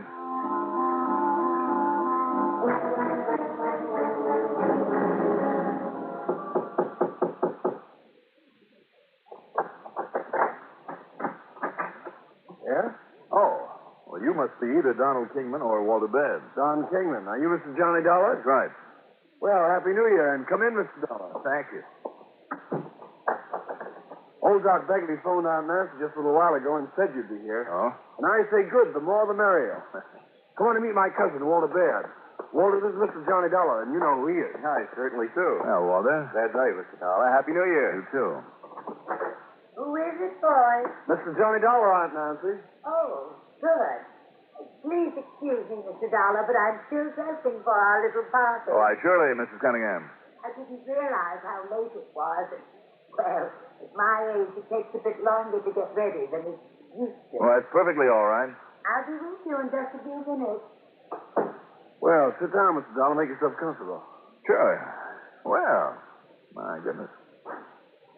Looks like you're planning a real evening of it.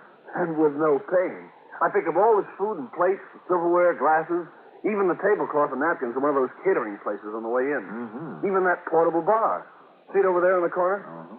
Tomorrow morning, they send a man around to pick it all up, and we won't even have to wash the dishes. Good work, John. Pour the gentleman a drink, Walt. Sure, don't know why not.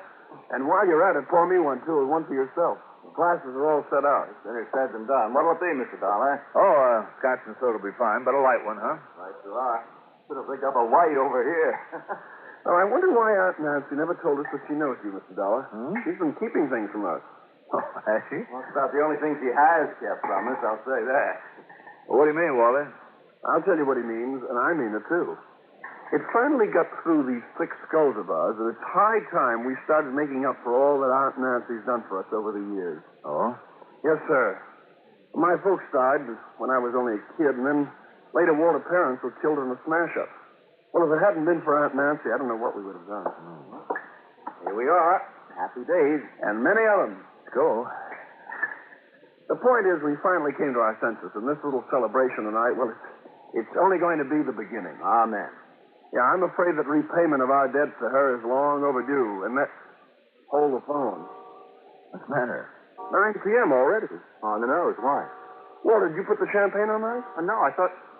Oh, son of a gun. Oh, now, don't tell me. I'm afraid so. The champagne's the one thing we forgot. Well, as far as I'm concerned, don't give it a second thought. There's a liquor store about 10 blocks up the street. I've got my little blue coupe out front, so I'll be back here with a couple of bottles by the time you can whistle Dixie.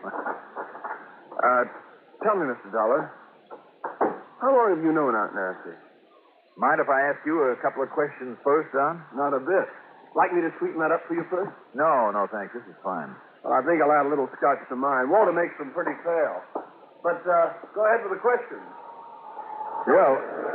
Only what was that? Probably some crazy driver out there wrapped his car around a tree. Must have done a good job of it. Now, tell me this, Don. Maybe I can anticipate a couple of your questions. No? Like, did Walter and I know Aunt Nancy was considering changing her insurance to cut us off? Well, did you? Frankly, Mr. Dollar, the answer is yes. Oh, is it? And, is that the reason you have suddenly decided to be nice to her? One of them. To be perfectly honest about it, yes. At least, it was. Not anymore, though. You better explain that. She changed her mind tonight. Yesterday, as a matter of fact, but she told us about it tonight. Well, then you will get the insurance. Yes, we're still in. Instead of wiping us out and giving it to some heart foundation or going ahead with that sanitarium, she was going to build for old... Don, what's the matter? I don't know. No, I feel it too. This drink, I can't... I know. I can't get out of my chair.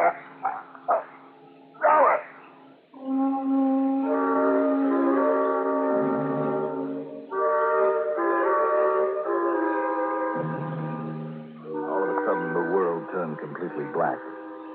I vaguely remember rolling off my chair onto the floor and then nothing for what seemed a century or two. Finally, in a sort of a daze, I could see a policeman standing above me and feel the flat of his hand slapping me in the face. Hey, all right. All right, come on, Dollar. Wake up. Wait a minute. Rogan. That's right. Bill Rogan. Only it's Sergeant Rogan to you. Huh? Yeah. Another snort of his brandy. Now, what do you know about this, Dollar? About what? This other guy stretched out here the same as you are. Who is he? Oh, that's Don Kingman. Yeah? What about that body in there in the bedroom? Body in the bedroom? That's right. Old Mrs. Cunningham. Huh? Dead, with a bullet in it.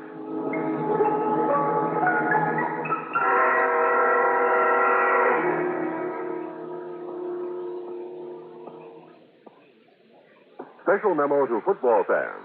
Tomorrow's thrilling Cotton Bowl game between the Mississippi Rebels and the Texas Longhorns will be a CBS Radio Network special on most of these stations. They say the man to stop tomorrow is the galloping halfback of the University of Texas, Jimmy Saxton. But the word's around that Mississippi has a pretty strong team, too. So be on hand for the exclusive radio coverage of the Cotton Bowl game in Dallas, Texas, tomorrow at your electronic 50-yard line.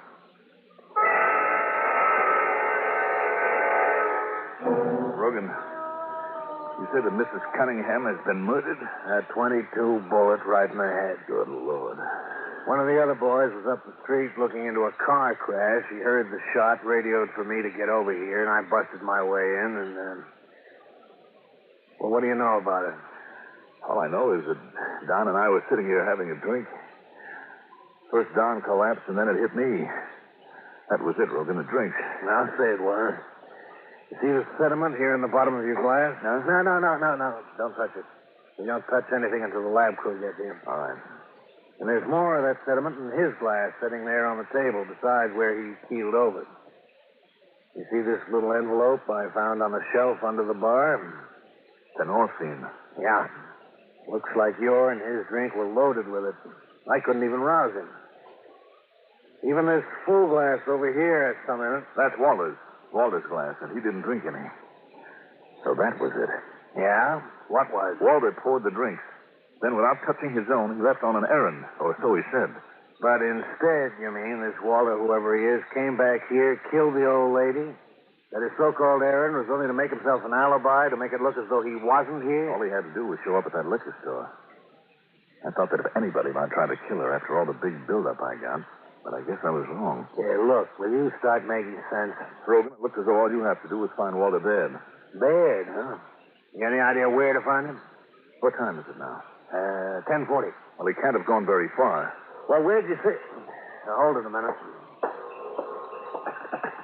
Sergeant Rogan. Yeah?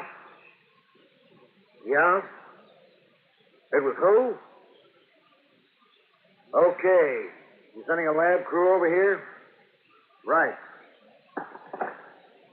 Dollar, is your head clear enough now to know what you're talking about? Well, I think so. What time did Walter Baird leave you two here? Well, wait a minute. The mantel clock had just struck 9. According to my watch, well, let's see. Yeah, it's on the nose. And that crash down the block happened less than a minute after 9.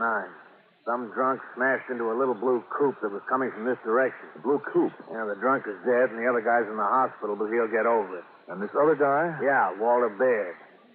So he couldn't have done this any more than Donald here could have. I mean, if Don passed out, like you say. But who then? You said you busted in. That front door was locked tighter than a drum. And there's no sign of anybody else having broken in. Well, the truth that Walter couldn't have done it. Well, then who? Dr. Begley? What? The way that he so carefully laid out for me all the reasons that Walter and Don had for wanting her dead? That is a cover-up, so I wouldn't suspect him? Yeah, well, now, and wait a minute. Charity that she might have left her money to, some hospital or clinic, Hal Kemper told me. That's something Dr. Begley wanted money for. So much that he was willing to kill her. And as a doctor, an old friend, he'd have a key to the house, possibly. You sure you're feeling all right, Dollar? It wouldn't make any sense. Make no sense at all. You think you were making any? If he hadn't changed her insurance yet, and he must have known that, so killing her wouldn't do him any good. Dollar, listen. Yeah, what? We know that Walter couldn't have done it, okay? And we know that Donald couldn't have done it. So, that leaves you. Oh, let's not kid about it, huh, Rogan? Okay, then. Are you sure this doctor who might have a key would be more likely to know about the Phenorphine that was used on you? Anybody would know about that stuff and be able to get it. But are you sure this doctor has nothing to gain? The only ones who could possibly gain are Walter Baird. And he's out. And Donald here, who... Wait a minute. Well, Don couldn't have done it. Look at him. Wait a minute. Maybe I was a little befuddled from that drug, but look, this glass. This glass of Donald. Don't touch now. Just leave it there on the table. The point is, Rogan, did you touch it? Did you? Of course I didn't. I told you, Dollar. Then that's it. It has to be. Dollar. Donald. Knocked out by the Phenorphine? Sure he was. And still is. That's right, but not until after he killed her. But didn't you say Listen to me now. Those glasses had the drug in them, all right. All 3 of them, to make sure that I'd get some of it. And not only you, but them too. No, because if Walter himself hadn't suggested going out for the champagne, Don would have told him to, before Walter could touch his drink.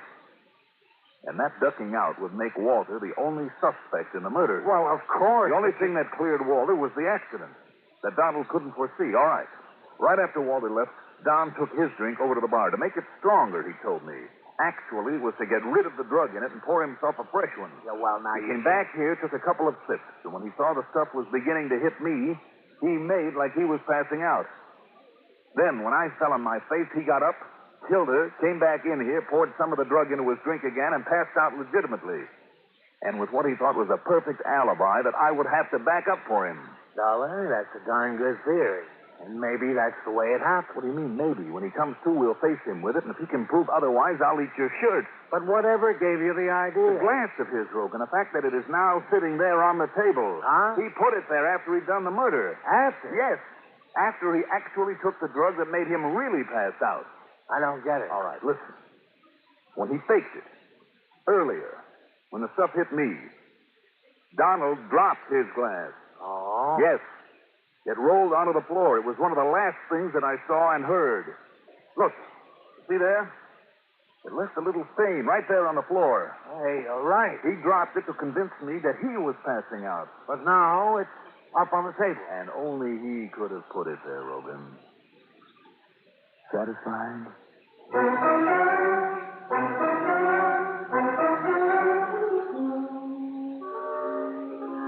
When he came to, and we told him how he'd worked it, how he'd made the mistake of setting the glass back on the table, told him we'd made a paraffin test of his hand to prove our point. Well, Don not only confessed, he showed us where he'd hidden the gun. Expense account total, $4.80 for that tank full of gas. Yours truly, Johnny Dollar.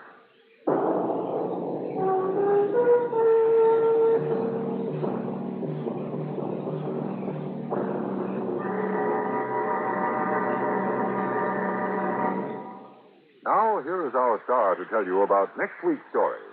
Next week, I'll be back with another case for you. But for now, I would like to wish all of you the very best of New Year. Yours truly, Johnny Dollar.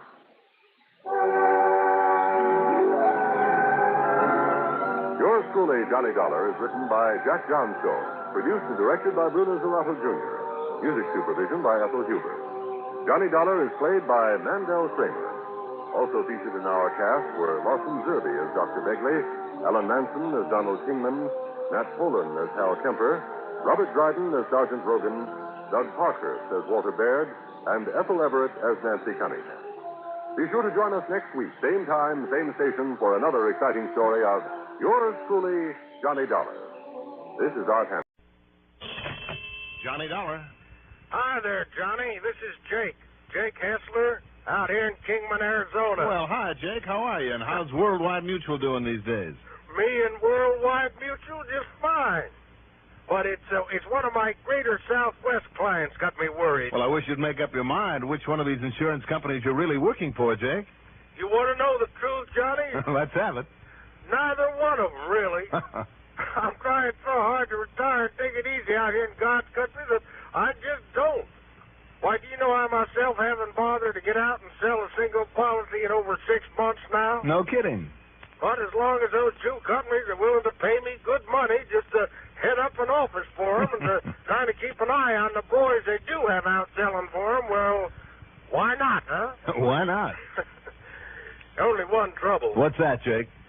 Any problems come along, you just guess who gets them dumped right spang in their lap. Well, what's the matter with that? Huh? Well, what do you mean? Well, all you do is turn around and dump them in my lap. Oh, well, now, Johnny. Well, it's the truth, you old reprobate, and you know it. What is it this time, Jake? Young fellow that was insured by the San Francisco office. Yeah? Old mine. One of those old ones over toward Lake Mojave. Uh-huh. Yeah, and he's up and disappeared. So maybe you can come on out here and see if you can find him. Okay? Well, as long as it means a chance to warm some of this winter chill out of my bones, and as long as I always manage to get in some good bass fishing out your way, and since you're willing to pay all my expenses while I do it. Huh? For while you're fishing over at that Lake Mojave resort? Why, as an old friend of mine by the name of Jake Hessler said just a minute ago, why not? Well, you come out here and we'll see. Okay, Jake. I'll fly out to Las Vegas, rent me a car, and see you sometime in the morning. The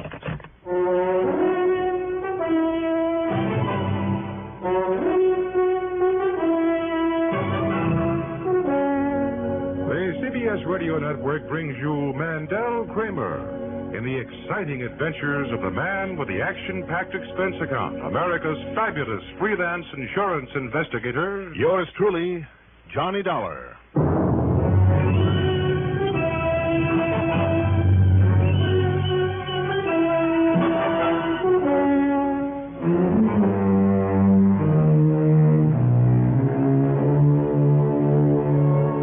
Expense account submitted by Special Investigator Johnny Dollar to the Greater Southwest Insurance Company branch office in Kingman, Arizona. Following is an account of expenses incurred during my investigation of the Golden Dream matter.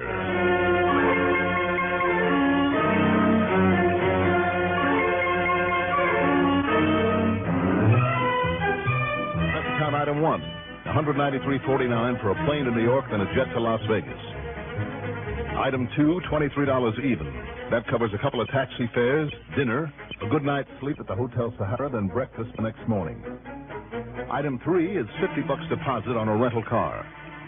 I headed southeast through Boulder City and crossed Hoover Dam at the foot of Lake Mead. And again, I marveled at the way man's ingenuity has harnessed the tremendous power of the Colorado River. I headed south on 93. In the town of Kingman, Jake's office is on the main street above the Conroy Mercantile. Tall, lean, lanky, and well-tanned as always, he was wearing a white Stetson cowboy shirt, blue jeans, and fancy boots. Well, now, maybe you will have a chance to get in some fishing over there to Lake Mojave, Johnny. Nothing suit me better, Jake. You know it. You see, the one man who can help you get on the trail of young Kingsley... Kingsley? Myron Kingsley, that young mining engineer I told you about that's disappeared. Oh, I see. And the man who's going to be the most help to you finding out what's happened to him is the manager of that Lake Mojave resort, Mr. H.R. Pratt. Ham Pratt, I know him well, very well. Yes, I know you do. And the old mine that Kingsley come to investigate the Golden Dream is right close by there.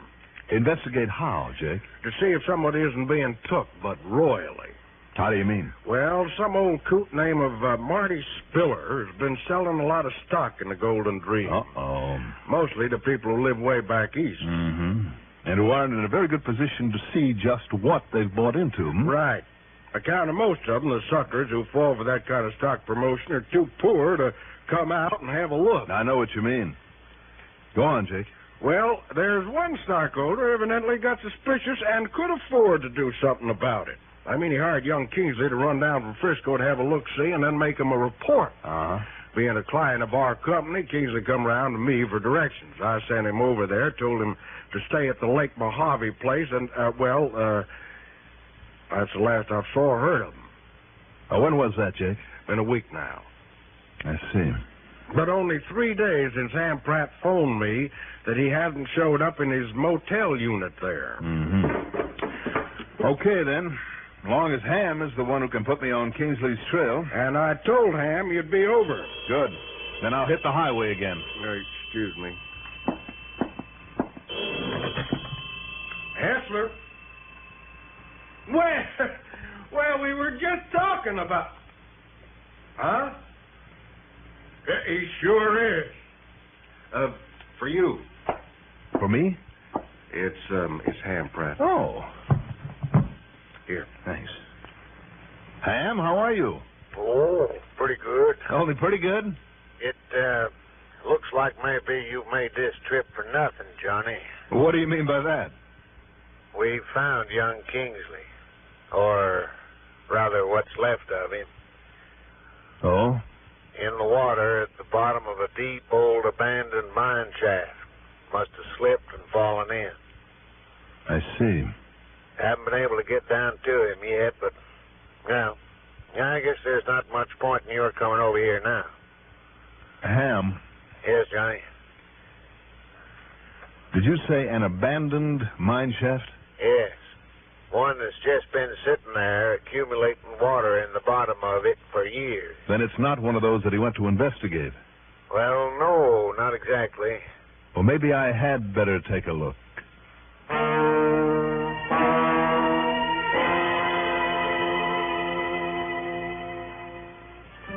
I got back into my car and drove westward across the desert on Route 68 over Union Pass, then down the long 17-mile grade to Davis Dam. But instead of crossing it, I swung right for 3 miles to Lake Mojave Resort. As I got out in front of the office, Ham Pratt pulled up in his Jeep. Leave your bags right there in your car, Johnny. Come on, we'll use it. I am. Okay, whatever you say. Hey, how long you been packing a gun like that? Well, you know, Johnny, in case we run across some jackrabbits or a coyote or something. Now get aboard. Sure. Or something, did you say? All right. I'll be honest about it. Since I talked to you, I kind of got to thinking about it. Thinking about what, Ham? Oh, about possibilities. Like maybe in case young Kingsley didn't just fall into that old mine shaft. I know what you mean. After all, if Kingsley was a mining engineer... And he was, Johnny. And I mean a practical one, not just a student. He's a good one. He knew his business. Well, then he should have known enough to take care of himself and watch his steps. Right. In other words... Well, do you have any ideas, Ham? Plenty. Like maybe the owner of the Golden Dream, who didn't want it shown up that he was selling stock in a worthless mine? His name is Marty Spiller. He's the sort of character we don't like around here. How do you mean? Hang on now. Not much daylight left, so he'll take a shortcut onto this side road. Okay. Oh, hey! You call this a road? There's an old wagon trail they used to haul stuff in and out with a mule team. Don't worry. This Jeep will make it okay. I hope so. You were going to tell me about this Marty Spiller. Yeah, but better wait now till we get to the Golden Dream.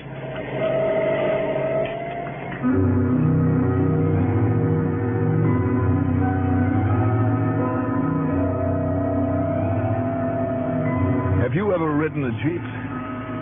I mean, really ridden one of them? Well, like everyone else, I've seen pictures of the boys in the Army plowing through mud and sand, jumping over ditches, taking seemingly impossible hills in them, and so on. But until you have actually been on one of them, and I mean on, not in, until you have driven across this kind of rugged desert country, you ain't seen nothing. When the trail gave out, as it frequently did, where spring runoffs from the winter rains had washed rocks and boulders and sand across it, we simply bounced across the desert, leaping and straddling stream beds and washes and anything else that stood in the way. Wow! We'd come to a high, sandy hill, and instead of circling it, we'd go right on up the side in low gear, slowing only at the top to make sure that there wasn't a sudden drop-off. Then careen madly down the far side, flipping and skidding all the way. What a ride. But it finally got us on the main route to the Golden Dream, and the sun was getting low. See her up there, Johnny, on the side of that mountain up ahead? And a couple of the shafts go well down below the bottom of that mountain. Ham, don't you think maybe we better get out and walk that trail? It's just a ledge on the side of that thing. If the mule wagons could hang on to it, we can. But now about Marty Spiller. Yeah, tell me about him. He stopped working the Golden Dream when the vein ran out in the late 30s. Then, along about 4 years ago, Spiller came along. And he's done only enough each year to keep his rights. Just what has he done? Johnny, all he's done is grind up and rewash the tailings. You know, the refuse material left over from the original washing or concentration or treatment of the ground up ore. I guess that's the stuff that I've seen piled up outside all these mine tunnels that we've passed along the way, huh? Yeah, just worthless rock, which the valuable metals, the gold mostly, has been taken out. I see. Anyhow, by rewashing that stuff now and then, he's been able to back his claim that he's got a working mine. Well, tell me, Ham, has he ever got any worthwhile amount of gold out of those tailings? No, sir. But that hasn't kept him from selling a new issue of stock now and then. Oh, boy, what a racket. Yes, sir. No wonder he'd want to get rid of anybody who'd know and be willing to testify that his mine is worthless. Like young Kingsley. But until we can get his body up and prove that... now, wait, here we are. Oh, boy. My aching back. Now then, let's see. Wait a minute, Ham. Isn't that the Golden Dream still up ahead there? The main shaft and tunnels, yes. Grab one of those coils of rope and that big flashlight, will you? See a half mile away with that thing. Besides, it's getting dark. Okay. But the hole in this mound over here to the right, you see it with the timber rigging over it? Yeah? Now, come on now. We'll look over the edge. With that powerful flashlight, you'll be able to see the body down there for yourself. All right. Listen, Ham. Yeah? Where is Spiller? Where's he been all this time? Pretty good alibi, I'm afraid. The day after Kingsley got here, started poking around, Spiller apparently left. Apparently, you say? Yeah. Said he had to go over somewhere in California. Hadn't been seen around here since. Now, hang on to one of these timbers and lean over the edge of this hole and look down.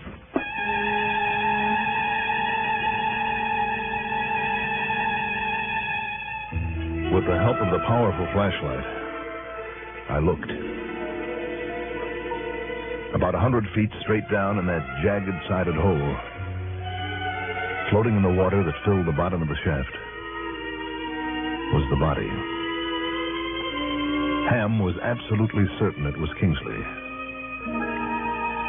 So, job number one was to bring it up. Only then could we determine whether he'd been killed before plunging down there, and if so, how.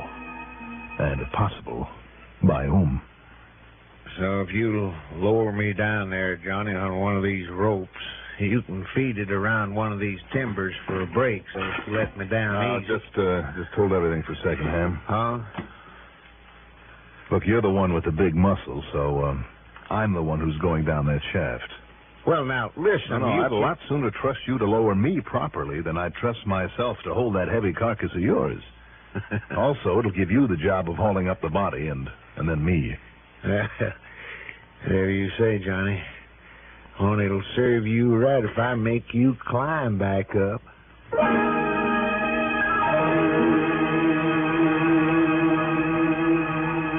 I tucked the big flashlight into my belt, and Ham slowly lowered me into that deep, black, rock-sided shaft.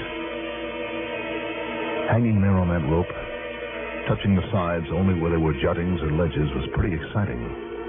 I was glad the rope was a long one and that Ham was on the other end. Along the way, there were several small tunnels leading away from the shaft. But with the flashlight, I could see that they were only short ones, ending in piles of rubble. Until just before I reached the water. Ham! Yes, Johnny? Hold it a minute. Right. Have you reached the body? No. What? Not quite. But there's a big tunnel. A clear one leading off from here. A big one. What? Looks like it might lead over to the main shaft of the Golden Dream. Now, wait. Huh? Let me snub this line so I can lean over and hear you better. There we are. Oh, look. Hey! Forget it for now. I'll investigate on the way back up. I'm only a few feet from the body now, so lower away again. All right, Ham, lower away. Hey! Take it easy. Stop throwing rocks down here. Watch it, will you? That one almost hit me. All right, now lower away again. Ham? Lower away, do you hear me? Wait a minute. What goes up there? Who's pulling off those shots? The rope.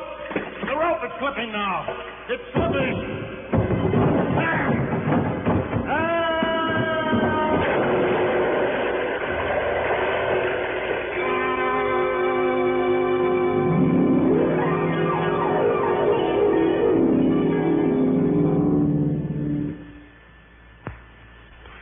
No painless way has yet been discovered to extract money from your paycheck.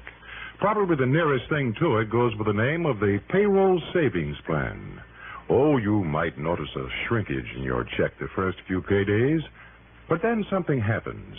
You no longer expect to have that extra cash in hand. In effect, you forget all about it, except for those pleasant reminders that come your way periodically in the form of United States savings bonds. The payroll savings plan, the automatic, sure route to a secure future.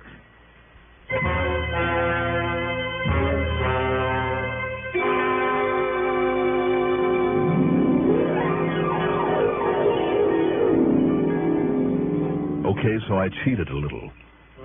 When the rope that had been holding me suddenly slackened, it wasn't I that splashed into the water at the bottom of that mine shaft. Nope.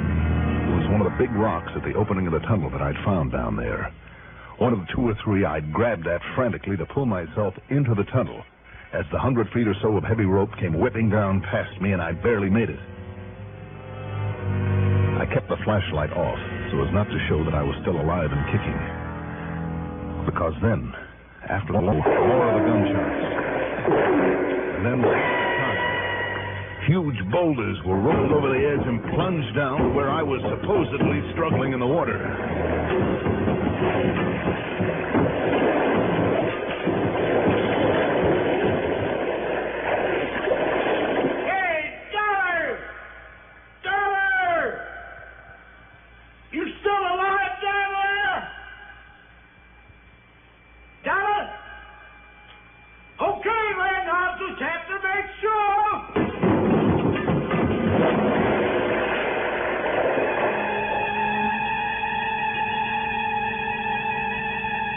Several more huge boulders came crashing down into the shaft, and thank goodness passed harmlessly by the mouth of my tunnel.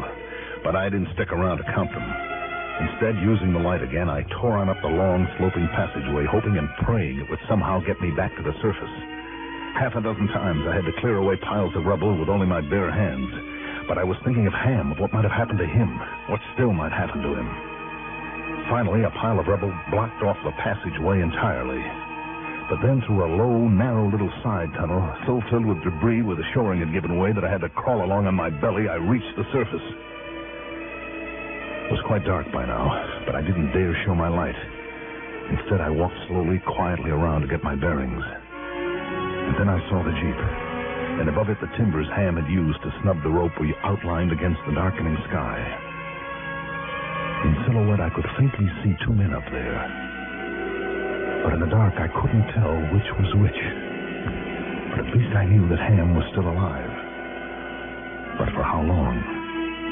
Because one of them was carefully tying the other one down to a 10x10 that lay only a few feet from the edge of the shaft. Had Spiller gone mad? Was he going to shove that timber with its human cargo into that shaft? No Indian ever crawled along over the floor of the desert any more softly than I did. And I cursed the fact that I hadn't a gun, that I'd left it with Ham to cut down my weight. A couple of times a jackrabbit jumped out from under my feet, and I hunched over and froze, hoping the man I was stalking wouldn't look around. Or if he did, that he'd mistake me for one of the many boulders scattered about, or a clump of sage. But then I came to a clear space, nearly 20 feet of it, that I had to cross to reach him. To reach him before he could shove that timber into the pit. It was so dark now, I could only see him as a blurred shadow.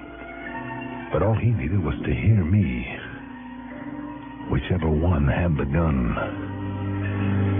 I stopped, took a deep breath, then rose up to make the dash across the open space. It's okay, Johnny. What? Just take it easy. Ham. So that tunnel you found down there did bring you up and out, huh? Thank heaven you're okay, Johnny. Ham, the main thing is that you're all right. Except for a bump on the head from the butt of his pistol. Marty Spiller, Marty Spiller. Sneaked up behind me when I was letting you down there and really laid one on to me. When I came to, I saw him throwing rocks down there at you, so, well, I figured I'd better get up and stop him. I was tying him up just now, then fastening the line so I could work my way down and help you to get back up. Ham, whatever gave you the idea that I was still alive? Johnny, if a lousy punk like Spiller could kill off a man like you, well, this I gotta see. I hope you never do. We brought up Kingsley's body the next morning. The bullet that had killed him before he'd been dropped from the mine shaft had come from Spiller's gun. A simple ballistics test proved that conclusively. So, again, it's up to the courts. Expense account total, $451.80. Yours truly, Johnny Dollar.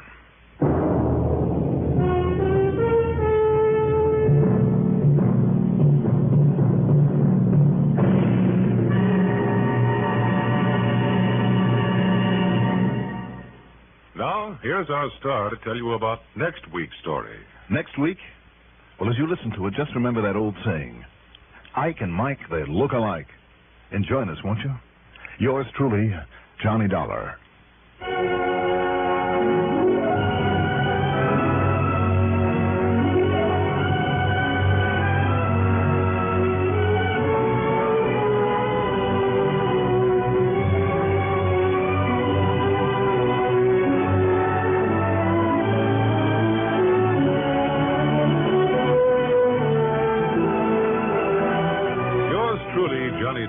Written by Jack Johnstone, produced and directed by Bruno Zerato Jr. Music supervision by Ethel Huber. Johnny Dollar is played by Mandel Kramer. Also featured in our cast were Cliff Carpenter, Bob Dryden, and Sam Raskin.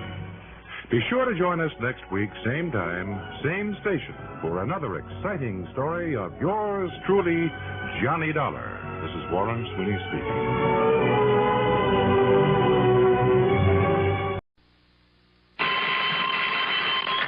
Johnny Dollar. This is Bill Walker down here in New York. You know Northeast Indemnity Associates? Sure, I know. How are you, Bill? Oh, pretty good, pretty good. Johnny. Yeah? You ever seen the Grand Canyon? No, but I've always wanted to. Oh, why don't you? At this time of year? Isn't that usually on the summer run? Oh, ask anybody. Grand Canyon's beautiful this time of year. And as long as the company's ready, willing, and able to pay your expenses, how about it, Johnny? Okay, you've made the pitch. What's the trouble out there, Bill? Does the name Orloff mean anything to you? Sure, Ted Orloff, L.A. Office of Western Indemnity. I wish it were Ted. What? Oh, Johnny, I'm talking about Christy Orloff. No, never heard of him.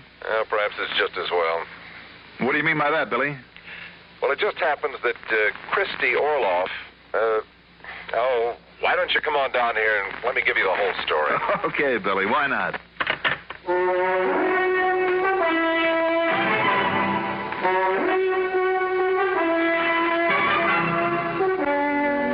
The CBS Radio Network brings you Mandel Kramer in the exciting adventures of the man with the action-packed expense account, America's fabulous freelance insurance investigator, yours truly, Johnny Dollar.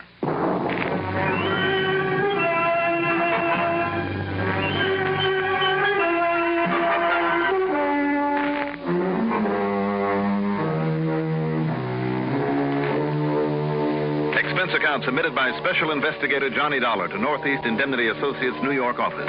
Following is an account of expenses incurred during my investigation of the Grand Canyon matter.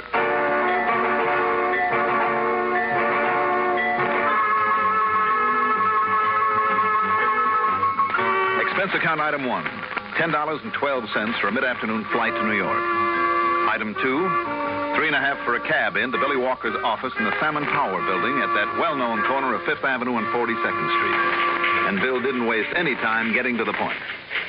I've arranged a room for you at the Waldorf, Johnny. Oh? And a seat on the plane to Phoenix a few minutes after 8 tomorrow morning. Mm-hmm. Meantime, cocktails and dinner, and the show tonight will be on me. Of course, unless you have other plans. Oh, no plans at all. But why the royal treatment, Bill? Oh, it's the least we can do, considering what's at stake on this one. Which is what?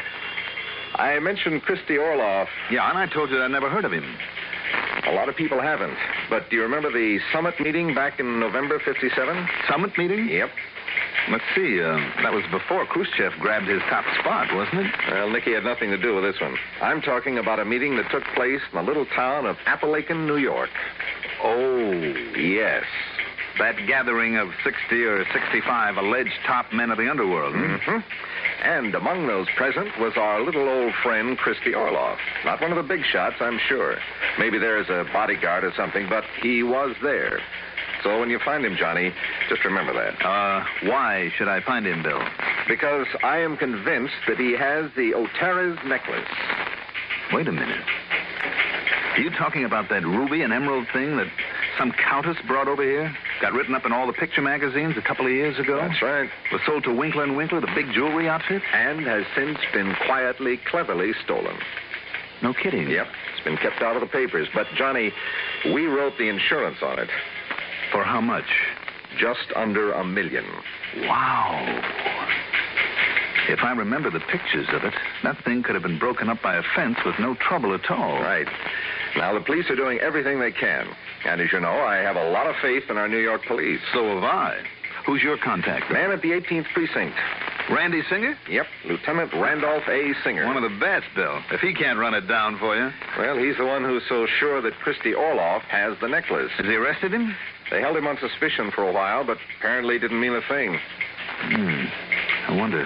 Anyhow, I told Singer I'd sent for you, and he wants to see you. Well, good. Well, wait a minute. Just what is the connection?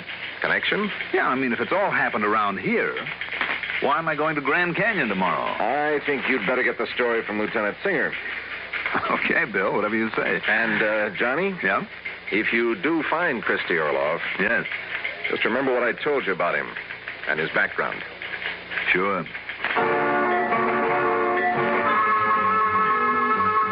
Item 3, $1 for a taxi across town to the 18th Precinct and a very brief visit with Randy Singer. Oh, son of a gun. I might have known some darn fool would drag you and Johnny so you can get in our way and make a general nuisance of yourself. All right. Now face up to it, Randy. If it weren't for my unselfish, unstinting help over the years, you might be doing the job that you're really suited for. Yeah, and what might that be? Pounding a beat. What else? My pal. But you're not going to be underfoot this time. Oh, how do you know? Because thanks to our usual efficiency in this department, plus my inspired leadership, we've already nabbed the two guys who actually made the heist. Oh? Izzy Frambler, Soapy Norton. Well, then where does Christy Orloff come in? Both Soapy and Izzy, separately, and each without the other knowing it, sang like canaries, hoping we'd go easy on them. That's typical. And each of them told us the rocks had been handed over to Christy Orloff. I see. But could we find any sign of them around him or on him? Nope. No. We held him on suspicion as long as we could. Meantime, went over his apartment like Sherlock Holmes. Nothing. Mm-hmm. And yet it makes sense for him to have it. Because Orloff is one of the greatest passers ever lived. Yes. Yeah, mostly dope over the years, but also important jewelry, artwork. Always small stuff that he could actually carry on his person. Also, Johnny, Orloff has all the right contacts for disposing of such stuff, especially on the West Coast. Well, then it seems to me, Randy... I'm way ahead of you. The L.A. San Francisco cops are with us all the way. They know those contacts, so keep an eye on them. And if Orloff meets one of them out there, But I don't think he will. Got too much sense. Can smell a bull a mile away. And that's why you head for Grand Canyon. Why? Because that's where Christy Orloff is headed. To recover from the shock of this unwarranted incarceration by the muddled, misled minions of the law, as he put it. Look, Randy. Yeah, now shut up and listen to me. All right, go ahead. I told you I was way ahead of you. Well? One of my boys, Rafe Kelly, sort of unofficially is on Christie's train, keeping tabs on him as far as Chicago. Keeping tabs on anybody that he meets, as a matter of fact. Mm-hmm. But once he leaves Chicago, and the next stop will be Grand Canyon, well, Randy, all on the word of two heisters trying to pass the buck. Yep. And the fact that Orloff said he's heading that way. Yep, because he's smart enough to do exactly what he said. Oh, look, Johnny, I know him. I know him inside and out. Oh, you do? Oh, huh? yes, sir. Why, you haven't been able to nail him down after all these years? Touche. But, Johnny, I'm betting my bottom dollar that Grand Canyon's where he'll try to make us pass. But, Randy, if you didn't find the stones on him or at his place... Yeah, I know. Somehow, knowing the way I do, I'm sure he'll somehow have them on him when the time comes to make the contact. What about his luggage on the train? Oh, yeah. Kelly telephoned me from Chicago only a couple hours ago. He went through it twice. Nothing. Well, Randy, it seems to me that... It seems to me, Johnny, you need a vacation. Grand Canyon. Talk about a shot in the dark, though. Well, will you do it? Just for me? Just for old time's sake? No. Oh, now, listen, But Johnny. I will for one other reason. Yeah? It'll give me a free gander at the place. Which reminds me... Of what? Have you a description of Orloff that I can look at? Oh, yeah, right here. Complete, including the picture. Good, because if I... Wait a minute. You mean to tell me this sweet, harmless-looking little old man, this is Christy Orloff? Don't let it fool you, Johnny. If he catches on to who you are and why you're there, oh, believe me, Johnny, look out. All right, Randy. I'll take your word for it.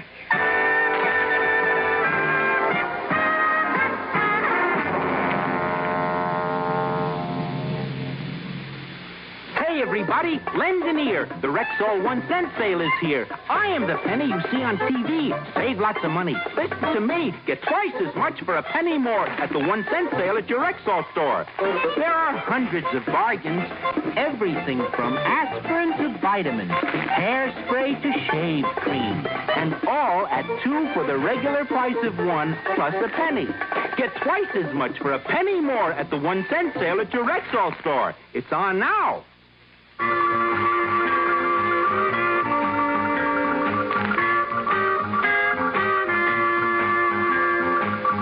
Expense account item 4. Just before cocktails, dinner, and a show with Billy Walker.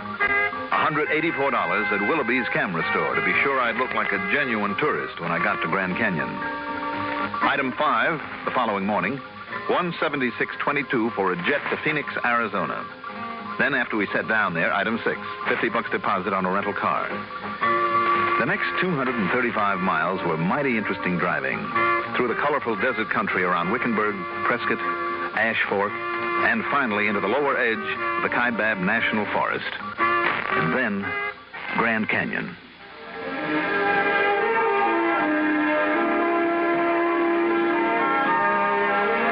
You know, a lot of words have been written about the canyon, about its appalling size and rugged beauty, its fantastic colors, always changing, like a giant kaleidoscope that never stops moving and yet never repeats itself.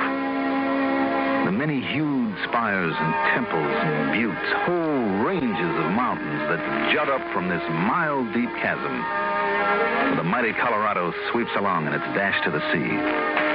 Well, words simply can't begin to do it justice. And the tireless forces that have molded it, the river, the rain, the frost and snow and sun, are still at work on this incredible sculpture. Amazing, beautiful, impressive, almost overpowering. As I finished signing my name on the register at the famous El Tovar Hotel, perched there above the canyon's rim, the clerk passed a telephone to me. Yes, sir. It's a call for you. Oh, thank you. Johnny Dollar. I told you I was right, Sunshine. Oh, Randy. Now, listen. Go ahead. I got another call from Kelly. Yeah? Your little friend Orloff will arrive there by train sometime tomorrow morning. Good. Though I don't know whether I can stand your having been right for once. I'm always right. Oh, sure. Go on. Now, listen. I'm listening. I also got a call from the cops out in L.A. about Ricky Fortino. Remember that hood? Narcotics, wasn't it? Uh-huh. Narcotics, jewelry, artwork, the black market in Europe, gold smuggling in Hong Kong. Just about anything big time you can think of. I'll try to phone you an ID on him later. All right, but what about him, Randy? He's taking a train out of L.A. to guess where? Here? Uh-huh. Now, why those guys travel by train when something's on the fire, I don't know. Maybe it doesn't attract as much attention as a plane flight. Anyhow, that means Fortino's going to be the receiver for that necklace. Certainly looks that way. And being here, he's clear of the L.A. police. Sure. When's he get here? I don't know. Probably not until after Olaf does. But what's the difference? Those two will take their time about making the pass anyway. So until they're certain they're in the clear, no tails on them. Right. So, there it is, Johnny. Go to it. But be careful, boy. Be careful. And all for the sake of building up that half-baked reputation of yours. Sure. Why not? You're a bum. Of course I am. All right, Randy, I'll be in touch.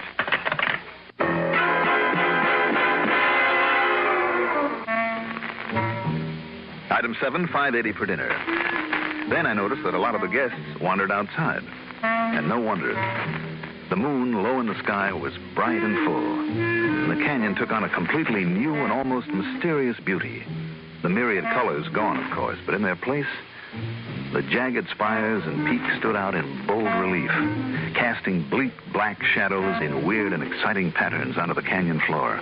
And from where I finally stood against the railing on the edge of a promontory, I could look back at the Alto Bar and see it silhouetted starkly against a silvery, moonlit cloud. Okay. I brought along the camera purely as a prop. But here, if the lens and film were fast enough, was a chance to shoot a masterpiece. To steady it for a time exposure, I set the camera on a post. Then, to get a better aim, and hoping none of the Park Service men were looking my way, I carefully climbed over the railing, holding on tightly with one hand, for it left me leaning slightly over the dark, seemingly bottomless chasm. And then, well, I guess I was too engrossed in setting the shutter and focus.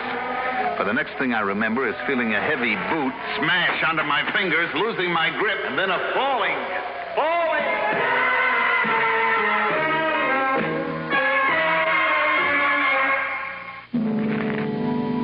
When I came to my senses, a little while later, I was tangled up in a bush beside a little trail not 20 feet below the spot from which I'd fallen. Believe me, I muttered a prayer of thanks. As I lay there, I suddenly realized that Randy was all wrong. That Orloff's contact from the coast, Ricky Fortino, had already arrived. And somehow had recognized me. So what if he didn't know my reason for being there? He might well suspect it. And it was obvious that he didn't like the idea of my being around. If only Randy had been able to give me a description of him.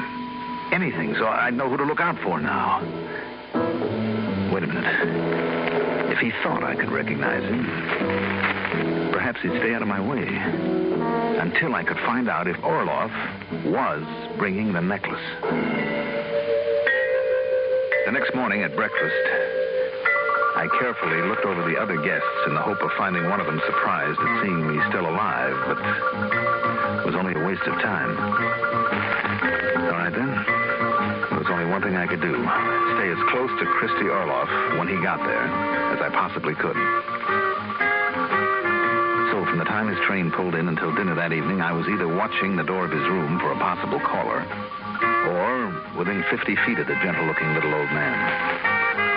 On a guided bus tour run by the Park Service, I even sat right next to him. As a matter of fact, as the two busiest shutterbugs of the lot, we were quite friendly. There you can see the 70-foot-high Indian watchtower, a faithful reproduction of the strange buildings put up here many centuries ago. Fascinating, isn't it? Oh, it certainly is. Yes. Boys, there on the brink of the canyon, it is built entirely of native stones. At the base there is a kiva. That is to say, a reproduction of an ancient ceremonial chamber once used by the Pueblo Indians. How about that? Beautiful, beautiful.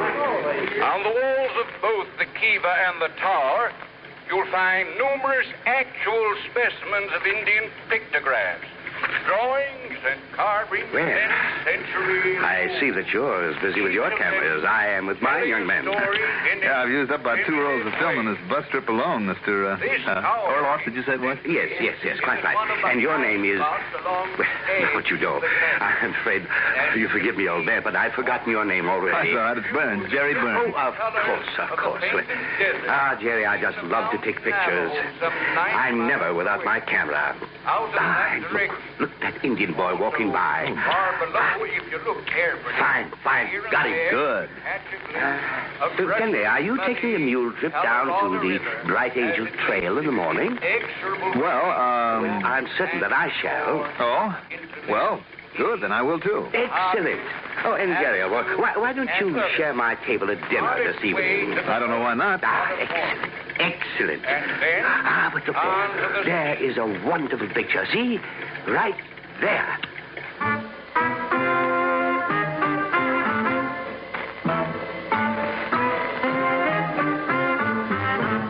And then it hit me. His hiding place for the necklace. If, that is, Randy had been right, that he actually had it. Yes, the corniest, most obvious, and because it was so obvious, the best hiding place of all. In the one thing that he kept with him every minute. Except when he went to meals. No wonder Randy and his boys had missed it. And the tip-off? It was the fact that he must have snapped 70 or 80 pictures with that little camera, but without once changing the film. But I had to make sure. Item 8, back at the hotel. 380 for a call to Randy Singer. And you're sure that'll be the right time, Johnny? I'll make it the right time, Randy. Just be sure you keep him on the phone long enough to give me plenty of time. Okay, Johnny, okay. Now, don't let him out of your sight or Ricky Fortino will get to him as sure as guns. Don't you worry.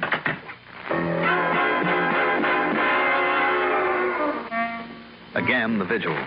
Until at dinner time, I knocked on the door of his first-floor room. Then together we went to the dining room, sat down, and ordered the meal. An appetizer, then the soup course, the entree. Then finally, the maitre d' came over and told Orloff there was a New York call for him at the desk. He looked puzzled for a moment, then politely excused himself. As soon as he was gone, I ducked down the corridor to his room, slipped the lock, closed the door behind me, and frantically looked around through his things for the camera. I found it at the bottom of a suitcase, opened the back, and there, sure enough, was the necklace. I stuffed it into my pocket, closed the camera, and put it back. But there was another matter to take care of. Or rather, another man, the one who tried to push me into the canyon. So when I heard steps, 2 pairs of them, coming down the hallway, I made a quiet but hasty exit through an open window. I stood there behind a bush and watched as Orloff and a short, dark, wiry-looking man walked in and headed for the suitcase. I tell you, Orloff, I don't hang around here any longer than I got to. Dollar finds out that I'm around, he knows that I'm the one who gave him that push last night. All right. All right, so produce the loot. Let me scram out of here. Come on, will you? Well, just be patient. It's right here in the back of my camera. Here you are. You see, it's... What? Is, huh? Ricky, look, it's gone. Somebody got to it. Okay, Orloff. So that's why you tried to stall, huh? Now, Ricky, put that gun down. Big Hugo thought that necklace might be too pretty for you to part with. What? Yeah. He thought you might try some phony dodge like this. Dodge? Make out like it got snatched from you? No, listen, Ricky. You know what he told me I should do if you did? Ricky! Yeah. This. No! One quick movement. From somewhere under his coat, Orloff pulled a gun and got off a shot. So did Fortino. And then...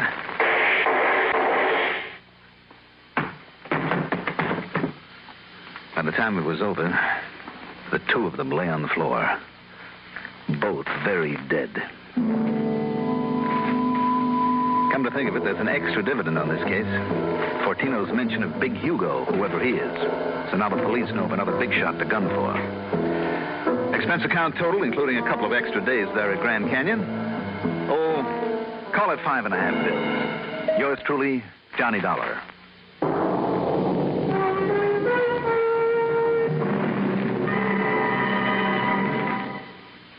Now, here is our star to tell you about next week's story. Next week, I'll be back with another exciting adventure. Be sure to join us, won't you? Yours truly, Johnny Dollar.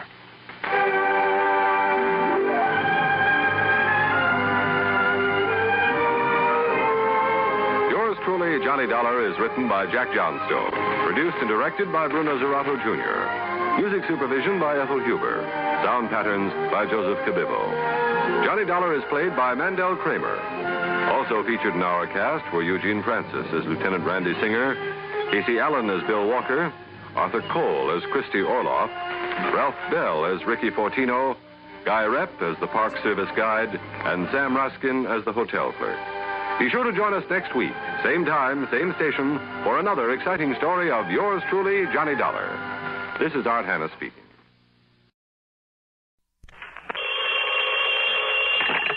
Johnny Dollar. This is Mary, the operator at Worldwide Mutual Insurance Company, Mr. Dollar. Yes, Mary. I had a call for you, but now he seems to have picked up his other phone. Oh, Les Wallace, no doubt. Oh, excuse me. Worldwide Mutual, Good morning. Yes, he is. I'll ring Mary? for you. I'm sorry, not you, Mr. Dollar. That was another call that came in, and I'd left your line open. Oh, okay. Look, if Les Wallace wants to call me back a little later. Oh, here you are. I can ring now. Oh, hello? Hey, you're a bum. I beg your pardon. I said you're... wait a minute. Who is that? Are you Johnny Dollar? That's right. Good. Dollar, this is Jonathan Harmon of Worldwide Mutual. Mr. Harmon? That's right. You sound surprised. Yes, I am, Mr. Harmon. I was expecting a call from Les Wallace there in your office. Oh, I see. And that explains your reference to a big bum, did you say? I thought you two were the best of pals. Oh, we are, sir. But he was supposed to call me early this morning about going down to New York tonight to see a hockey game at the Garden to celebrate my birthday belatedly. Oh, I see. If, that is, he could get away from his wife for the evening. Well, I hope everything's all right there, don't you? What's that, sir? I mean about Waters and his wife. And she's such a charming little lady, too, isn't she? Yes, indeed. Very. But he's not here, and what I called you about is... Oh, I'm sorry I interrupted you. No, I guess I interrupted you, Dollar, but what I called you about is this, and I think perhaps you'd better get out there right away. Yes, sir. About an hour ago, shortly after noon, a client of ours, Mr. William Willoughby, insured for some $70,000, was found dead in his apartment over at 19525 East Maple. Oh? What was the cause of death, Mr. Harmon? As the very unfunny police officer put it when he called, it was a case of lead poisoning. There's certainly nothing funny about that. So I think, Dollar, that perhaps you'd better get right on out there and see what's what. Right away, Mr. Harmon. And if Les Wallace can... Fine, Dollar. Goodbye. Hello? Mr. Harmon? I wonder what he meant about Les and his wife.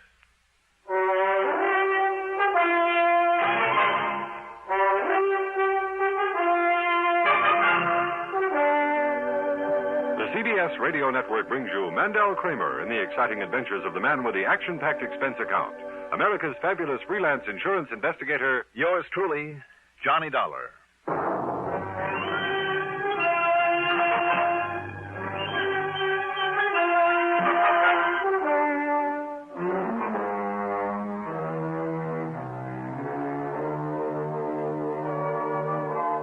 Expense account submitted by Special Investigator Johnny Dollar to the Worldwide Mutual Insurance Company, Home Office, Hartford, Connecticut. Following is an account of expenses incurred during my investigation of the Can't Be So matter. Expense account item 1. $2.15 for a taxi to 19525 East Maple Street. There was a prowl car out front, a small group of thrill seekers, and a patrolman with his hands full, keeping them from entering the smart new apartment building. When I showed him my credentials, he told me to go up to 5B, where I'd find Sergeant Tommy Bravo in charge, and I did. Sorry, Dollar, but you got here a little too late. The boys just hauled young Willoughby, what was left of him, off to the morgue. Was it you who called the insurance company, Sergeant? Yep. See, I knew he had a policy with him. You did? How come? Oh, we've been kind of keeping an eye on Willoughby ever since he moved back here to Hartford and put up in this fancy place. Why? You, know him when he lived here before? No, I didn't. Well, he wasn't much use to himself or to anybody else. Wanted the best of everything, but wouldn't do an honest day's work to earn it. I know the type. The chief even wondered there at one time if he might have had some connection with a narcotics pusher that we nabbed and set up the line. Narcotics? Well, I couldn't prove it, though. Anyhow, what he left here was to get out from under a lot of bills he owed, that sort of thing. Mm-hmm. And so then when he came rolling back a couple months ago, apparently rolling in dough. Well, it just made the chief kind of suspicious is all. So we kind of kept an eye on him. But he stayed clean so far as we could see. Just what happened here, Sergeant? No signs of a fight or anything like that? No. And the lab boys, before they left, wow, Dollar, they figure it was somebody he knew pretty well. How come? Because Willoughby himself must have let him in, for one thing. Him? Him, her, what's the difference? But it was probably him. Was it? See those chalk marks on the coffee table? Mm-hmm. Lab crew made them, where a couple of drinks were sitting. Willoughby's next to that chair, and the other guy's next to this one. How'd they figure that? Well, that one had Willoughby's prints on it, and this one didn't. Did it have any prints? They were all smudged pretty badly, except one. Looked like they were deliberately smudged. So they took the glass to the lab for good look. Anyhow, there was no sign of lipstick, so it must have been a man. And he shot Willoughby. With a cannon. I'll find out for sure down there at the lab, of course, but it looked to me like it was a 45 at least. A 45? Yeah. But, Dollar, that's just about all we know so far. No other prints around, no nothing. Nobody was seen entering or leaving. And if the man 3 doors down hadn't stayed home from work with a virus and heard the shot... how did you find out about this? I got a call from Les Walters at the insurance company. Walters? Well, I should have said from Mr. Walters, huh? Yeah, why? Isn't he the one with that tall, good-looking blonde wife? Name of Constance? That's right. Connie. Why? Nothing. Just that I saw her having lunch with him one day last week. Lunch? You know, in one of those intimate little joints out on 44. With Les? Walters? No. What? With our now departed pal here, Willoughby.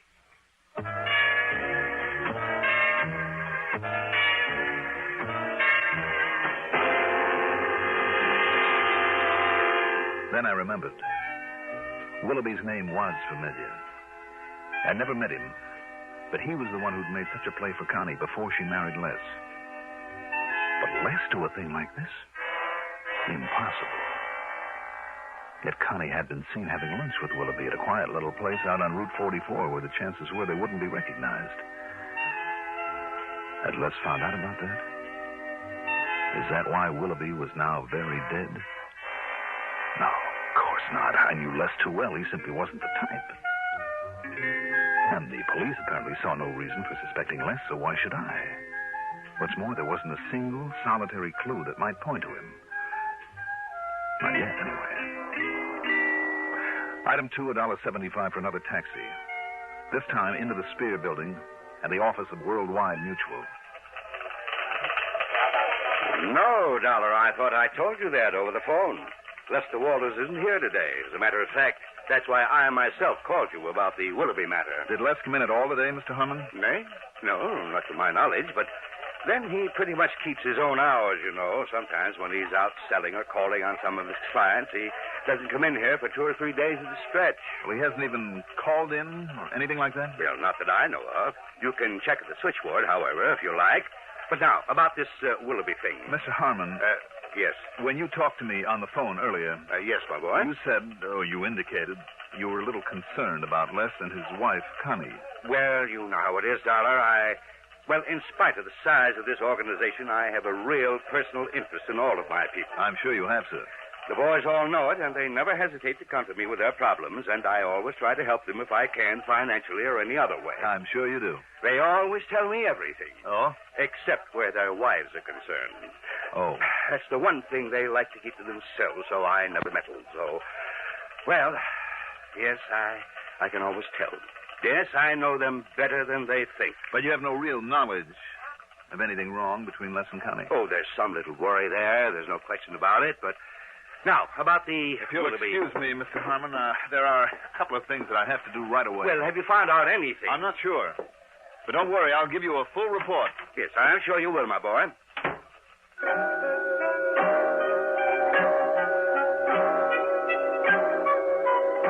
I checked with Mary, the switchboard operator. No, she hadn't heard from Les Walters all day. But he usually checks with me, you know. I mean, when he doesn't come in this way. Excuse me. Good afternoon. I told her then where Worldwide I'd be and Mutual. that if Les did call in, she was to let me know immediately and from where he called. I told her she was not to mention this to Les.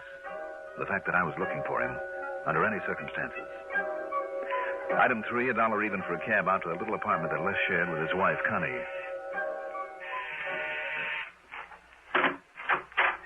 Johnny! Well, happy birthday, whenever it was. Hi, Connie. At least I think I heard Les say you had a birthday not long ago. Mm-hmm. But what in the world are you doing in this part of town, this time of day? Well. Oh, come in, Johnny. I'll put on the percolator and we can have ourselves a coffee clutch. Well, sure, Connie, thanks. Les around? Oh, no, he isn't. Has he tried the office? He isn't there. Oh. Well, then he must be out selling people insurance or something. Why, Johnny? All right, it's just that we talked about maybe taking in a hockey game tonight, and I haven't heard from him, that's all. Oh. Connie. Yes? But come in, sit down, make yourself comfortable. Connie, does Les keep any kind of a gun here in the house? Oh, now that's a funny question, especially from you. You're the gun collector. Listen, Connie. Have you added any to that beautiful collection of yours lately? No. Oh. Connie, listen to me a minute. Incidentally, you know why he wanted to take you to the game or something, don't you?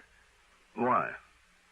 Well, maybe you don't realize it, but he's been trying for months to find some way of thanking you for solving that embezzlement case that got the promotion for him. When was it? Last fall? Where is he, Connie? But you know something? I'll bet he forgot all about it.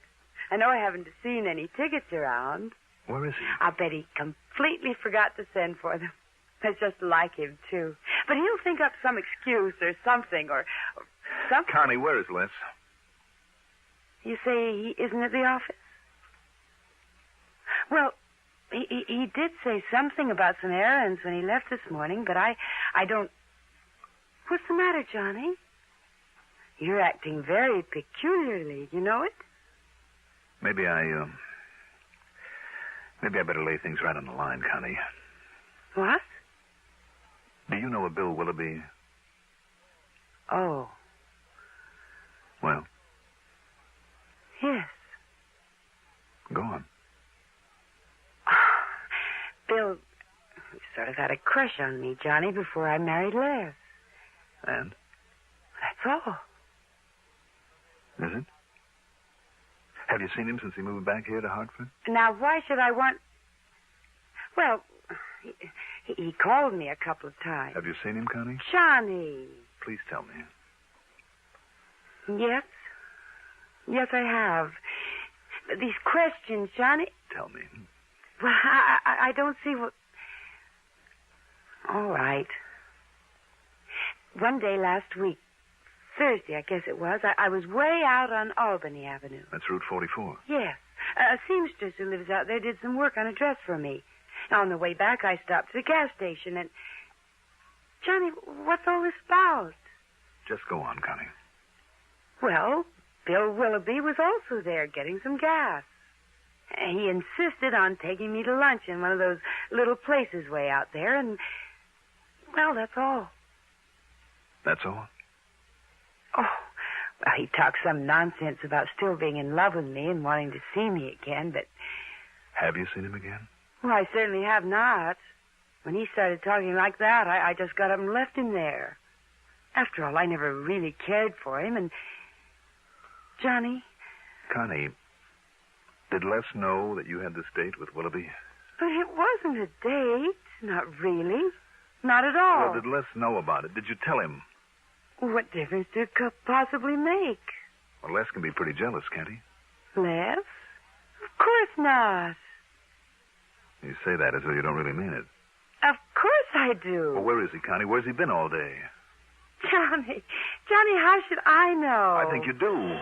Will you please tell me what this is all about? Will you please tell me why you're being so evasive? But oh, excuse me, that's the telephone. Hello? Why, yes, he is. It's for you, Johnny. Oh, thanks. Johnny Dollar. This is Mary at Worldwide Mutual. Oh, yes, Mary. I just found out, Mr. Dollar, there was a call from Mr. Lester Walters. Oh? See, took it early this morning before I came on duty. Yes? He was checking in to see if there was any messages for him and to say that he wouldn't be in today. Or maybe even tomorrow. Or maybe the next day, the day after. Oh, and that call was collect. From where, do you know? Oh, yes, we always check. It was from Equity 30114. That's over in Waterbury, you know. I know. And it sounds familiar. Thank you, Mary.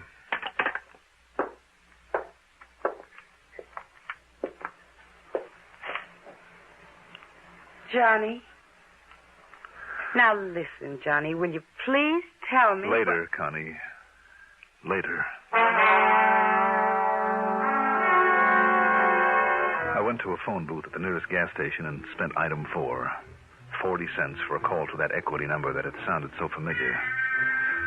I hoped and prayed that I was wrong about it. That it wasn't. Bearcloth's Gun Shop. Who? Bearcloth's Gun Shop. Gun shop. Can I help you? Did a Mr. Lester Walters buy a gun from you recently? Yes, just this morning, early this morning. What kind? It was a handgun, a 45. 45? Yeah, it was one that we... Oh, now wait. Who are you, if I may ask? Never mind.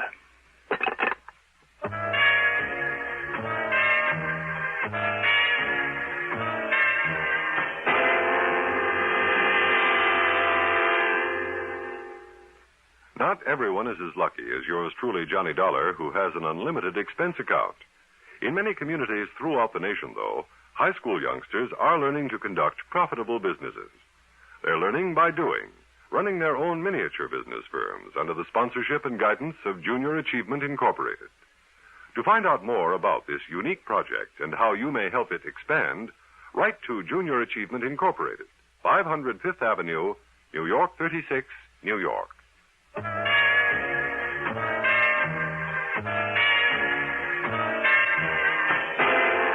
I still couldn't believe it. I wouldn't believe it. And yet all the evidence, every bit of evidence I had. Well, sure, it was circumstantial, that's all, every bit of it. But it all pointed to only one person, to my friend Les Walters. I still couldn't believe it. Yet there it was. His failure to check in at the office the way that he usually did. Didn't he know that would arouse suspicion? His slip-up on our date for the hockey game. Didn't he know that would make me suspicious? Connie's having been seen with Willoughby. If the cops knew about that, why not Les? And then Connie's evasiveness about Les's whereabouts. But did she really know about what finally happened to Willoughby? And the gun. A 45 did it, Sergeant Bravo had said. A 45, the gun shop owner had said. That was sold to Les only that morning. All right, there it was. Okay, now what? Go to the police? Tell them what I knew? Or let them find out for themselves? Why not? They had as much to go on as I had. Almost. It was their job to run down Willoughby's killer just as much as mine, wasn't it?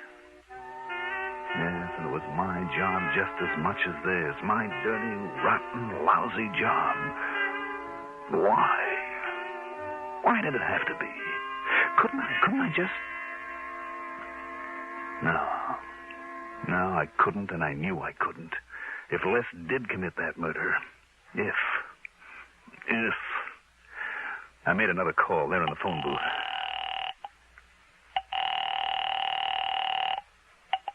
Sergeant Bravo. Sergeant Johnny Dollar.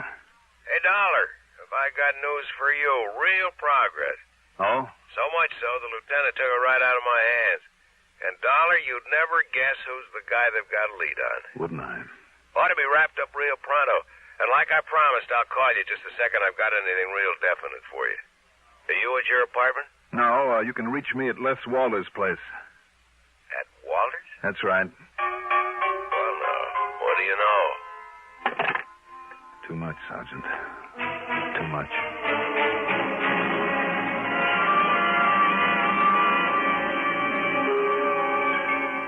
No, I don't know, and I don't know when he's coming back. And, Johnny Dollar, you just sit yourself down here in the den and tell me why you're acting so strangely. Now, sit down, Johnny. Please. Sure, Connie. Look, would you like a drink? Maybe that would help whatever it is that's bothering you. Yeah, maybe it would. Well, all right, then. I'll go get you. Oh, now, who could that be? Excuse me. Hi, honey. Les. I'm sorry I'm so late. Les. Need a couple of business deals on the way back. Sold a couple of policies. Les, listen. Hey, look, honey, I got it. The gun shop over in Waterbury. Now, wait, dear. Let's wait. Look here. Isn't it a beauty? And honest to goodness, genuine, original, single-action Army Colt. 45 caliber. Honey, do you have to yell this way? Why not? Isn't it a beauty? Do you know who's sitting there in your den? Oh, boy. Johnny Dollar. Oh. Yes. Well, you didn't tell him anything, did you? No. So go on in and make the best of it. Go on, Les, while I get the phone. Okay. Well, Hello? I didn't expect to find you here waiting for me, Johnny. Kind of spoils all the big surprise. But here you are, baby. Catch it. Thanks, Les. Well, don't you like it, Johnny? Should I? Ah, now look. After seeing that gun collection of yours, and seeing what was missing from it, and after what you did for me last fall, and with that birthday you had, well, listen, I've been negotiating with the old man Berghoff over in Waterbury for 2 weeks to get this for you. What's the matter, Johnny? Johnny? Oh, yes, Connie. That phone call is for you. Sergeant Bravo, I think he said. Oh, thanks. Johnny? No. Johnny Dollar. Well, it's all wrapped up, Dollar. Well... Yeah? Yep. Prints on that glass led the lieutenant straight to him. Well, what was that? The killer, the one that knocked over Willoughby. It was Shorty Scarpone, one of his pals in the dope racket. Broke down and confessed the whole thing when the lieutenant busted in on him. And Dollar... Oh, brother. Oh. Johnny. Okay, now, what is bothering you? What's bothering you anyway? Me? Yes. Yes, you. Not a thing. Believe me, not a thing. Connie, where is that drink and we'll celebrate? Good. My birthday and a lot of things.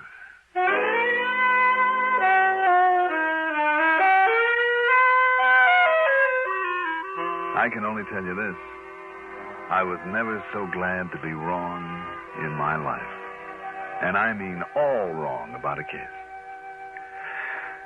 Expense account total? What expense account? Yours truly, Johnny Dollar.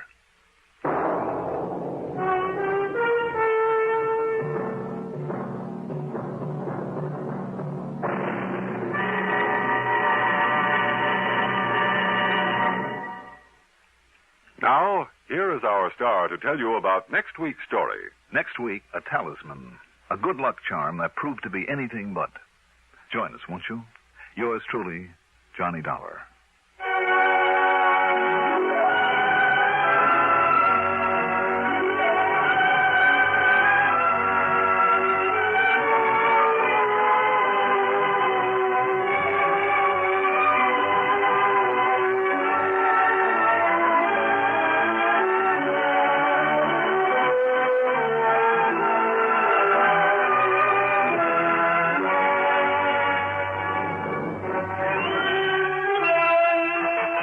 Truly, Johnny Dollar is written by Jack Johnstone, produced and directed by Bruno Zerato Jr., music supervision by Ethel Huber. Johnny Dollar is played by Mandel Kramer. Also featured in our cast were Mason Adams as Sergeant Bravo, Margaret Draper as Connie Walters, Arthur Cole as Jonathan Harmon, Pat Hosley as the telephone operator, Casey Allen as Les Walters, and Sam Gray as Mr. Berghoff. Be sure to join us next week, same time, same station, for another exciting story of yours truly, Johnny Dollar, Art Hanna speaking. Durward Kirby's favorite program, The Gary Moore Show, on the CBS Radio Network. WROW Albany. Welcome wagon hostesses rate their work as the most fascinating public relations job in the whole world. In the United States and in neighboring Canada, too, you will find thousands of welcome wagon hostesses who do a vitally important job every day of the week. Right here in the Capital District, there are more than 20 welcome wagon hostesses, your neighbors and mine, each one a charming ambassador of goodwill. We'd like you to meet one right now. I'm Lenny Gannett. I welcome all the newcomers in the McGonville-Gilliland area. I try to make new families feel at home. The basket of gifts I bring is just a small part of my welcome. I'd like to call on your new neighbor. All you do is tell me who she is. Call Welcome Wagon at State 59640. Give the hostess the name and address of the newcomer you know. She'll call on them with a basket full of gifts from civic-minded businessmen. Call State 59640 for Welcome Wagon. Johnny Dollar. Pete Brenneman, Johnny, out here in Las Vegas. Brenneman. Western Maritime and Life? That's right. How are you, Pete? Busy, Johnny. Checking over a set of plane schedules. About to have yourself a spring vacation? Where are you headed for, Pete? I'm not. Oh, no? You are. I am? Yep. Well, thanks for telling me. Now, the way I figure it, if you pull out of Hartford about 9 p.m., your time, that's a couple of hours from now. Well, now, Pete, I take a jet out of New York at 11:15.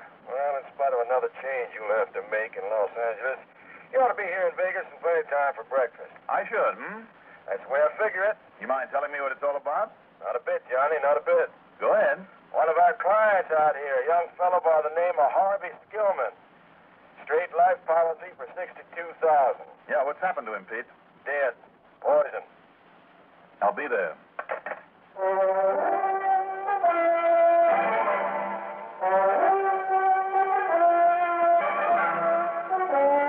The CBS Radio Network brings you Mandel Kramer and the exciting adventures of the man with the action-packed expense account. America's fabulous freelance insurance investigator, yours truly, Johnny Dollar.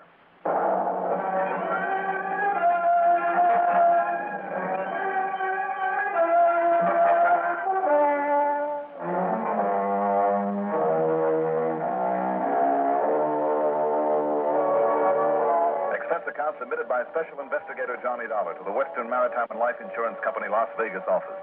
Following is an account of expenses incurred during my investigation of the 2 steps to murder matter.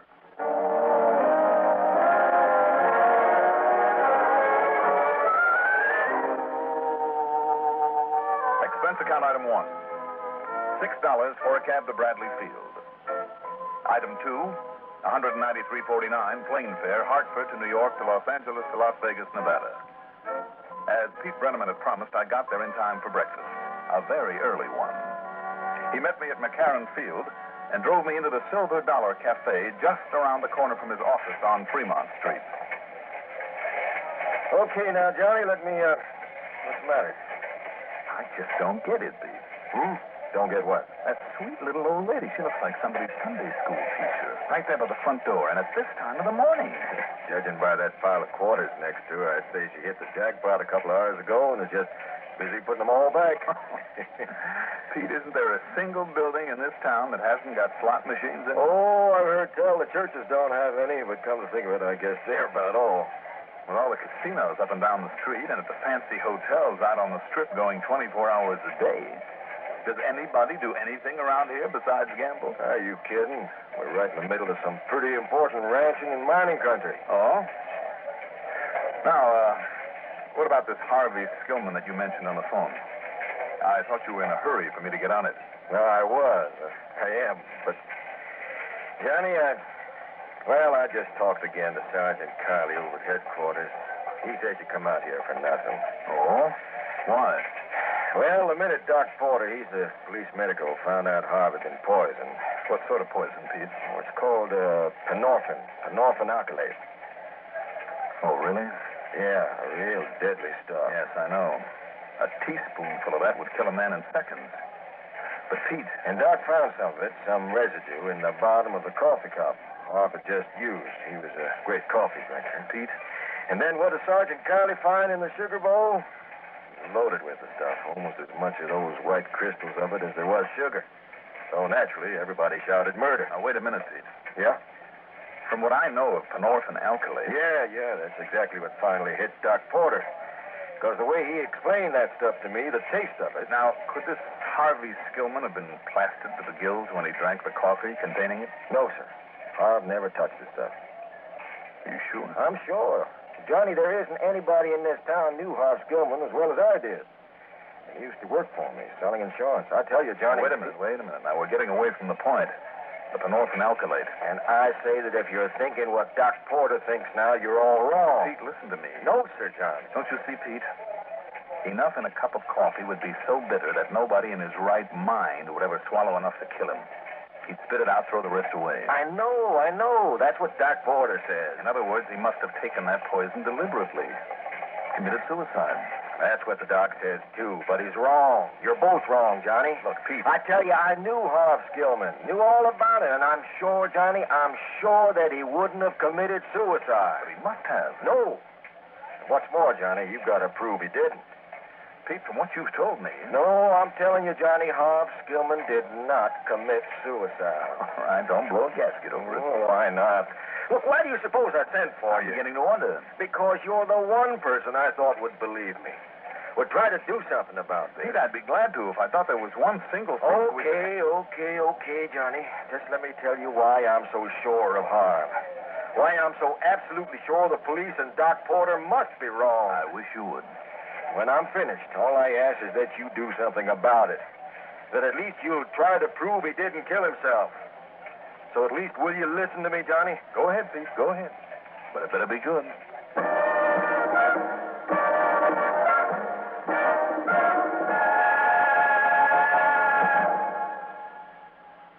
Douglas Edwards here, part of a continuing sound picture that includes many persons and personalities. This is Dimension in England. Alexander Kendrick reporting. Is yours nice, Tony? I sing with Bing. I sing with Bing every weekday. This is Peter Kalisher in Tokyo for CBS News.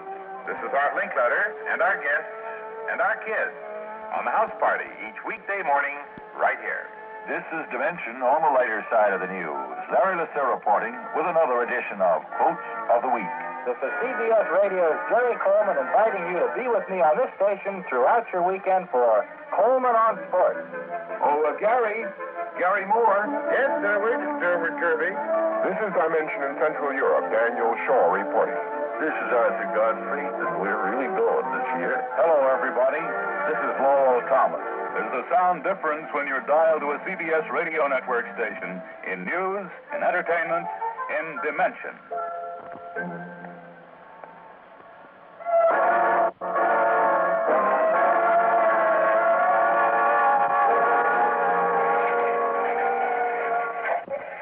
Okay, Harv was only 31 years old. Not too healthy a guy, but okay. Like I said, he worked for me in the office selling insurance until he hit it lucky one night. Lucky? How do you mean, Pete?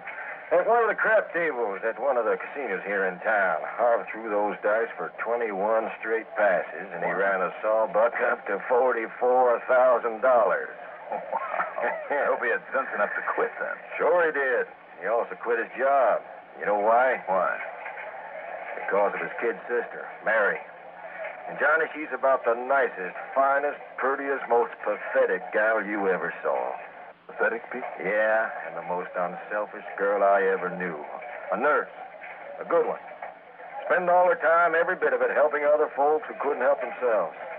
But then, Johnny, about a year and a half ago, she came down with some kind of a crippling bone disease that nobody thought she'd ever recover from. But the minute Harv got hold of that money, with that and all his savings, he took her straight to the Mayo Clinic back in Rochester, Minnesota. Can't think of a better place. And when they'd done all they could, he took her east to some high-priced man in New York. Good for him. And now she's going to recover, Johnny. She's going to be as good as new. Wonderful. It's going to take another year, maybe, in that expensive hospital and all, but she's going to be all right, thanks to Harv. I can see why you liked him, Pete. Sure. The only trouble was that, well, Harv began to run low on money, so he came on back here. Oh, no. Yeah, he thought he could run up another big killing. But all for her, mind you. Well, wouldn't the people that she'd been so good to help her financially? No, Johnny. Harv felt he had to do it all himself. But he promptly lost everything he'd had left, excepting his insurance.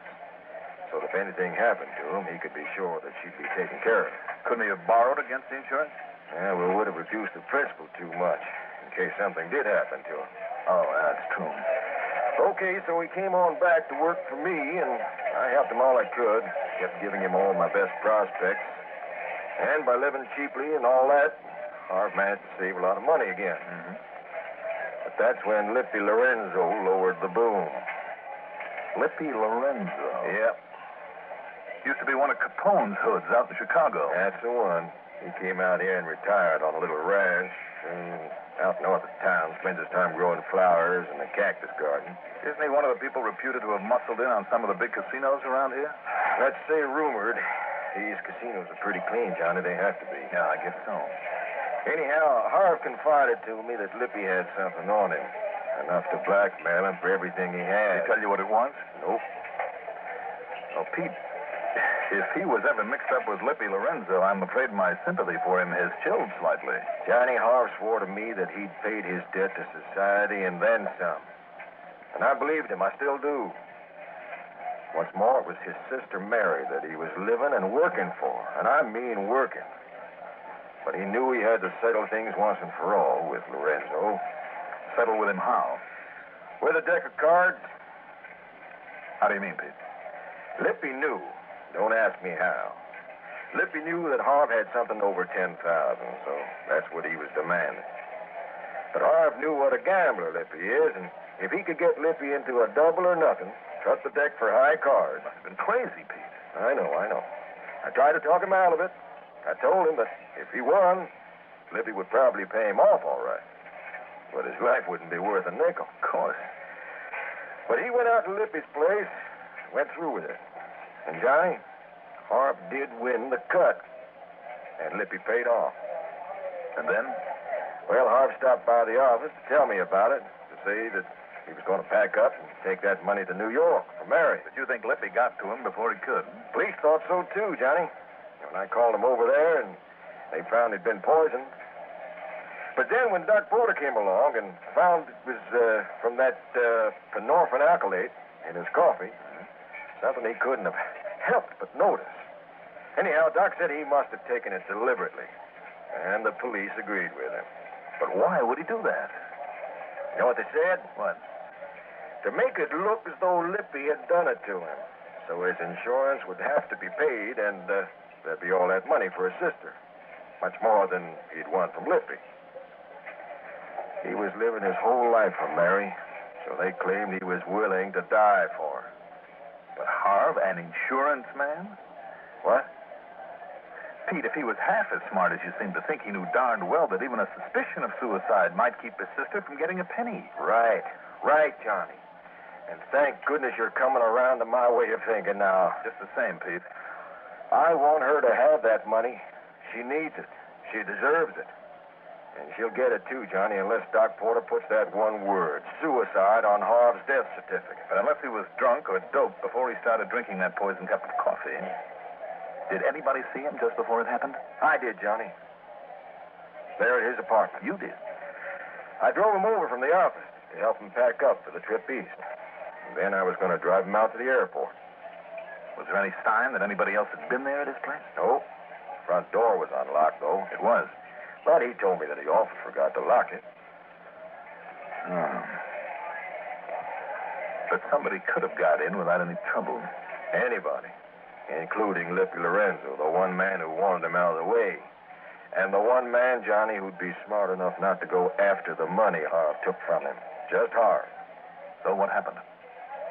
So while he packed, he poured us both some coffee. Like I said, he was a fiend for it. Kept a pot of it going all the time. And you drank yours without any ill effect? Because, thank the good Lord, I never used sugar in mine. The point is, though, Johnny, Harv wasn't drunk. He wasn't doped. He was perfectly okay until he put in the sugar with that poison in it and drank that cup of coffee. But the fact still remains, Pete. And there's all the more reason for it if he liked his coffee sweet. I know, Johnny, I know. The bitter taste would have given that poison away. Right. He'd have had to notice it. So like the doc says, it would have had to be suicide. But, Johnny, believe me, Johnny. Wait 1 minute. Yeah? Come on. Let's go over to your office where I can put in a long-distance call. Yeah, Johnny? I could be wrong. It's a chance. A long one, but maybe, Pete. Maybe we can find the answer to this. Come on.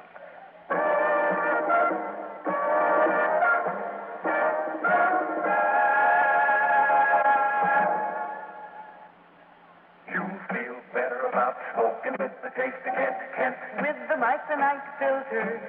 Refines away harsh flavor. Refines away hot taste. It makes the taste of a cigarette mild as a balmy day in the month of May. Kent is the best for the flavor you like. Kent is the best for the flavor you like. Refines away harsh flavor. Refines away hot taste. For the flavor it makes the taste of a cigarette mild as a balmy day in the month of May. Kent is the best with the micronite filter. Kent is the best with the micronite filter. Kent is the best. You feel better about smoking with the taste of Kent. Kent with the micronite filter. Refines away harsh flavor. Refines away hot taste.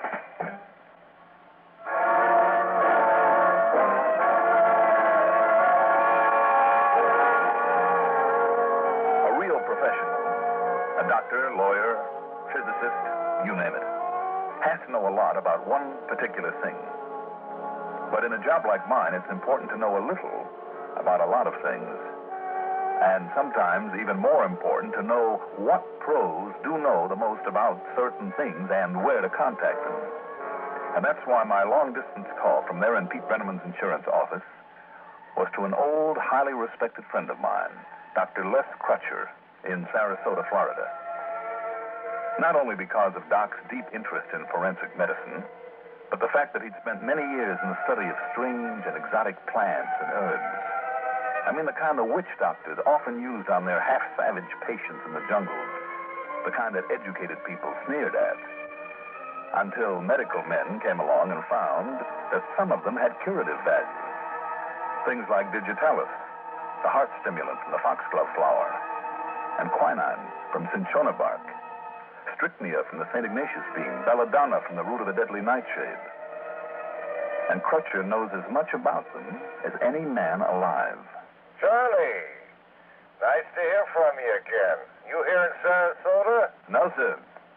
Well, if so, I hope you'll drop in for a little visit.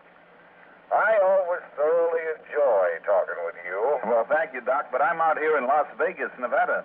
Las Vegas? That wild, wide-open gambling town? Well, it isn't quite as bad as that, Doc.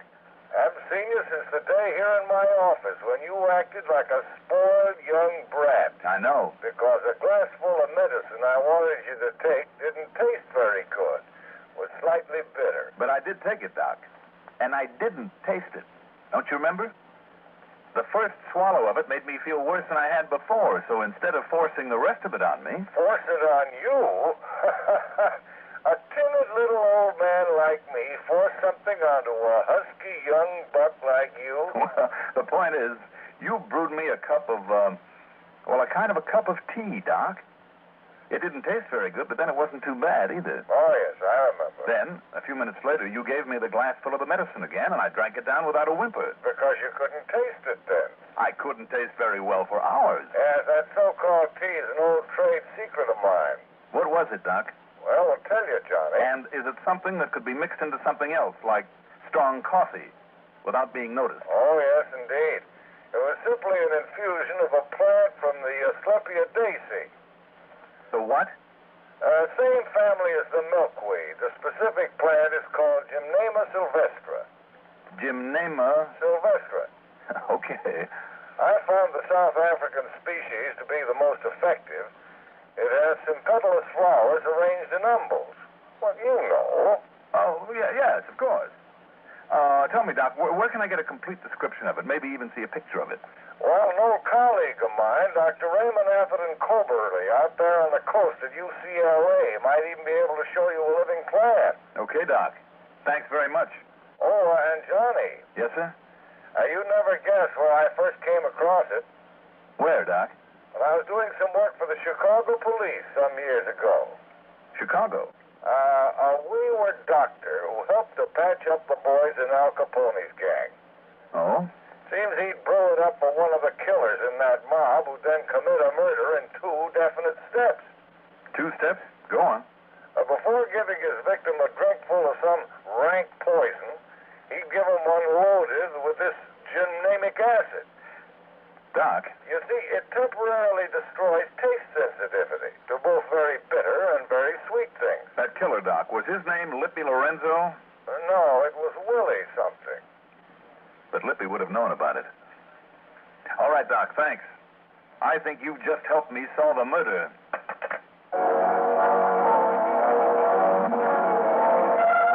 Item 3 is 3140 and covers a plane to Los Angeles and a cab to UCLA's Medical Center. And there, Crutcher's friend, Dr. Corberly, proudly presented me with a specimen of the Gymnema sylvestre plant. Yes, it's one of the most successful in my exotic collection, Mr. Dollar. I'm glad you had it, sir. But whether it can be grown out in the dry air of the desert, Mr. Dollar... Well, wouldn't the dried-up leaves of it be just as potent as fresh ones, Dr. Corberly? Possibly. In which form do you plan to use it, huh? Oh, I don't. Huh? But I think somebody else did. Oh, you do? You do? Yes, sir. But who besides a man like Crutcher would know about it? A killer. Item 4, another 3140 for the trip back to Vegas. Item 5, the usual $50 deposit on a rental car. Then, after a brief stop at police headquarters, I drove north to the little ranch I'd heard about. But I wasn't exactly alone. Dollar, did you say? That's right, Lippy. I'm Johnny Dollar. Yeah, the big shot insurance detective, eh? Well... I sure don't get it what you're doing around here. Oh, you don't, hmm? Look, you or anybody else ain't got a thing on me, Dollar. So you don't bother me one bit. So come on in, let's have a drink, and you can tell me what's on your mind, eh?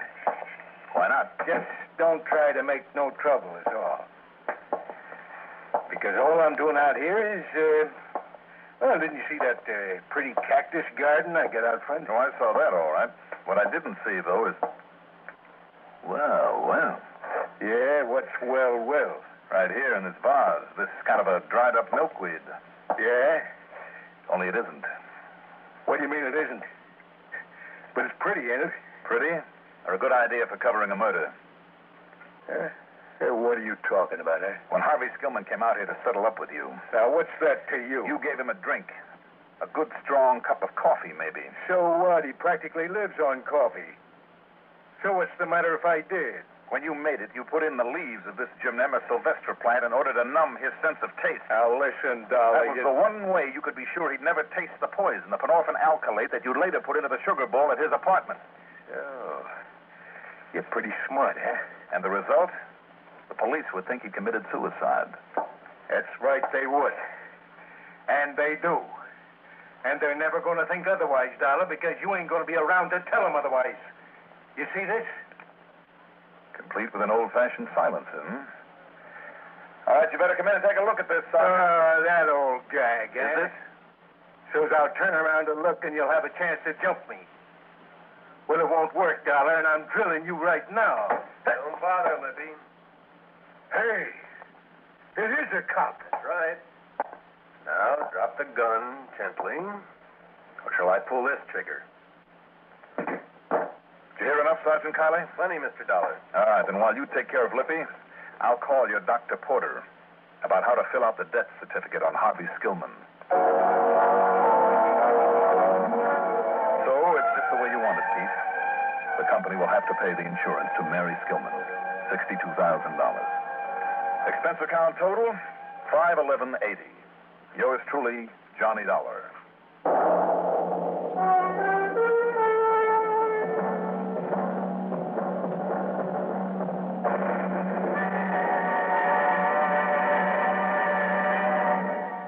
Now, here is our star to tell you about next week's story. Next week, One of the most clever devices for murder that I ever saw. Join us, won't you? Yours truly, Johnny Dollar.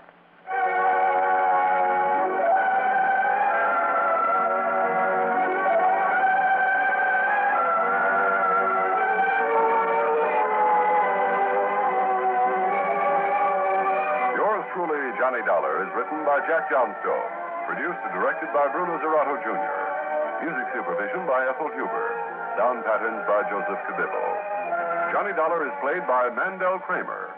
Also featured in our cast were Jim Stevens as Pete Brenneman, John Griggs as Dr. Crutcher, Bill Smith as Dr. Corberly, Lawson Zerby as Lippy Lorenzo, and Bill Lifton as...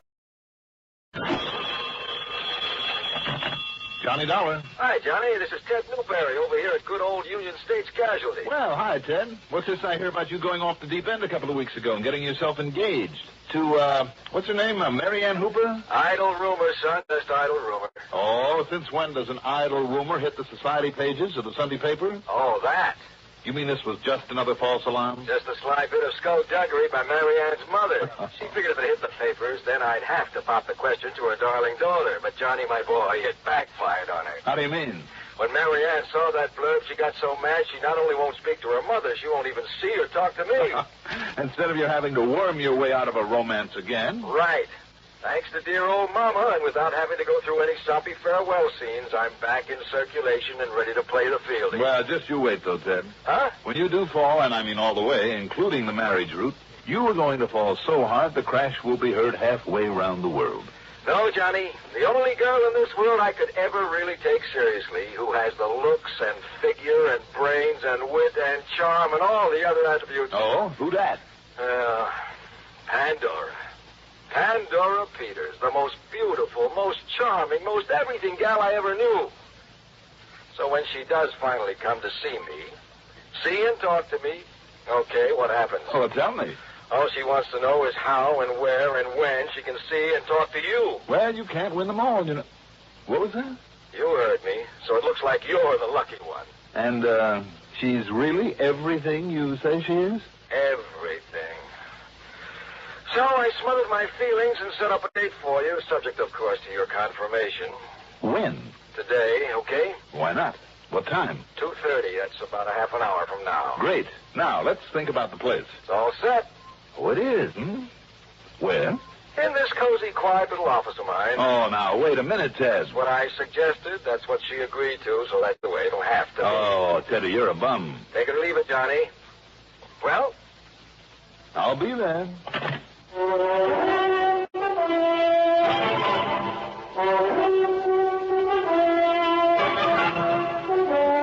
The CBS Radio Network brings you Mandel Kramer in the exciting adventures of the man with the action-packed expense account.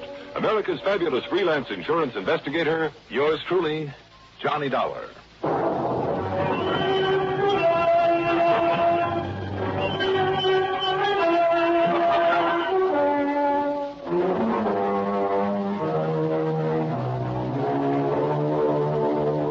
Account submitted by Special Investigator Johnny Dollar to the Union States Casualty Insurance Company, Hartford, Connecticut. Following is an account of expenses incurred during my investigation of the Nugget of Truth matter.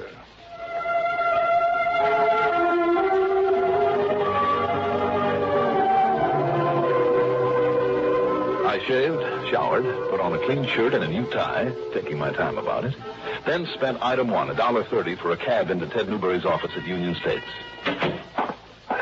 Here he is, the answer to a fair maiden's prayer. You look like a million, Johnny. Hiya, Ted. Sit down, huh? Sure. But I thought I said 2:30. You mean I'm late? Late? Let's see, it's only 2:18. Oh, you really made time. After that pitch you gave me, what did you expect? That Pandora. Well, where is she? Oh, but there's one thing I just plain forgot to tell you. Yes, Teddy, like what? Johnny, she's married. Well, no reaction? Well, I suppose I could take off my jacket and mop up the floor with you. Well, let's say you could try. And certainly it is the very least you deserve. But what's the use? All that build-up was just to drag me out of my nice, comfortable apartment and down here to take on some kind of assignment. Now, just wait till you see her. Sure. But what's it all about, Teddy? Well, the guy to whom she's happily married is young Philip Truesdale Peters. Good family and all that, but no money. Mm-hmm. That is not much at the moment. But Johnny, thanks to some electronic gadget he's invented, and with her dough to get him started... Wait a minute, Ted. Is that the new little plant about 10 blocks east of here? That's the one. And one of these days, maybe he'll make it. Well, good for him. Good for that money of hers, you mean? Oh, she's loaded? No, but she has enough. Anyhow, they're both clients of ours, straight life policies. How much, Ted? Something over $100,000 apiece. And each of them is the other's beneficiary? Yeah. Mm-hmm. Now, don't get any wild ideas. In spite of the fact that he needs money to push this invention of his? Well, don't worry. He doesn't need her dead to get it. Well, just the same, Teddy. Oh, now, come on, Johnny. Give that suspicious mind of yours a rest for a change. The way you talk sometimes, you'd suspect your own mother of murdering for a couple of bucks. Well, maybe I do go overboard once in a while. Hey, what's the matter? Through this portal is about to pass the most beautiful girl in the world. What? You, Ted Newberry, are the biggest flatterer in the world. If only that handsome husband of yours wasn't bigger than I am. But come in, my lovely, come in. Thank you. Mrs. Peters, Pandora, this is Johnny Dollar. Well, hi, Johnny.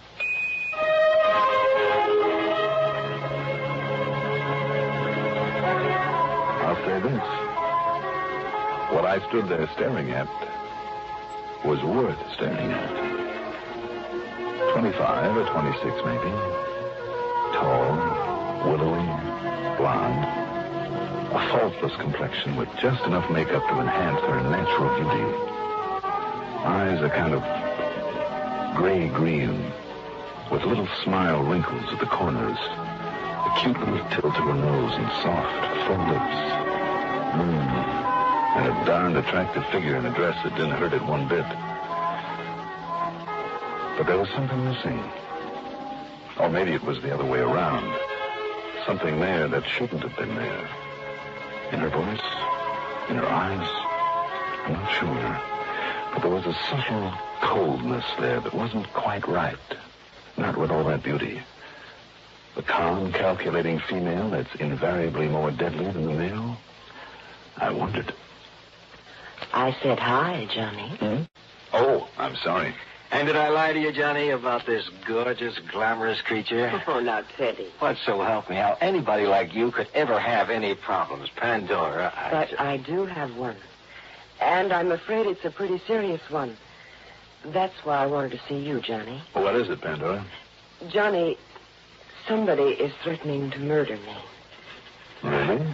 Here, Pan, you better sit down and tell us what this is all about. Yes, thank you. Oh, I'm sorry. That's all right. I am. Just the key to the Peters family car. Yeah. Thank you. Oh, wait a minute. What?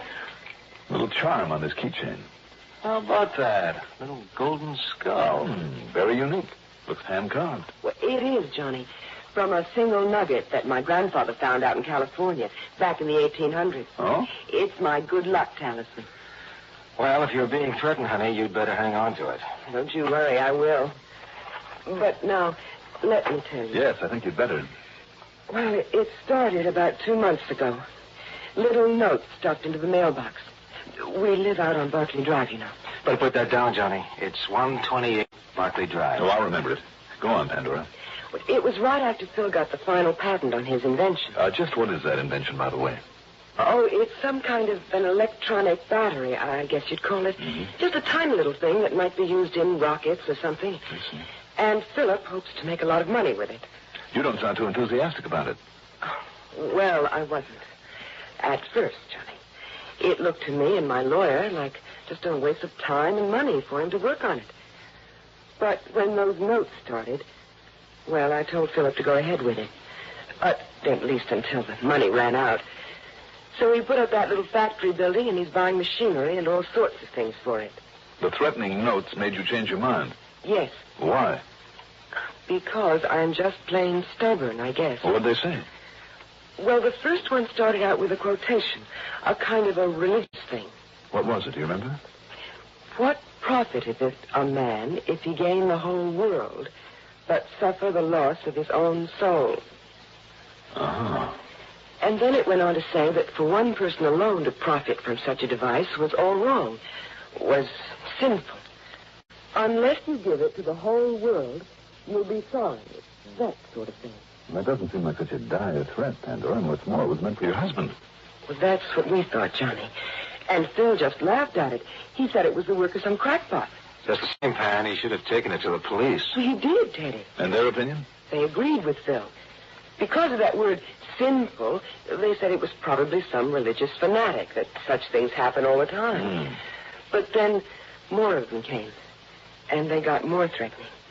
Threats against my life, Johnny. Your husband's life, you mean? Well, we still thought so.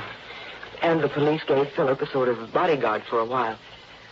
But then yesterday, another one came in the mail. It was addressed to me, in my name. And it said... Yeah? It said that... Oh, here, Johnny, I made this copy of it. Well, let's see. Blind, foolish woman. It is you who are guilty. Because of your money and that device of the devil. It is you who must die. And very soon.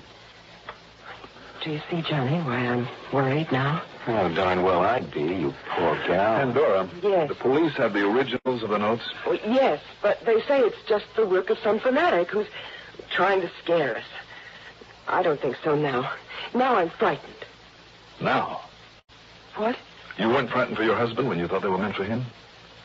Oh, well, no. Because, well, he just sort of passed them off. He laughed at them. The way the police did. But now, well, don't you see? Yeah, maybe I do. Now, what do you mean by that, Johnny? Or, well, maybe they're right. Maybe I am getting all upset over nothing. Maybe it's just some crackpot. But won't you find out, Johnny? Won't you make sure? Pandora. You bet he will. What are your plans for the rest of the day? Well, I can't just stay locked up in the house all the time. Of course not. At least not unless you've got some police protection out there. Yes, well... Where's Phil now? Over at the new plant. Huh? It's in operation already? No, but he goes down every day in case they deliver machinery and furniture and things. And what time does he get home? The bus always drops him off in front of the house about 5:15. And your plans meantime? Well, I have to do some shopping, then have a fitting here in town about 3:30. That'll take about an hour. Yeah. Then I'll drive out to that farmer's market on Spring Road, where I always buy the meat. I promised Phil a steak tonight. And then? Then it'll be time to go home and get dinner ready. At least that's what I planned.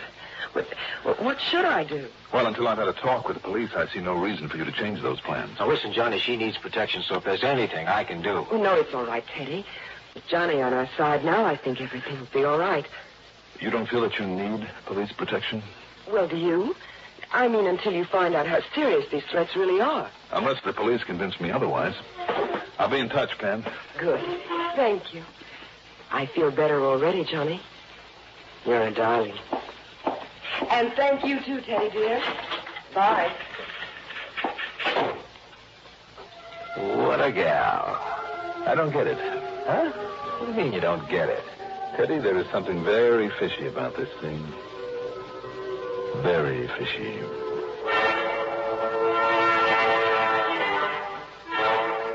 Expense account item 2, $1.20 for a cab back to my apartment where I picked up my own car, then headed out in the direction of the Peters home, way out on Barclay Drive.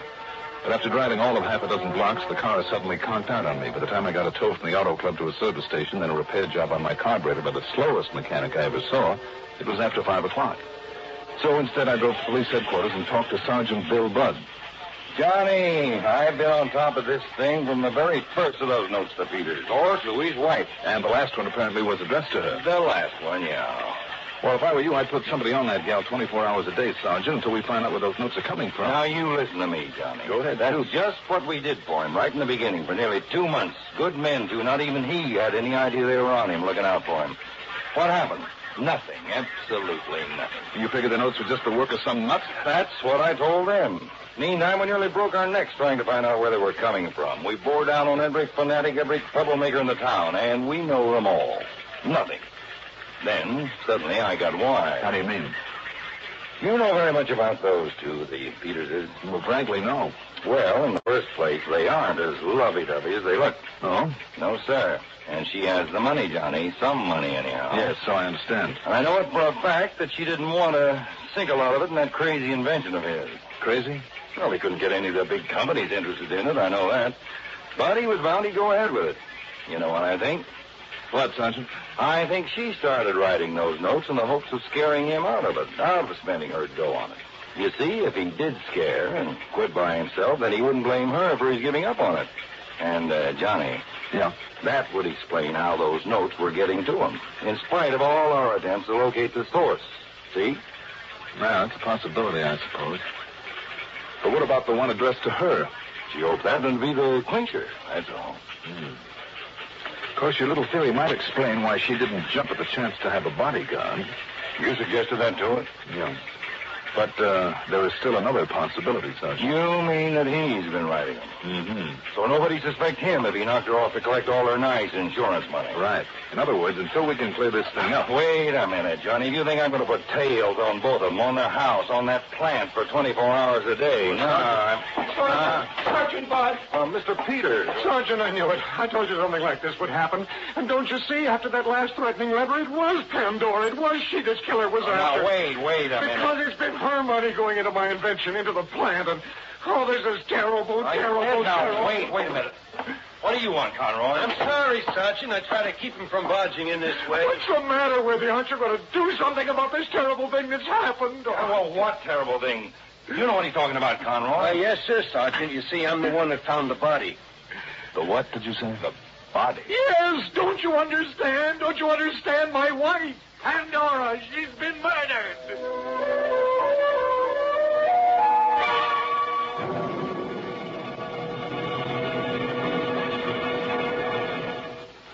Frontiers changed rapidly today. Mostly they seem to expand. Lately, they show even promise of expanding right into outer space.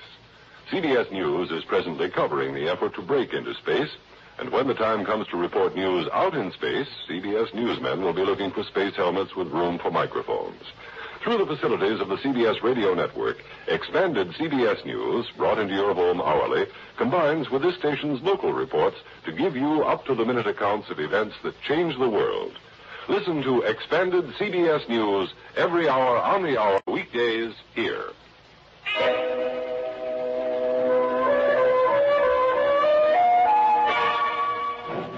Your wife was murdered, Mr. Peters? Yes. Pandora, somebody killed her. When, Mr. Peters? Where? How should I know? I'll ask this policeman. He's the one who found her. You didn't see her? No, ask him. He's the one who knows about this horrible, terrible, awful thing. Conroy?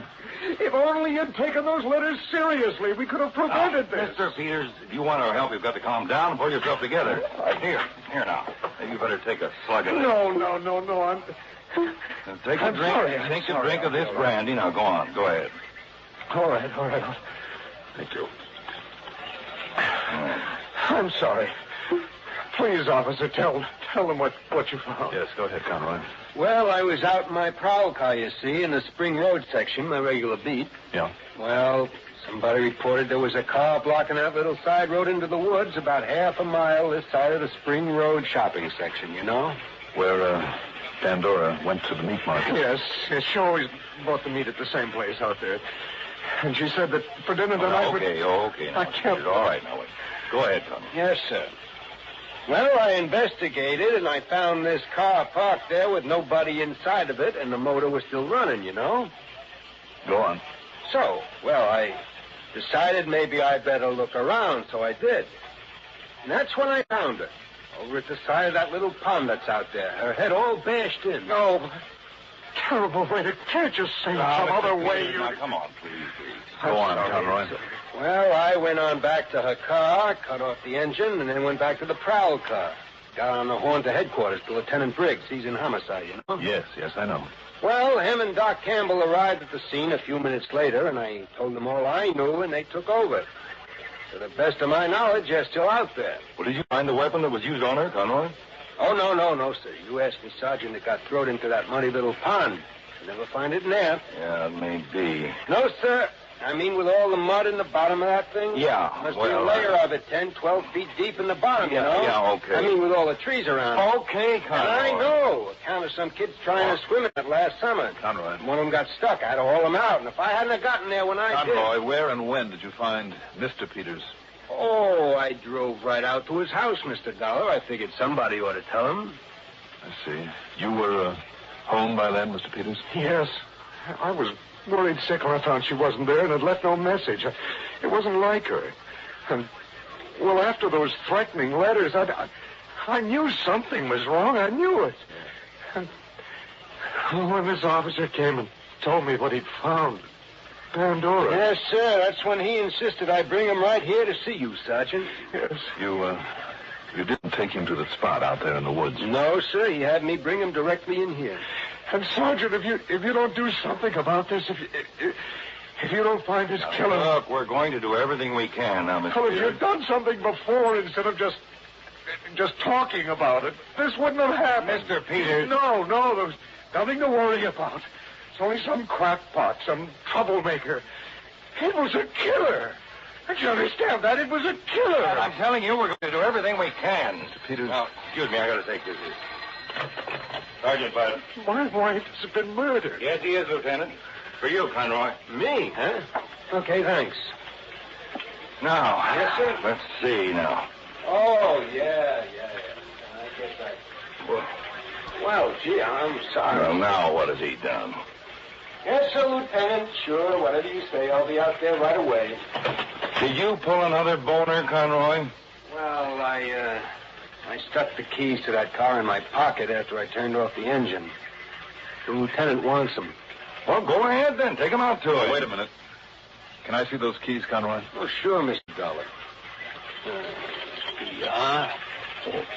What? Just an ordinary set of car keys, Dollar? Yeah. And that's why they give us the answer to this whole thing. Yes, sir. Oh, I hope so. You have a set of these, too, haven't you, Mr. Peters? Why, yes, of course. May I see him, please? Yes, of course. Here you are. Thanks. Hey, will you look at that, Sergeant? That's some gold nugget carved to look like a skull. It's a sort of a good luck talisman. Good luck? Yes. I'm afraid, Mr. Peters, not for you. What? These are the keys your wife had early this afternoon when I talked to her. That means that to get hold of them, you had to be with her. Between the time I saw her and the time her body was found. Dollar. That also means, Mr. Peters, that... Well, do you want to tell us? Well, I had to. Don't you see, I had to kill her. Because of the money. Because I needed the money for my invention. I had to kill her. Sergeant, don't you think somebody better take this all down? I sure do. Thanks. Develop my invention.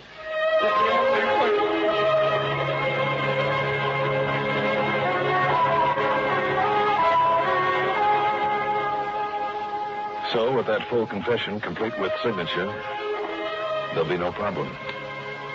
He did it. He'll pay for it. Expense account total? And I may as well include the work on my car. Do you think you can afford all of $20? Yours truly, Johnny Dollar.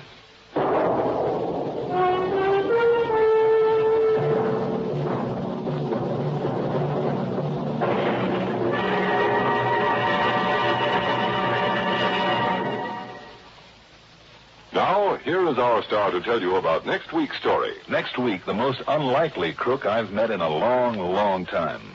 Join us, won't you? Yours truly, Johnny Dollar.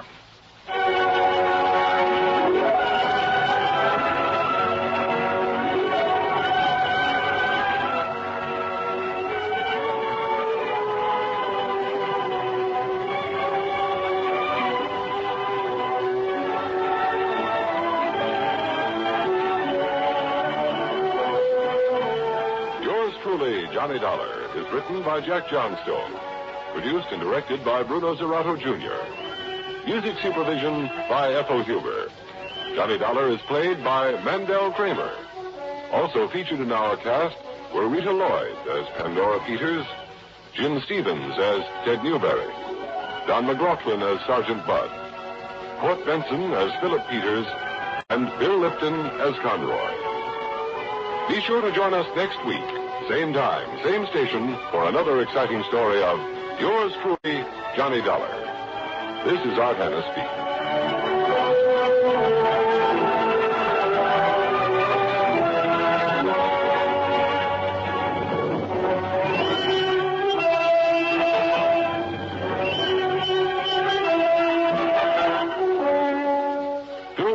Sports Time scores for the fans Monday through Saturday on the CBS Radio Network.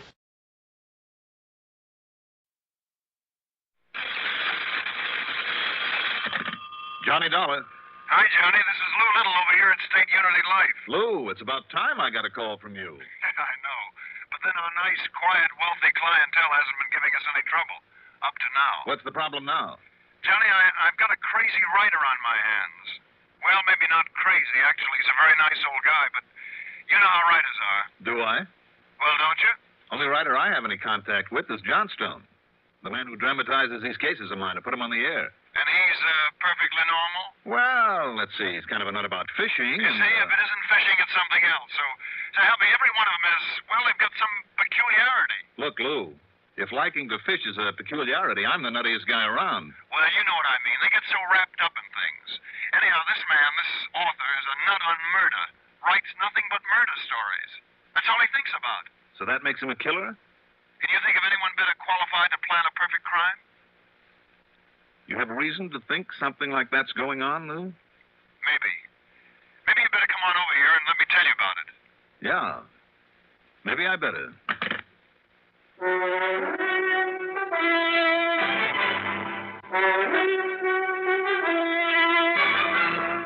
The CBS Radio Network brings you Mandel Kramer in the exciting adventures of the man with the action-packed expense account, America's fabulous freelance insurance investigator, yours truly, Johnny Dollar. Expense account submitted by Special Investigator Johnny Dollar to State Unity Life Insurance Company, Home Office, Hartford, Connecticut.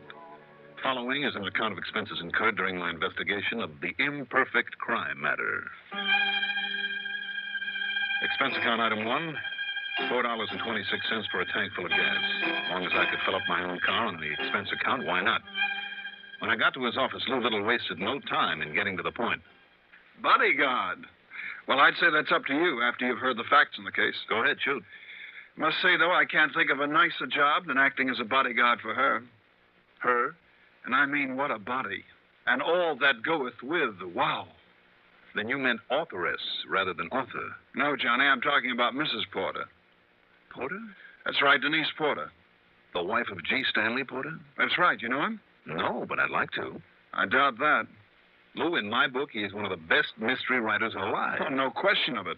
And over the years, he's done very well for himself. Well, he deserves to. That man can take the simplest plot and build it up into a fantastic mystery. And his descriptions, Lou, of people and places and things, why, he can almost make you see them just the way he does. What's his problem? Hers, Johnny. And I've asked her over here to tell you about her herself. Well, then bring her on. Well, she should have got here before you did. At least, let me tell you this while we're waiting. Yeah? We sold them both life insurance policies right after they got married a little over a year ago. Each made the other the beneficiary? Right. How large are the policies? $750,000 apiece. What? Double indemnity. Yep, $1.5 million in case of death of either one of them. And now they're not getting along, huh? Apparently they're not. You see, Johnny... Oh. Your secretary said to come right in, Mr. Little. Yes, do. Please, come in.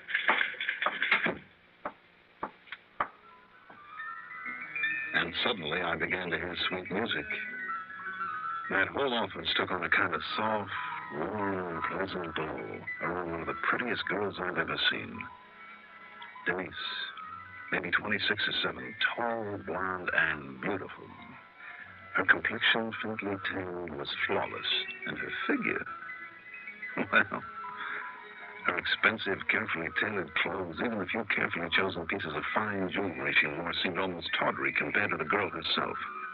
Her eyes were a warm, rich brown, yet there was a twinkle there, a sparkle that was almost an invitation. But into her eyes, as she talked to us, came what? Apprehension? Fear? I'm not sure, but it was disturbing. And it isn't as though my husband hasn't been good to me. He has. Almost too good. A little too considerate. But, well, there's been something insincere about it lately. Ask me, Johnny, it's like giving the condemned one a hearty last meal. That's a horrible way to put it, Mr. Little. Oh, maybe that's what it amounts to. Yes, he's been so moody, so morose lately. Why? Have you given him any cause? No, of course not. I'm afraid it's just because... Well, you see, Go on, Denise. Johnny, I don't know how to say it. I thought that our marriage would be different, not like the others. You've been married before? No, but he has. And I just found out all about it. And not just once, Johnny, but 4 times. 4 other wives. Happy as a lark with every one of them, too, for a couple of years. And then? Then each of them died. Suddenly, unexpectedly. Under suspicious circumstances? Apparently not at all. Apparently a couple of them were accidents. But mind, I use that word, apparently. He's such a master of the perfect crime, Johnny. In his writing, I mean. But don't you see? That's all he thinks about. Planning perfect crimes, perfect murders. It's almost an obsession with him.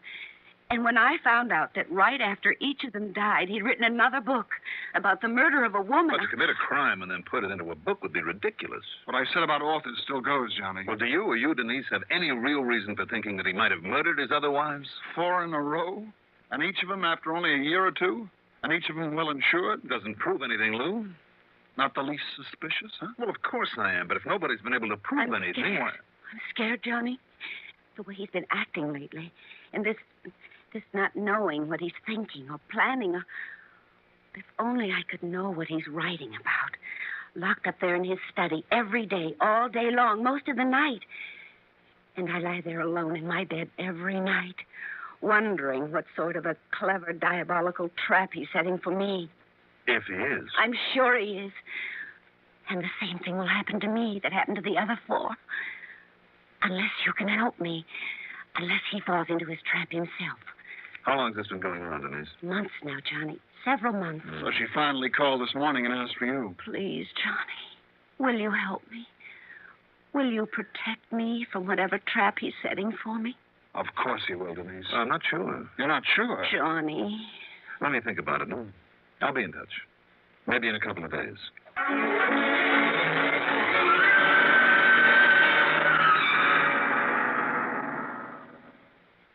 If you ever suffer a touch of arthritis or rheumatism and you've never tried mentholatum deep heating rub, you can't know how good its deep heating action can make you feel. As you massage it into painful areas, you feel its deep heating action. You know relief is on the way. Mentholatum deep heating rub is an extra strong combination of active ingredients for safe, temporary relief of minor arthritic, rheumatic pain. Use greaseless, stainless mentholatum deep heating rub often. I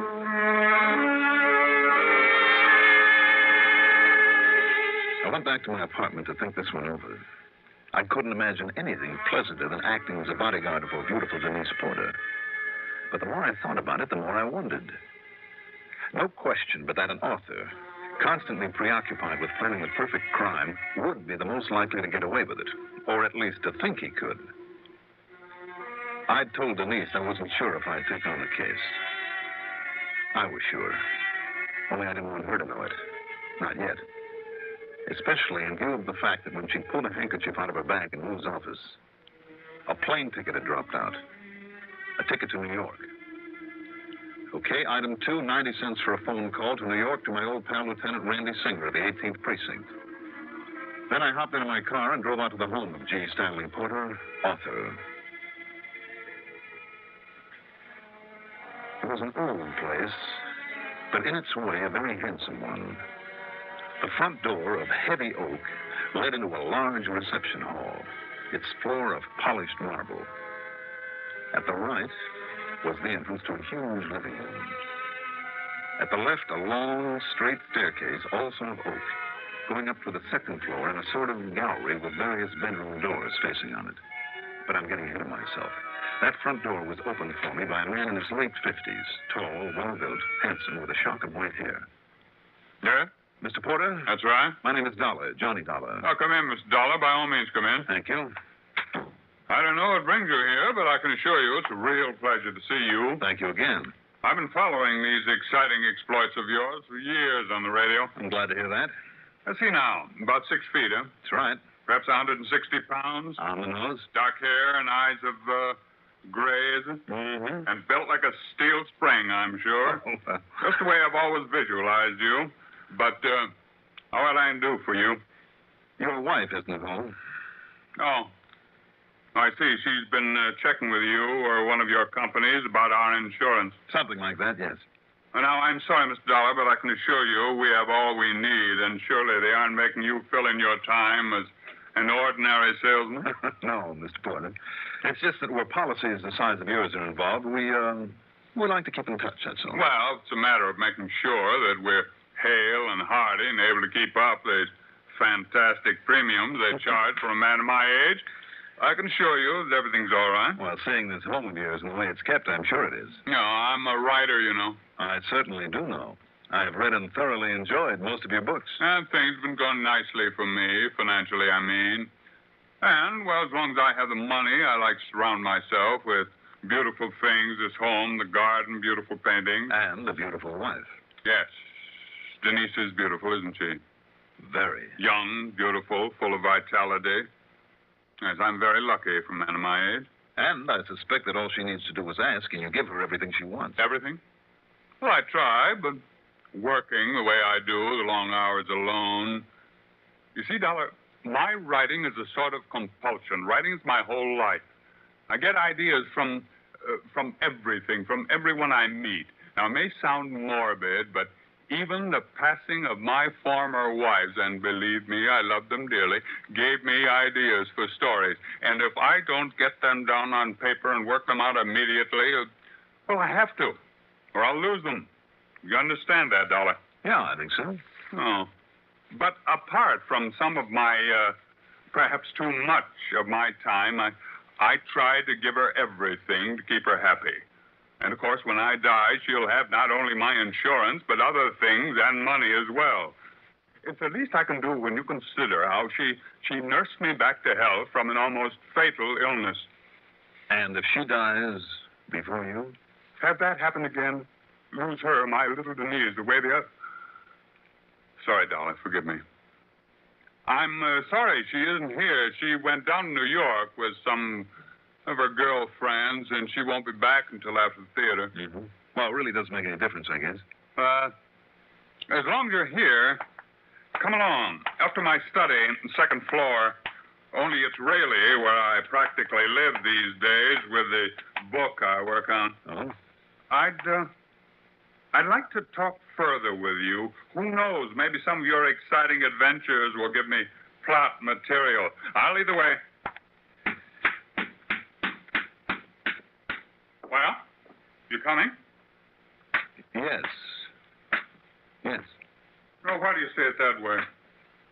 A little surprised, perhaps, at the way I move around this place? More than a little, Mr. Porter. Why?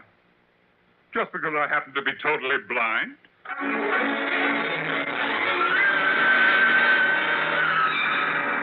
Up there in his study, only it was a small, complete apartment.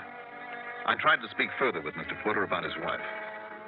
But all he'd talk of was plots for his whodunits, and ask about some of my relatively mild experiences as an insurance investigator. Despite the fact his interest lay only in the fine points of murder, I found his conversation fascinating. Later, after making and pouring enough cocktails to give both of us a bit of an edge, he opened the door of a sort of a built-in kitchenette and fixed one of the most delicious steak dinners I've had in years. And with such ease and sureness of touch, I almost forgot that he was completely blind. Well, enjoy your steak, Johnny. Prime, well-hung, and broiled to a T. Fine. Now, just let me get these dishes cleaned up, and we can talk some more. You can give me some more of your ideas. No, you don't. Now, you stay right there. You stay right there and finish your cigarette and coffee. I'm the host. I'm the boss. All right. Tell me, you always eat your dinner up here? Well, when Denise is away, which is rather often these days. But my real fun is in raiding the big refrigerator downstairs every night, long about 2 or 3 in the morning, after I put my typewriter away. Mm-hmm. Mr. Porter? Yeah? I think I would like to raid that icebox with you. Fine. Maybe for 2 or 3 nights, if necessary. Oh? Oh, of course, I'd be delighted to have you stay over. Provided one thing. What's that? That neither your wife nor anyone else knows that I'm staying in this house.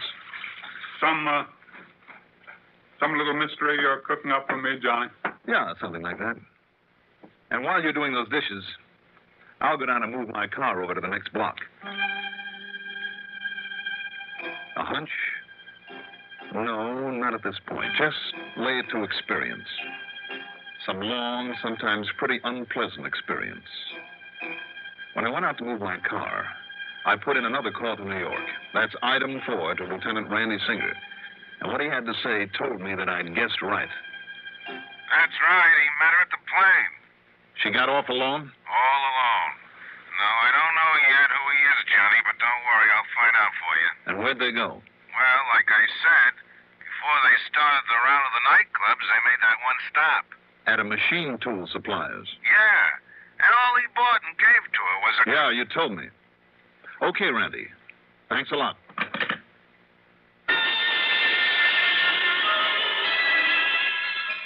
It all added up. And why call me in on the whole thing? As a cover-up, of course. To convince me so that I would convince the law when it was all over that Mr. G. Stanley Porter had slipped up. With his mind on his book, he'd forgotten the trap he'd set. That he'd fallen into it himself. That's what it would look like, all right. And what was the trap? Johnny, this mysterious behavior of yours intrigues me more than you may realize. Well, who knows? Maybe you'll get some material for a story. Well, at least give me some clues to what you're up to. Later, Mr. Porter. Maybe later. Maybe tomorrow. Whatever you say. Another drink? No, thanks. I'm fine. See, maybe that I'm ahead of you. Huh? What is it, sir? Front door. Denise is home. Now, as I told you, Johnny, she'll stop in here for a minute to say good night to me. So if you want to go through this little stunt of hiding from her, she's coming up the stairs now. I'll get to my typewriter. When I look back on it, the business of hiding in that tiny kitchenette with the door open only a crack seems almost childish, like a couple of kids playing mystery story. But believe me, this was playing for keeps.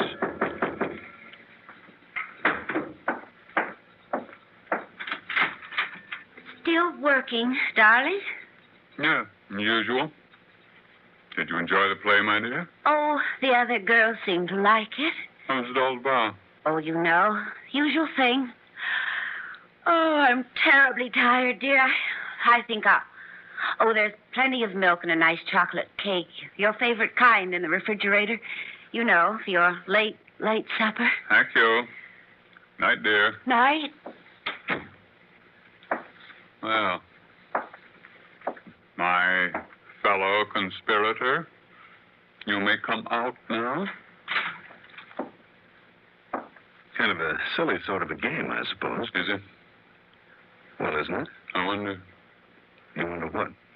I was thinking that maybe I'd let you see the manuscript story I'm working on. Later on, perhaps. Whatever you say. Well, it might be quite apropos to this game of ours with Denise. Except, of course, that I haven't written the ending yet. Is that why you've been so interested in talking with me? Having me here, Mr. Porter, in the hope that maybe I can help you write the ending? I'm not sure. Not yet. Tell me this, Mr. Porter. Is there by any chance a character in it like yourself?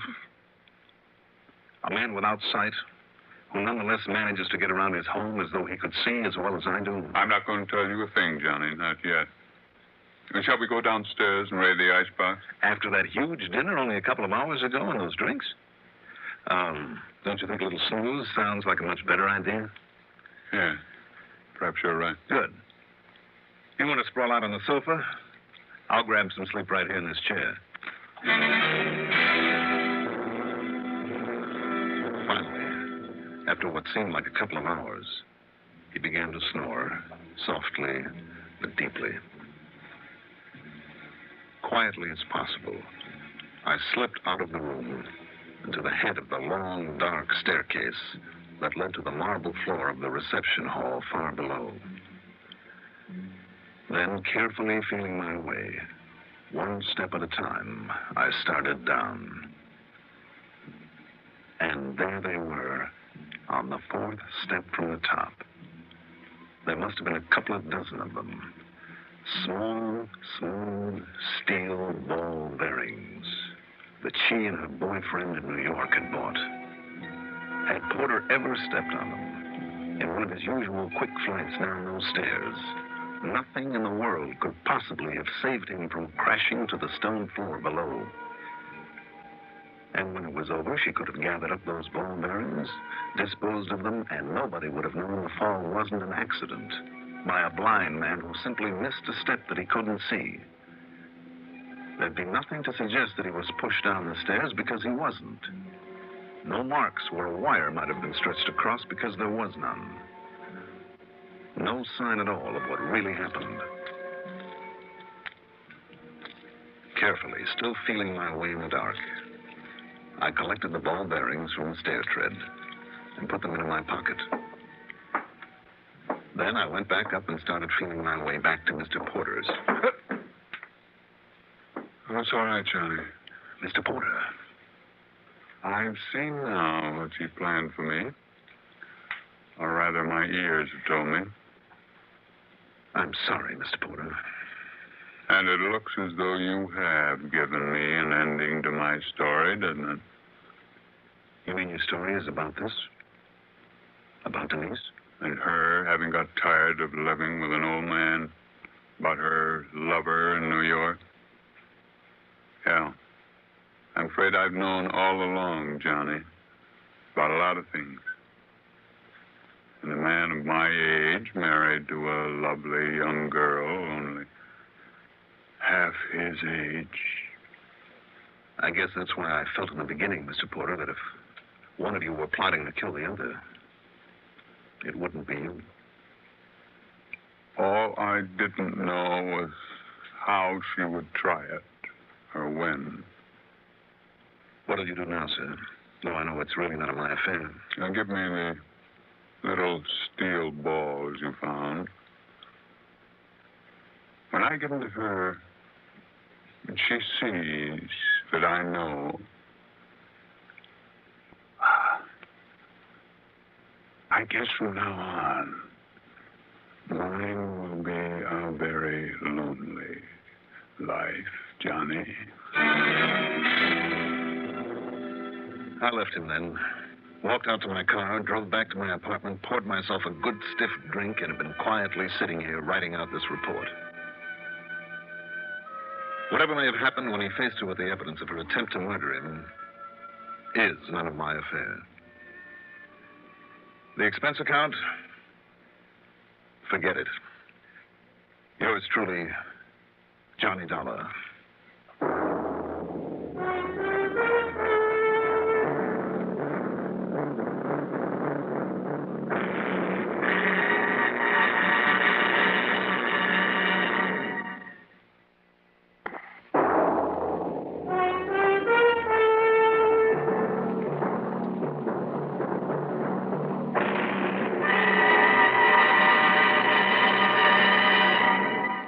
Now, here is Mandel Kramer to tell you about next week's story.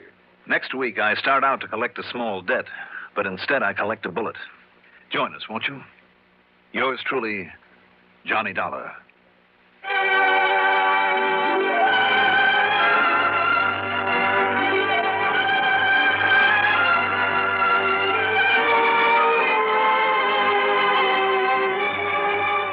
Yours truly, Johnny Dollar, is written by Jack Johnstone, produced by Bruno Zerato Jr., directed by Ed Oates, musical supervision by Ethel Huber.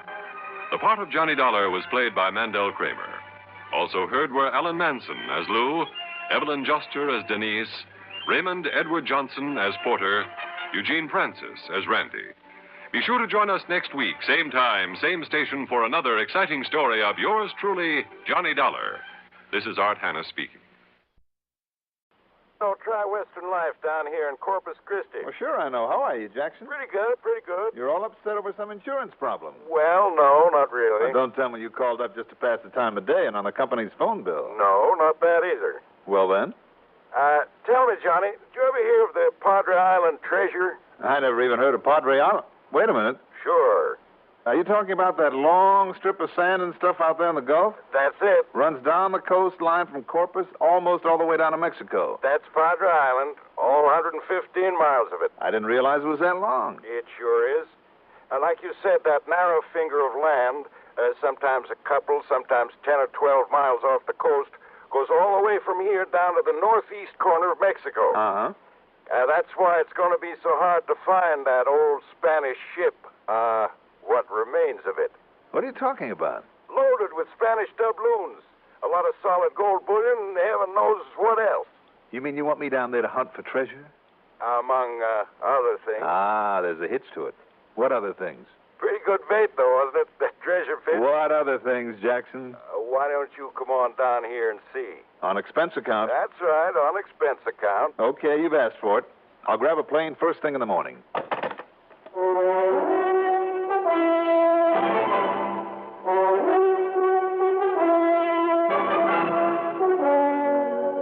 The CBS Radio Network brings you Mandel Kramer and the exciting adventures of the man with the action-packed expense account, America's fabulous freelance insurance investigator. Yours truly, Johnny Dollar.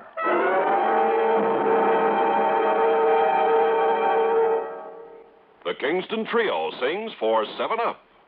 Was you ever in Quebec? Getting thirsty, mighty thirsty, loading timber on the deck, getting mighty thirsty. Was you ever in New York? Getting thirsty, mighty thirsty, loading all them barrels of pork, getting mighty thirsty. Fresh up with 7-Up, so clean tasting, fresh clean tasting, fresh up with 7-Up for a quick refreshing lift, boys. Yes, no matter where you are or what you're doing, when it's break time, take 10 and reach for sparkling 7-Up. It's always 7-Up time, so fresh up with 7-Up. Fresh up with 7-Up, so clean tasting, fresh clean tasting, fresh up with 7-Up for a quick refreshing lift, boys.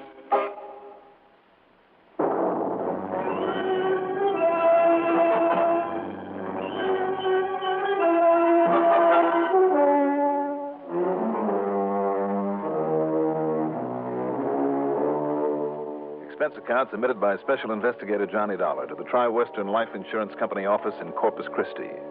Following is an account of expenses incurred during my investigation of the perilous Padre matter.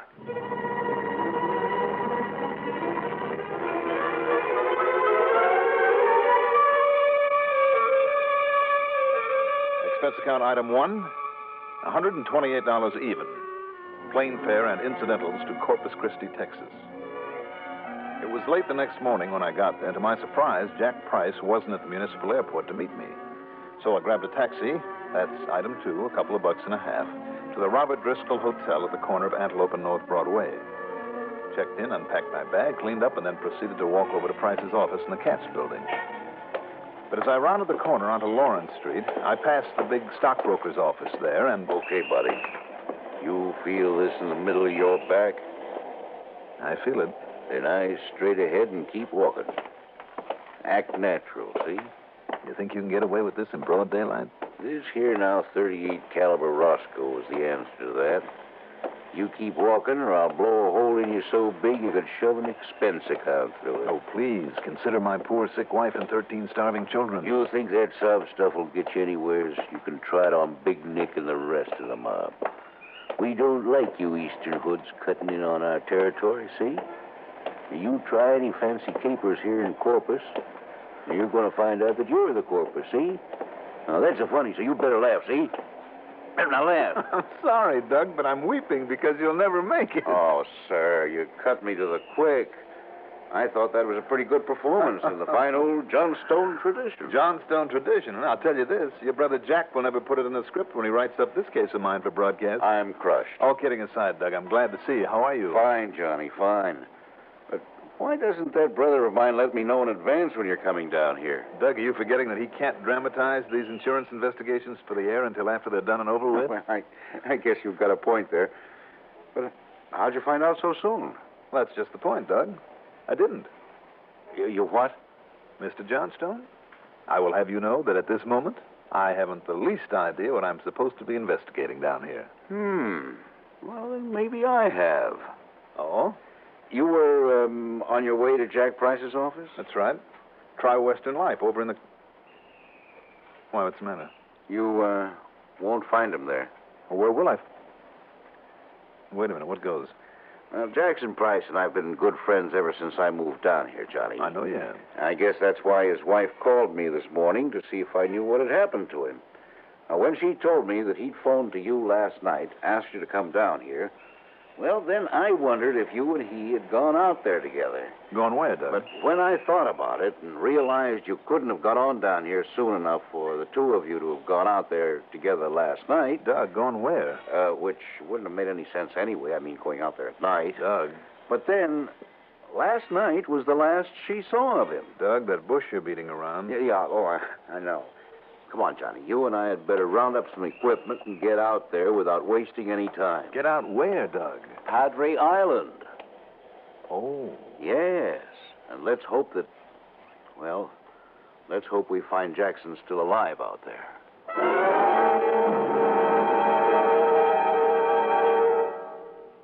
First major toothpaste advance since fluoride. Westbrook Banvoris announcing new Ipana with hexafluoride. Contains fluoride plus hexachlorophene. Now listen. Gum troubles cause more loss of adult teeth than tooth decay. Gum trouble is often caused by tartar. Thorough cleansing with new Ipana helps prevent this gum trouble because it helps remove soft film on teeth before it hardens into tartar. Help protect your gums as you protect your teeth. Brush as directed with new hexafluoride Ipana.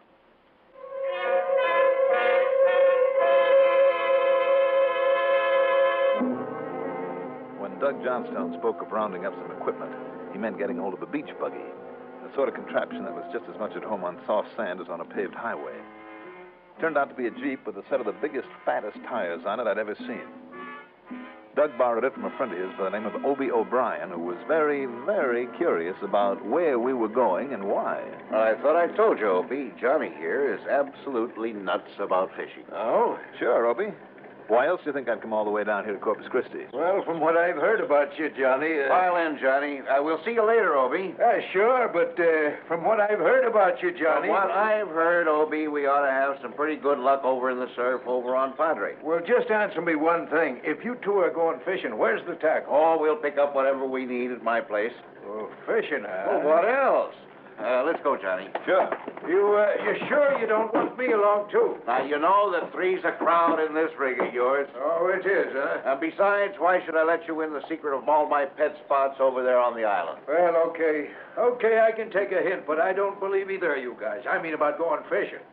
And I'd still like to know, Doctor... Obie, if curiosity killed people like it's supposed to kill cats, you'd be dead 10 times over. So what's wrong with being curious? O'Brien, my boy, it'll only get you into trouble. So what's wrong with a little trouble now and then? We'll see you later, Obie.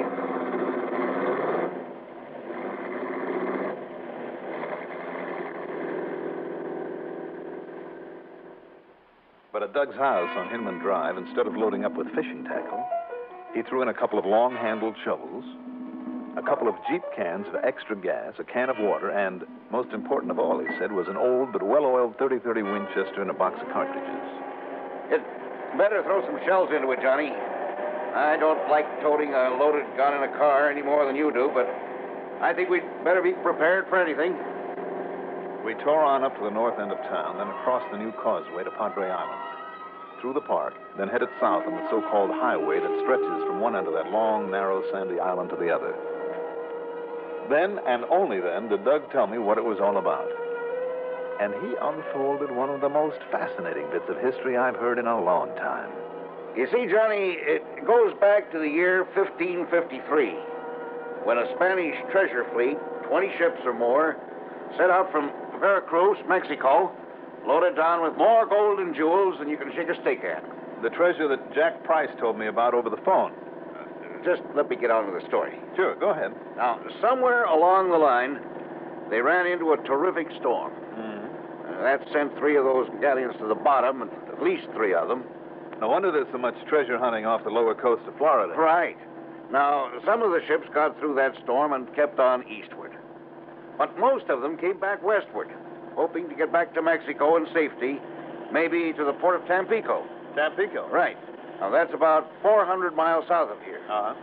Anyhow, they must have hit another storm, because 13 of those treasure ships came aground here on Padre Island. No kidding. Few of the survivors managed to get across from the lower end of it to what is now the Rio Grande Valley town of Port Isabel. I see. And the rest of them made a tasty meal or two for the people who lived on this island.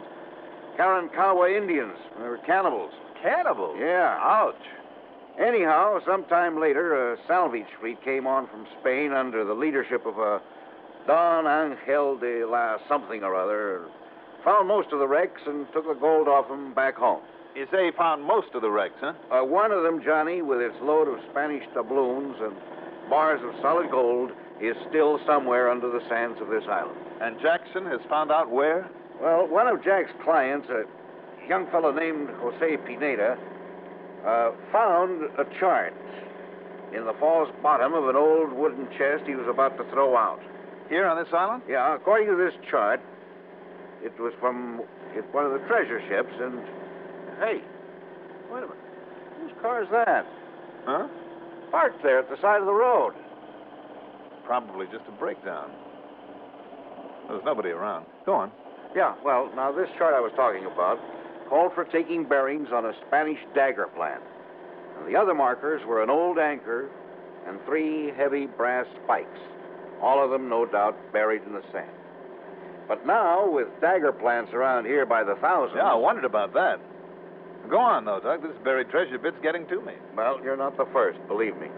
Anyhow, back in the 1840s, a man who'd settled here on the island, he was digging around. He uncovered a chest full of jewelry and gold coins worth over $80,000. And that was before inflation. Right. But the Civil War came along, brought a lot of naval activity in these waters. So the old man buried all the stuff again and fled up north. And? Later, when he came back to look for it, well, he never found it again. And nobody else has, huh? Oh, there's lots of stories, Johnny. But until young Jose Pineda found that chart... And then found the wreck? That's what I'm not sure of. Jackson Price is the only one he told about that chart, swore him to secrecy, at least until Jose himself could dig around a bit. Well, how come you know about it, Doug? Well, Jose equipped himself with all sorts of modern detecting apparatus, some kind of combination of radar, sonar, a new type of mine detector, all sorts of stuff. Mm-hmm. Then, early last week, he told Price he thought he'd found something. Yeah? Yeah. Told him he'd be back to Corpus day before yesterday morning at the latest, pick up Price, and the two of them would come down here and dig it up. I see. Go on. Only Jose was worried about something.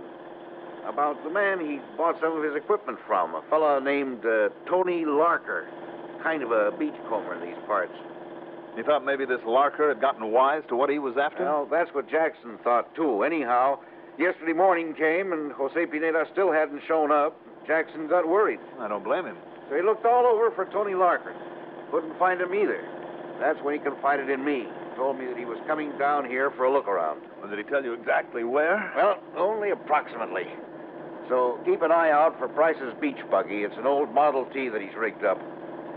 I sure hope he's all right. He's found Jose okay and... Hold everything. Yeah? Up ahead there on the right, back of that big mass of yuccas. Hey, you're right. Now, but you've got good eyes. That's his beach buggy, all right. Hang on, Johnny.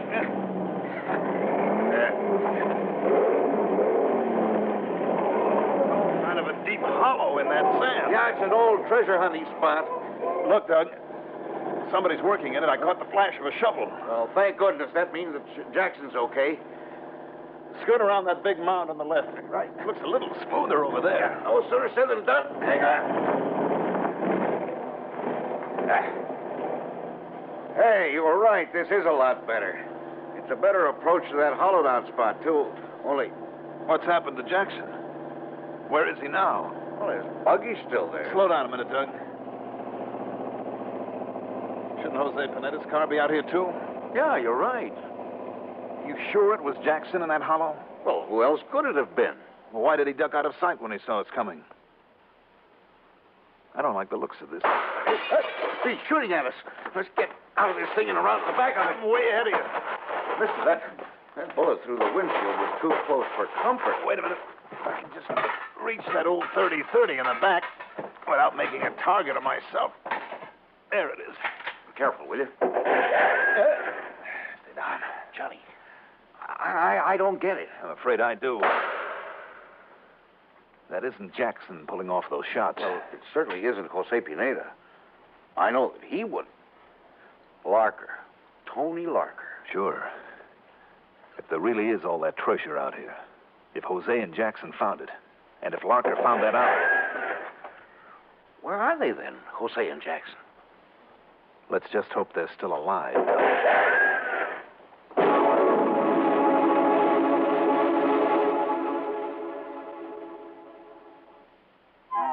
Hot, tired, thirsty. Easy as 1, 2, 3. You've made iced tea, and oh, what a beautiful flavor. Oh, what a beautiful flavor in new instant tender leaf tea. Just take a spoonful of instant tender leaf. 1. Add cold tap water.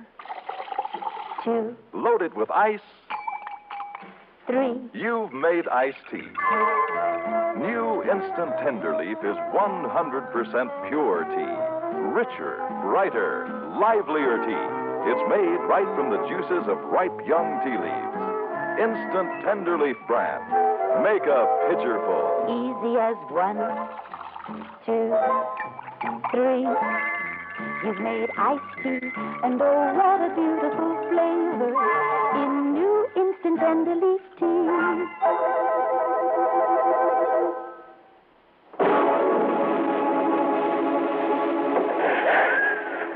What'll we do, Johnny? With only a couple of sand dunes and a few Spanish dagger plants between us, we're like sitting ducks for Larker. As long as we don't get out from behind this Jeep. Hey, that one hit one of the tires. You hear it? Yeah. There goes another one. All right, Doug, if he wants to play at war, we can too. You mean try to shoot it out with him? First of all, if I can reach one of these shovels in the back, we'll dig ourselves in. Huh? Then, sit here and wait for darkness, which isn't too far away now. Yeah, and then? Well, there are 2 of us, Doug. Maybe if we handle it right, we can surround him. You feeling brave, old boy? Johnny, I'm just as scared as you are. Okay, then. Let's map out our plan of action.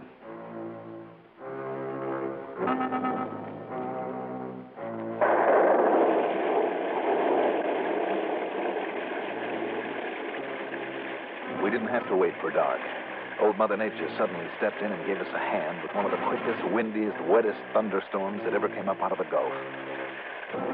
Doug and I separated then, he with that 30-30 rifle, me with the only handgun that I always carry. In the darkness, he circled wide to the right, firing an occasional shot in the hope of drawing the fire and the attention of Larker, there in the protection of that big hollow in the sand. Most of the light now came from the lightning, and I ran and stumbled over the dunes through the clumps of yucca. Then as I got close, got down on my belly, as I was about to make the sneak into the hollow... Oh, no!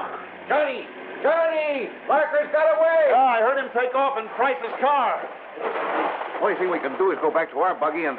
Those tires. Yeah. How are we going to get... Hey, Johnny, look. Did you see them? 2 of them down there in the hollow. Come on.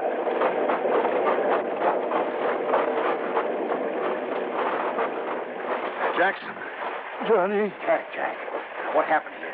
That bullet crease on the top of your head. Larker. All right, Jackson, take it easy now. But Jose... Yes, I see. Judging by those bullet holes, one in the chest and one in the head. It was Larker. Yeah.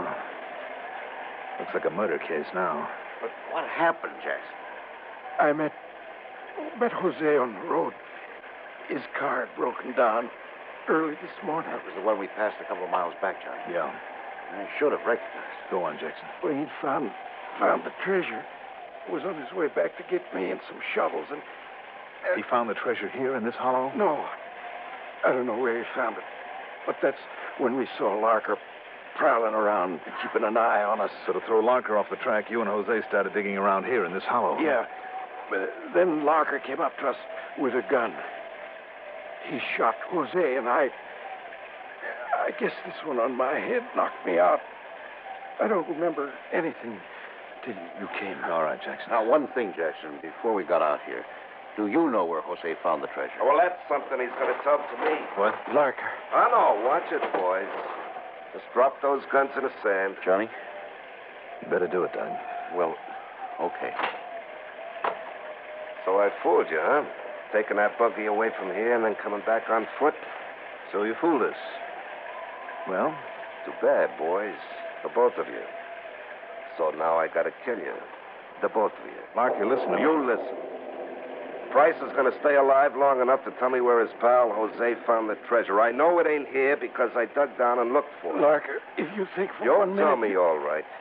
After you've laid out here in the sun for a couple of days. Did I say that I know where it is? What, are you trying to bluff? Now, just shut up. But you two, the both of you, are going to die. You ready? Now, wait a minute. Wait a minute. Oh, no. You want it first, huh? Okay, you're going to get it right now. Obi! What? Stay away, Obi. Who are you? What are you doing? Try this. Oh, and this. Grab the gun, Doug. Oh, you bet I will. Oh, Obi. Thanks a lot. It's a pleasure, Johnny. Whatever brought you sneaking up on us in the rain this way? Well, doggone, I told you guys you should have let me come out here with you. Had a terrible time tailing along in my other car without you seeing me. Oh, Obi, you did all right. Yeah, but what do I get for all my trouble? Soaked to the skin and a handful of sore knuckles. Oh, that locker's tough, Johnny. Well, he's not nearly as tough as the sentence he's going to serve.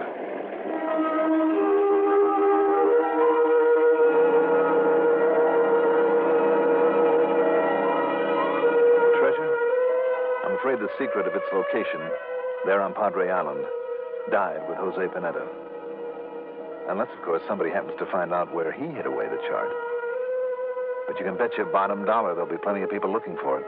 Maybe even Jack Price and Obie O'Brien. As for Doug, he says he's had enough of it.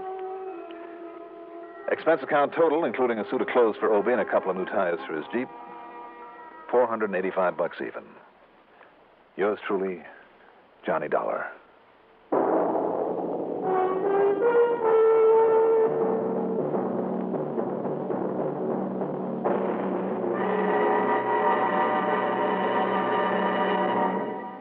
If you ever suffer a touch of arthritis or rheumatism, and you've never tried mentholatum deep heating rub, you can't know how good its deep heating action can make you feel. As you massage it into painful areas, you feel its deep heating action. You know relief is on its way. Mentholatum deep heating rub is an extra strong combination of active ingredients for safe, temporary relief of minor arthritic rheumatic pain. Use greaseless, stainless mentholatum deep heating rub often. Now here's our star to tell you about next week's story. Next week, one of the dirtiest rackets I've ever had to deal with. To say nothing of the man behind it. Join us, won't you? Yours truly, Johnny Dollar.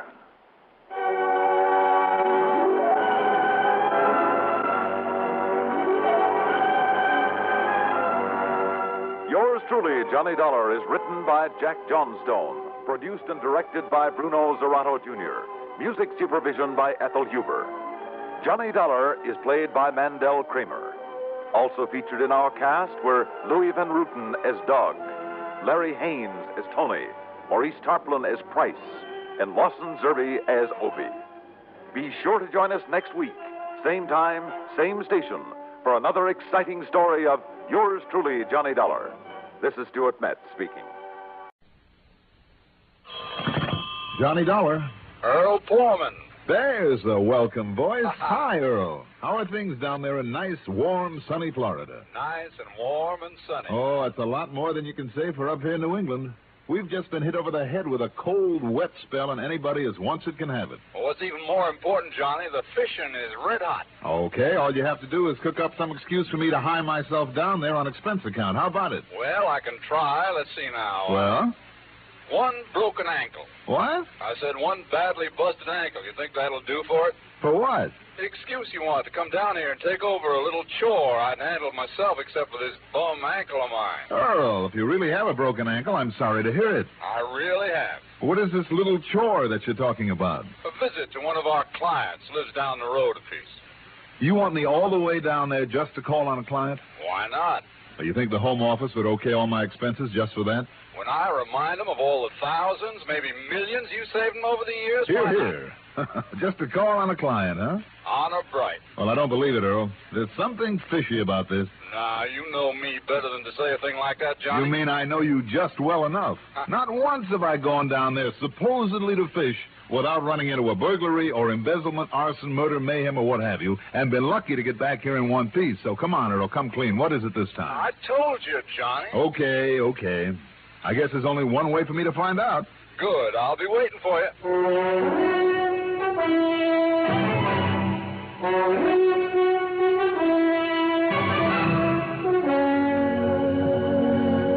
The CBS Radio Network brings you Mandel Kramer in the exciting adventures of the man with the action-packed expense account, America's fabulous freelance insurance investigator. Yours truly, Johnny Dollar.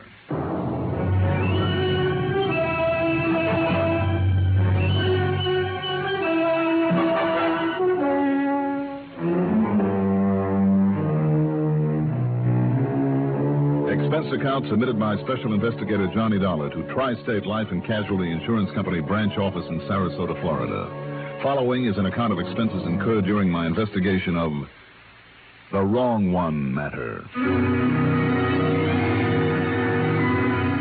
Expense account item 1, $87.70 for a cab to Bradley Field, then plane fare to New York to Tampa to Sarasota. Item 2, $3 for a taxi to the office on Main Street that Earl Pullman shares with Don Boomhauer, a prominent realtor in those parts.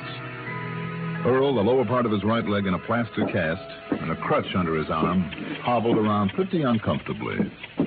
Sit down, huh? Are you kidding? That's all I've been doing now for nearly 2 weeks, ever since the doc put this blasted cast on my ankle. Earl, would you like me to autograph it like the kids do? No, thanks. Seriously, Johnny, this darn thing has been driving me nearly crazy. I don't doubt it, Earl. I'm awfully sorry. Sitting around the house doing nothing day after day with Mike having to play nursemaid to me all the time. Why, do you know this is the first day I've even been down here at the office? How is Mike? Be sure to give her my love, huh? Well, give it to her yourself. You'll be staying with us, you know. Fine. Anyhow, I suddenly got the idea that if you'd come down here and run the boat, well, we could go out in the Gulf, tie into some whoppers, and maybe it'd take my mind off this thing for a change. You know something, Earl? That is the best idea you have had in years. Yeah, well, I didn't think you'd object too strenuously. That talk about a job for me to do while I'm here was just a bluff. Not a bit of it. Yeah, help me to sit down, will you? Sure. Just take it easy now, old man. Now, don't give me that, you... Oop. All right. I got it. I got the crutch here. I'll set it right here. There we are. Now, in the corner of the desk, that letter, you see it? This one? Yeah. Mailed only yesterday.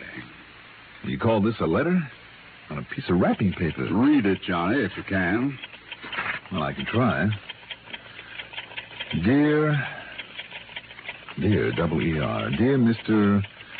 P-U-R-E, Pure Man? Never mind the spelling. It means poor man. I hope so. You know, anybody who thought of you as being pure would be out of his mind, Earl. Okay. So you made a funny. No, I was absolutely serious. Okay, just forget the bad spelling and translate the best you can. All right. Dear Mr. Poor Man, if your company don't want to pay off my insurance real quick, come see me real quick. Account of my pal, B-L-E-A-K, Bleak. Blake. Johnny Waldo Blake is beneficiary. Oh. On account of my pal Blake is away... What? Gatorin. And can't help me, so you better hurry. S-I-N, signed, Mr. Emmett? Emmett Dennery, the client I mentioned over the phone. Ooh, I'll say this for your Mr. Emmett Dennery. He is no mental giant. Well, he is still a client. How much of a policy, Earl? $2,000 straight life. $2,000? That's a lot of money to some people. Well, I know it is, but is it enough to justify my expenses all the way from Hartford? Well, now you know the real reason why you're here. Ah, you are a good man. Who is he, Earl? What's this letter mean? Johnny, Mr. Emmett Dennery is a client I've never even seen. All I know about him is what Pete Fisher told me. Fisher? Yeah, he held down this office before I took over. He died 2 or 3 years ago. Oh? Well, anyway, Emmett Dennery and his pal, Waldo Blake, are a couple of old crackers, live down in the swamps, down the Everglades. Mm-hmm. Apparently, they scrape out a living trapping and killing animals and then selling the hides. Anyway, it looks like Emmett's pal is away somewhere, gatoring. That means after alligators. I thought it was illegal to kill alligators in this state. Well, sure it is. Anyhow, Emmett wants somebody to go to see him. Well, here you are, and we can justify your expense account to the company. And after you've paid your little visit to him, you and I can do some serious fishing. Okay? Earl, it sounds to me as though he's pretty scared of something.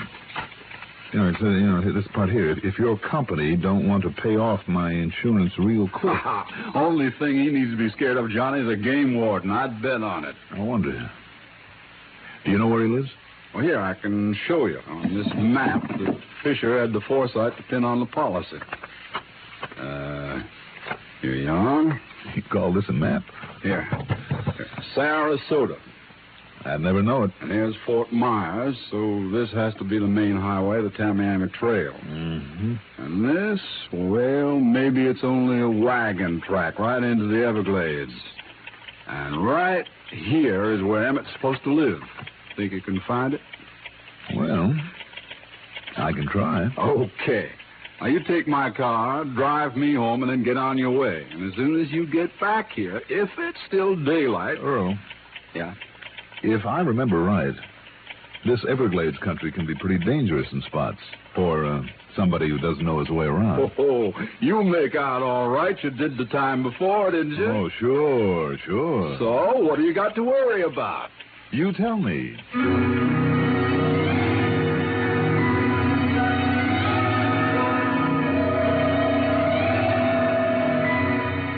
Yes, on my previous expedition into the Everglades, I had made out all right. But that time, I'd had a guide, a young Indian boy by the name of Ben Osceola, which, by the way, brings up an interesting point. Nearly all the Indians who inhabit that section of swamp call themselves Osceola. It's a long, famous name among the members of the Seminole tribe. At any rate, if I could find him again, and according to the map Earl had given me, the chances were pretty good. So, after dropping Earl off at his home on Oyster Bay and staging an impromptu, passionate love scene with his wife, Mike, who is a living doll, and Earl on his crutch couldn't do a thing about it anyway except howl with pretended rage, I got behind the wheel and headed south on 41, the Tamiami Trail. At Fort Myers, I turned left on 82 into the Everglades and headed right into the middle of the big cypress swamp country. A few miles below Sunnyland, I found a pair of wagon tracks that the map had shown barely passable in the car I was driving. But this was all to my liking because I was in the same part of the swamp that I'd been in once before during the previous assignment. There in a clearing on the edge of a sort of a bayou was a little unpainted house. And from it a tall, husky young Indian emerged. In his hands, aimed straight at the car and at me, was a .30-30 rifle. Wait a minute. Aren't you Ben? Ben Osceola? You call me Ben? Sure. Don't you remember me? Mr. Johnny. That's right. Johnny Dollar. Remember? Yes. Our old friend. I welcome you, Mr. Johnny. Well, thank you. It's nice to see you again, Ben. And I wonder if you can help me again. If I can, Mr. Johnny, I will be glad to. Ben, I'm looking for a man by the name of Emmett Dennery. You, want to see that old man? Yes. Does he still live around here somewhere? So far as I know. Well, good. But he is not our friend. Oh? You Indian people, been having some trouble with him? No, but we have nothing to do with him. Why is that, Ben? Because he and the other, the one they call Lefty. Will that be Waldo Blake? Yes, Lefty Blake. What about him? They do not obey the law. They take much game they should not take. They live and hunt on our land, our Seminole land. I see. Ben, have your people been getting rough with them? No, Mr. Johnny. But we stay far away from them. We do not wish to soil our hands or minds by any contact with them. They are taboo. What you're saying, then, is that if somebody is bothering Dennery, it is not your people. That is right. And you say that in spite of the way you seem to feel about him. Yes, Mr. Johnny. When did you last see him, Ben? Many years ago, as a child. At least I think it was. How do you mean? They looked so much alike that few could tell them apart. Oh? I see. Ben, if you still have an airboat that can ride out over this swamp, have you? Back in my house. Well, can I hire you to take me to where Emmett Dennery lives? No, Mr. Johnny. No? I must not go there. It's taboo among my people. I see. Well, look, just look here now, Ben. If this map means anything, it can't be too far from here. And you can take my airboat yourself. All right. And I'll pay you for it. Well, that is not necessary. Oh, it is as far as I'm concerned. Here you are. Would 20 be enough? Thank you. You will buy many shoes for my children. Well, I'm glad, Ben. You can give me some directions. This map, I'm afraid, isn't too good. Oh, yes. I am sorry I cannot go with you, Mr. Johnny. Well? It might be better if I could. What do you mean by that, Ben? From what I have heard about these men, you must be very careful.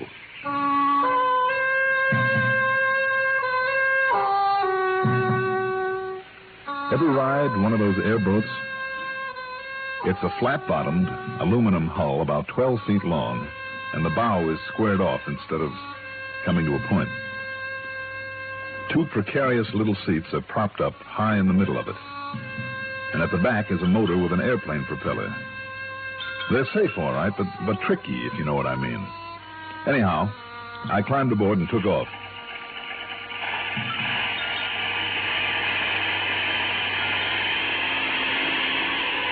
And, brother, I mean took off. It's quite a ride, believe me. That half-planing, half-skipping over the shallow water. Perched up there on the spindly seat, I kept waiting for it to flip as I tore on out across the bayou, then wove my way through a network of narrow little rivers, over spots that in some places were nothing more than wet swamp grass. No wonder an ordinary underwater propeller couldn't be used. The darn thing would be hung up in the weeds and grass in no time. Every now and then I had to swerve quickly to avoid a half-submerged log. Or was it a huge alligator? There were more rattlesnakes and cottonmouth moccasins out there than I'd ever seen before. All sorts of animal life and thousands of birds that rose in alarm as I fairly plowed through them. Finally, I came to a couple of acres of high ground, of brush and trees that stuck out like an island there in the middle of a swamp. At one end of it was a decrepit old clapboard shack, surrounded by row after row of drying frames with skins on them, mostly the hides of raccoons and alligators, curing in the sun. There was no one around. At least there was no one inside. As I beached the airboat as close to it as possible, jumped off, and headed for the old cabin, I wondered if Emmett Dennery, like his pal Leslie Blake, was somewhere out in that swamp, gatoring, collecting game. The reason Dennery had given in his letter for being alone, for needing help. I didn't have to wonder for long. Mr. Dennery? Mr. Dennery? Anybody here? Hello? Well, let's see now. Oh, good. Seems to be open.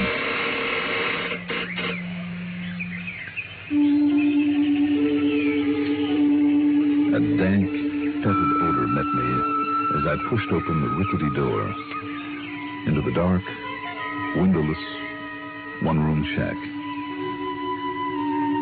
It was almost nauseating. And after the bright sunshine outdoors, it took my eyes nearly a minute to see anything in that dark, gloomy interior.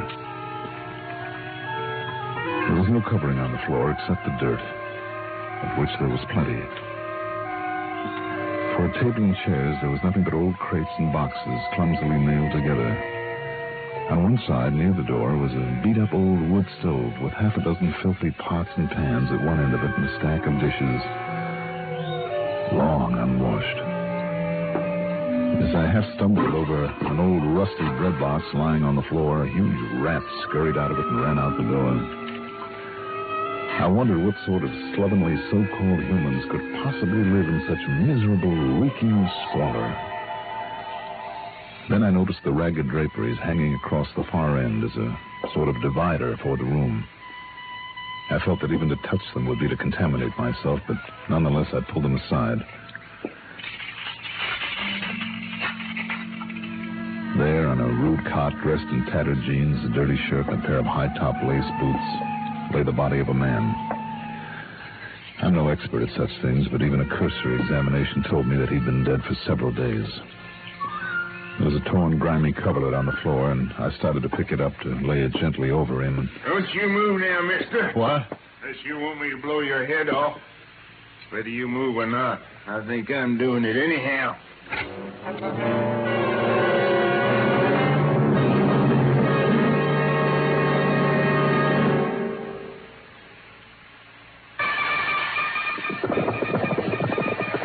Hi, sports fans. This is Pat Summerall, glad to be back with the Frost on the Pumpkin and other signs of the football season. Monday through Saturday nights on this CBS radio network station. Let's join forces for a sports time rundown on the grid scene and the other major sports. Don't forget now, every night but Sunday, this is your address for sports time, presenting all the latest in the world of sports. The name of the game, again, Sports Time, right here. When I heard the voice in back of me coming from the doorway of the old cabin, I half turned, reaching for my gun, but I found myself staring into the barrel of an ancient high-powered rifle with the hammer of it pulled into firing position. And in back of that gun, one of the most disreputable-looking characters I've ever seen. He was about 60, I'd say, maybe 5 feet 3 or 4, a wrinkled, weather-beaten face, scraggly, dirty gray beard. He was dressed in khaki pants and shirt so badly worn it was a wonder they held together on his wiry little frame, and his eyes, peering out from under the remains of an old army hat, under long, bushy eyebrows, reminded me of the eyes of a snake. And there was a hint of madness in them. You got a gun. I seen you reach for it. You just turn around now and keep your hands up real high. Sure. Why not? Well, I take it now, that gun of yours. Like this. Well? Mm-hmm. Hey, is this a pretty one? I'm glad you like it. Now, you sit down right there on the floor. Beside this? Yes, sir, beside him. County, you're the one that killed him, ain't you? No, that's where you're wrong, old-timer. Sit down.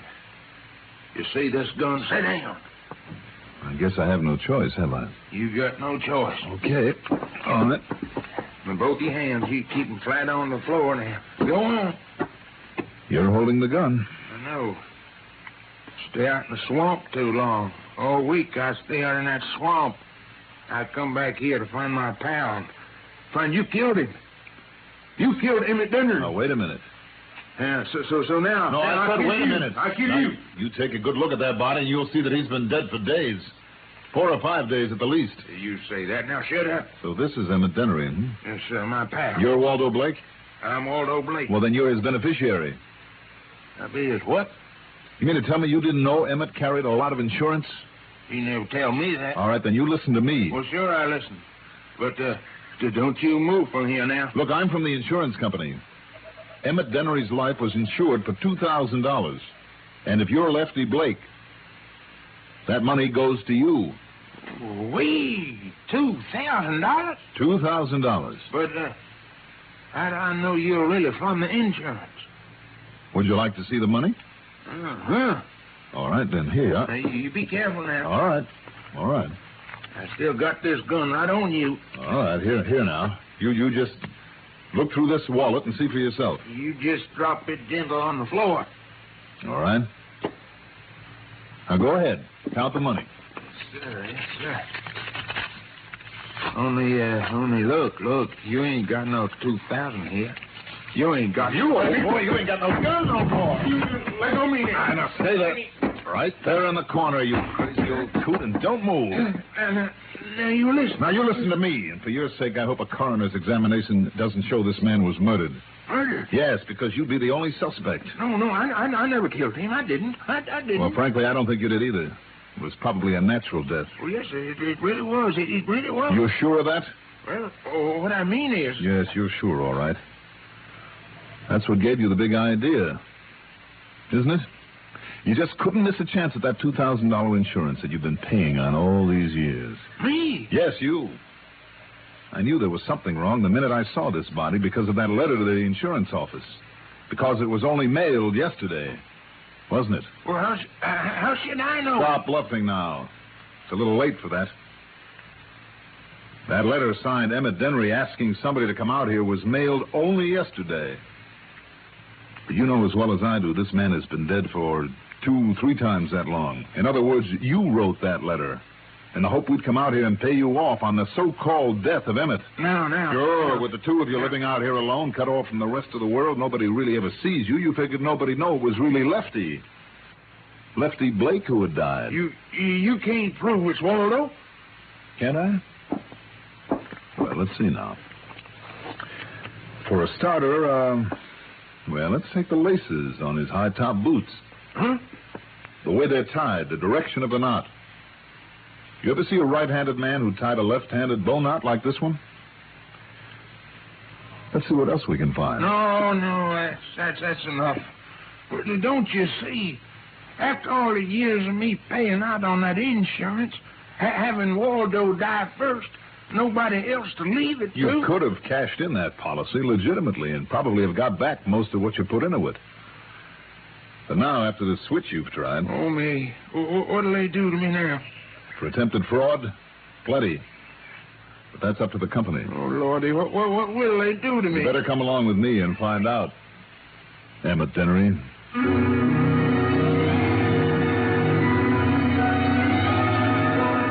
So there you are, Earl. Like I said to the old rascal, it's up to the company now.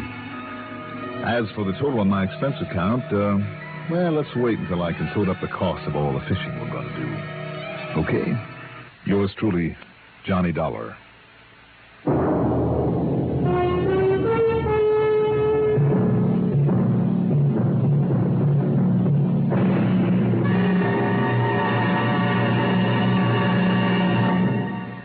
Now, here is our star to tell you about next week's story. Before I do that, I'd like to extend a word of welcome to a new radio station joining the CBS radio network today. It's WNEB, Worcester, Mass., an important new link in our coast-to-coast family of CBS radio network stations. For WNEB listeners starting with this broadcast, a Sunday workout with us, and throughout the week, the listening only the CBS radio network has to offer. Welcome, WNEB Worcester. Next week, a fishing guide who turns out to be a guide to murder. Join us, won't you? Yours truly, Johnny Dollar.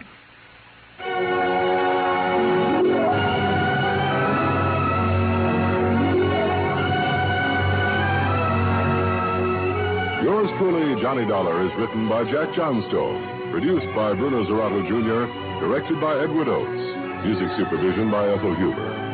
Johnny Dollar is played by Mandel Kramer. Also featured in our cast were Martin Blaine as Earl Poorman, Bill Lipton as Ben, Jim Bowles as the Man. Be sure to join us next week, same time, same station, for another exciting story of yours truly, Johnny Dollar. This is Art Hanna speaking. History from where it breaks nightly in The World Tonight on the CBS Radio Network. This is WROW Music, Albany, New York. Do you know a new family just moving to your neighborhood? Welcome Wagon would love to welcome them. Welcome Wagon helps all new neighbors to feel welcome and wanted here in the Capital District. Each gracious Welcome Wagon hostess brings baskets of gifts from Tri-City merchants. She brings greetings from the community to these newcomers, answers questions everyone wants to know about the Tri-Cities. You can make sure your new neighbors benefit from Welcome Wagon service. Just call State 59640 and give the Welcome Wagon hostess the name and address of your new neighbors. She'll call on them and present them with a basket of gifts from civic-minded businessmen. You'll be helping your neighbor and your Welcome Wagon hostess who carries on this valuable community service. In the Albany, Troy, Schenectady metropolitan area, call State 59640. That's State 59640 for Welcome Wagon. Johnny Dollar. I don't think you're going to like this, Johnny. No? No, sir. Oh, it can't be that bad. Can't, huh? What you don't know won't hurt you, they always say. Oh, they do? And since I don't know what you're talking about or even who you are... Huh? Oh, sorry. I kind of got ahead of myself. A little ahead of me, too. This is Tim Harrington, Johnny. Down in Knoxville, Tennessee? Yes, sir. Eternity Mutual Insurance Company. Well, how are you, Tim? What's this I'm supposed to start losing sleep over? Alpheus Brannigan. Brannigan? Now, don't tell me you've forgotten him. Oh, wait a minute. At least I hope you haven't. That hot-headed young kid who got 5 to 7 for embezzlement a while back. That's right. About 3 years ago. You yourself ran him down for us. Sure, I remember now. On a tip you got from that pretty young wife of his. Yes, Marilyn was her name. Nice girl and pretty, too. And do you remember what Alpha had to say when the judge tossed that sentence at him? Oh, the usual yak about getting even, wasn't it? That sort of thing? Getting even not only with you, Johnny, but with her. And that poor kid has been worried about the day he'd get out ever since the day he went in. Well, he still has a couple of years to go, hasn't he? So what's the big rush? He has not. What? Alpha Brannigan got out of the pen a couple weeks ago. No kidding. Made a break? A smart kid like that? No, sir.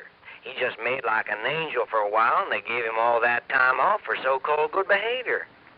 You ask me, Johnny, they were suckers.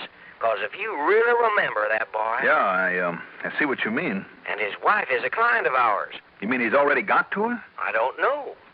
Well, somebody better contact her and find out. That's why I'm calling you, Johnny. What do you mean? Haven't you been in touch with her? No, we can't find her. But if he does get to her before you do, Say no more, Timmy. I'm on my way.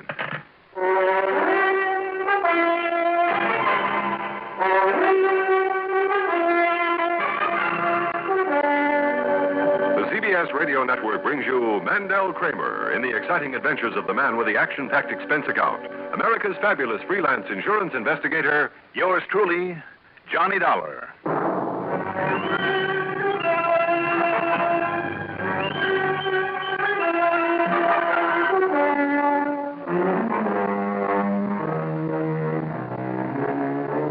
Expense account submitted by Special Investigator Johnny Dollar to Eternity Mutual Insurance Company, Knoxville, Tennessee office. Following is an account of expenses incurred during my investigation of the wrong idea matter.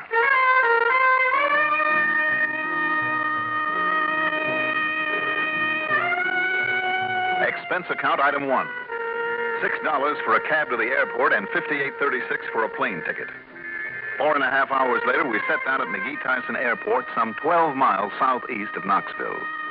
So, item 2 is $1.35 for limousine service that dropped me off at Tim Harrington's front door. Hi, Johnny. Glad you could make it. Hi, Tim. Sit down. Sit down. I'll get right to this. All right. Now, Tim, let's get one thing straight. I know, Johnny. Marilyn Brannigan's policy has a face value of only $7,500. And on account of what happened with her husband, she's named her brother Charlie over in Memphis beneficiary. Well, that isn't what I was about. But a client's a client, and we got to protect her if we aren't too late. Too late for what? For what? Johnny. Now, listen, Tim. When you've heard as many of those wild courtroom threats as I have, well, after a while, you just don't pay too much attention to them anymore. Well, I do. I was right there in that courtroom. So was I. I not only heard what Alfred Brannigan said, but I saw the way that he said it. Well, he was just a hot-headed kid. You know that, Tim. I can see it in my mind's eye right now. After the judge hit him with that sentence, he turned around real slow and with a look on his face like I've never seen before. It was cold as ice, Johnny. Like a snake. Not a body in the courtroom made a sound. Tim. He looked across at that brand new little wife of his, Marilyn. She was sitting there in the front row with her head down. He just stared at her until she looked up at him. I know, Tim. And then without moving a muscle except in his mouth, he said... Now, look, Tim. He said, just remember one thing, Marilyn. One of these days I'm going to get out again. And when I do, he said, you'll see. Well, okay, but... Then he turned over to where you sat. And that goes for you too, Dollar. For you too, he said. Just a red-headed, hot-headed, excitable kid. Not when he said that, he wasn't. He was cold as ice, Johnny. He wasn't kidding. All right, Tim, so what? The first time she paid him a visit there at the pen, he told her he was sorry. No, sir. He tried to be a good boy. He said somehow make up for what he'd done. No, it sir. always happened. No, sir, you're wrong, Johnny. 100% wrong. Am I? Because in all that time up there, she never saw him once. Not once? Not once. And you know why? Why? Because he wouldn't let her. Because he wouldn't see her. Wouldn't have anything to do with her. No letters, no nothing. And that's why in all these last couple of years, when I've talked to her, she's been just plain worried sick. And a couple of weeks ago when he got out, well, that's when she called me up and asked me what she ought to do. You mean that she still hadn't heard anything from him? Even when he got out? Not a word. Well, what'd you tell her, Tim? To notify the police. Mm-hmm. And I notified them, too. And then late yesterday, I got this call from Sergeant Piper. Yeah? And he tells me that she's suddenly gone, disappeared, to parts unknown. Has there been any sign of him around? No, sir. And don't you worry. If he had been around, Sergeant Piper and his boys would have known it. Are you sure of that? Oh, they were gunning for Alfred Brannigan like nobody they ever gunned for before. But she got away without their knowing how or where. Well, yes. But, Johnny, you got to find that girl and keep her alive. Well, look, Tim. Yes? Yes, Johnny? Well, I'll do the best I can. Good. And, Johnny. Yeah. Now, just you remember one thing. What's that? You better look out for yourself, too. Oh, sure.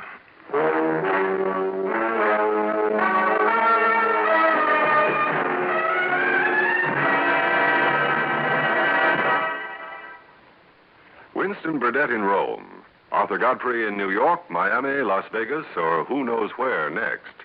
Alexander Kendrick in London, Bing Crosby and Rosemary Clooney in Hollywood, the Philharmonic in New York. These are some of the exclusive sounds of CBS Radio. From all over the country, all over the world, news, music, and entertainment is brought to your homes by experts to create the most unique, interesting, and exciting sound in radio today, the sound of CBS Radio. Heard only at this spot on your radio dial.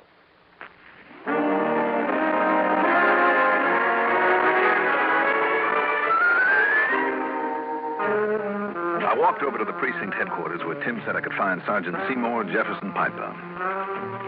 Unlike any police officer I dealt with in the past there in Knoxville, Piper was a big, lazy, florid man of about 50 and 220 pounds who sat with his feet on the desk chewing a stale, unlighted cigar. Sure, Miss Dollar. I'm completely in charge of that Brannigan thing. And, you have found no trace at all of the girl? Now, I know, Miss Dollar, I know exactly what you're thinking, but just because she got out of town without our knowing it, don't mean that he could have gotten himself in without our knowing it. And I wondered. Well, I don't. I don't wonder at all. I'm sure of it. Mm-hmm. Not a single lead on her, huh? Well, you see, she had her own car. She was a kind of accountant, you know, for one of the big markets, and doing pretty good for herself. Had her own car. You know the license number of that car? Well, sure. It's ULL166. Did you put out an APB right away all over the state? Well, no, sir. Why not? Well, she ain't guilty of any crime, Miss Dollar. I mean, like he was once. What's the matter with you, Sergeant? Isn't it just as important to find her and protect her as it is to run her down if she's done something wrong? Well, yes, sir. Well, of course it is. And we did try to protect her as long as she was around here. Well, Sergeant... But when he didn't even show up, and after all that time, 2 whole weeks, Miss Dollar... Well, don't you know why? Because he was probably smart enough to realize that she'd have some kind of protection for a while. He may not be any mental giant, but he isn't any dumbbell either. Well, I know. But to have a clear field, he'd wait until people stop worrying about him.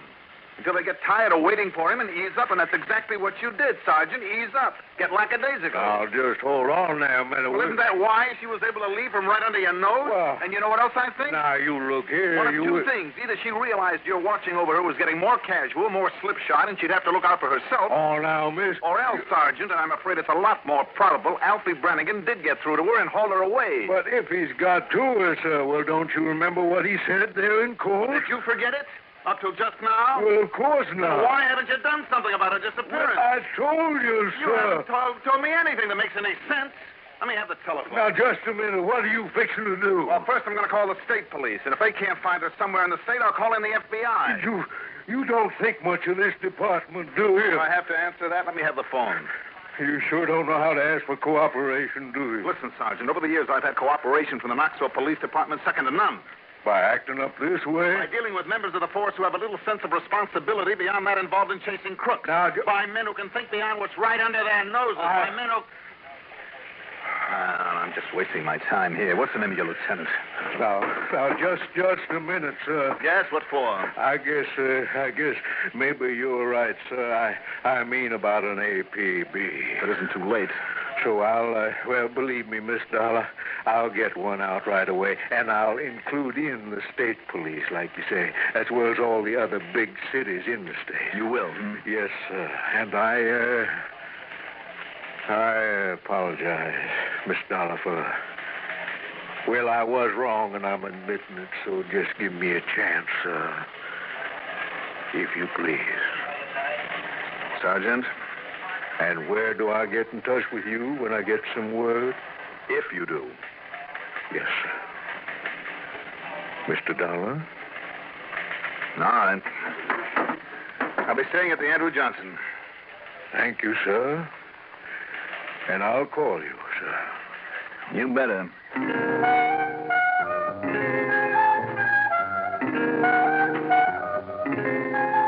I don't know whether to kick myself for letting him go ahead again or for having nearly lost my own temper over his obvious bungling. Instead, I spent item 3, $5.80, smoothing my ruffled feathers with a dinner at the Rathskeller. Then I signed in at the Andrew Johnson. But before I could unpack my bags... Johnny Dollar.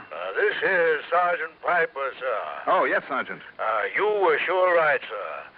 Miss Brannigan's license number did it. You know where she is? 21270 South Peachtree Street. And where's that? Over to Jefferson City. You've told the police over there to keep an eye on her, Sergeant? Well, no, I guess it didn't. Oh, brother. What, sir?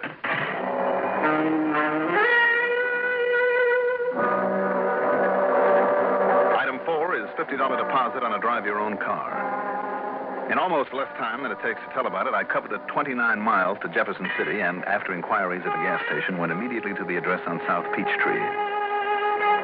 In front of the nondescript little rental cottage was her car. And inside, once I'd got inside, was a very young, very pretty, but badly frightened young woman, Marilyn Brannigan. I hope you'll forgive me not letting you in right away, Mr. Dollar. But it's so dark and black outside, and I'm so... Oh, I don't know what to do. How did you find me? Well, the point is that if I could find you, so could your husband. I know. And you haven't heard anything from him or of him since he got out of the pen? Don't you see? That's just it. I haven't heard from him since he went into that terrible place. 3 years, Mr. Dollar. 3 years. I've been sitting alone at nights wondering and wondering what he meant by what he said in that courtroom before they took him away.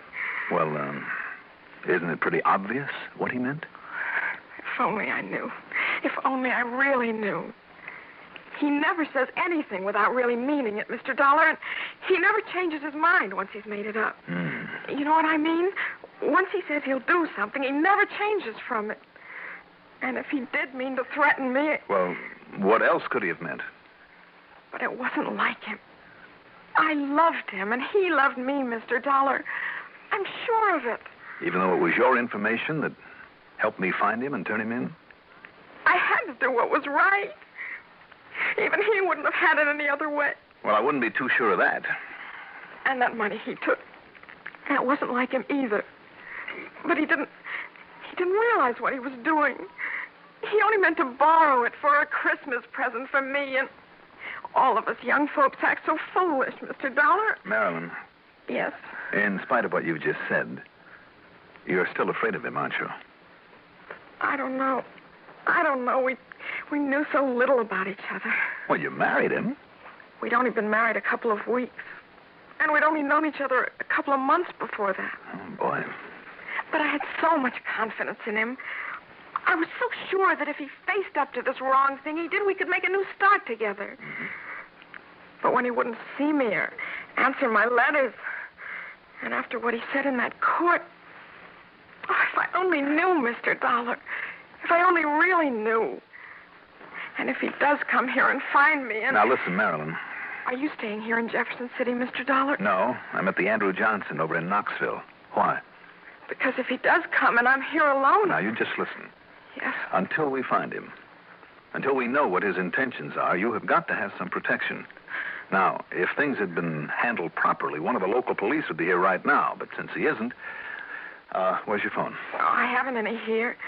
The nearest one is at the filling station 2 blocks down. Oh. All right. I'm going over there and call the police. And meantime, if I were you, I would keep this door closed and locked. Yes, I will. And, Mr. Dollar? Yeah.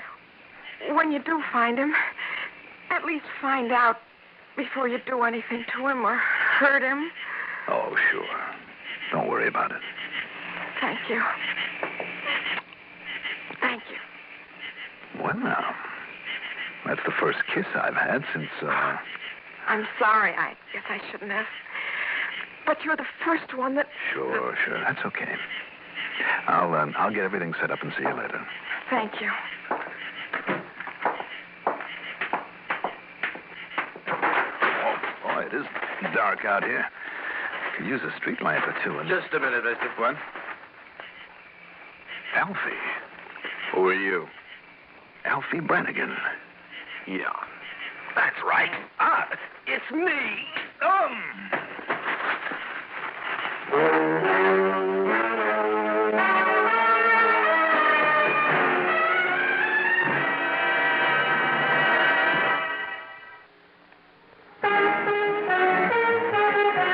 I like that idea. Newport filter cigarettes. Newport menthol cigarettes. I like that idea.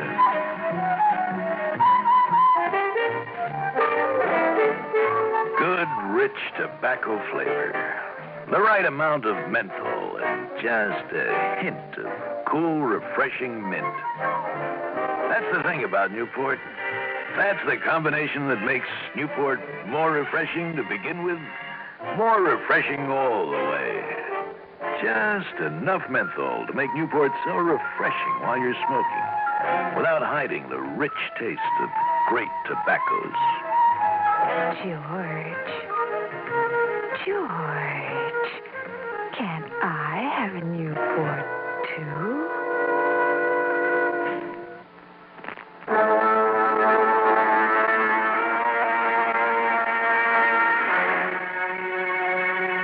I came to in the front seat of my rental car.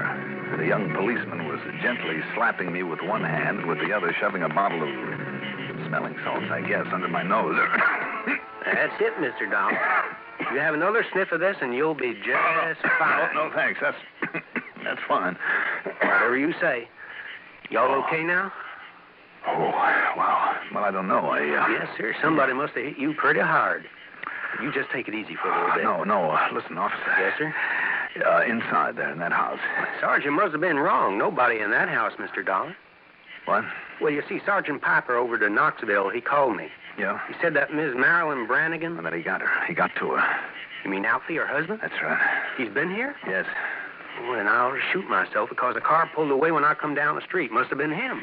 And he must have had her in it. All right, now look. Yes, sir? You have a radio in your car? Doggone transmitter blew out when I tried to call in about finding you here all beat up. All right, listen. Oh, here. What? Your wallet with your credentials was lying there beside you. Oh.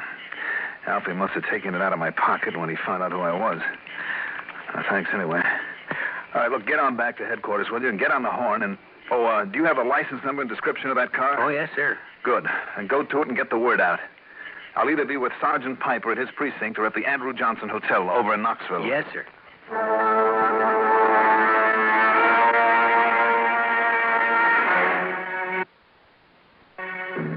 Driving was torture. By the time I got back to Knoxville, I was feeling pretty shaky. I dropped in on Sergeant Piper, thanked him for having finally alerted the Jefferson City police, told him to get on the ball again, and then, just barely able to navigate, got up to my room at the Andrew Johnson. Guess I left the lights on. Yes, sir, you did. What? And you left the door wide open, too. Alfie. And me, Mr. Dollar. What? All right now, Brannigan. No, please, sir. Now, let me explain about why we came here. He came back to me, Mr. Dollar, to the cottage. Oh, you're telling me. Well, I didn't know. I didn't know who you were when you came out of the cottage. And I'm sorry. You didn't know him? No, Mr. Dollar. But I saw you there in the doorway, and well, I saw her kiss you, and I heard you say you'd get everything all set and be back. And, well, after all I'd done for her, and thinking maybe she'd taken up with somebody else while I was gone. But I've explained to him now. After all you've done for her, Alfie? Oh, he's wonderful, Mr. Dollar. He's so wonderful. I knew he was. I knew it all the time. It just had to be that way. Don't you see, sir, it was the least I could do after the way I let her down by taking that money 3 years ago. Look, what do you say we try and make a little sense around here? Maybe I was wrong not seeing her and not answering her letters, but I had to do it alone. I had to work it out for myself. I had to prove I could be worthy of her all by myself. And he has, Mr. Dollar. Alfie. You see, I meant it, sir, what I said back there in court. That I'd show her and I'd show you, too. That I could make up for that crazy embezzling. Don't you understand? That's what he meant. And I did it, sir. I worked. I studied there in prison every day. I worked to improve myself. And when I got out, so I could prove to her I'd done right by her, I went to her brother over in Memphis. My brother Charlie. Mm-hmm. Because he'd always liked me, and I knew he'd help me, and without letting on to her until I was ready. You see, I knew he'd understand, and he did. And you know what Alfie's done in just these last 2 weeks? A steady job over there. A decent place for us to live the way we ought to. And away from all these memories. Now we can start out married all over again, the right way. Like I should have made it for us before. It's a whole new start, Mr. Dollar. And a clean start. And it's still only half of what a girl like Marilyn deserves. Isn't it wonderful, Mr. Dollar? Well, yes, Alfie. Sir? You want to be sure of keeping it that way? Oh, believe me, sir. I will keep it that way. All right. Then, one thing. Remember to keep that temper of yours in check, huh? Yes, sir. Even when you see your wife kissing another man. I will, sir. I promise. I hope so. And I'm sorry. I'm really terribly sorry for what I did. Well, that's all right. To have a case end like this, for a change, maybe it was worth it. Thank you, sir. Yes, Mr. Dollar. Thank you. Now, how would you two like to help me over onto that bed?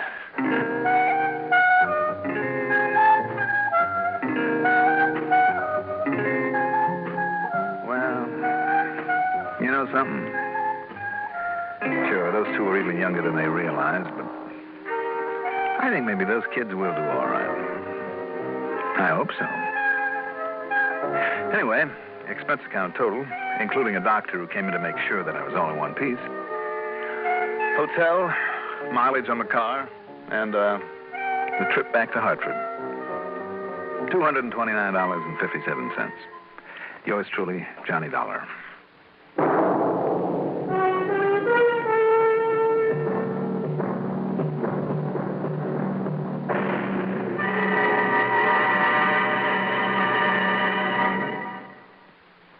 Now, here is our star to tell you about next week's story. Next week, the most clever device for covering up a murder I have ever seen. Join us, won't you? Yours truly, Johnny Dollar.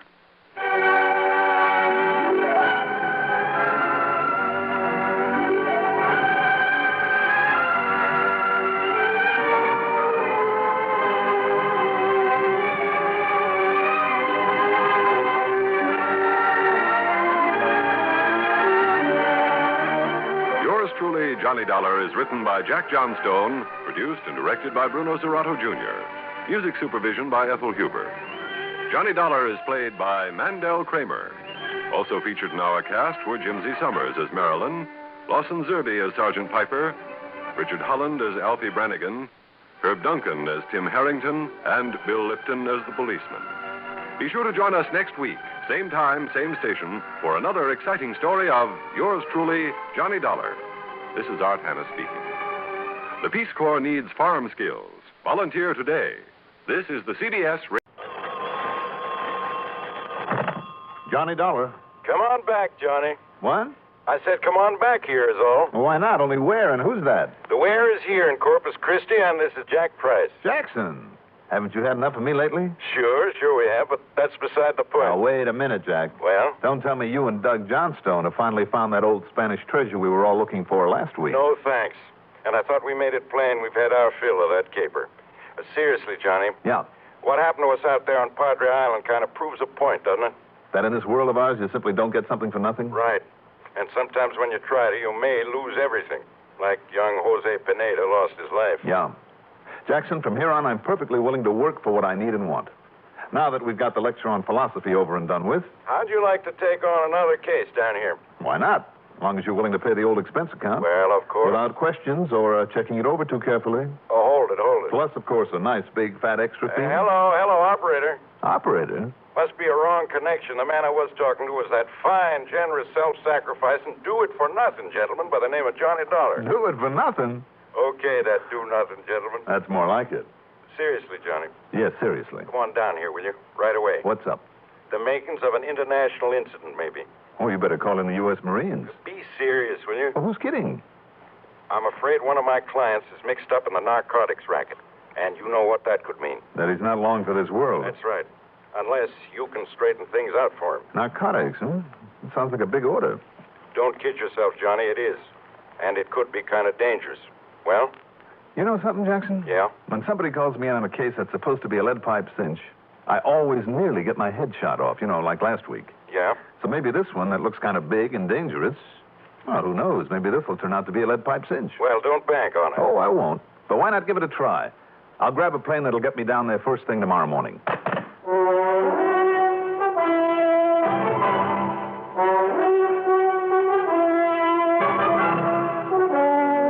The CBS Radio Network brings you Mandel Kramer and the exciting adventures of the man with the action-packed expense account.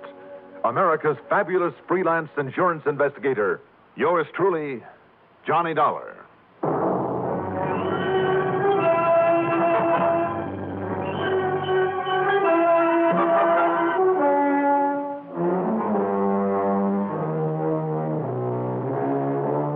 Expense account submitted by Special Investigator Johnny Dollar to the Tri-Western Life Insurance Company Corpus Christi office. Following is an account of expenses incurred during my investigation of the wrong doctor matter.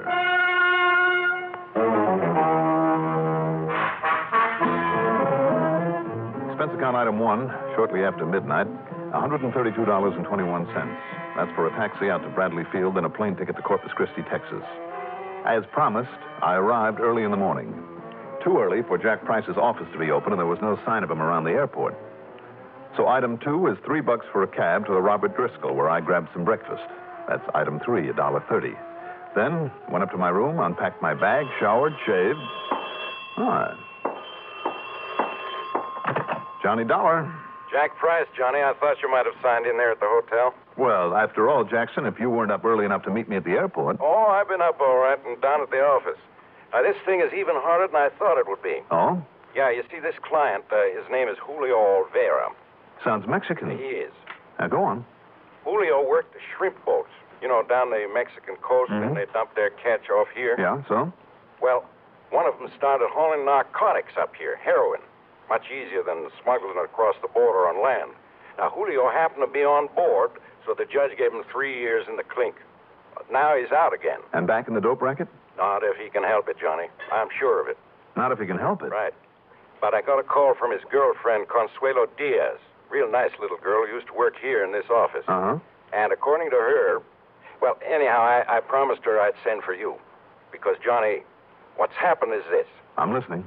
Only wait, I try to explain it over the phone. That's right. You're only a few blocks away. Right, so come on over here at the office. I'll give you the whole story. Right. Okay. Now, let's see. I'd better take along the old 38 lemon squeezer. And I'm sure I put my hat somewhere. There we are. Now, off to the races, Johnny. Yes? Room service. Room service? Yes, sir. Sorry, you must have made some mistake. There's no mistakes in your dollar. Isn't the silencer on that thing just a bit corny in this day and age? Back up so I can come in and close the door. Well, sure, as long as you hold the gun and with that chambermaid coming down the hall. I said inside. Never let it be said that Johnny Dollar isn't the perfect host. Try and trick me, huh? You may be pretty big. Too big for you, senor. Oh, my goodness.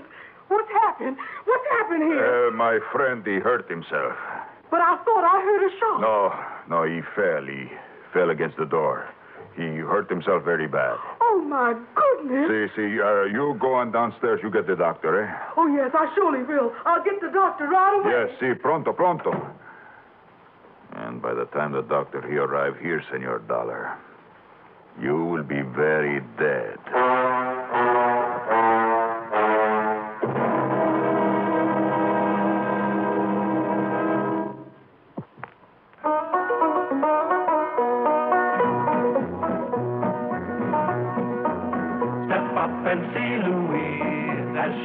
Through the breeze, hanging by her knees up on the high trapeze. But first may we suggest a 7-Up you test.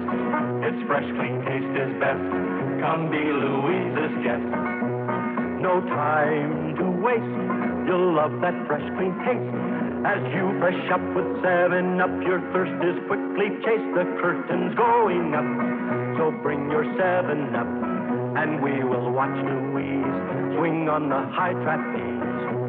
Oh, she knows how to chill you. She really loves to thrill you. But what she likes best when it's time to rest is sparkling 7-Up. What did you say? For the very best when it's time to rest, fresh up with 7-Up.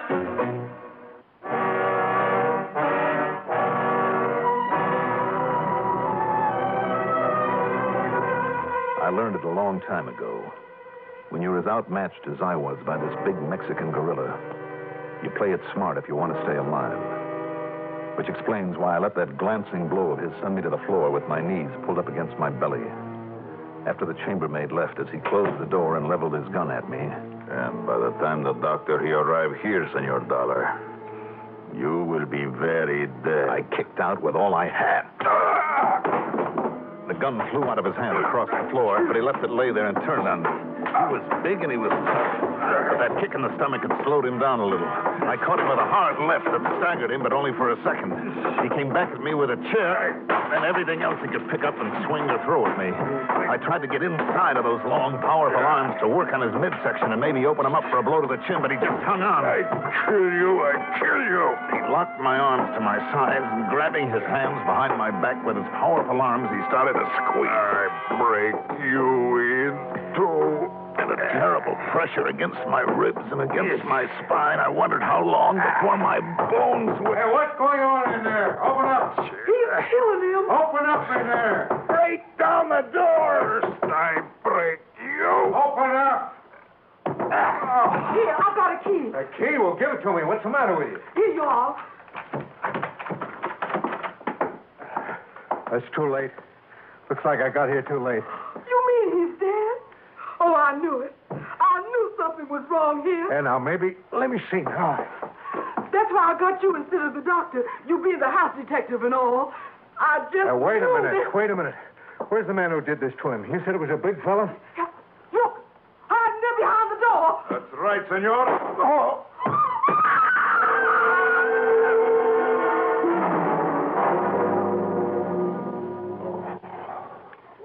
Now, just take it easy, Johnny. The doctor says you've got to rest. Take it easy. Oh, hi, Jackson. Yeah. Oh, Jack. That's right. Another little sip of this brandy the doctor ordered. Yeah. Lie still, you bum. Here, take a slug of this. Oh, brother, what a reception committee you have in this town. According to the chambermaid, she smelled trouble and brought the house stick up here. Well, it looks like your reception committee must have been Hernandez. Hernandez? Diego Hernandez. Only I'd met you out there at the airport. I didn't dream that Hernandez might find out about your coming here. Oh. Who is he, Jack? Well, you remember I mentioned Julio Olvera to you over the phone? Oh, yeah, the one who's just out of the pen. Yeah. Hernandez was skipper of that shrimp boat. He was the one who was running the heroin up here from somewhere in Mexico. As you know, that could mean from somewhere way to the south or from just barely across the border. Yeah, I know. But more important, Hernandez is the one who was never caught. He skipped across the border and disappeared. I see. But then Consuelo, that's young Julio's girl, and Johnny, she's the one who convinced me that Julio is on the up and up, keeping his nose clean. You got it all straight now, Johnny? Yeah, I think so. Go ahead. Okay. Well, she's the one who called me. She'd found out somehow that Diego Hernandez was here in town again. And that's when I called you in Hartford. And you didn't tell the police? Yeah, no, I should have. Well, sure you should have. Probably the Narcotics Bureau, too. Well, they all know it now, of course. You see, when you didn't come to the office and I came over here and found out what had happened to you... What about the girl, Consuelo? Well, she was afraid, and I don't blame her, that Hernandez had come here to get young Julio. Why? Because it was his testimony in court 3 years ago that put the finger on Diego Hernandez and his drug racket. Oh, I see. Anyhow, early this morning, she called me again. Hernandez had been out there to see her to try and make her tell him where he could find Julio. And did she? No. In spite of Diego's claim that he only wanted Julio in on a business deal, which, of course, is exactly what she didn't do. What's the matter? Of course. What? She must have been the one who told Hernandez you were coming here.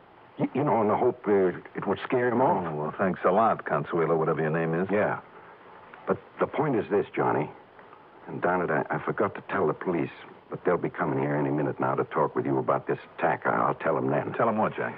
Consuelo had no way of warning young Julio. He's been out of town coming back this morning. He'll be stopping by to see Consuelo. But if Hernandez goes back there and finds him there, heaven help him. Come on, Jackson. We got... Now, you stay in that bed, Johnny. Now, take it easy. What's the matter with you? We got to get to Julio and that girl before he does, if we're not too late already. Well, Johnny, when the police come... Will you stop wasting time and help me get into my clothes? But the police are on their way up here now, All right now. Look, we'll leave them a note or something, that's all. Well, like I said, Johnny, I haven't yet told them about Consuelo and Julio Jackson, and... over there at the desk. You write him a note while I finish dressing, and don't waste any time about it.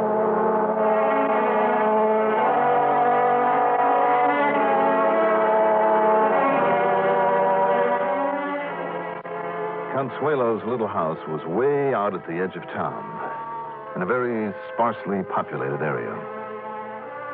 I knew the minute that we pulled up in front of it that we'd got there too late. The front door was wide open. Inside was still the smell of cordite from that pistol with the silencer on it. Yeah, Diego Hernandez had got there first, all right, and done his job well. Too well. In the doorway lay the body of young Julio. Just one well-aimed bullet must have killed him instantly. The little Consuelo, young, pretty, dark-haired Consuelo, was still alive. And she tried to drag herself to the phone on a nearby table, but she just lay there gasping, barely out of reach of it. While Jackson called the police and a doctor, I carried her into the bedroom, and I went to work with a couple of wet towels and a bottle of tequila that I found. Then, finally... No. It is no use, senor. Oh, no, sure it is, Consuelo. Sure it is. You're going to be all right. The doctor will be here in a couple of minutes, and he'll get that bullet out of your back. No. With my Julio gone, I do not want to leave now. Consuelo, come on now. Now listen to me. Listen. Tell me, what was it, Hernandez, Consuelo? Was it Diego Hernandez who did this? See? I want my Julio to help him again. He wanted him to help him in the heroin racket again. See? To go with him. To help him. To go with him where, Consuelo? Consuelo, listen to me. Did Hernandez tell you where he's operating? See. Where?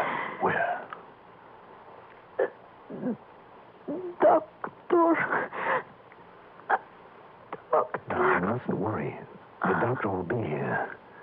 No. Where will we find Hernandez? I can't tell you. That's right, Consuelo. That's right. Tell me. The doctor will last question. Maybe it'll be Dr. Velasquez, but please, Consuelo. Where will I find Hernandez? Where, Consuelo? I said. Yes? Dr. Velasquez. Consuelo, I knew the doctor is on his way. You must tell me, where has Hernandez gone? Doctor. Consuelo, try.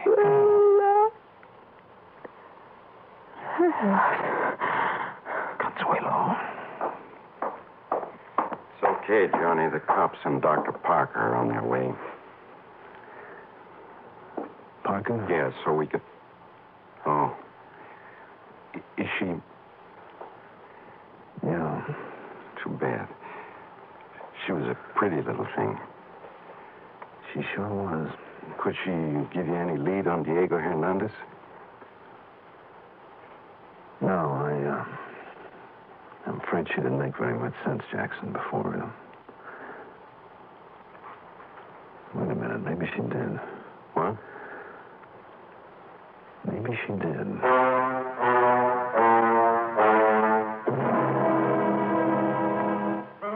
The next 15 hours, I spent down at police headquarters working with a young Sergeant Ortiz, trying to locate a Dr. Velasquez there in Corpus Christi. There in any city on the Gulf Coast, anywhere in Texas even. We must have run up a phone bill of several $100s, but it was no go. Sí, gracias. Muchas gracias. Nothing again, Sergeant? Nothing, sir. Again. Well, unless this map here is lying, we have covered every single town this side of the Mexican border. Look at it. I've circled them all. I know. But if he went to a Dr. Velasquez and the girl was sure of it... Of course, down in Mexico, a name like that is probably as... Wait a minute. What is it, Mr. Dollar? Of course she told us where he is. Here, right in front of our noses on this map. Look, Sergeant, don't you see it? Yes. Only about 50 miles below the border. And others here, other towns also named after people. Here, you see? Here's one called General Bravo. Here's Dr. Gonzalez, Dr. Cross. Little town. The one we care about is this one, Sergeant. The town they call Dr. Velasquez. Yes? And of course, that's where he works his racket. Right there below the border in Dr. Velasquez. Okay, Sergeant. Yeah, well, Mr. Dollar, by the time the necessary contact can be made with the policia down there, by the time the necessary papers can be drawn up, and look, here it is such a small town on just a little side road, and in such a desert country. Oh, it's all the better. That means if I take things into my own hands, there'll be nobody around to interfere. You would go down there alone, without the authorization? After what Hernandez did? The attack on me, 2 murders, and heaven only knows how many people he's killed with this filthy heroin. You are right. But he has had such a start on you in a fast car, even now he could be well across the border. All the better. It's down there in that wasteland that I'm just dying to meet him. And if I'm lucky, maybe I can get down there ahead of him. But how? Yeah, I'll be waiting for him at the town of Dr. Velasquez. But how can you? And the day, it is getting late, Mr. Dollar. Sergeant, whatever I may do from here on out, you know something? It's none of your business. You are right. It's none of my business. Good. I know nothing. Good. If only I knew somebody around here with a light plane I could charter and no questions asked. I mean, if you should just happen to have a friend or a friend of a friend. Of course, you don't know what I'm thinking of, but... Oh, no, of course not. But, why don't we go out to my squad car and take a little ride, huh? It's a beautiful afternoon, huh? Let's go, Sergeant. That little single-engine plane was a beauty.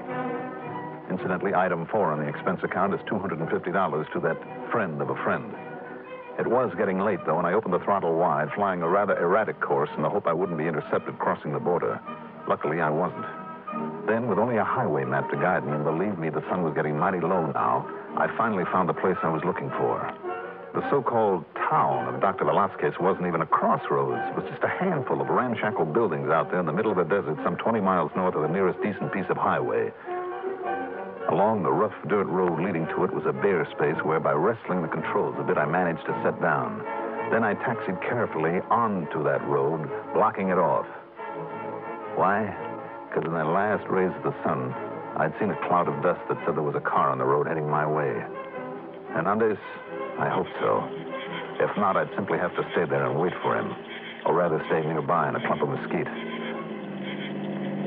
was Hernandez, all right. And as the headlights picked up the plane, barring his way... Just hold everything, Hernandez. And don't reach for that gun. You again? That's right. Keep him up over your head. What are you doing out here? What's your guess? I will kill you, Senor Dollar. Like I meant to kill you before. Sorry. This time I have the gun on you. It will do you no good. Turn around. Keep those hands up in the air. I will kill you. Remember that. Aren't you getting a little tired of killing? This gun of yours will be a nice souvenir. Thanks. So, you have what you call the advantage, eh? That's right. But not for long. Well, we'll see about that. All right, put your hands down slowly. Put them behind your back. You're not afraid to let me lower the hands, eh? Do it, but slowly. Very well. But it gives me the chance, senor. The one chance. Yes, for what? Have you never heard of the gun in the sleeve? No, you don't. No, I kill you. Why don't I ever learn to frisk one of these punks before I let him lower his hands? Next time I might not be so lucky. Well after dark when I finally got us back to Corpus Christi, and I had quite a time landing in the small private field from which I'd borrowed the plane. Sergeant Ortiz, of course, denied any knowledge of the whole thing, but I noticed the landing lights were on and waiting for me, and also by pure coincidence, a young fellow from the narcotics squad just happened to be there to meet me. Nor did he suggest that I might have picked up my prisoner anywhere but this side of the border. Just the same, Jackson, maybe it wouldn't hurt to keep this report under wraps for a while. Expense account total, including board and room and the trip home, $532.40. Yours truly, Johnny Dollar.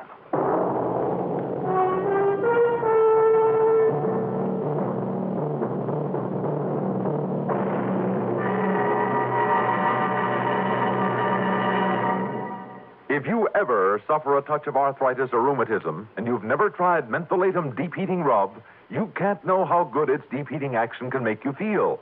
As you massage it into painful areas, you feel its deep heating action. You know relief is on its way. Mentholatum Deep Heating Rub is an extra strong combination of active ingredients for safe, temporary relief of minor arthritic rheumatic pain.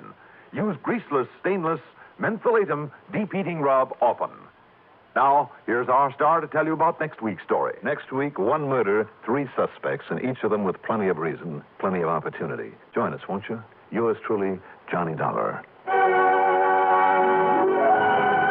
Yours truly, Johnny Dollar, is written by Jack Johnstone, produced and directed by Bruno Zerato Jr., music supervision by Ethel Huber. Johnny Dollar is played by Mandel Kramer. Also featured in our cast were Ralph Camargo as Diego, Bob Dryden as the sergeant, Deli Sonnenberg as Consuelo, Lawson Zerby as the voice, Maurice Tarplin as Price, and Hilda Haynes as the maid.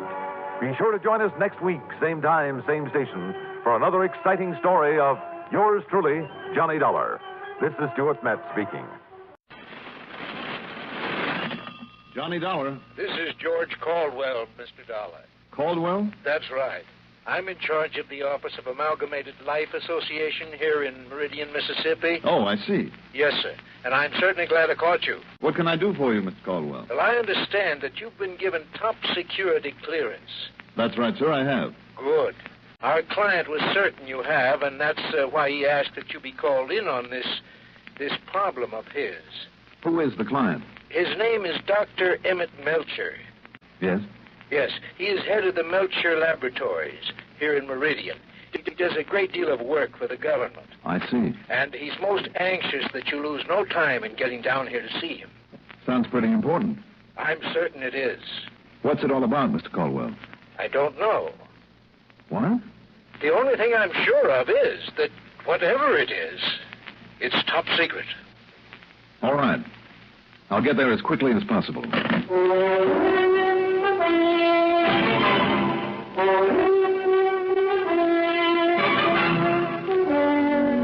The CBS Radio Network brings you Mandel Kramer in the exciting adventures of the man with the action-packed expense account.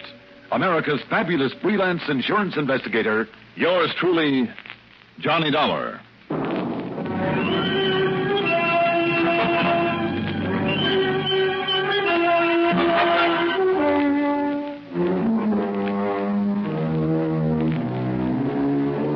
Expense account submitted by Special Investigator Johnny Dollar to Amalgamated Life Association, Meridian office. Following is an account of expenses incurred during my investigation of the Philadelphia Miss matter.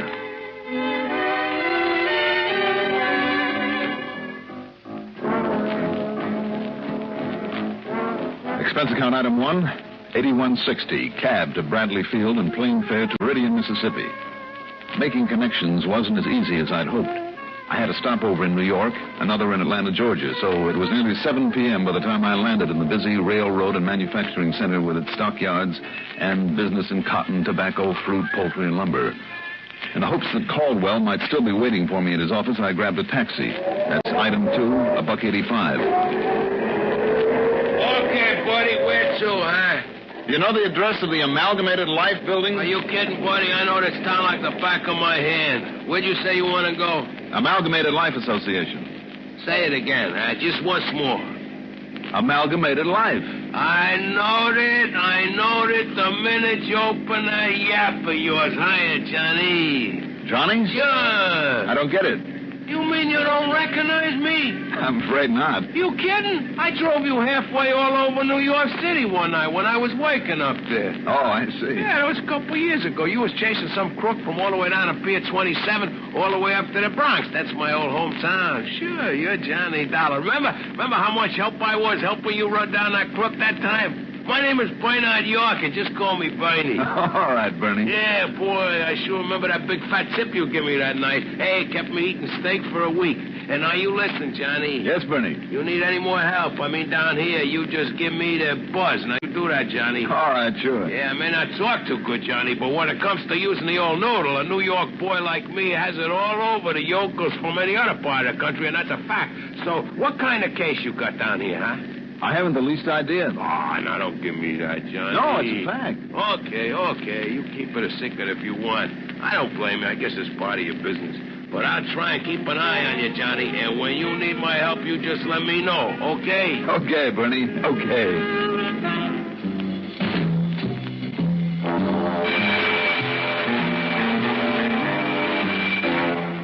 George Caldwell was still in his office, and we got to the point right away. Yes, I checked the airline schedule, Mr. Dollar, found out how late you would arrive, and figured I had better stay around.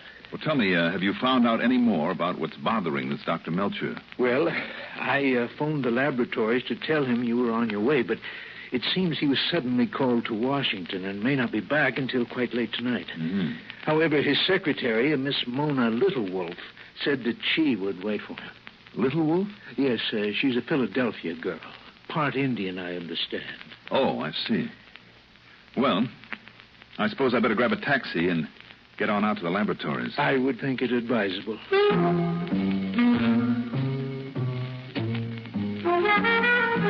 the man behind the wheel of the taxi that just happened to be waiting out front?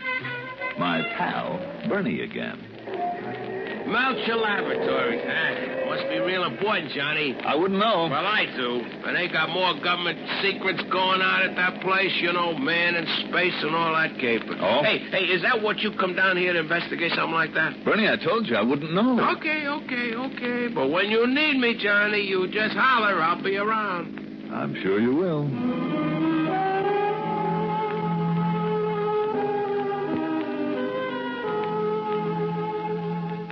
That secretary, Mona Littlewolf? It was worth the trip to Meridian. About 5'3" or 4", with jet black hair and an olive complexion that was out of this world.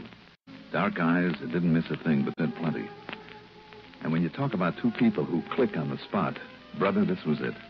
It was first names right off the bat, and I felt perfectly willing to forget about Dr. Melcher and all his problems and give my time to her. And, she kind of gave me reason to think she felt the same. Oh, now stop. Flatterer. Well, how do you keep that beautiful tan sitting around in an office all day? I told you. I'm part Indian. One of the few 1,000% Americans left around here. That explains the last name, Little Wolf. Mm-hmm.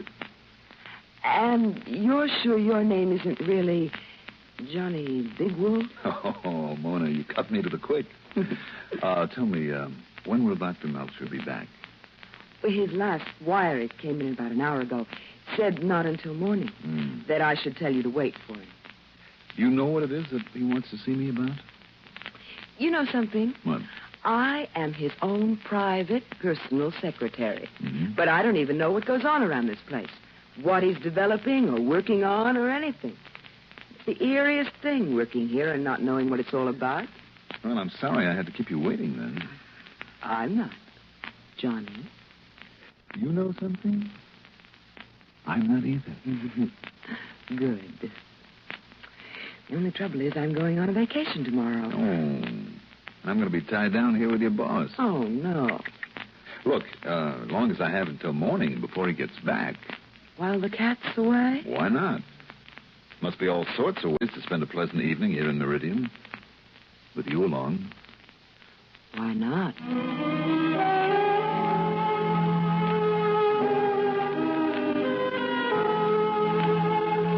I fully expected pal Bernie and his taxi was still waiting outside, and after some snide comments on how fast I work and how well I pick him, he drove us back to town. I dropped her off at her apartment, then registered at the Lamar Hotel, showered, shaved, then picked her up and we proceeded to do the town. This time, by some miracle, without Bernie around. It was something after 3 o'clock in the morning by the time Mona and I helped close up the last nightclub on her list, then went out to the nearly vacant street to look for a cab. Taxi, cut! Oh, what a wonderful evening, Johnny, darling. Mona, have you looked? It's morning. Then the morning's wonderful. You're wonderful. Everything is wonderful. Oh, Mona, are you sure you want to go away on that vacation? But I'm afraid I better. But why? Truth, Johnny? The truth. You? I'd better kind of get away and think about you and me. Mona, another day or two. You want a taxi, mister? Oh, yeah, sure. I didn't want to disturb you and the lady, but here you are, sir. All right, thank you. Mona? Yes. Get away, mister. I'll help her in. Wait a minute now. Get in, lady. Just a minute. And stay in there and shut up. Now, look. No, you don't. Oh, no? And just to make sure, mister.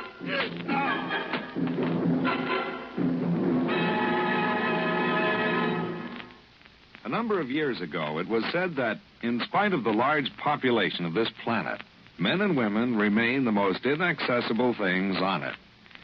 Today, we see this lack of understanding among peoples of the world reflected in headline stories. But it isn't because the people of the world are enemies. All people want to be friends. Long before the termination of World War II, Reverend Eugene Wood, a Methodist minister from Oceanside, California, went into a Scottsdale, Arizona camp where German prisoners of war were interned and offered his services to the imprisoned men.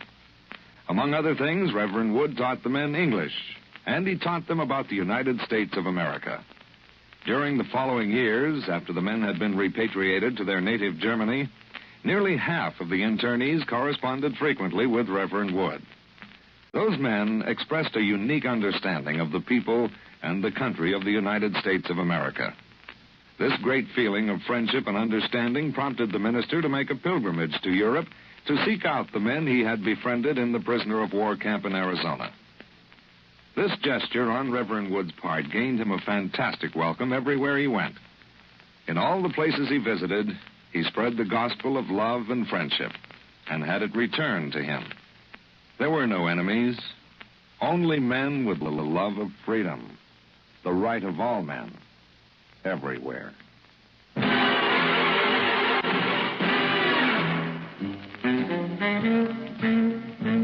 I came to in my own bed at the Lamar Hotel. And working over me with a wet towel in one hand and a bottle of bourbon in the other was Bernie the cabbie. Atta boy, Johnny, pal, you're coming around all okay. Bernie. Hey, you want another slug of this in our bourbon? No, thanks, Bernie. Told you was going to need my help around this bay. Boy, sure lucky I was cruising around late last night. I seen you laying there in front of that fancy saloon. Boy, was you out cold like a fish. Bernie, what time is it? Well, it's almost 9 a.m. in the morning. Now, you lay still. I'll call. I'll have some breakfast brung up. No. And some good, strong coffee, boy. Hey, let me have that phone, will you? What? Now, listen, Johnny, pal, you better just relax. Hello. Now, Hello, operator. Johnny. Operator.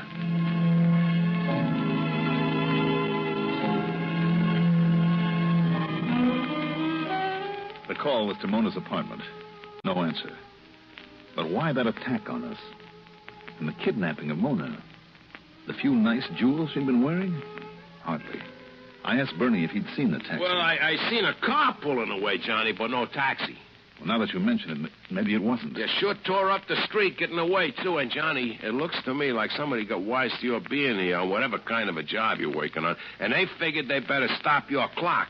You may be right, but why carry off Mona? Well, because they maybe thought she was working with you. And now they know you don't dare make a move if you don't want her getting hurt. Well, that makes sense, I guess. So maybe I better call up the police. Wait a minute. Easy now, Johnny. You just lay there and let me open it. You got a gun? Yeah, right here. Okay, you keep me covered. You ready? Ready. Yeah. I beg your pardon. Inside, buddy. Start talking. Who are you? Just start talking. Wait a minute, Bernie. Are you Mr. Dollar? That's right. Oh, thank goodness. I am Dr. Melcher. Oh, say, Doc, I'm sorry. But what is going on here? Well, that's exactly what I'd like to know, Doctor. And what has happened to you, Mr. Dollar? Bernie. Yeah, Johnny. Don't call in the police, not yet. Anything you say, Johnny. See if you can find somehow what happened to the girl, what happened to Mona. Mona? If anything really did. Check with all your driver pals all over town. If anybody's likely to have seen her, they are. You're right, Johnny. A hacky is better than all the cops in town when it comes to right, checking. now go ahead. Circulate around. Put it on your meter, and I'll pay the bill. And if I get a lead on her, should I bring her here? No. Don't even let her know. Just call me. If I'm not here, I'll be at the doctor's laboratory. Now go ahead. Yes, sir, Johnny. You leave it to me. All right now, Doctor. Tell me what it is that you wanted me down here for. Oh, but it is too late. It has already been stolen. Been stolen? What has? Well, I'll tell you what I can about it. You see, it is highly classified. I'll tell you in a moment. Whatever you say. The point is that for some days now, I've suspected that someone was trying to get hold of it. Yes? Yes, the vault, the temperature-controlled vault in which I've kept it. You see, no one else has worked on this formula but me. Formula for what, sir? I found the vault had been tampered with. I didn't dare to call the police because of the secrecy involved, but perhaps I should have called in the FBI, but I sent for you because I knew that you... Oh, but you are too late now, Mr. Dollar. When I got back from Washington, I got there this morning. It was gone. The formula? No. The product itself. And unless it is found within 2 or 3 days at the most... But now I suppose I'd better tell you what it is. Yes, Doctor. I think maybe you'd better.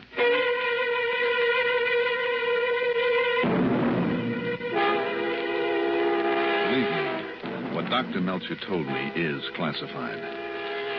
I can only tell you it has to do with, well, a sort of experimental fuel he's been working on.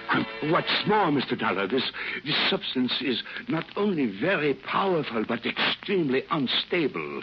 Unless carefully controlled temperature and pressure are maintained constantly... An explosion, Doctor? Something like that? A most devastating explosion would take place. Not when it is perfected, you understand. That is what I am working on. But in its present form, the form in which it was stolen. Why would it be stolen? Full knowledge of it could be worth millions. You mean to a foreign power? To anyone working in this field. But don't you see, whoever stole it does not know the sample he took is incomplete, is imperfect, is terribly, terribly dangerous. within a matter of a day or two. Well, you simply got to find it, Mr. Dollar. Listen, did you tell anyone that I was coming here? No one. Except, of course, Mr. Caldwell at the insurance company. But no one else? No one else. Absolutely no one. But she told me she had orders to wait around for me. She? Yes, Mona. But I... So, obviously, the attack on her was only a fake. A cover-up. Oh, no, Mr. Dollar. I have a sneaking suspicion that when we find her, we'll find this... what we're looking for. Oh, but I can't believe it. Mona. You said it's worth $1 million, didn't you? Millions. All right, she knew I was coming because Caldwell phoned your office yesterday. And she must have figured out why. That girl's got a brain, Doctor. She knew then that she'd have to act fast, she and whoever's working with her, like the man who tried to kill me last night. Tried to kill you? Yes, it was her idea to go to that particular nightclub. It was a rendezvous with that goon. Now it all ties up. Hello? Here's the word on it, Johnny. Yes, Bernie. I got it from one of the drivers waits the depot in the bus station. Yes? Furthermore, he's known that dame for years. Yes, Bernie, go on. I mean, he's seen her around. He's had her for a fare, so there's no mistake about it. Where is she? Took off on a bus with a heavy suitcase with her. Took off to where? Bought a ticket to Philadelphia. Philadelphia? That's right. But now, Johnny... All right, Bernie, thanks. Caldwell said she came here from Philadelphia. Doctor, I'll see you later. Where are you going, Mr. Dollar? The airport. Airport? That's right. Oh, but I'm afraid I don't...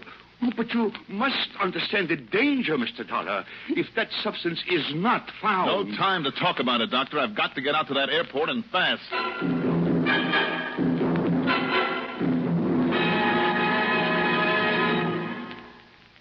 Democracy. It has always provided the greatest opportunity for every man to have an equal chance to work where he wishes, doing the kind of work he can do best. There is opportunity in a democracy for every man if he wants to work hard enough to advance professionally and socially in many facets of a complex and interesting life. There is also opportunity in a democracy for every man to worship his God in his own way. Democracy is opportunity, and free opportunity in a democracy gives mankind its greatest legacy of freedom.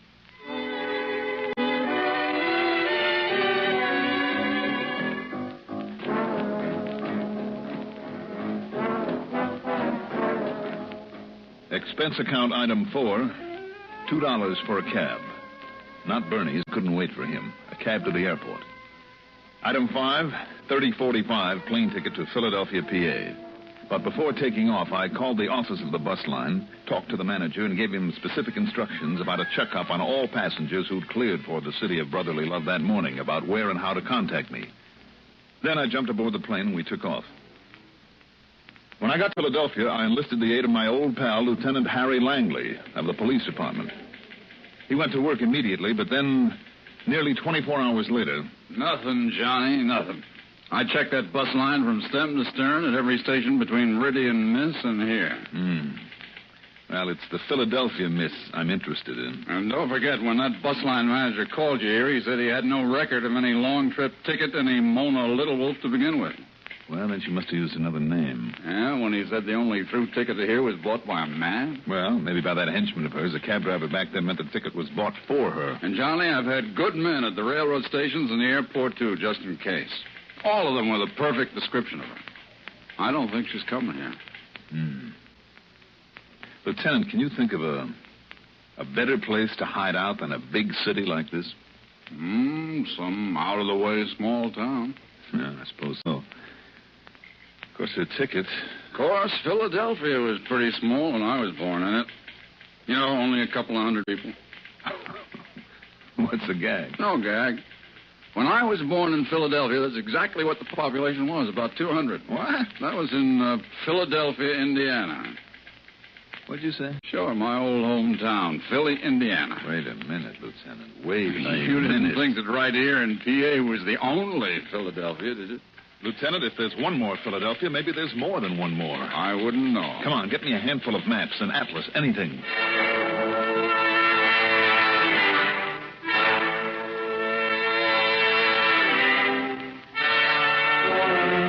And the other one? The third Philadelphia in these United States? Not 40 miles north of where I'd started from, north of Meridian, Mississippi. And that's where Mona had gone with that deadly explosive with her. Airfare back to Meridian, $30.45, then $50 deposit there on a rental car. I raced north and west on Route 19 up in Neshoba County, heart of Mississippi's Indian country, where Mona Little Wolf could be sure of finding protection among her friends.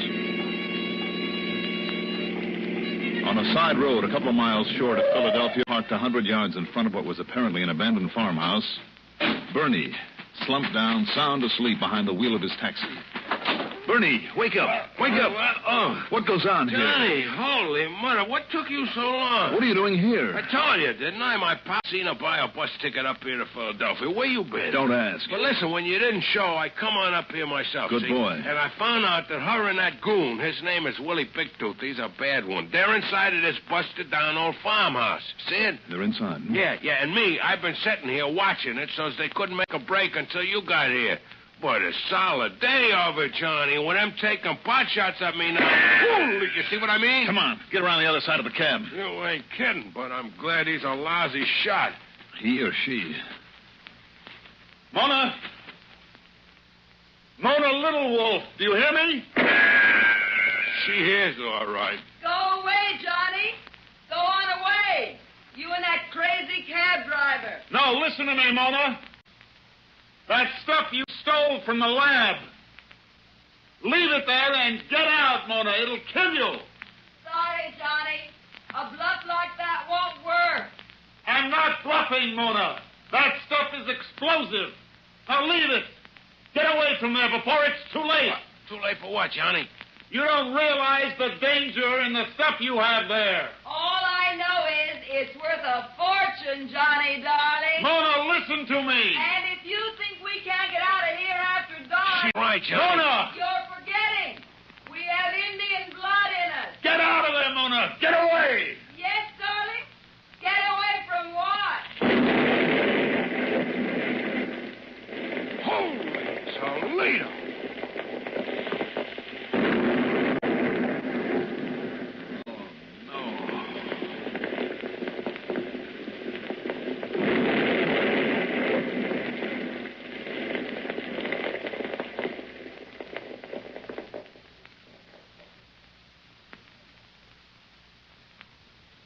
Any comments on this case? Why bother? Expense account total, including a mittful for good old faithful Bernie, $485.75. Yours truly, Johnny Dollar.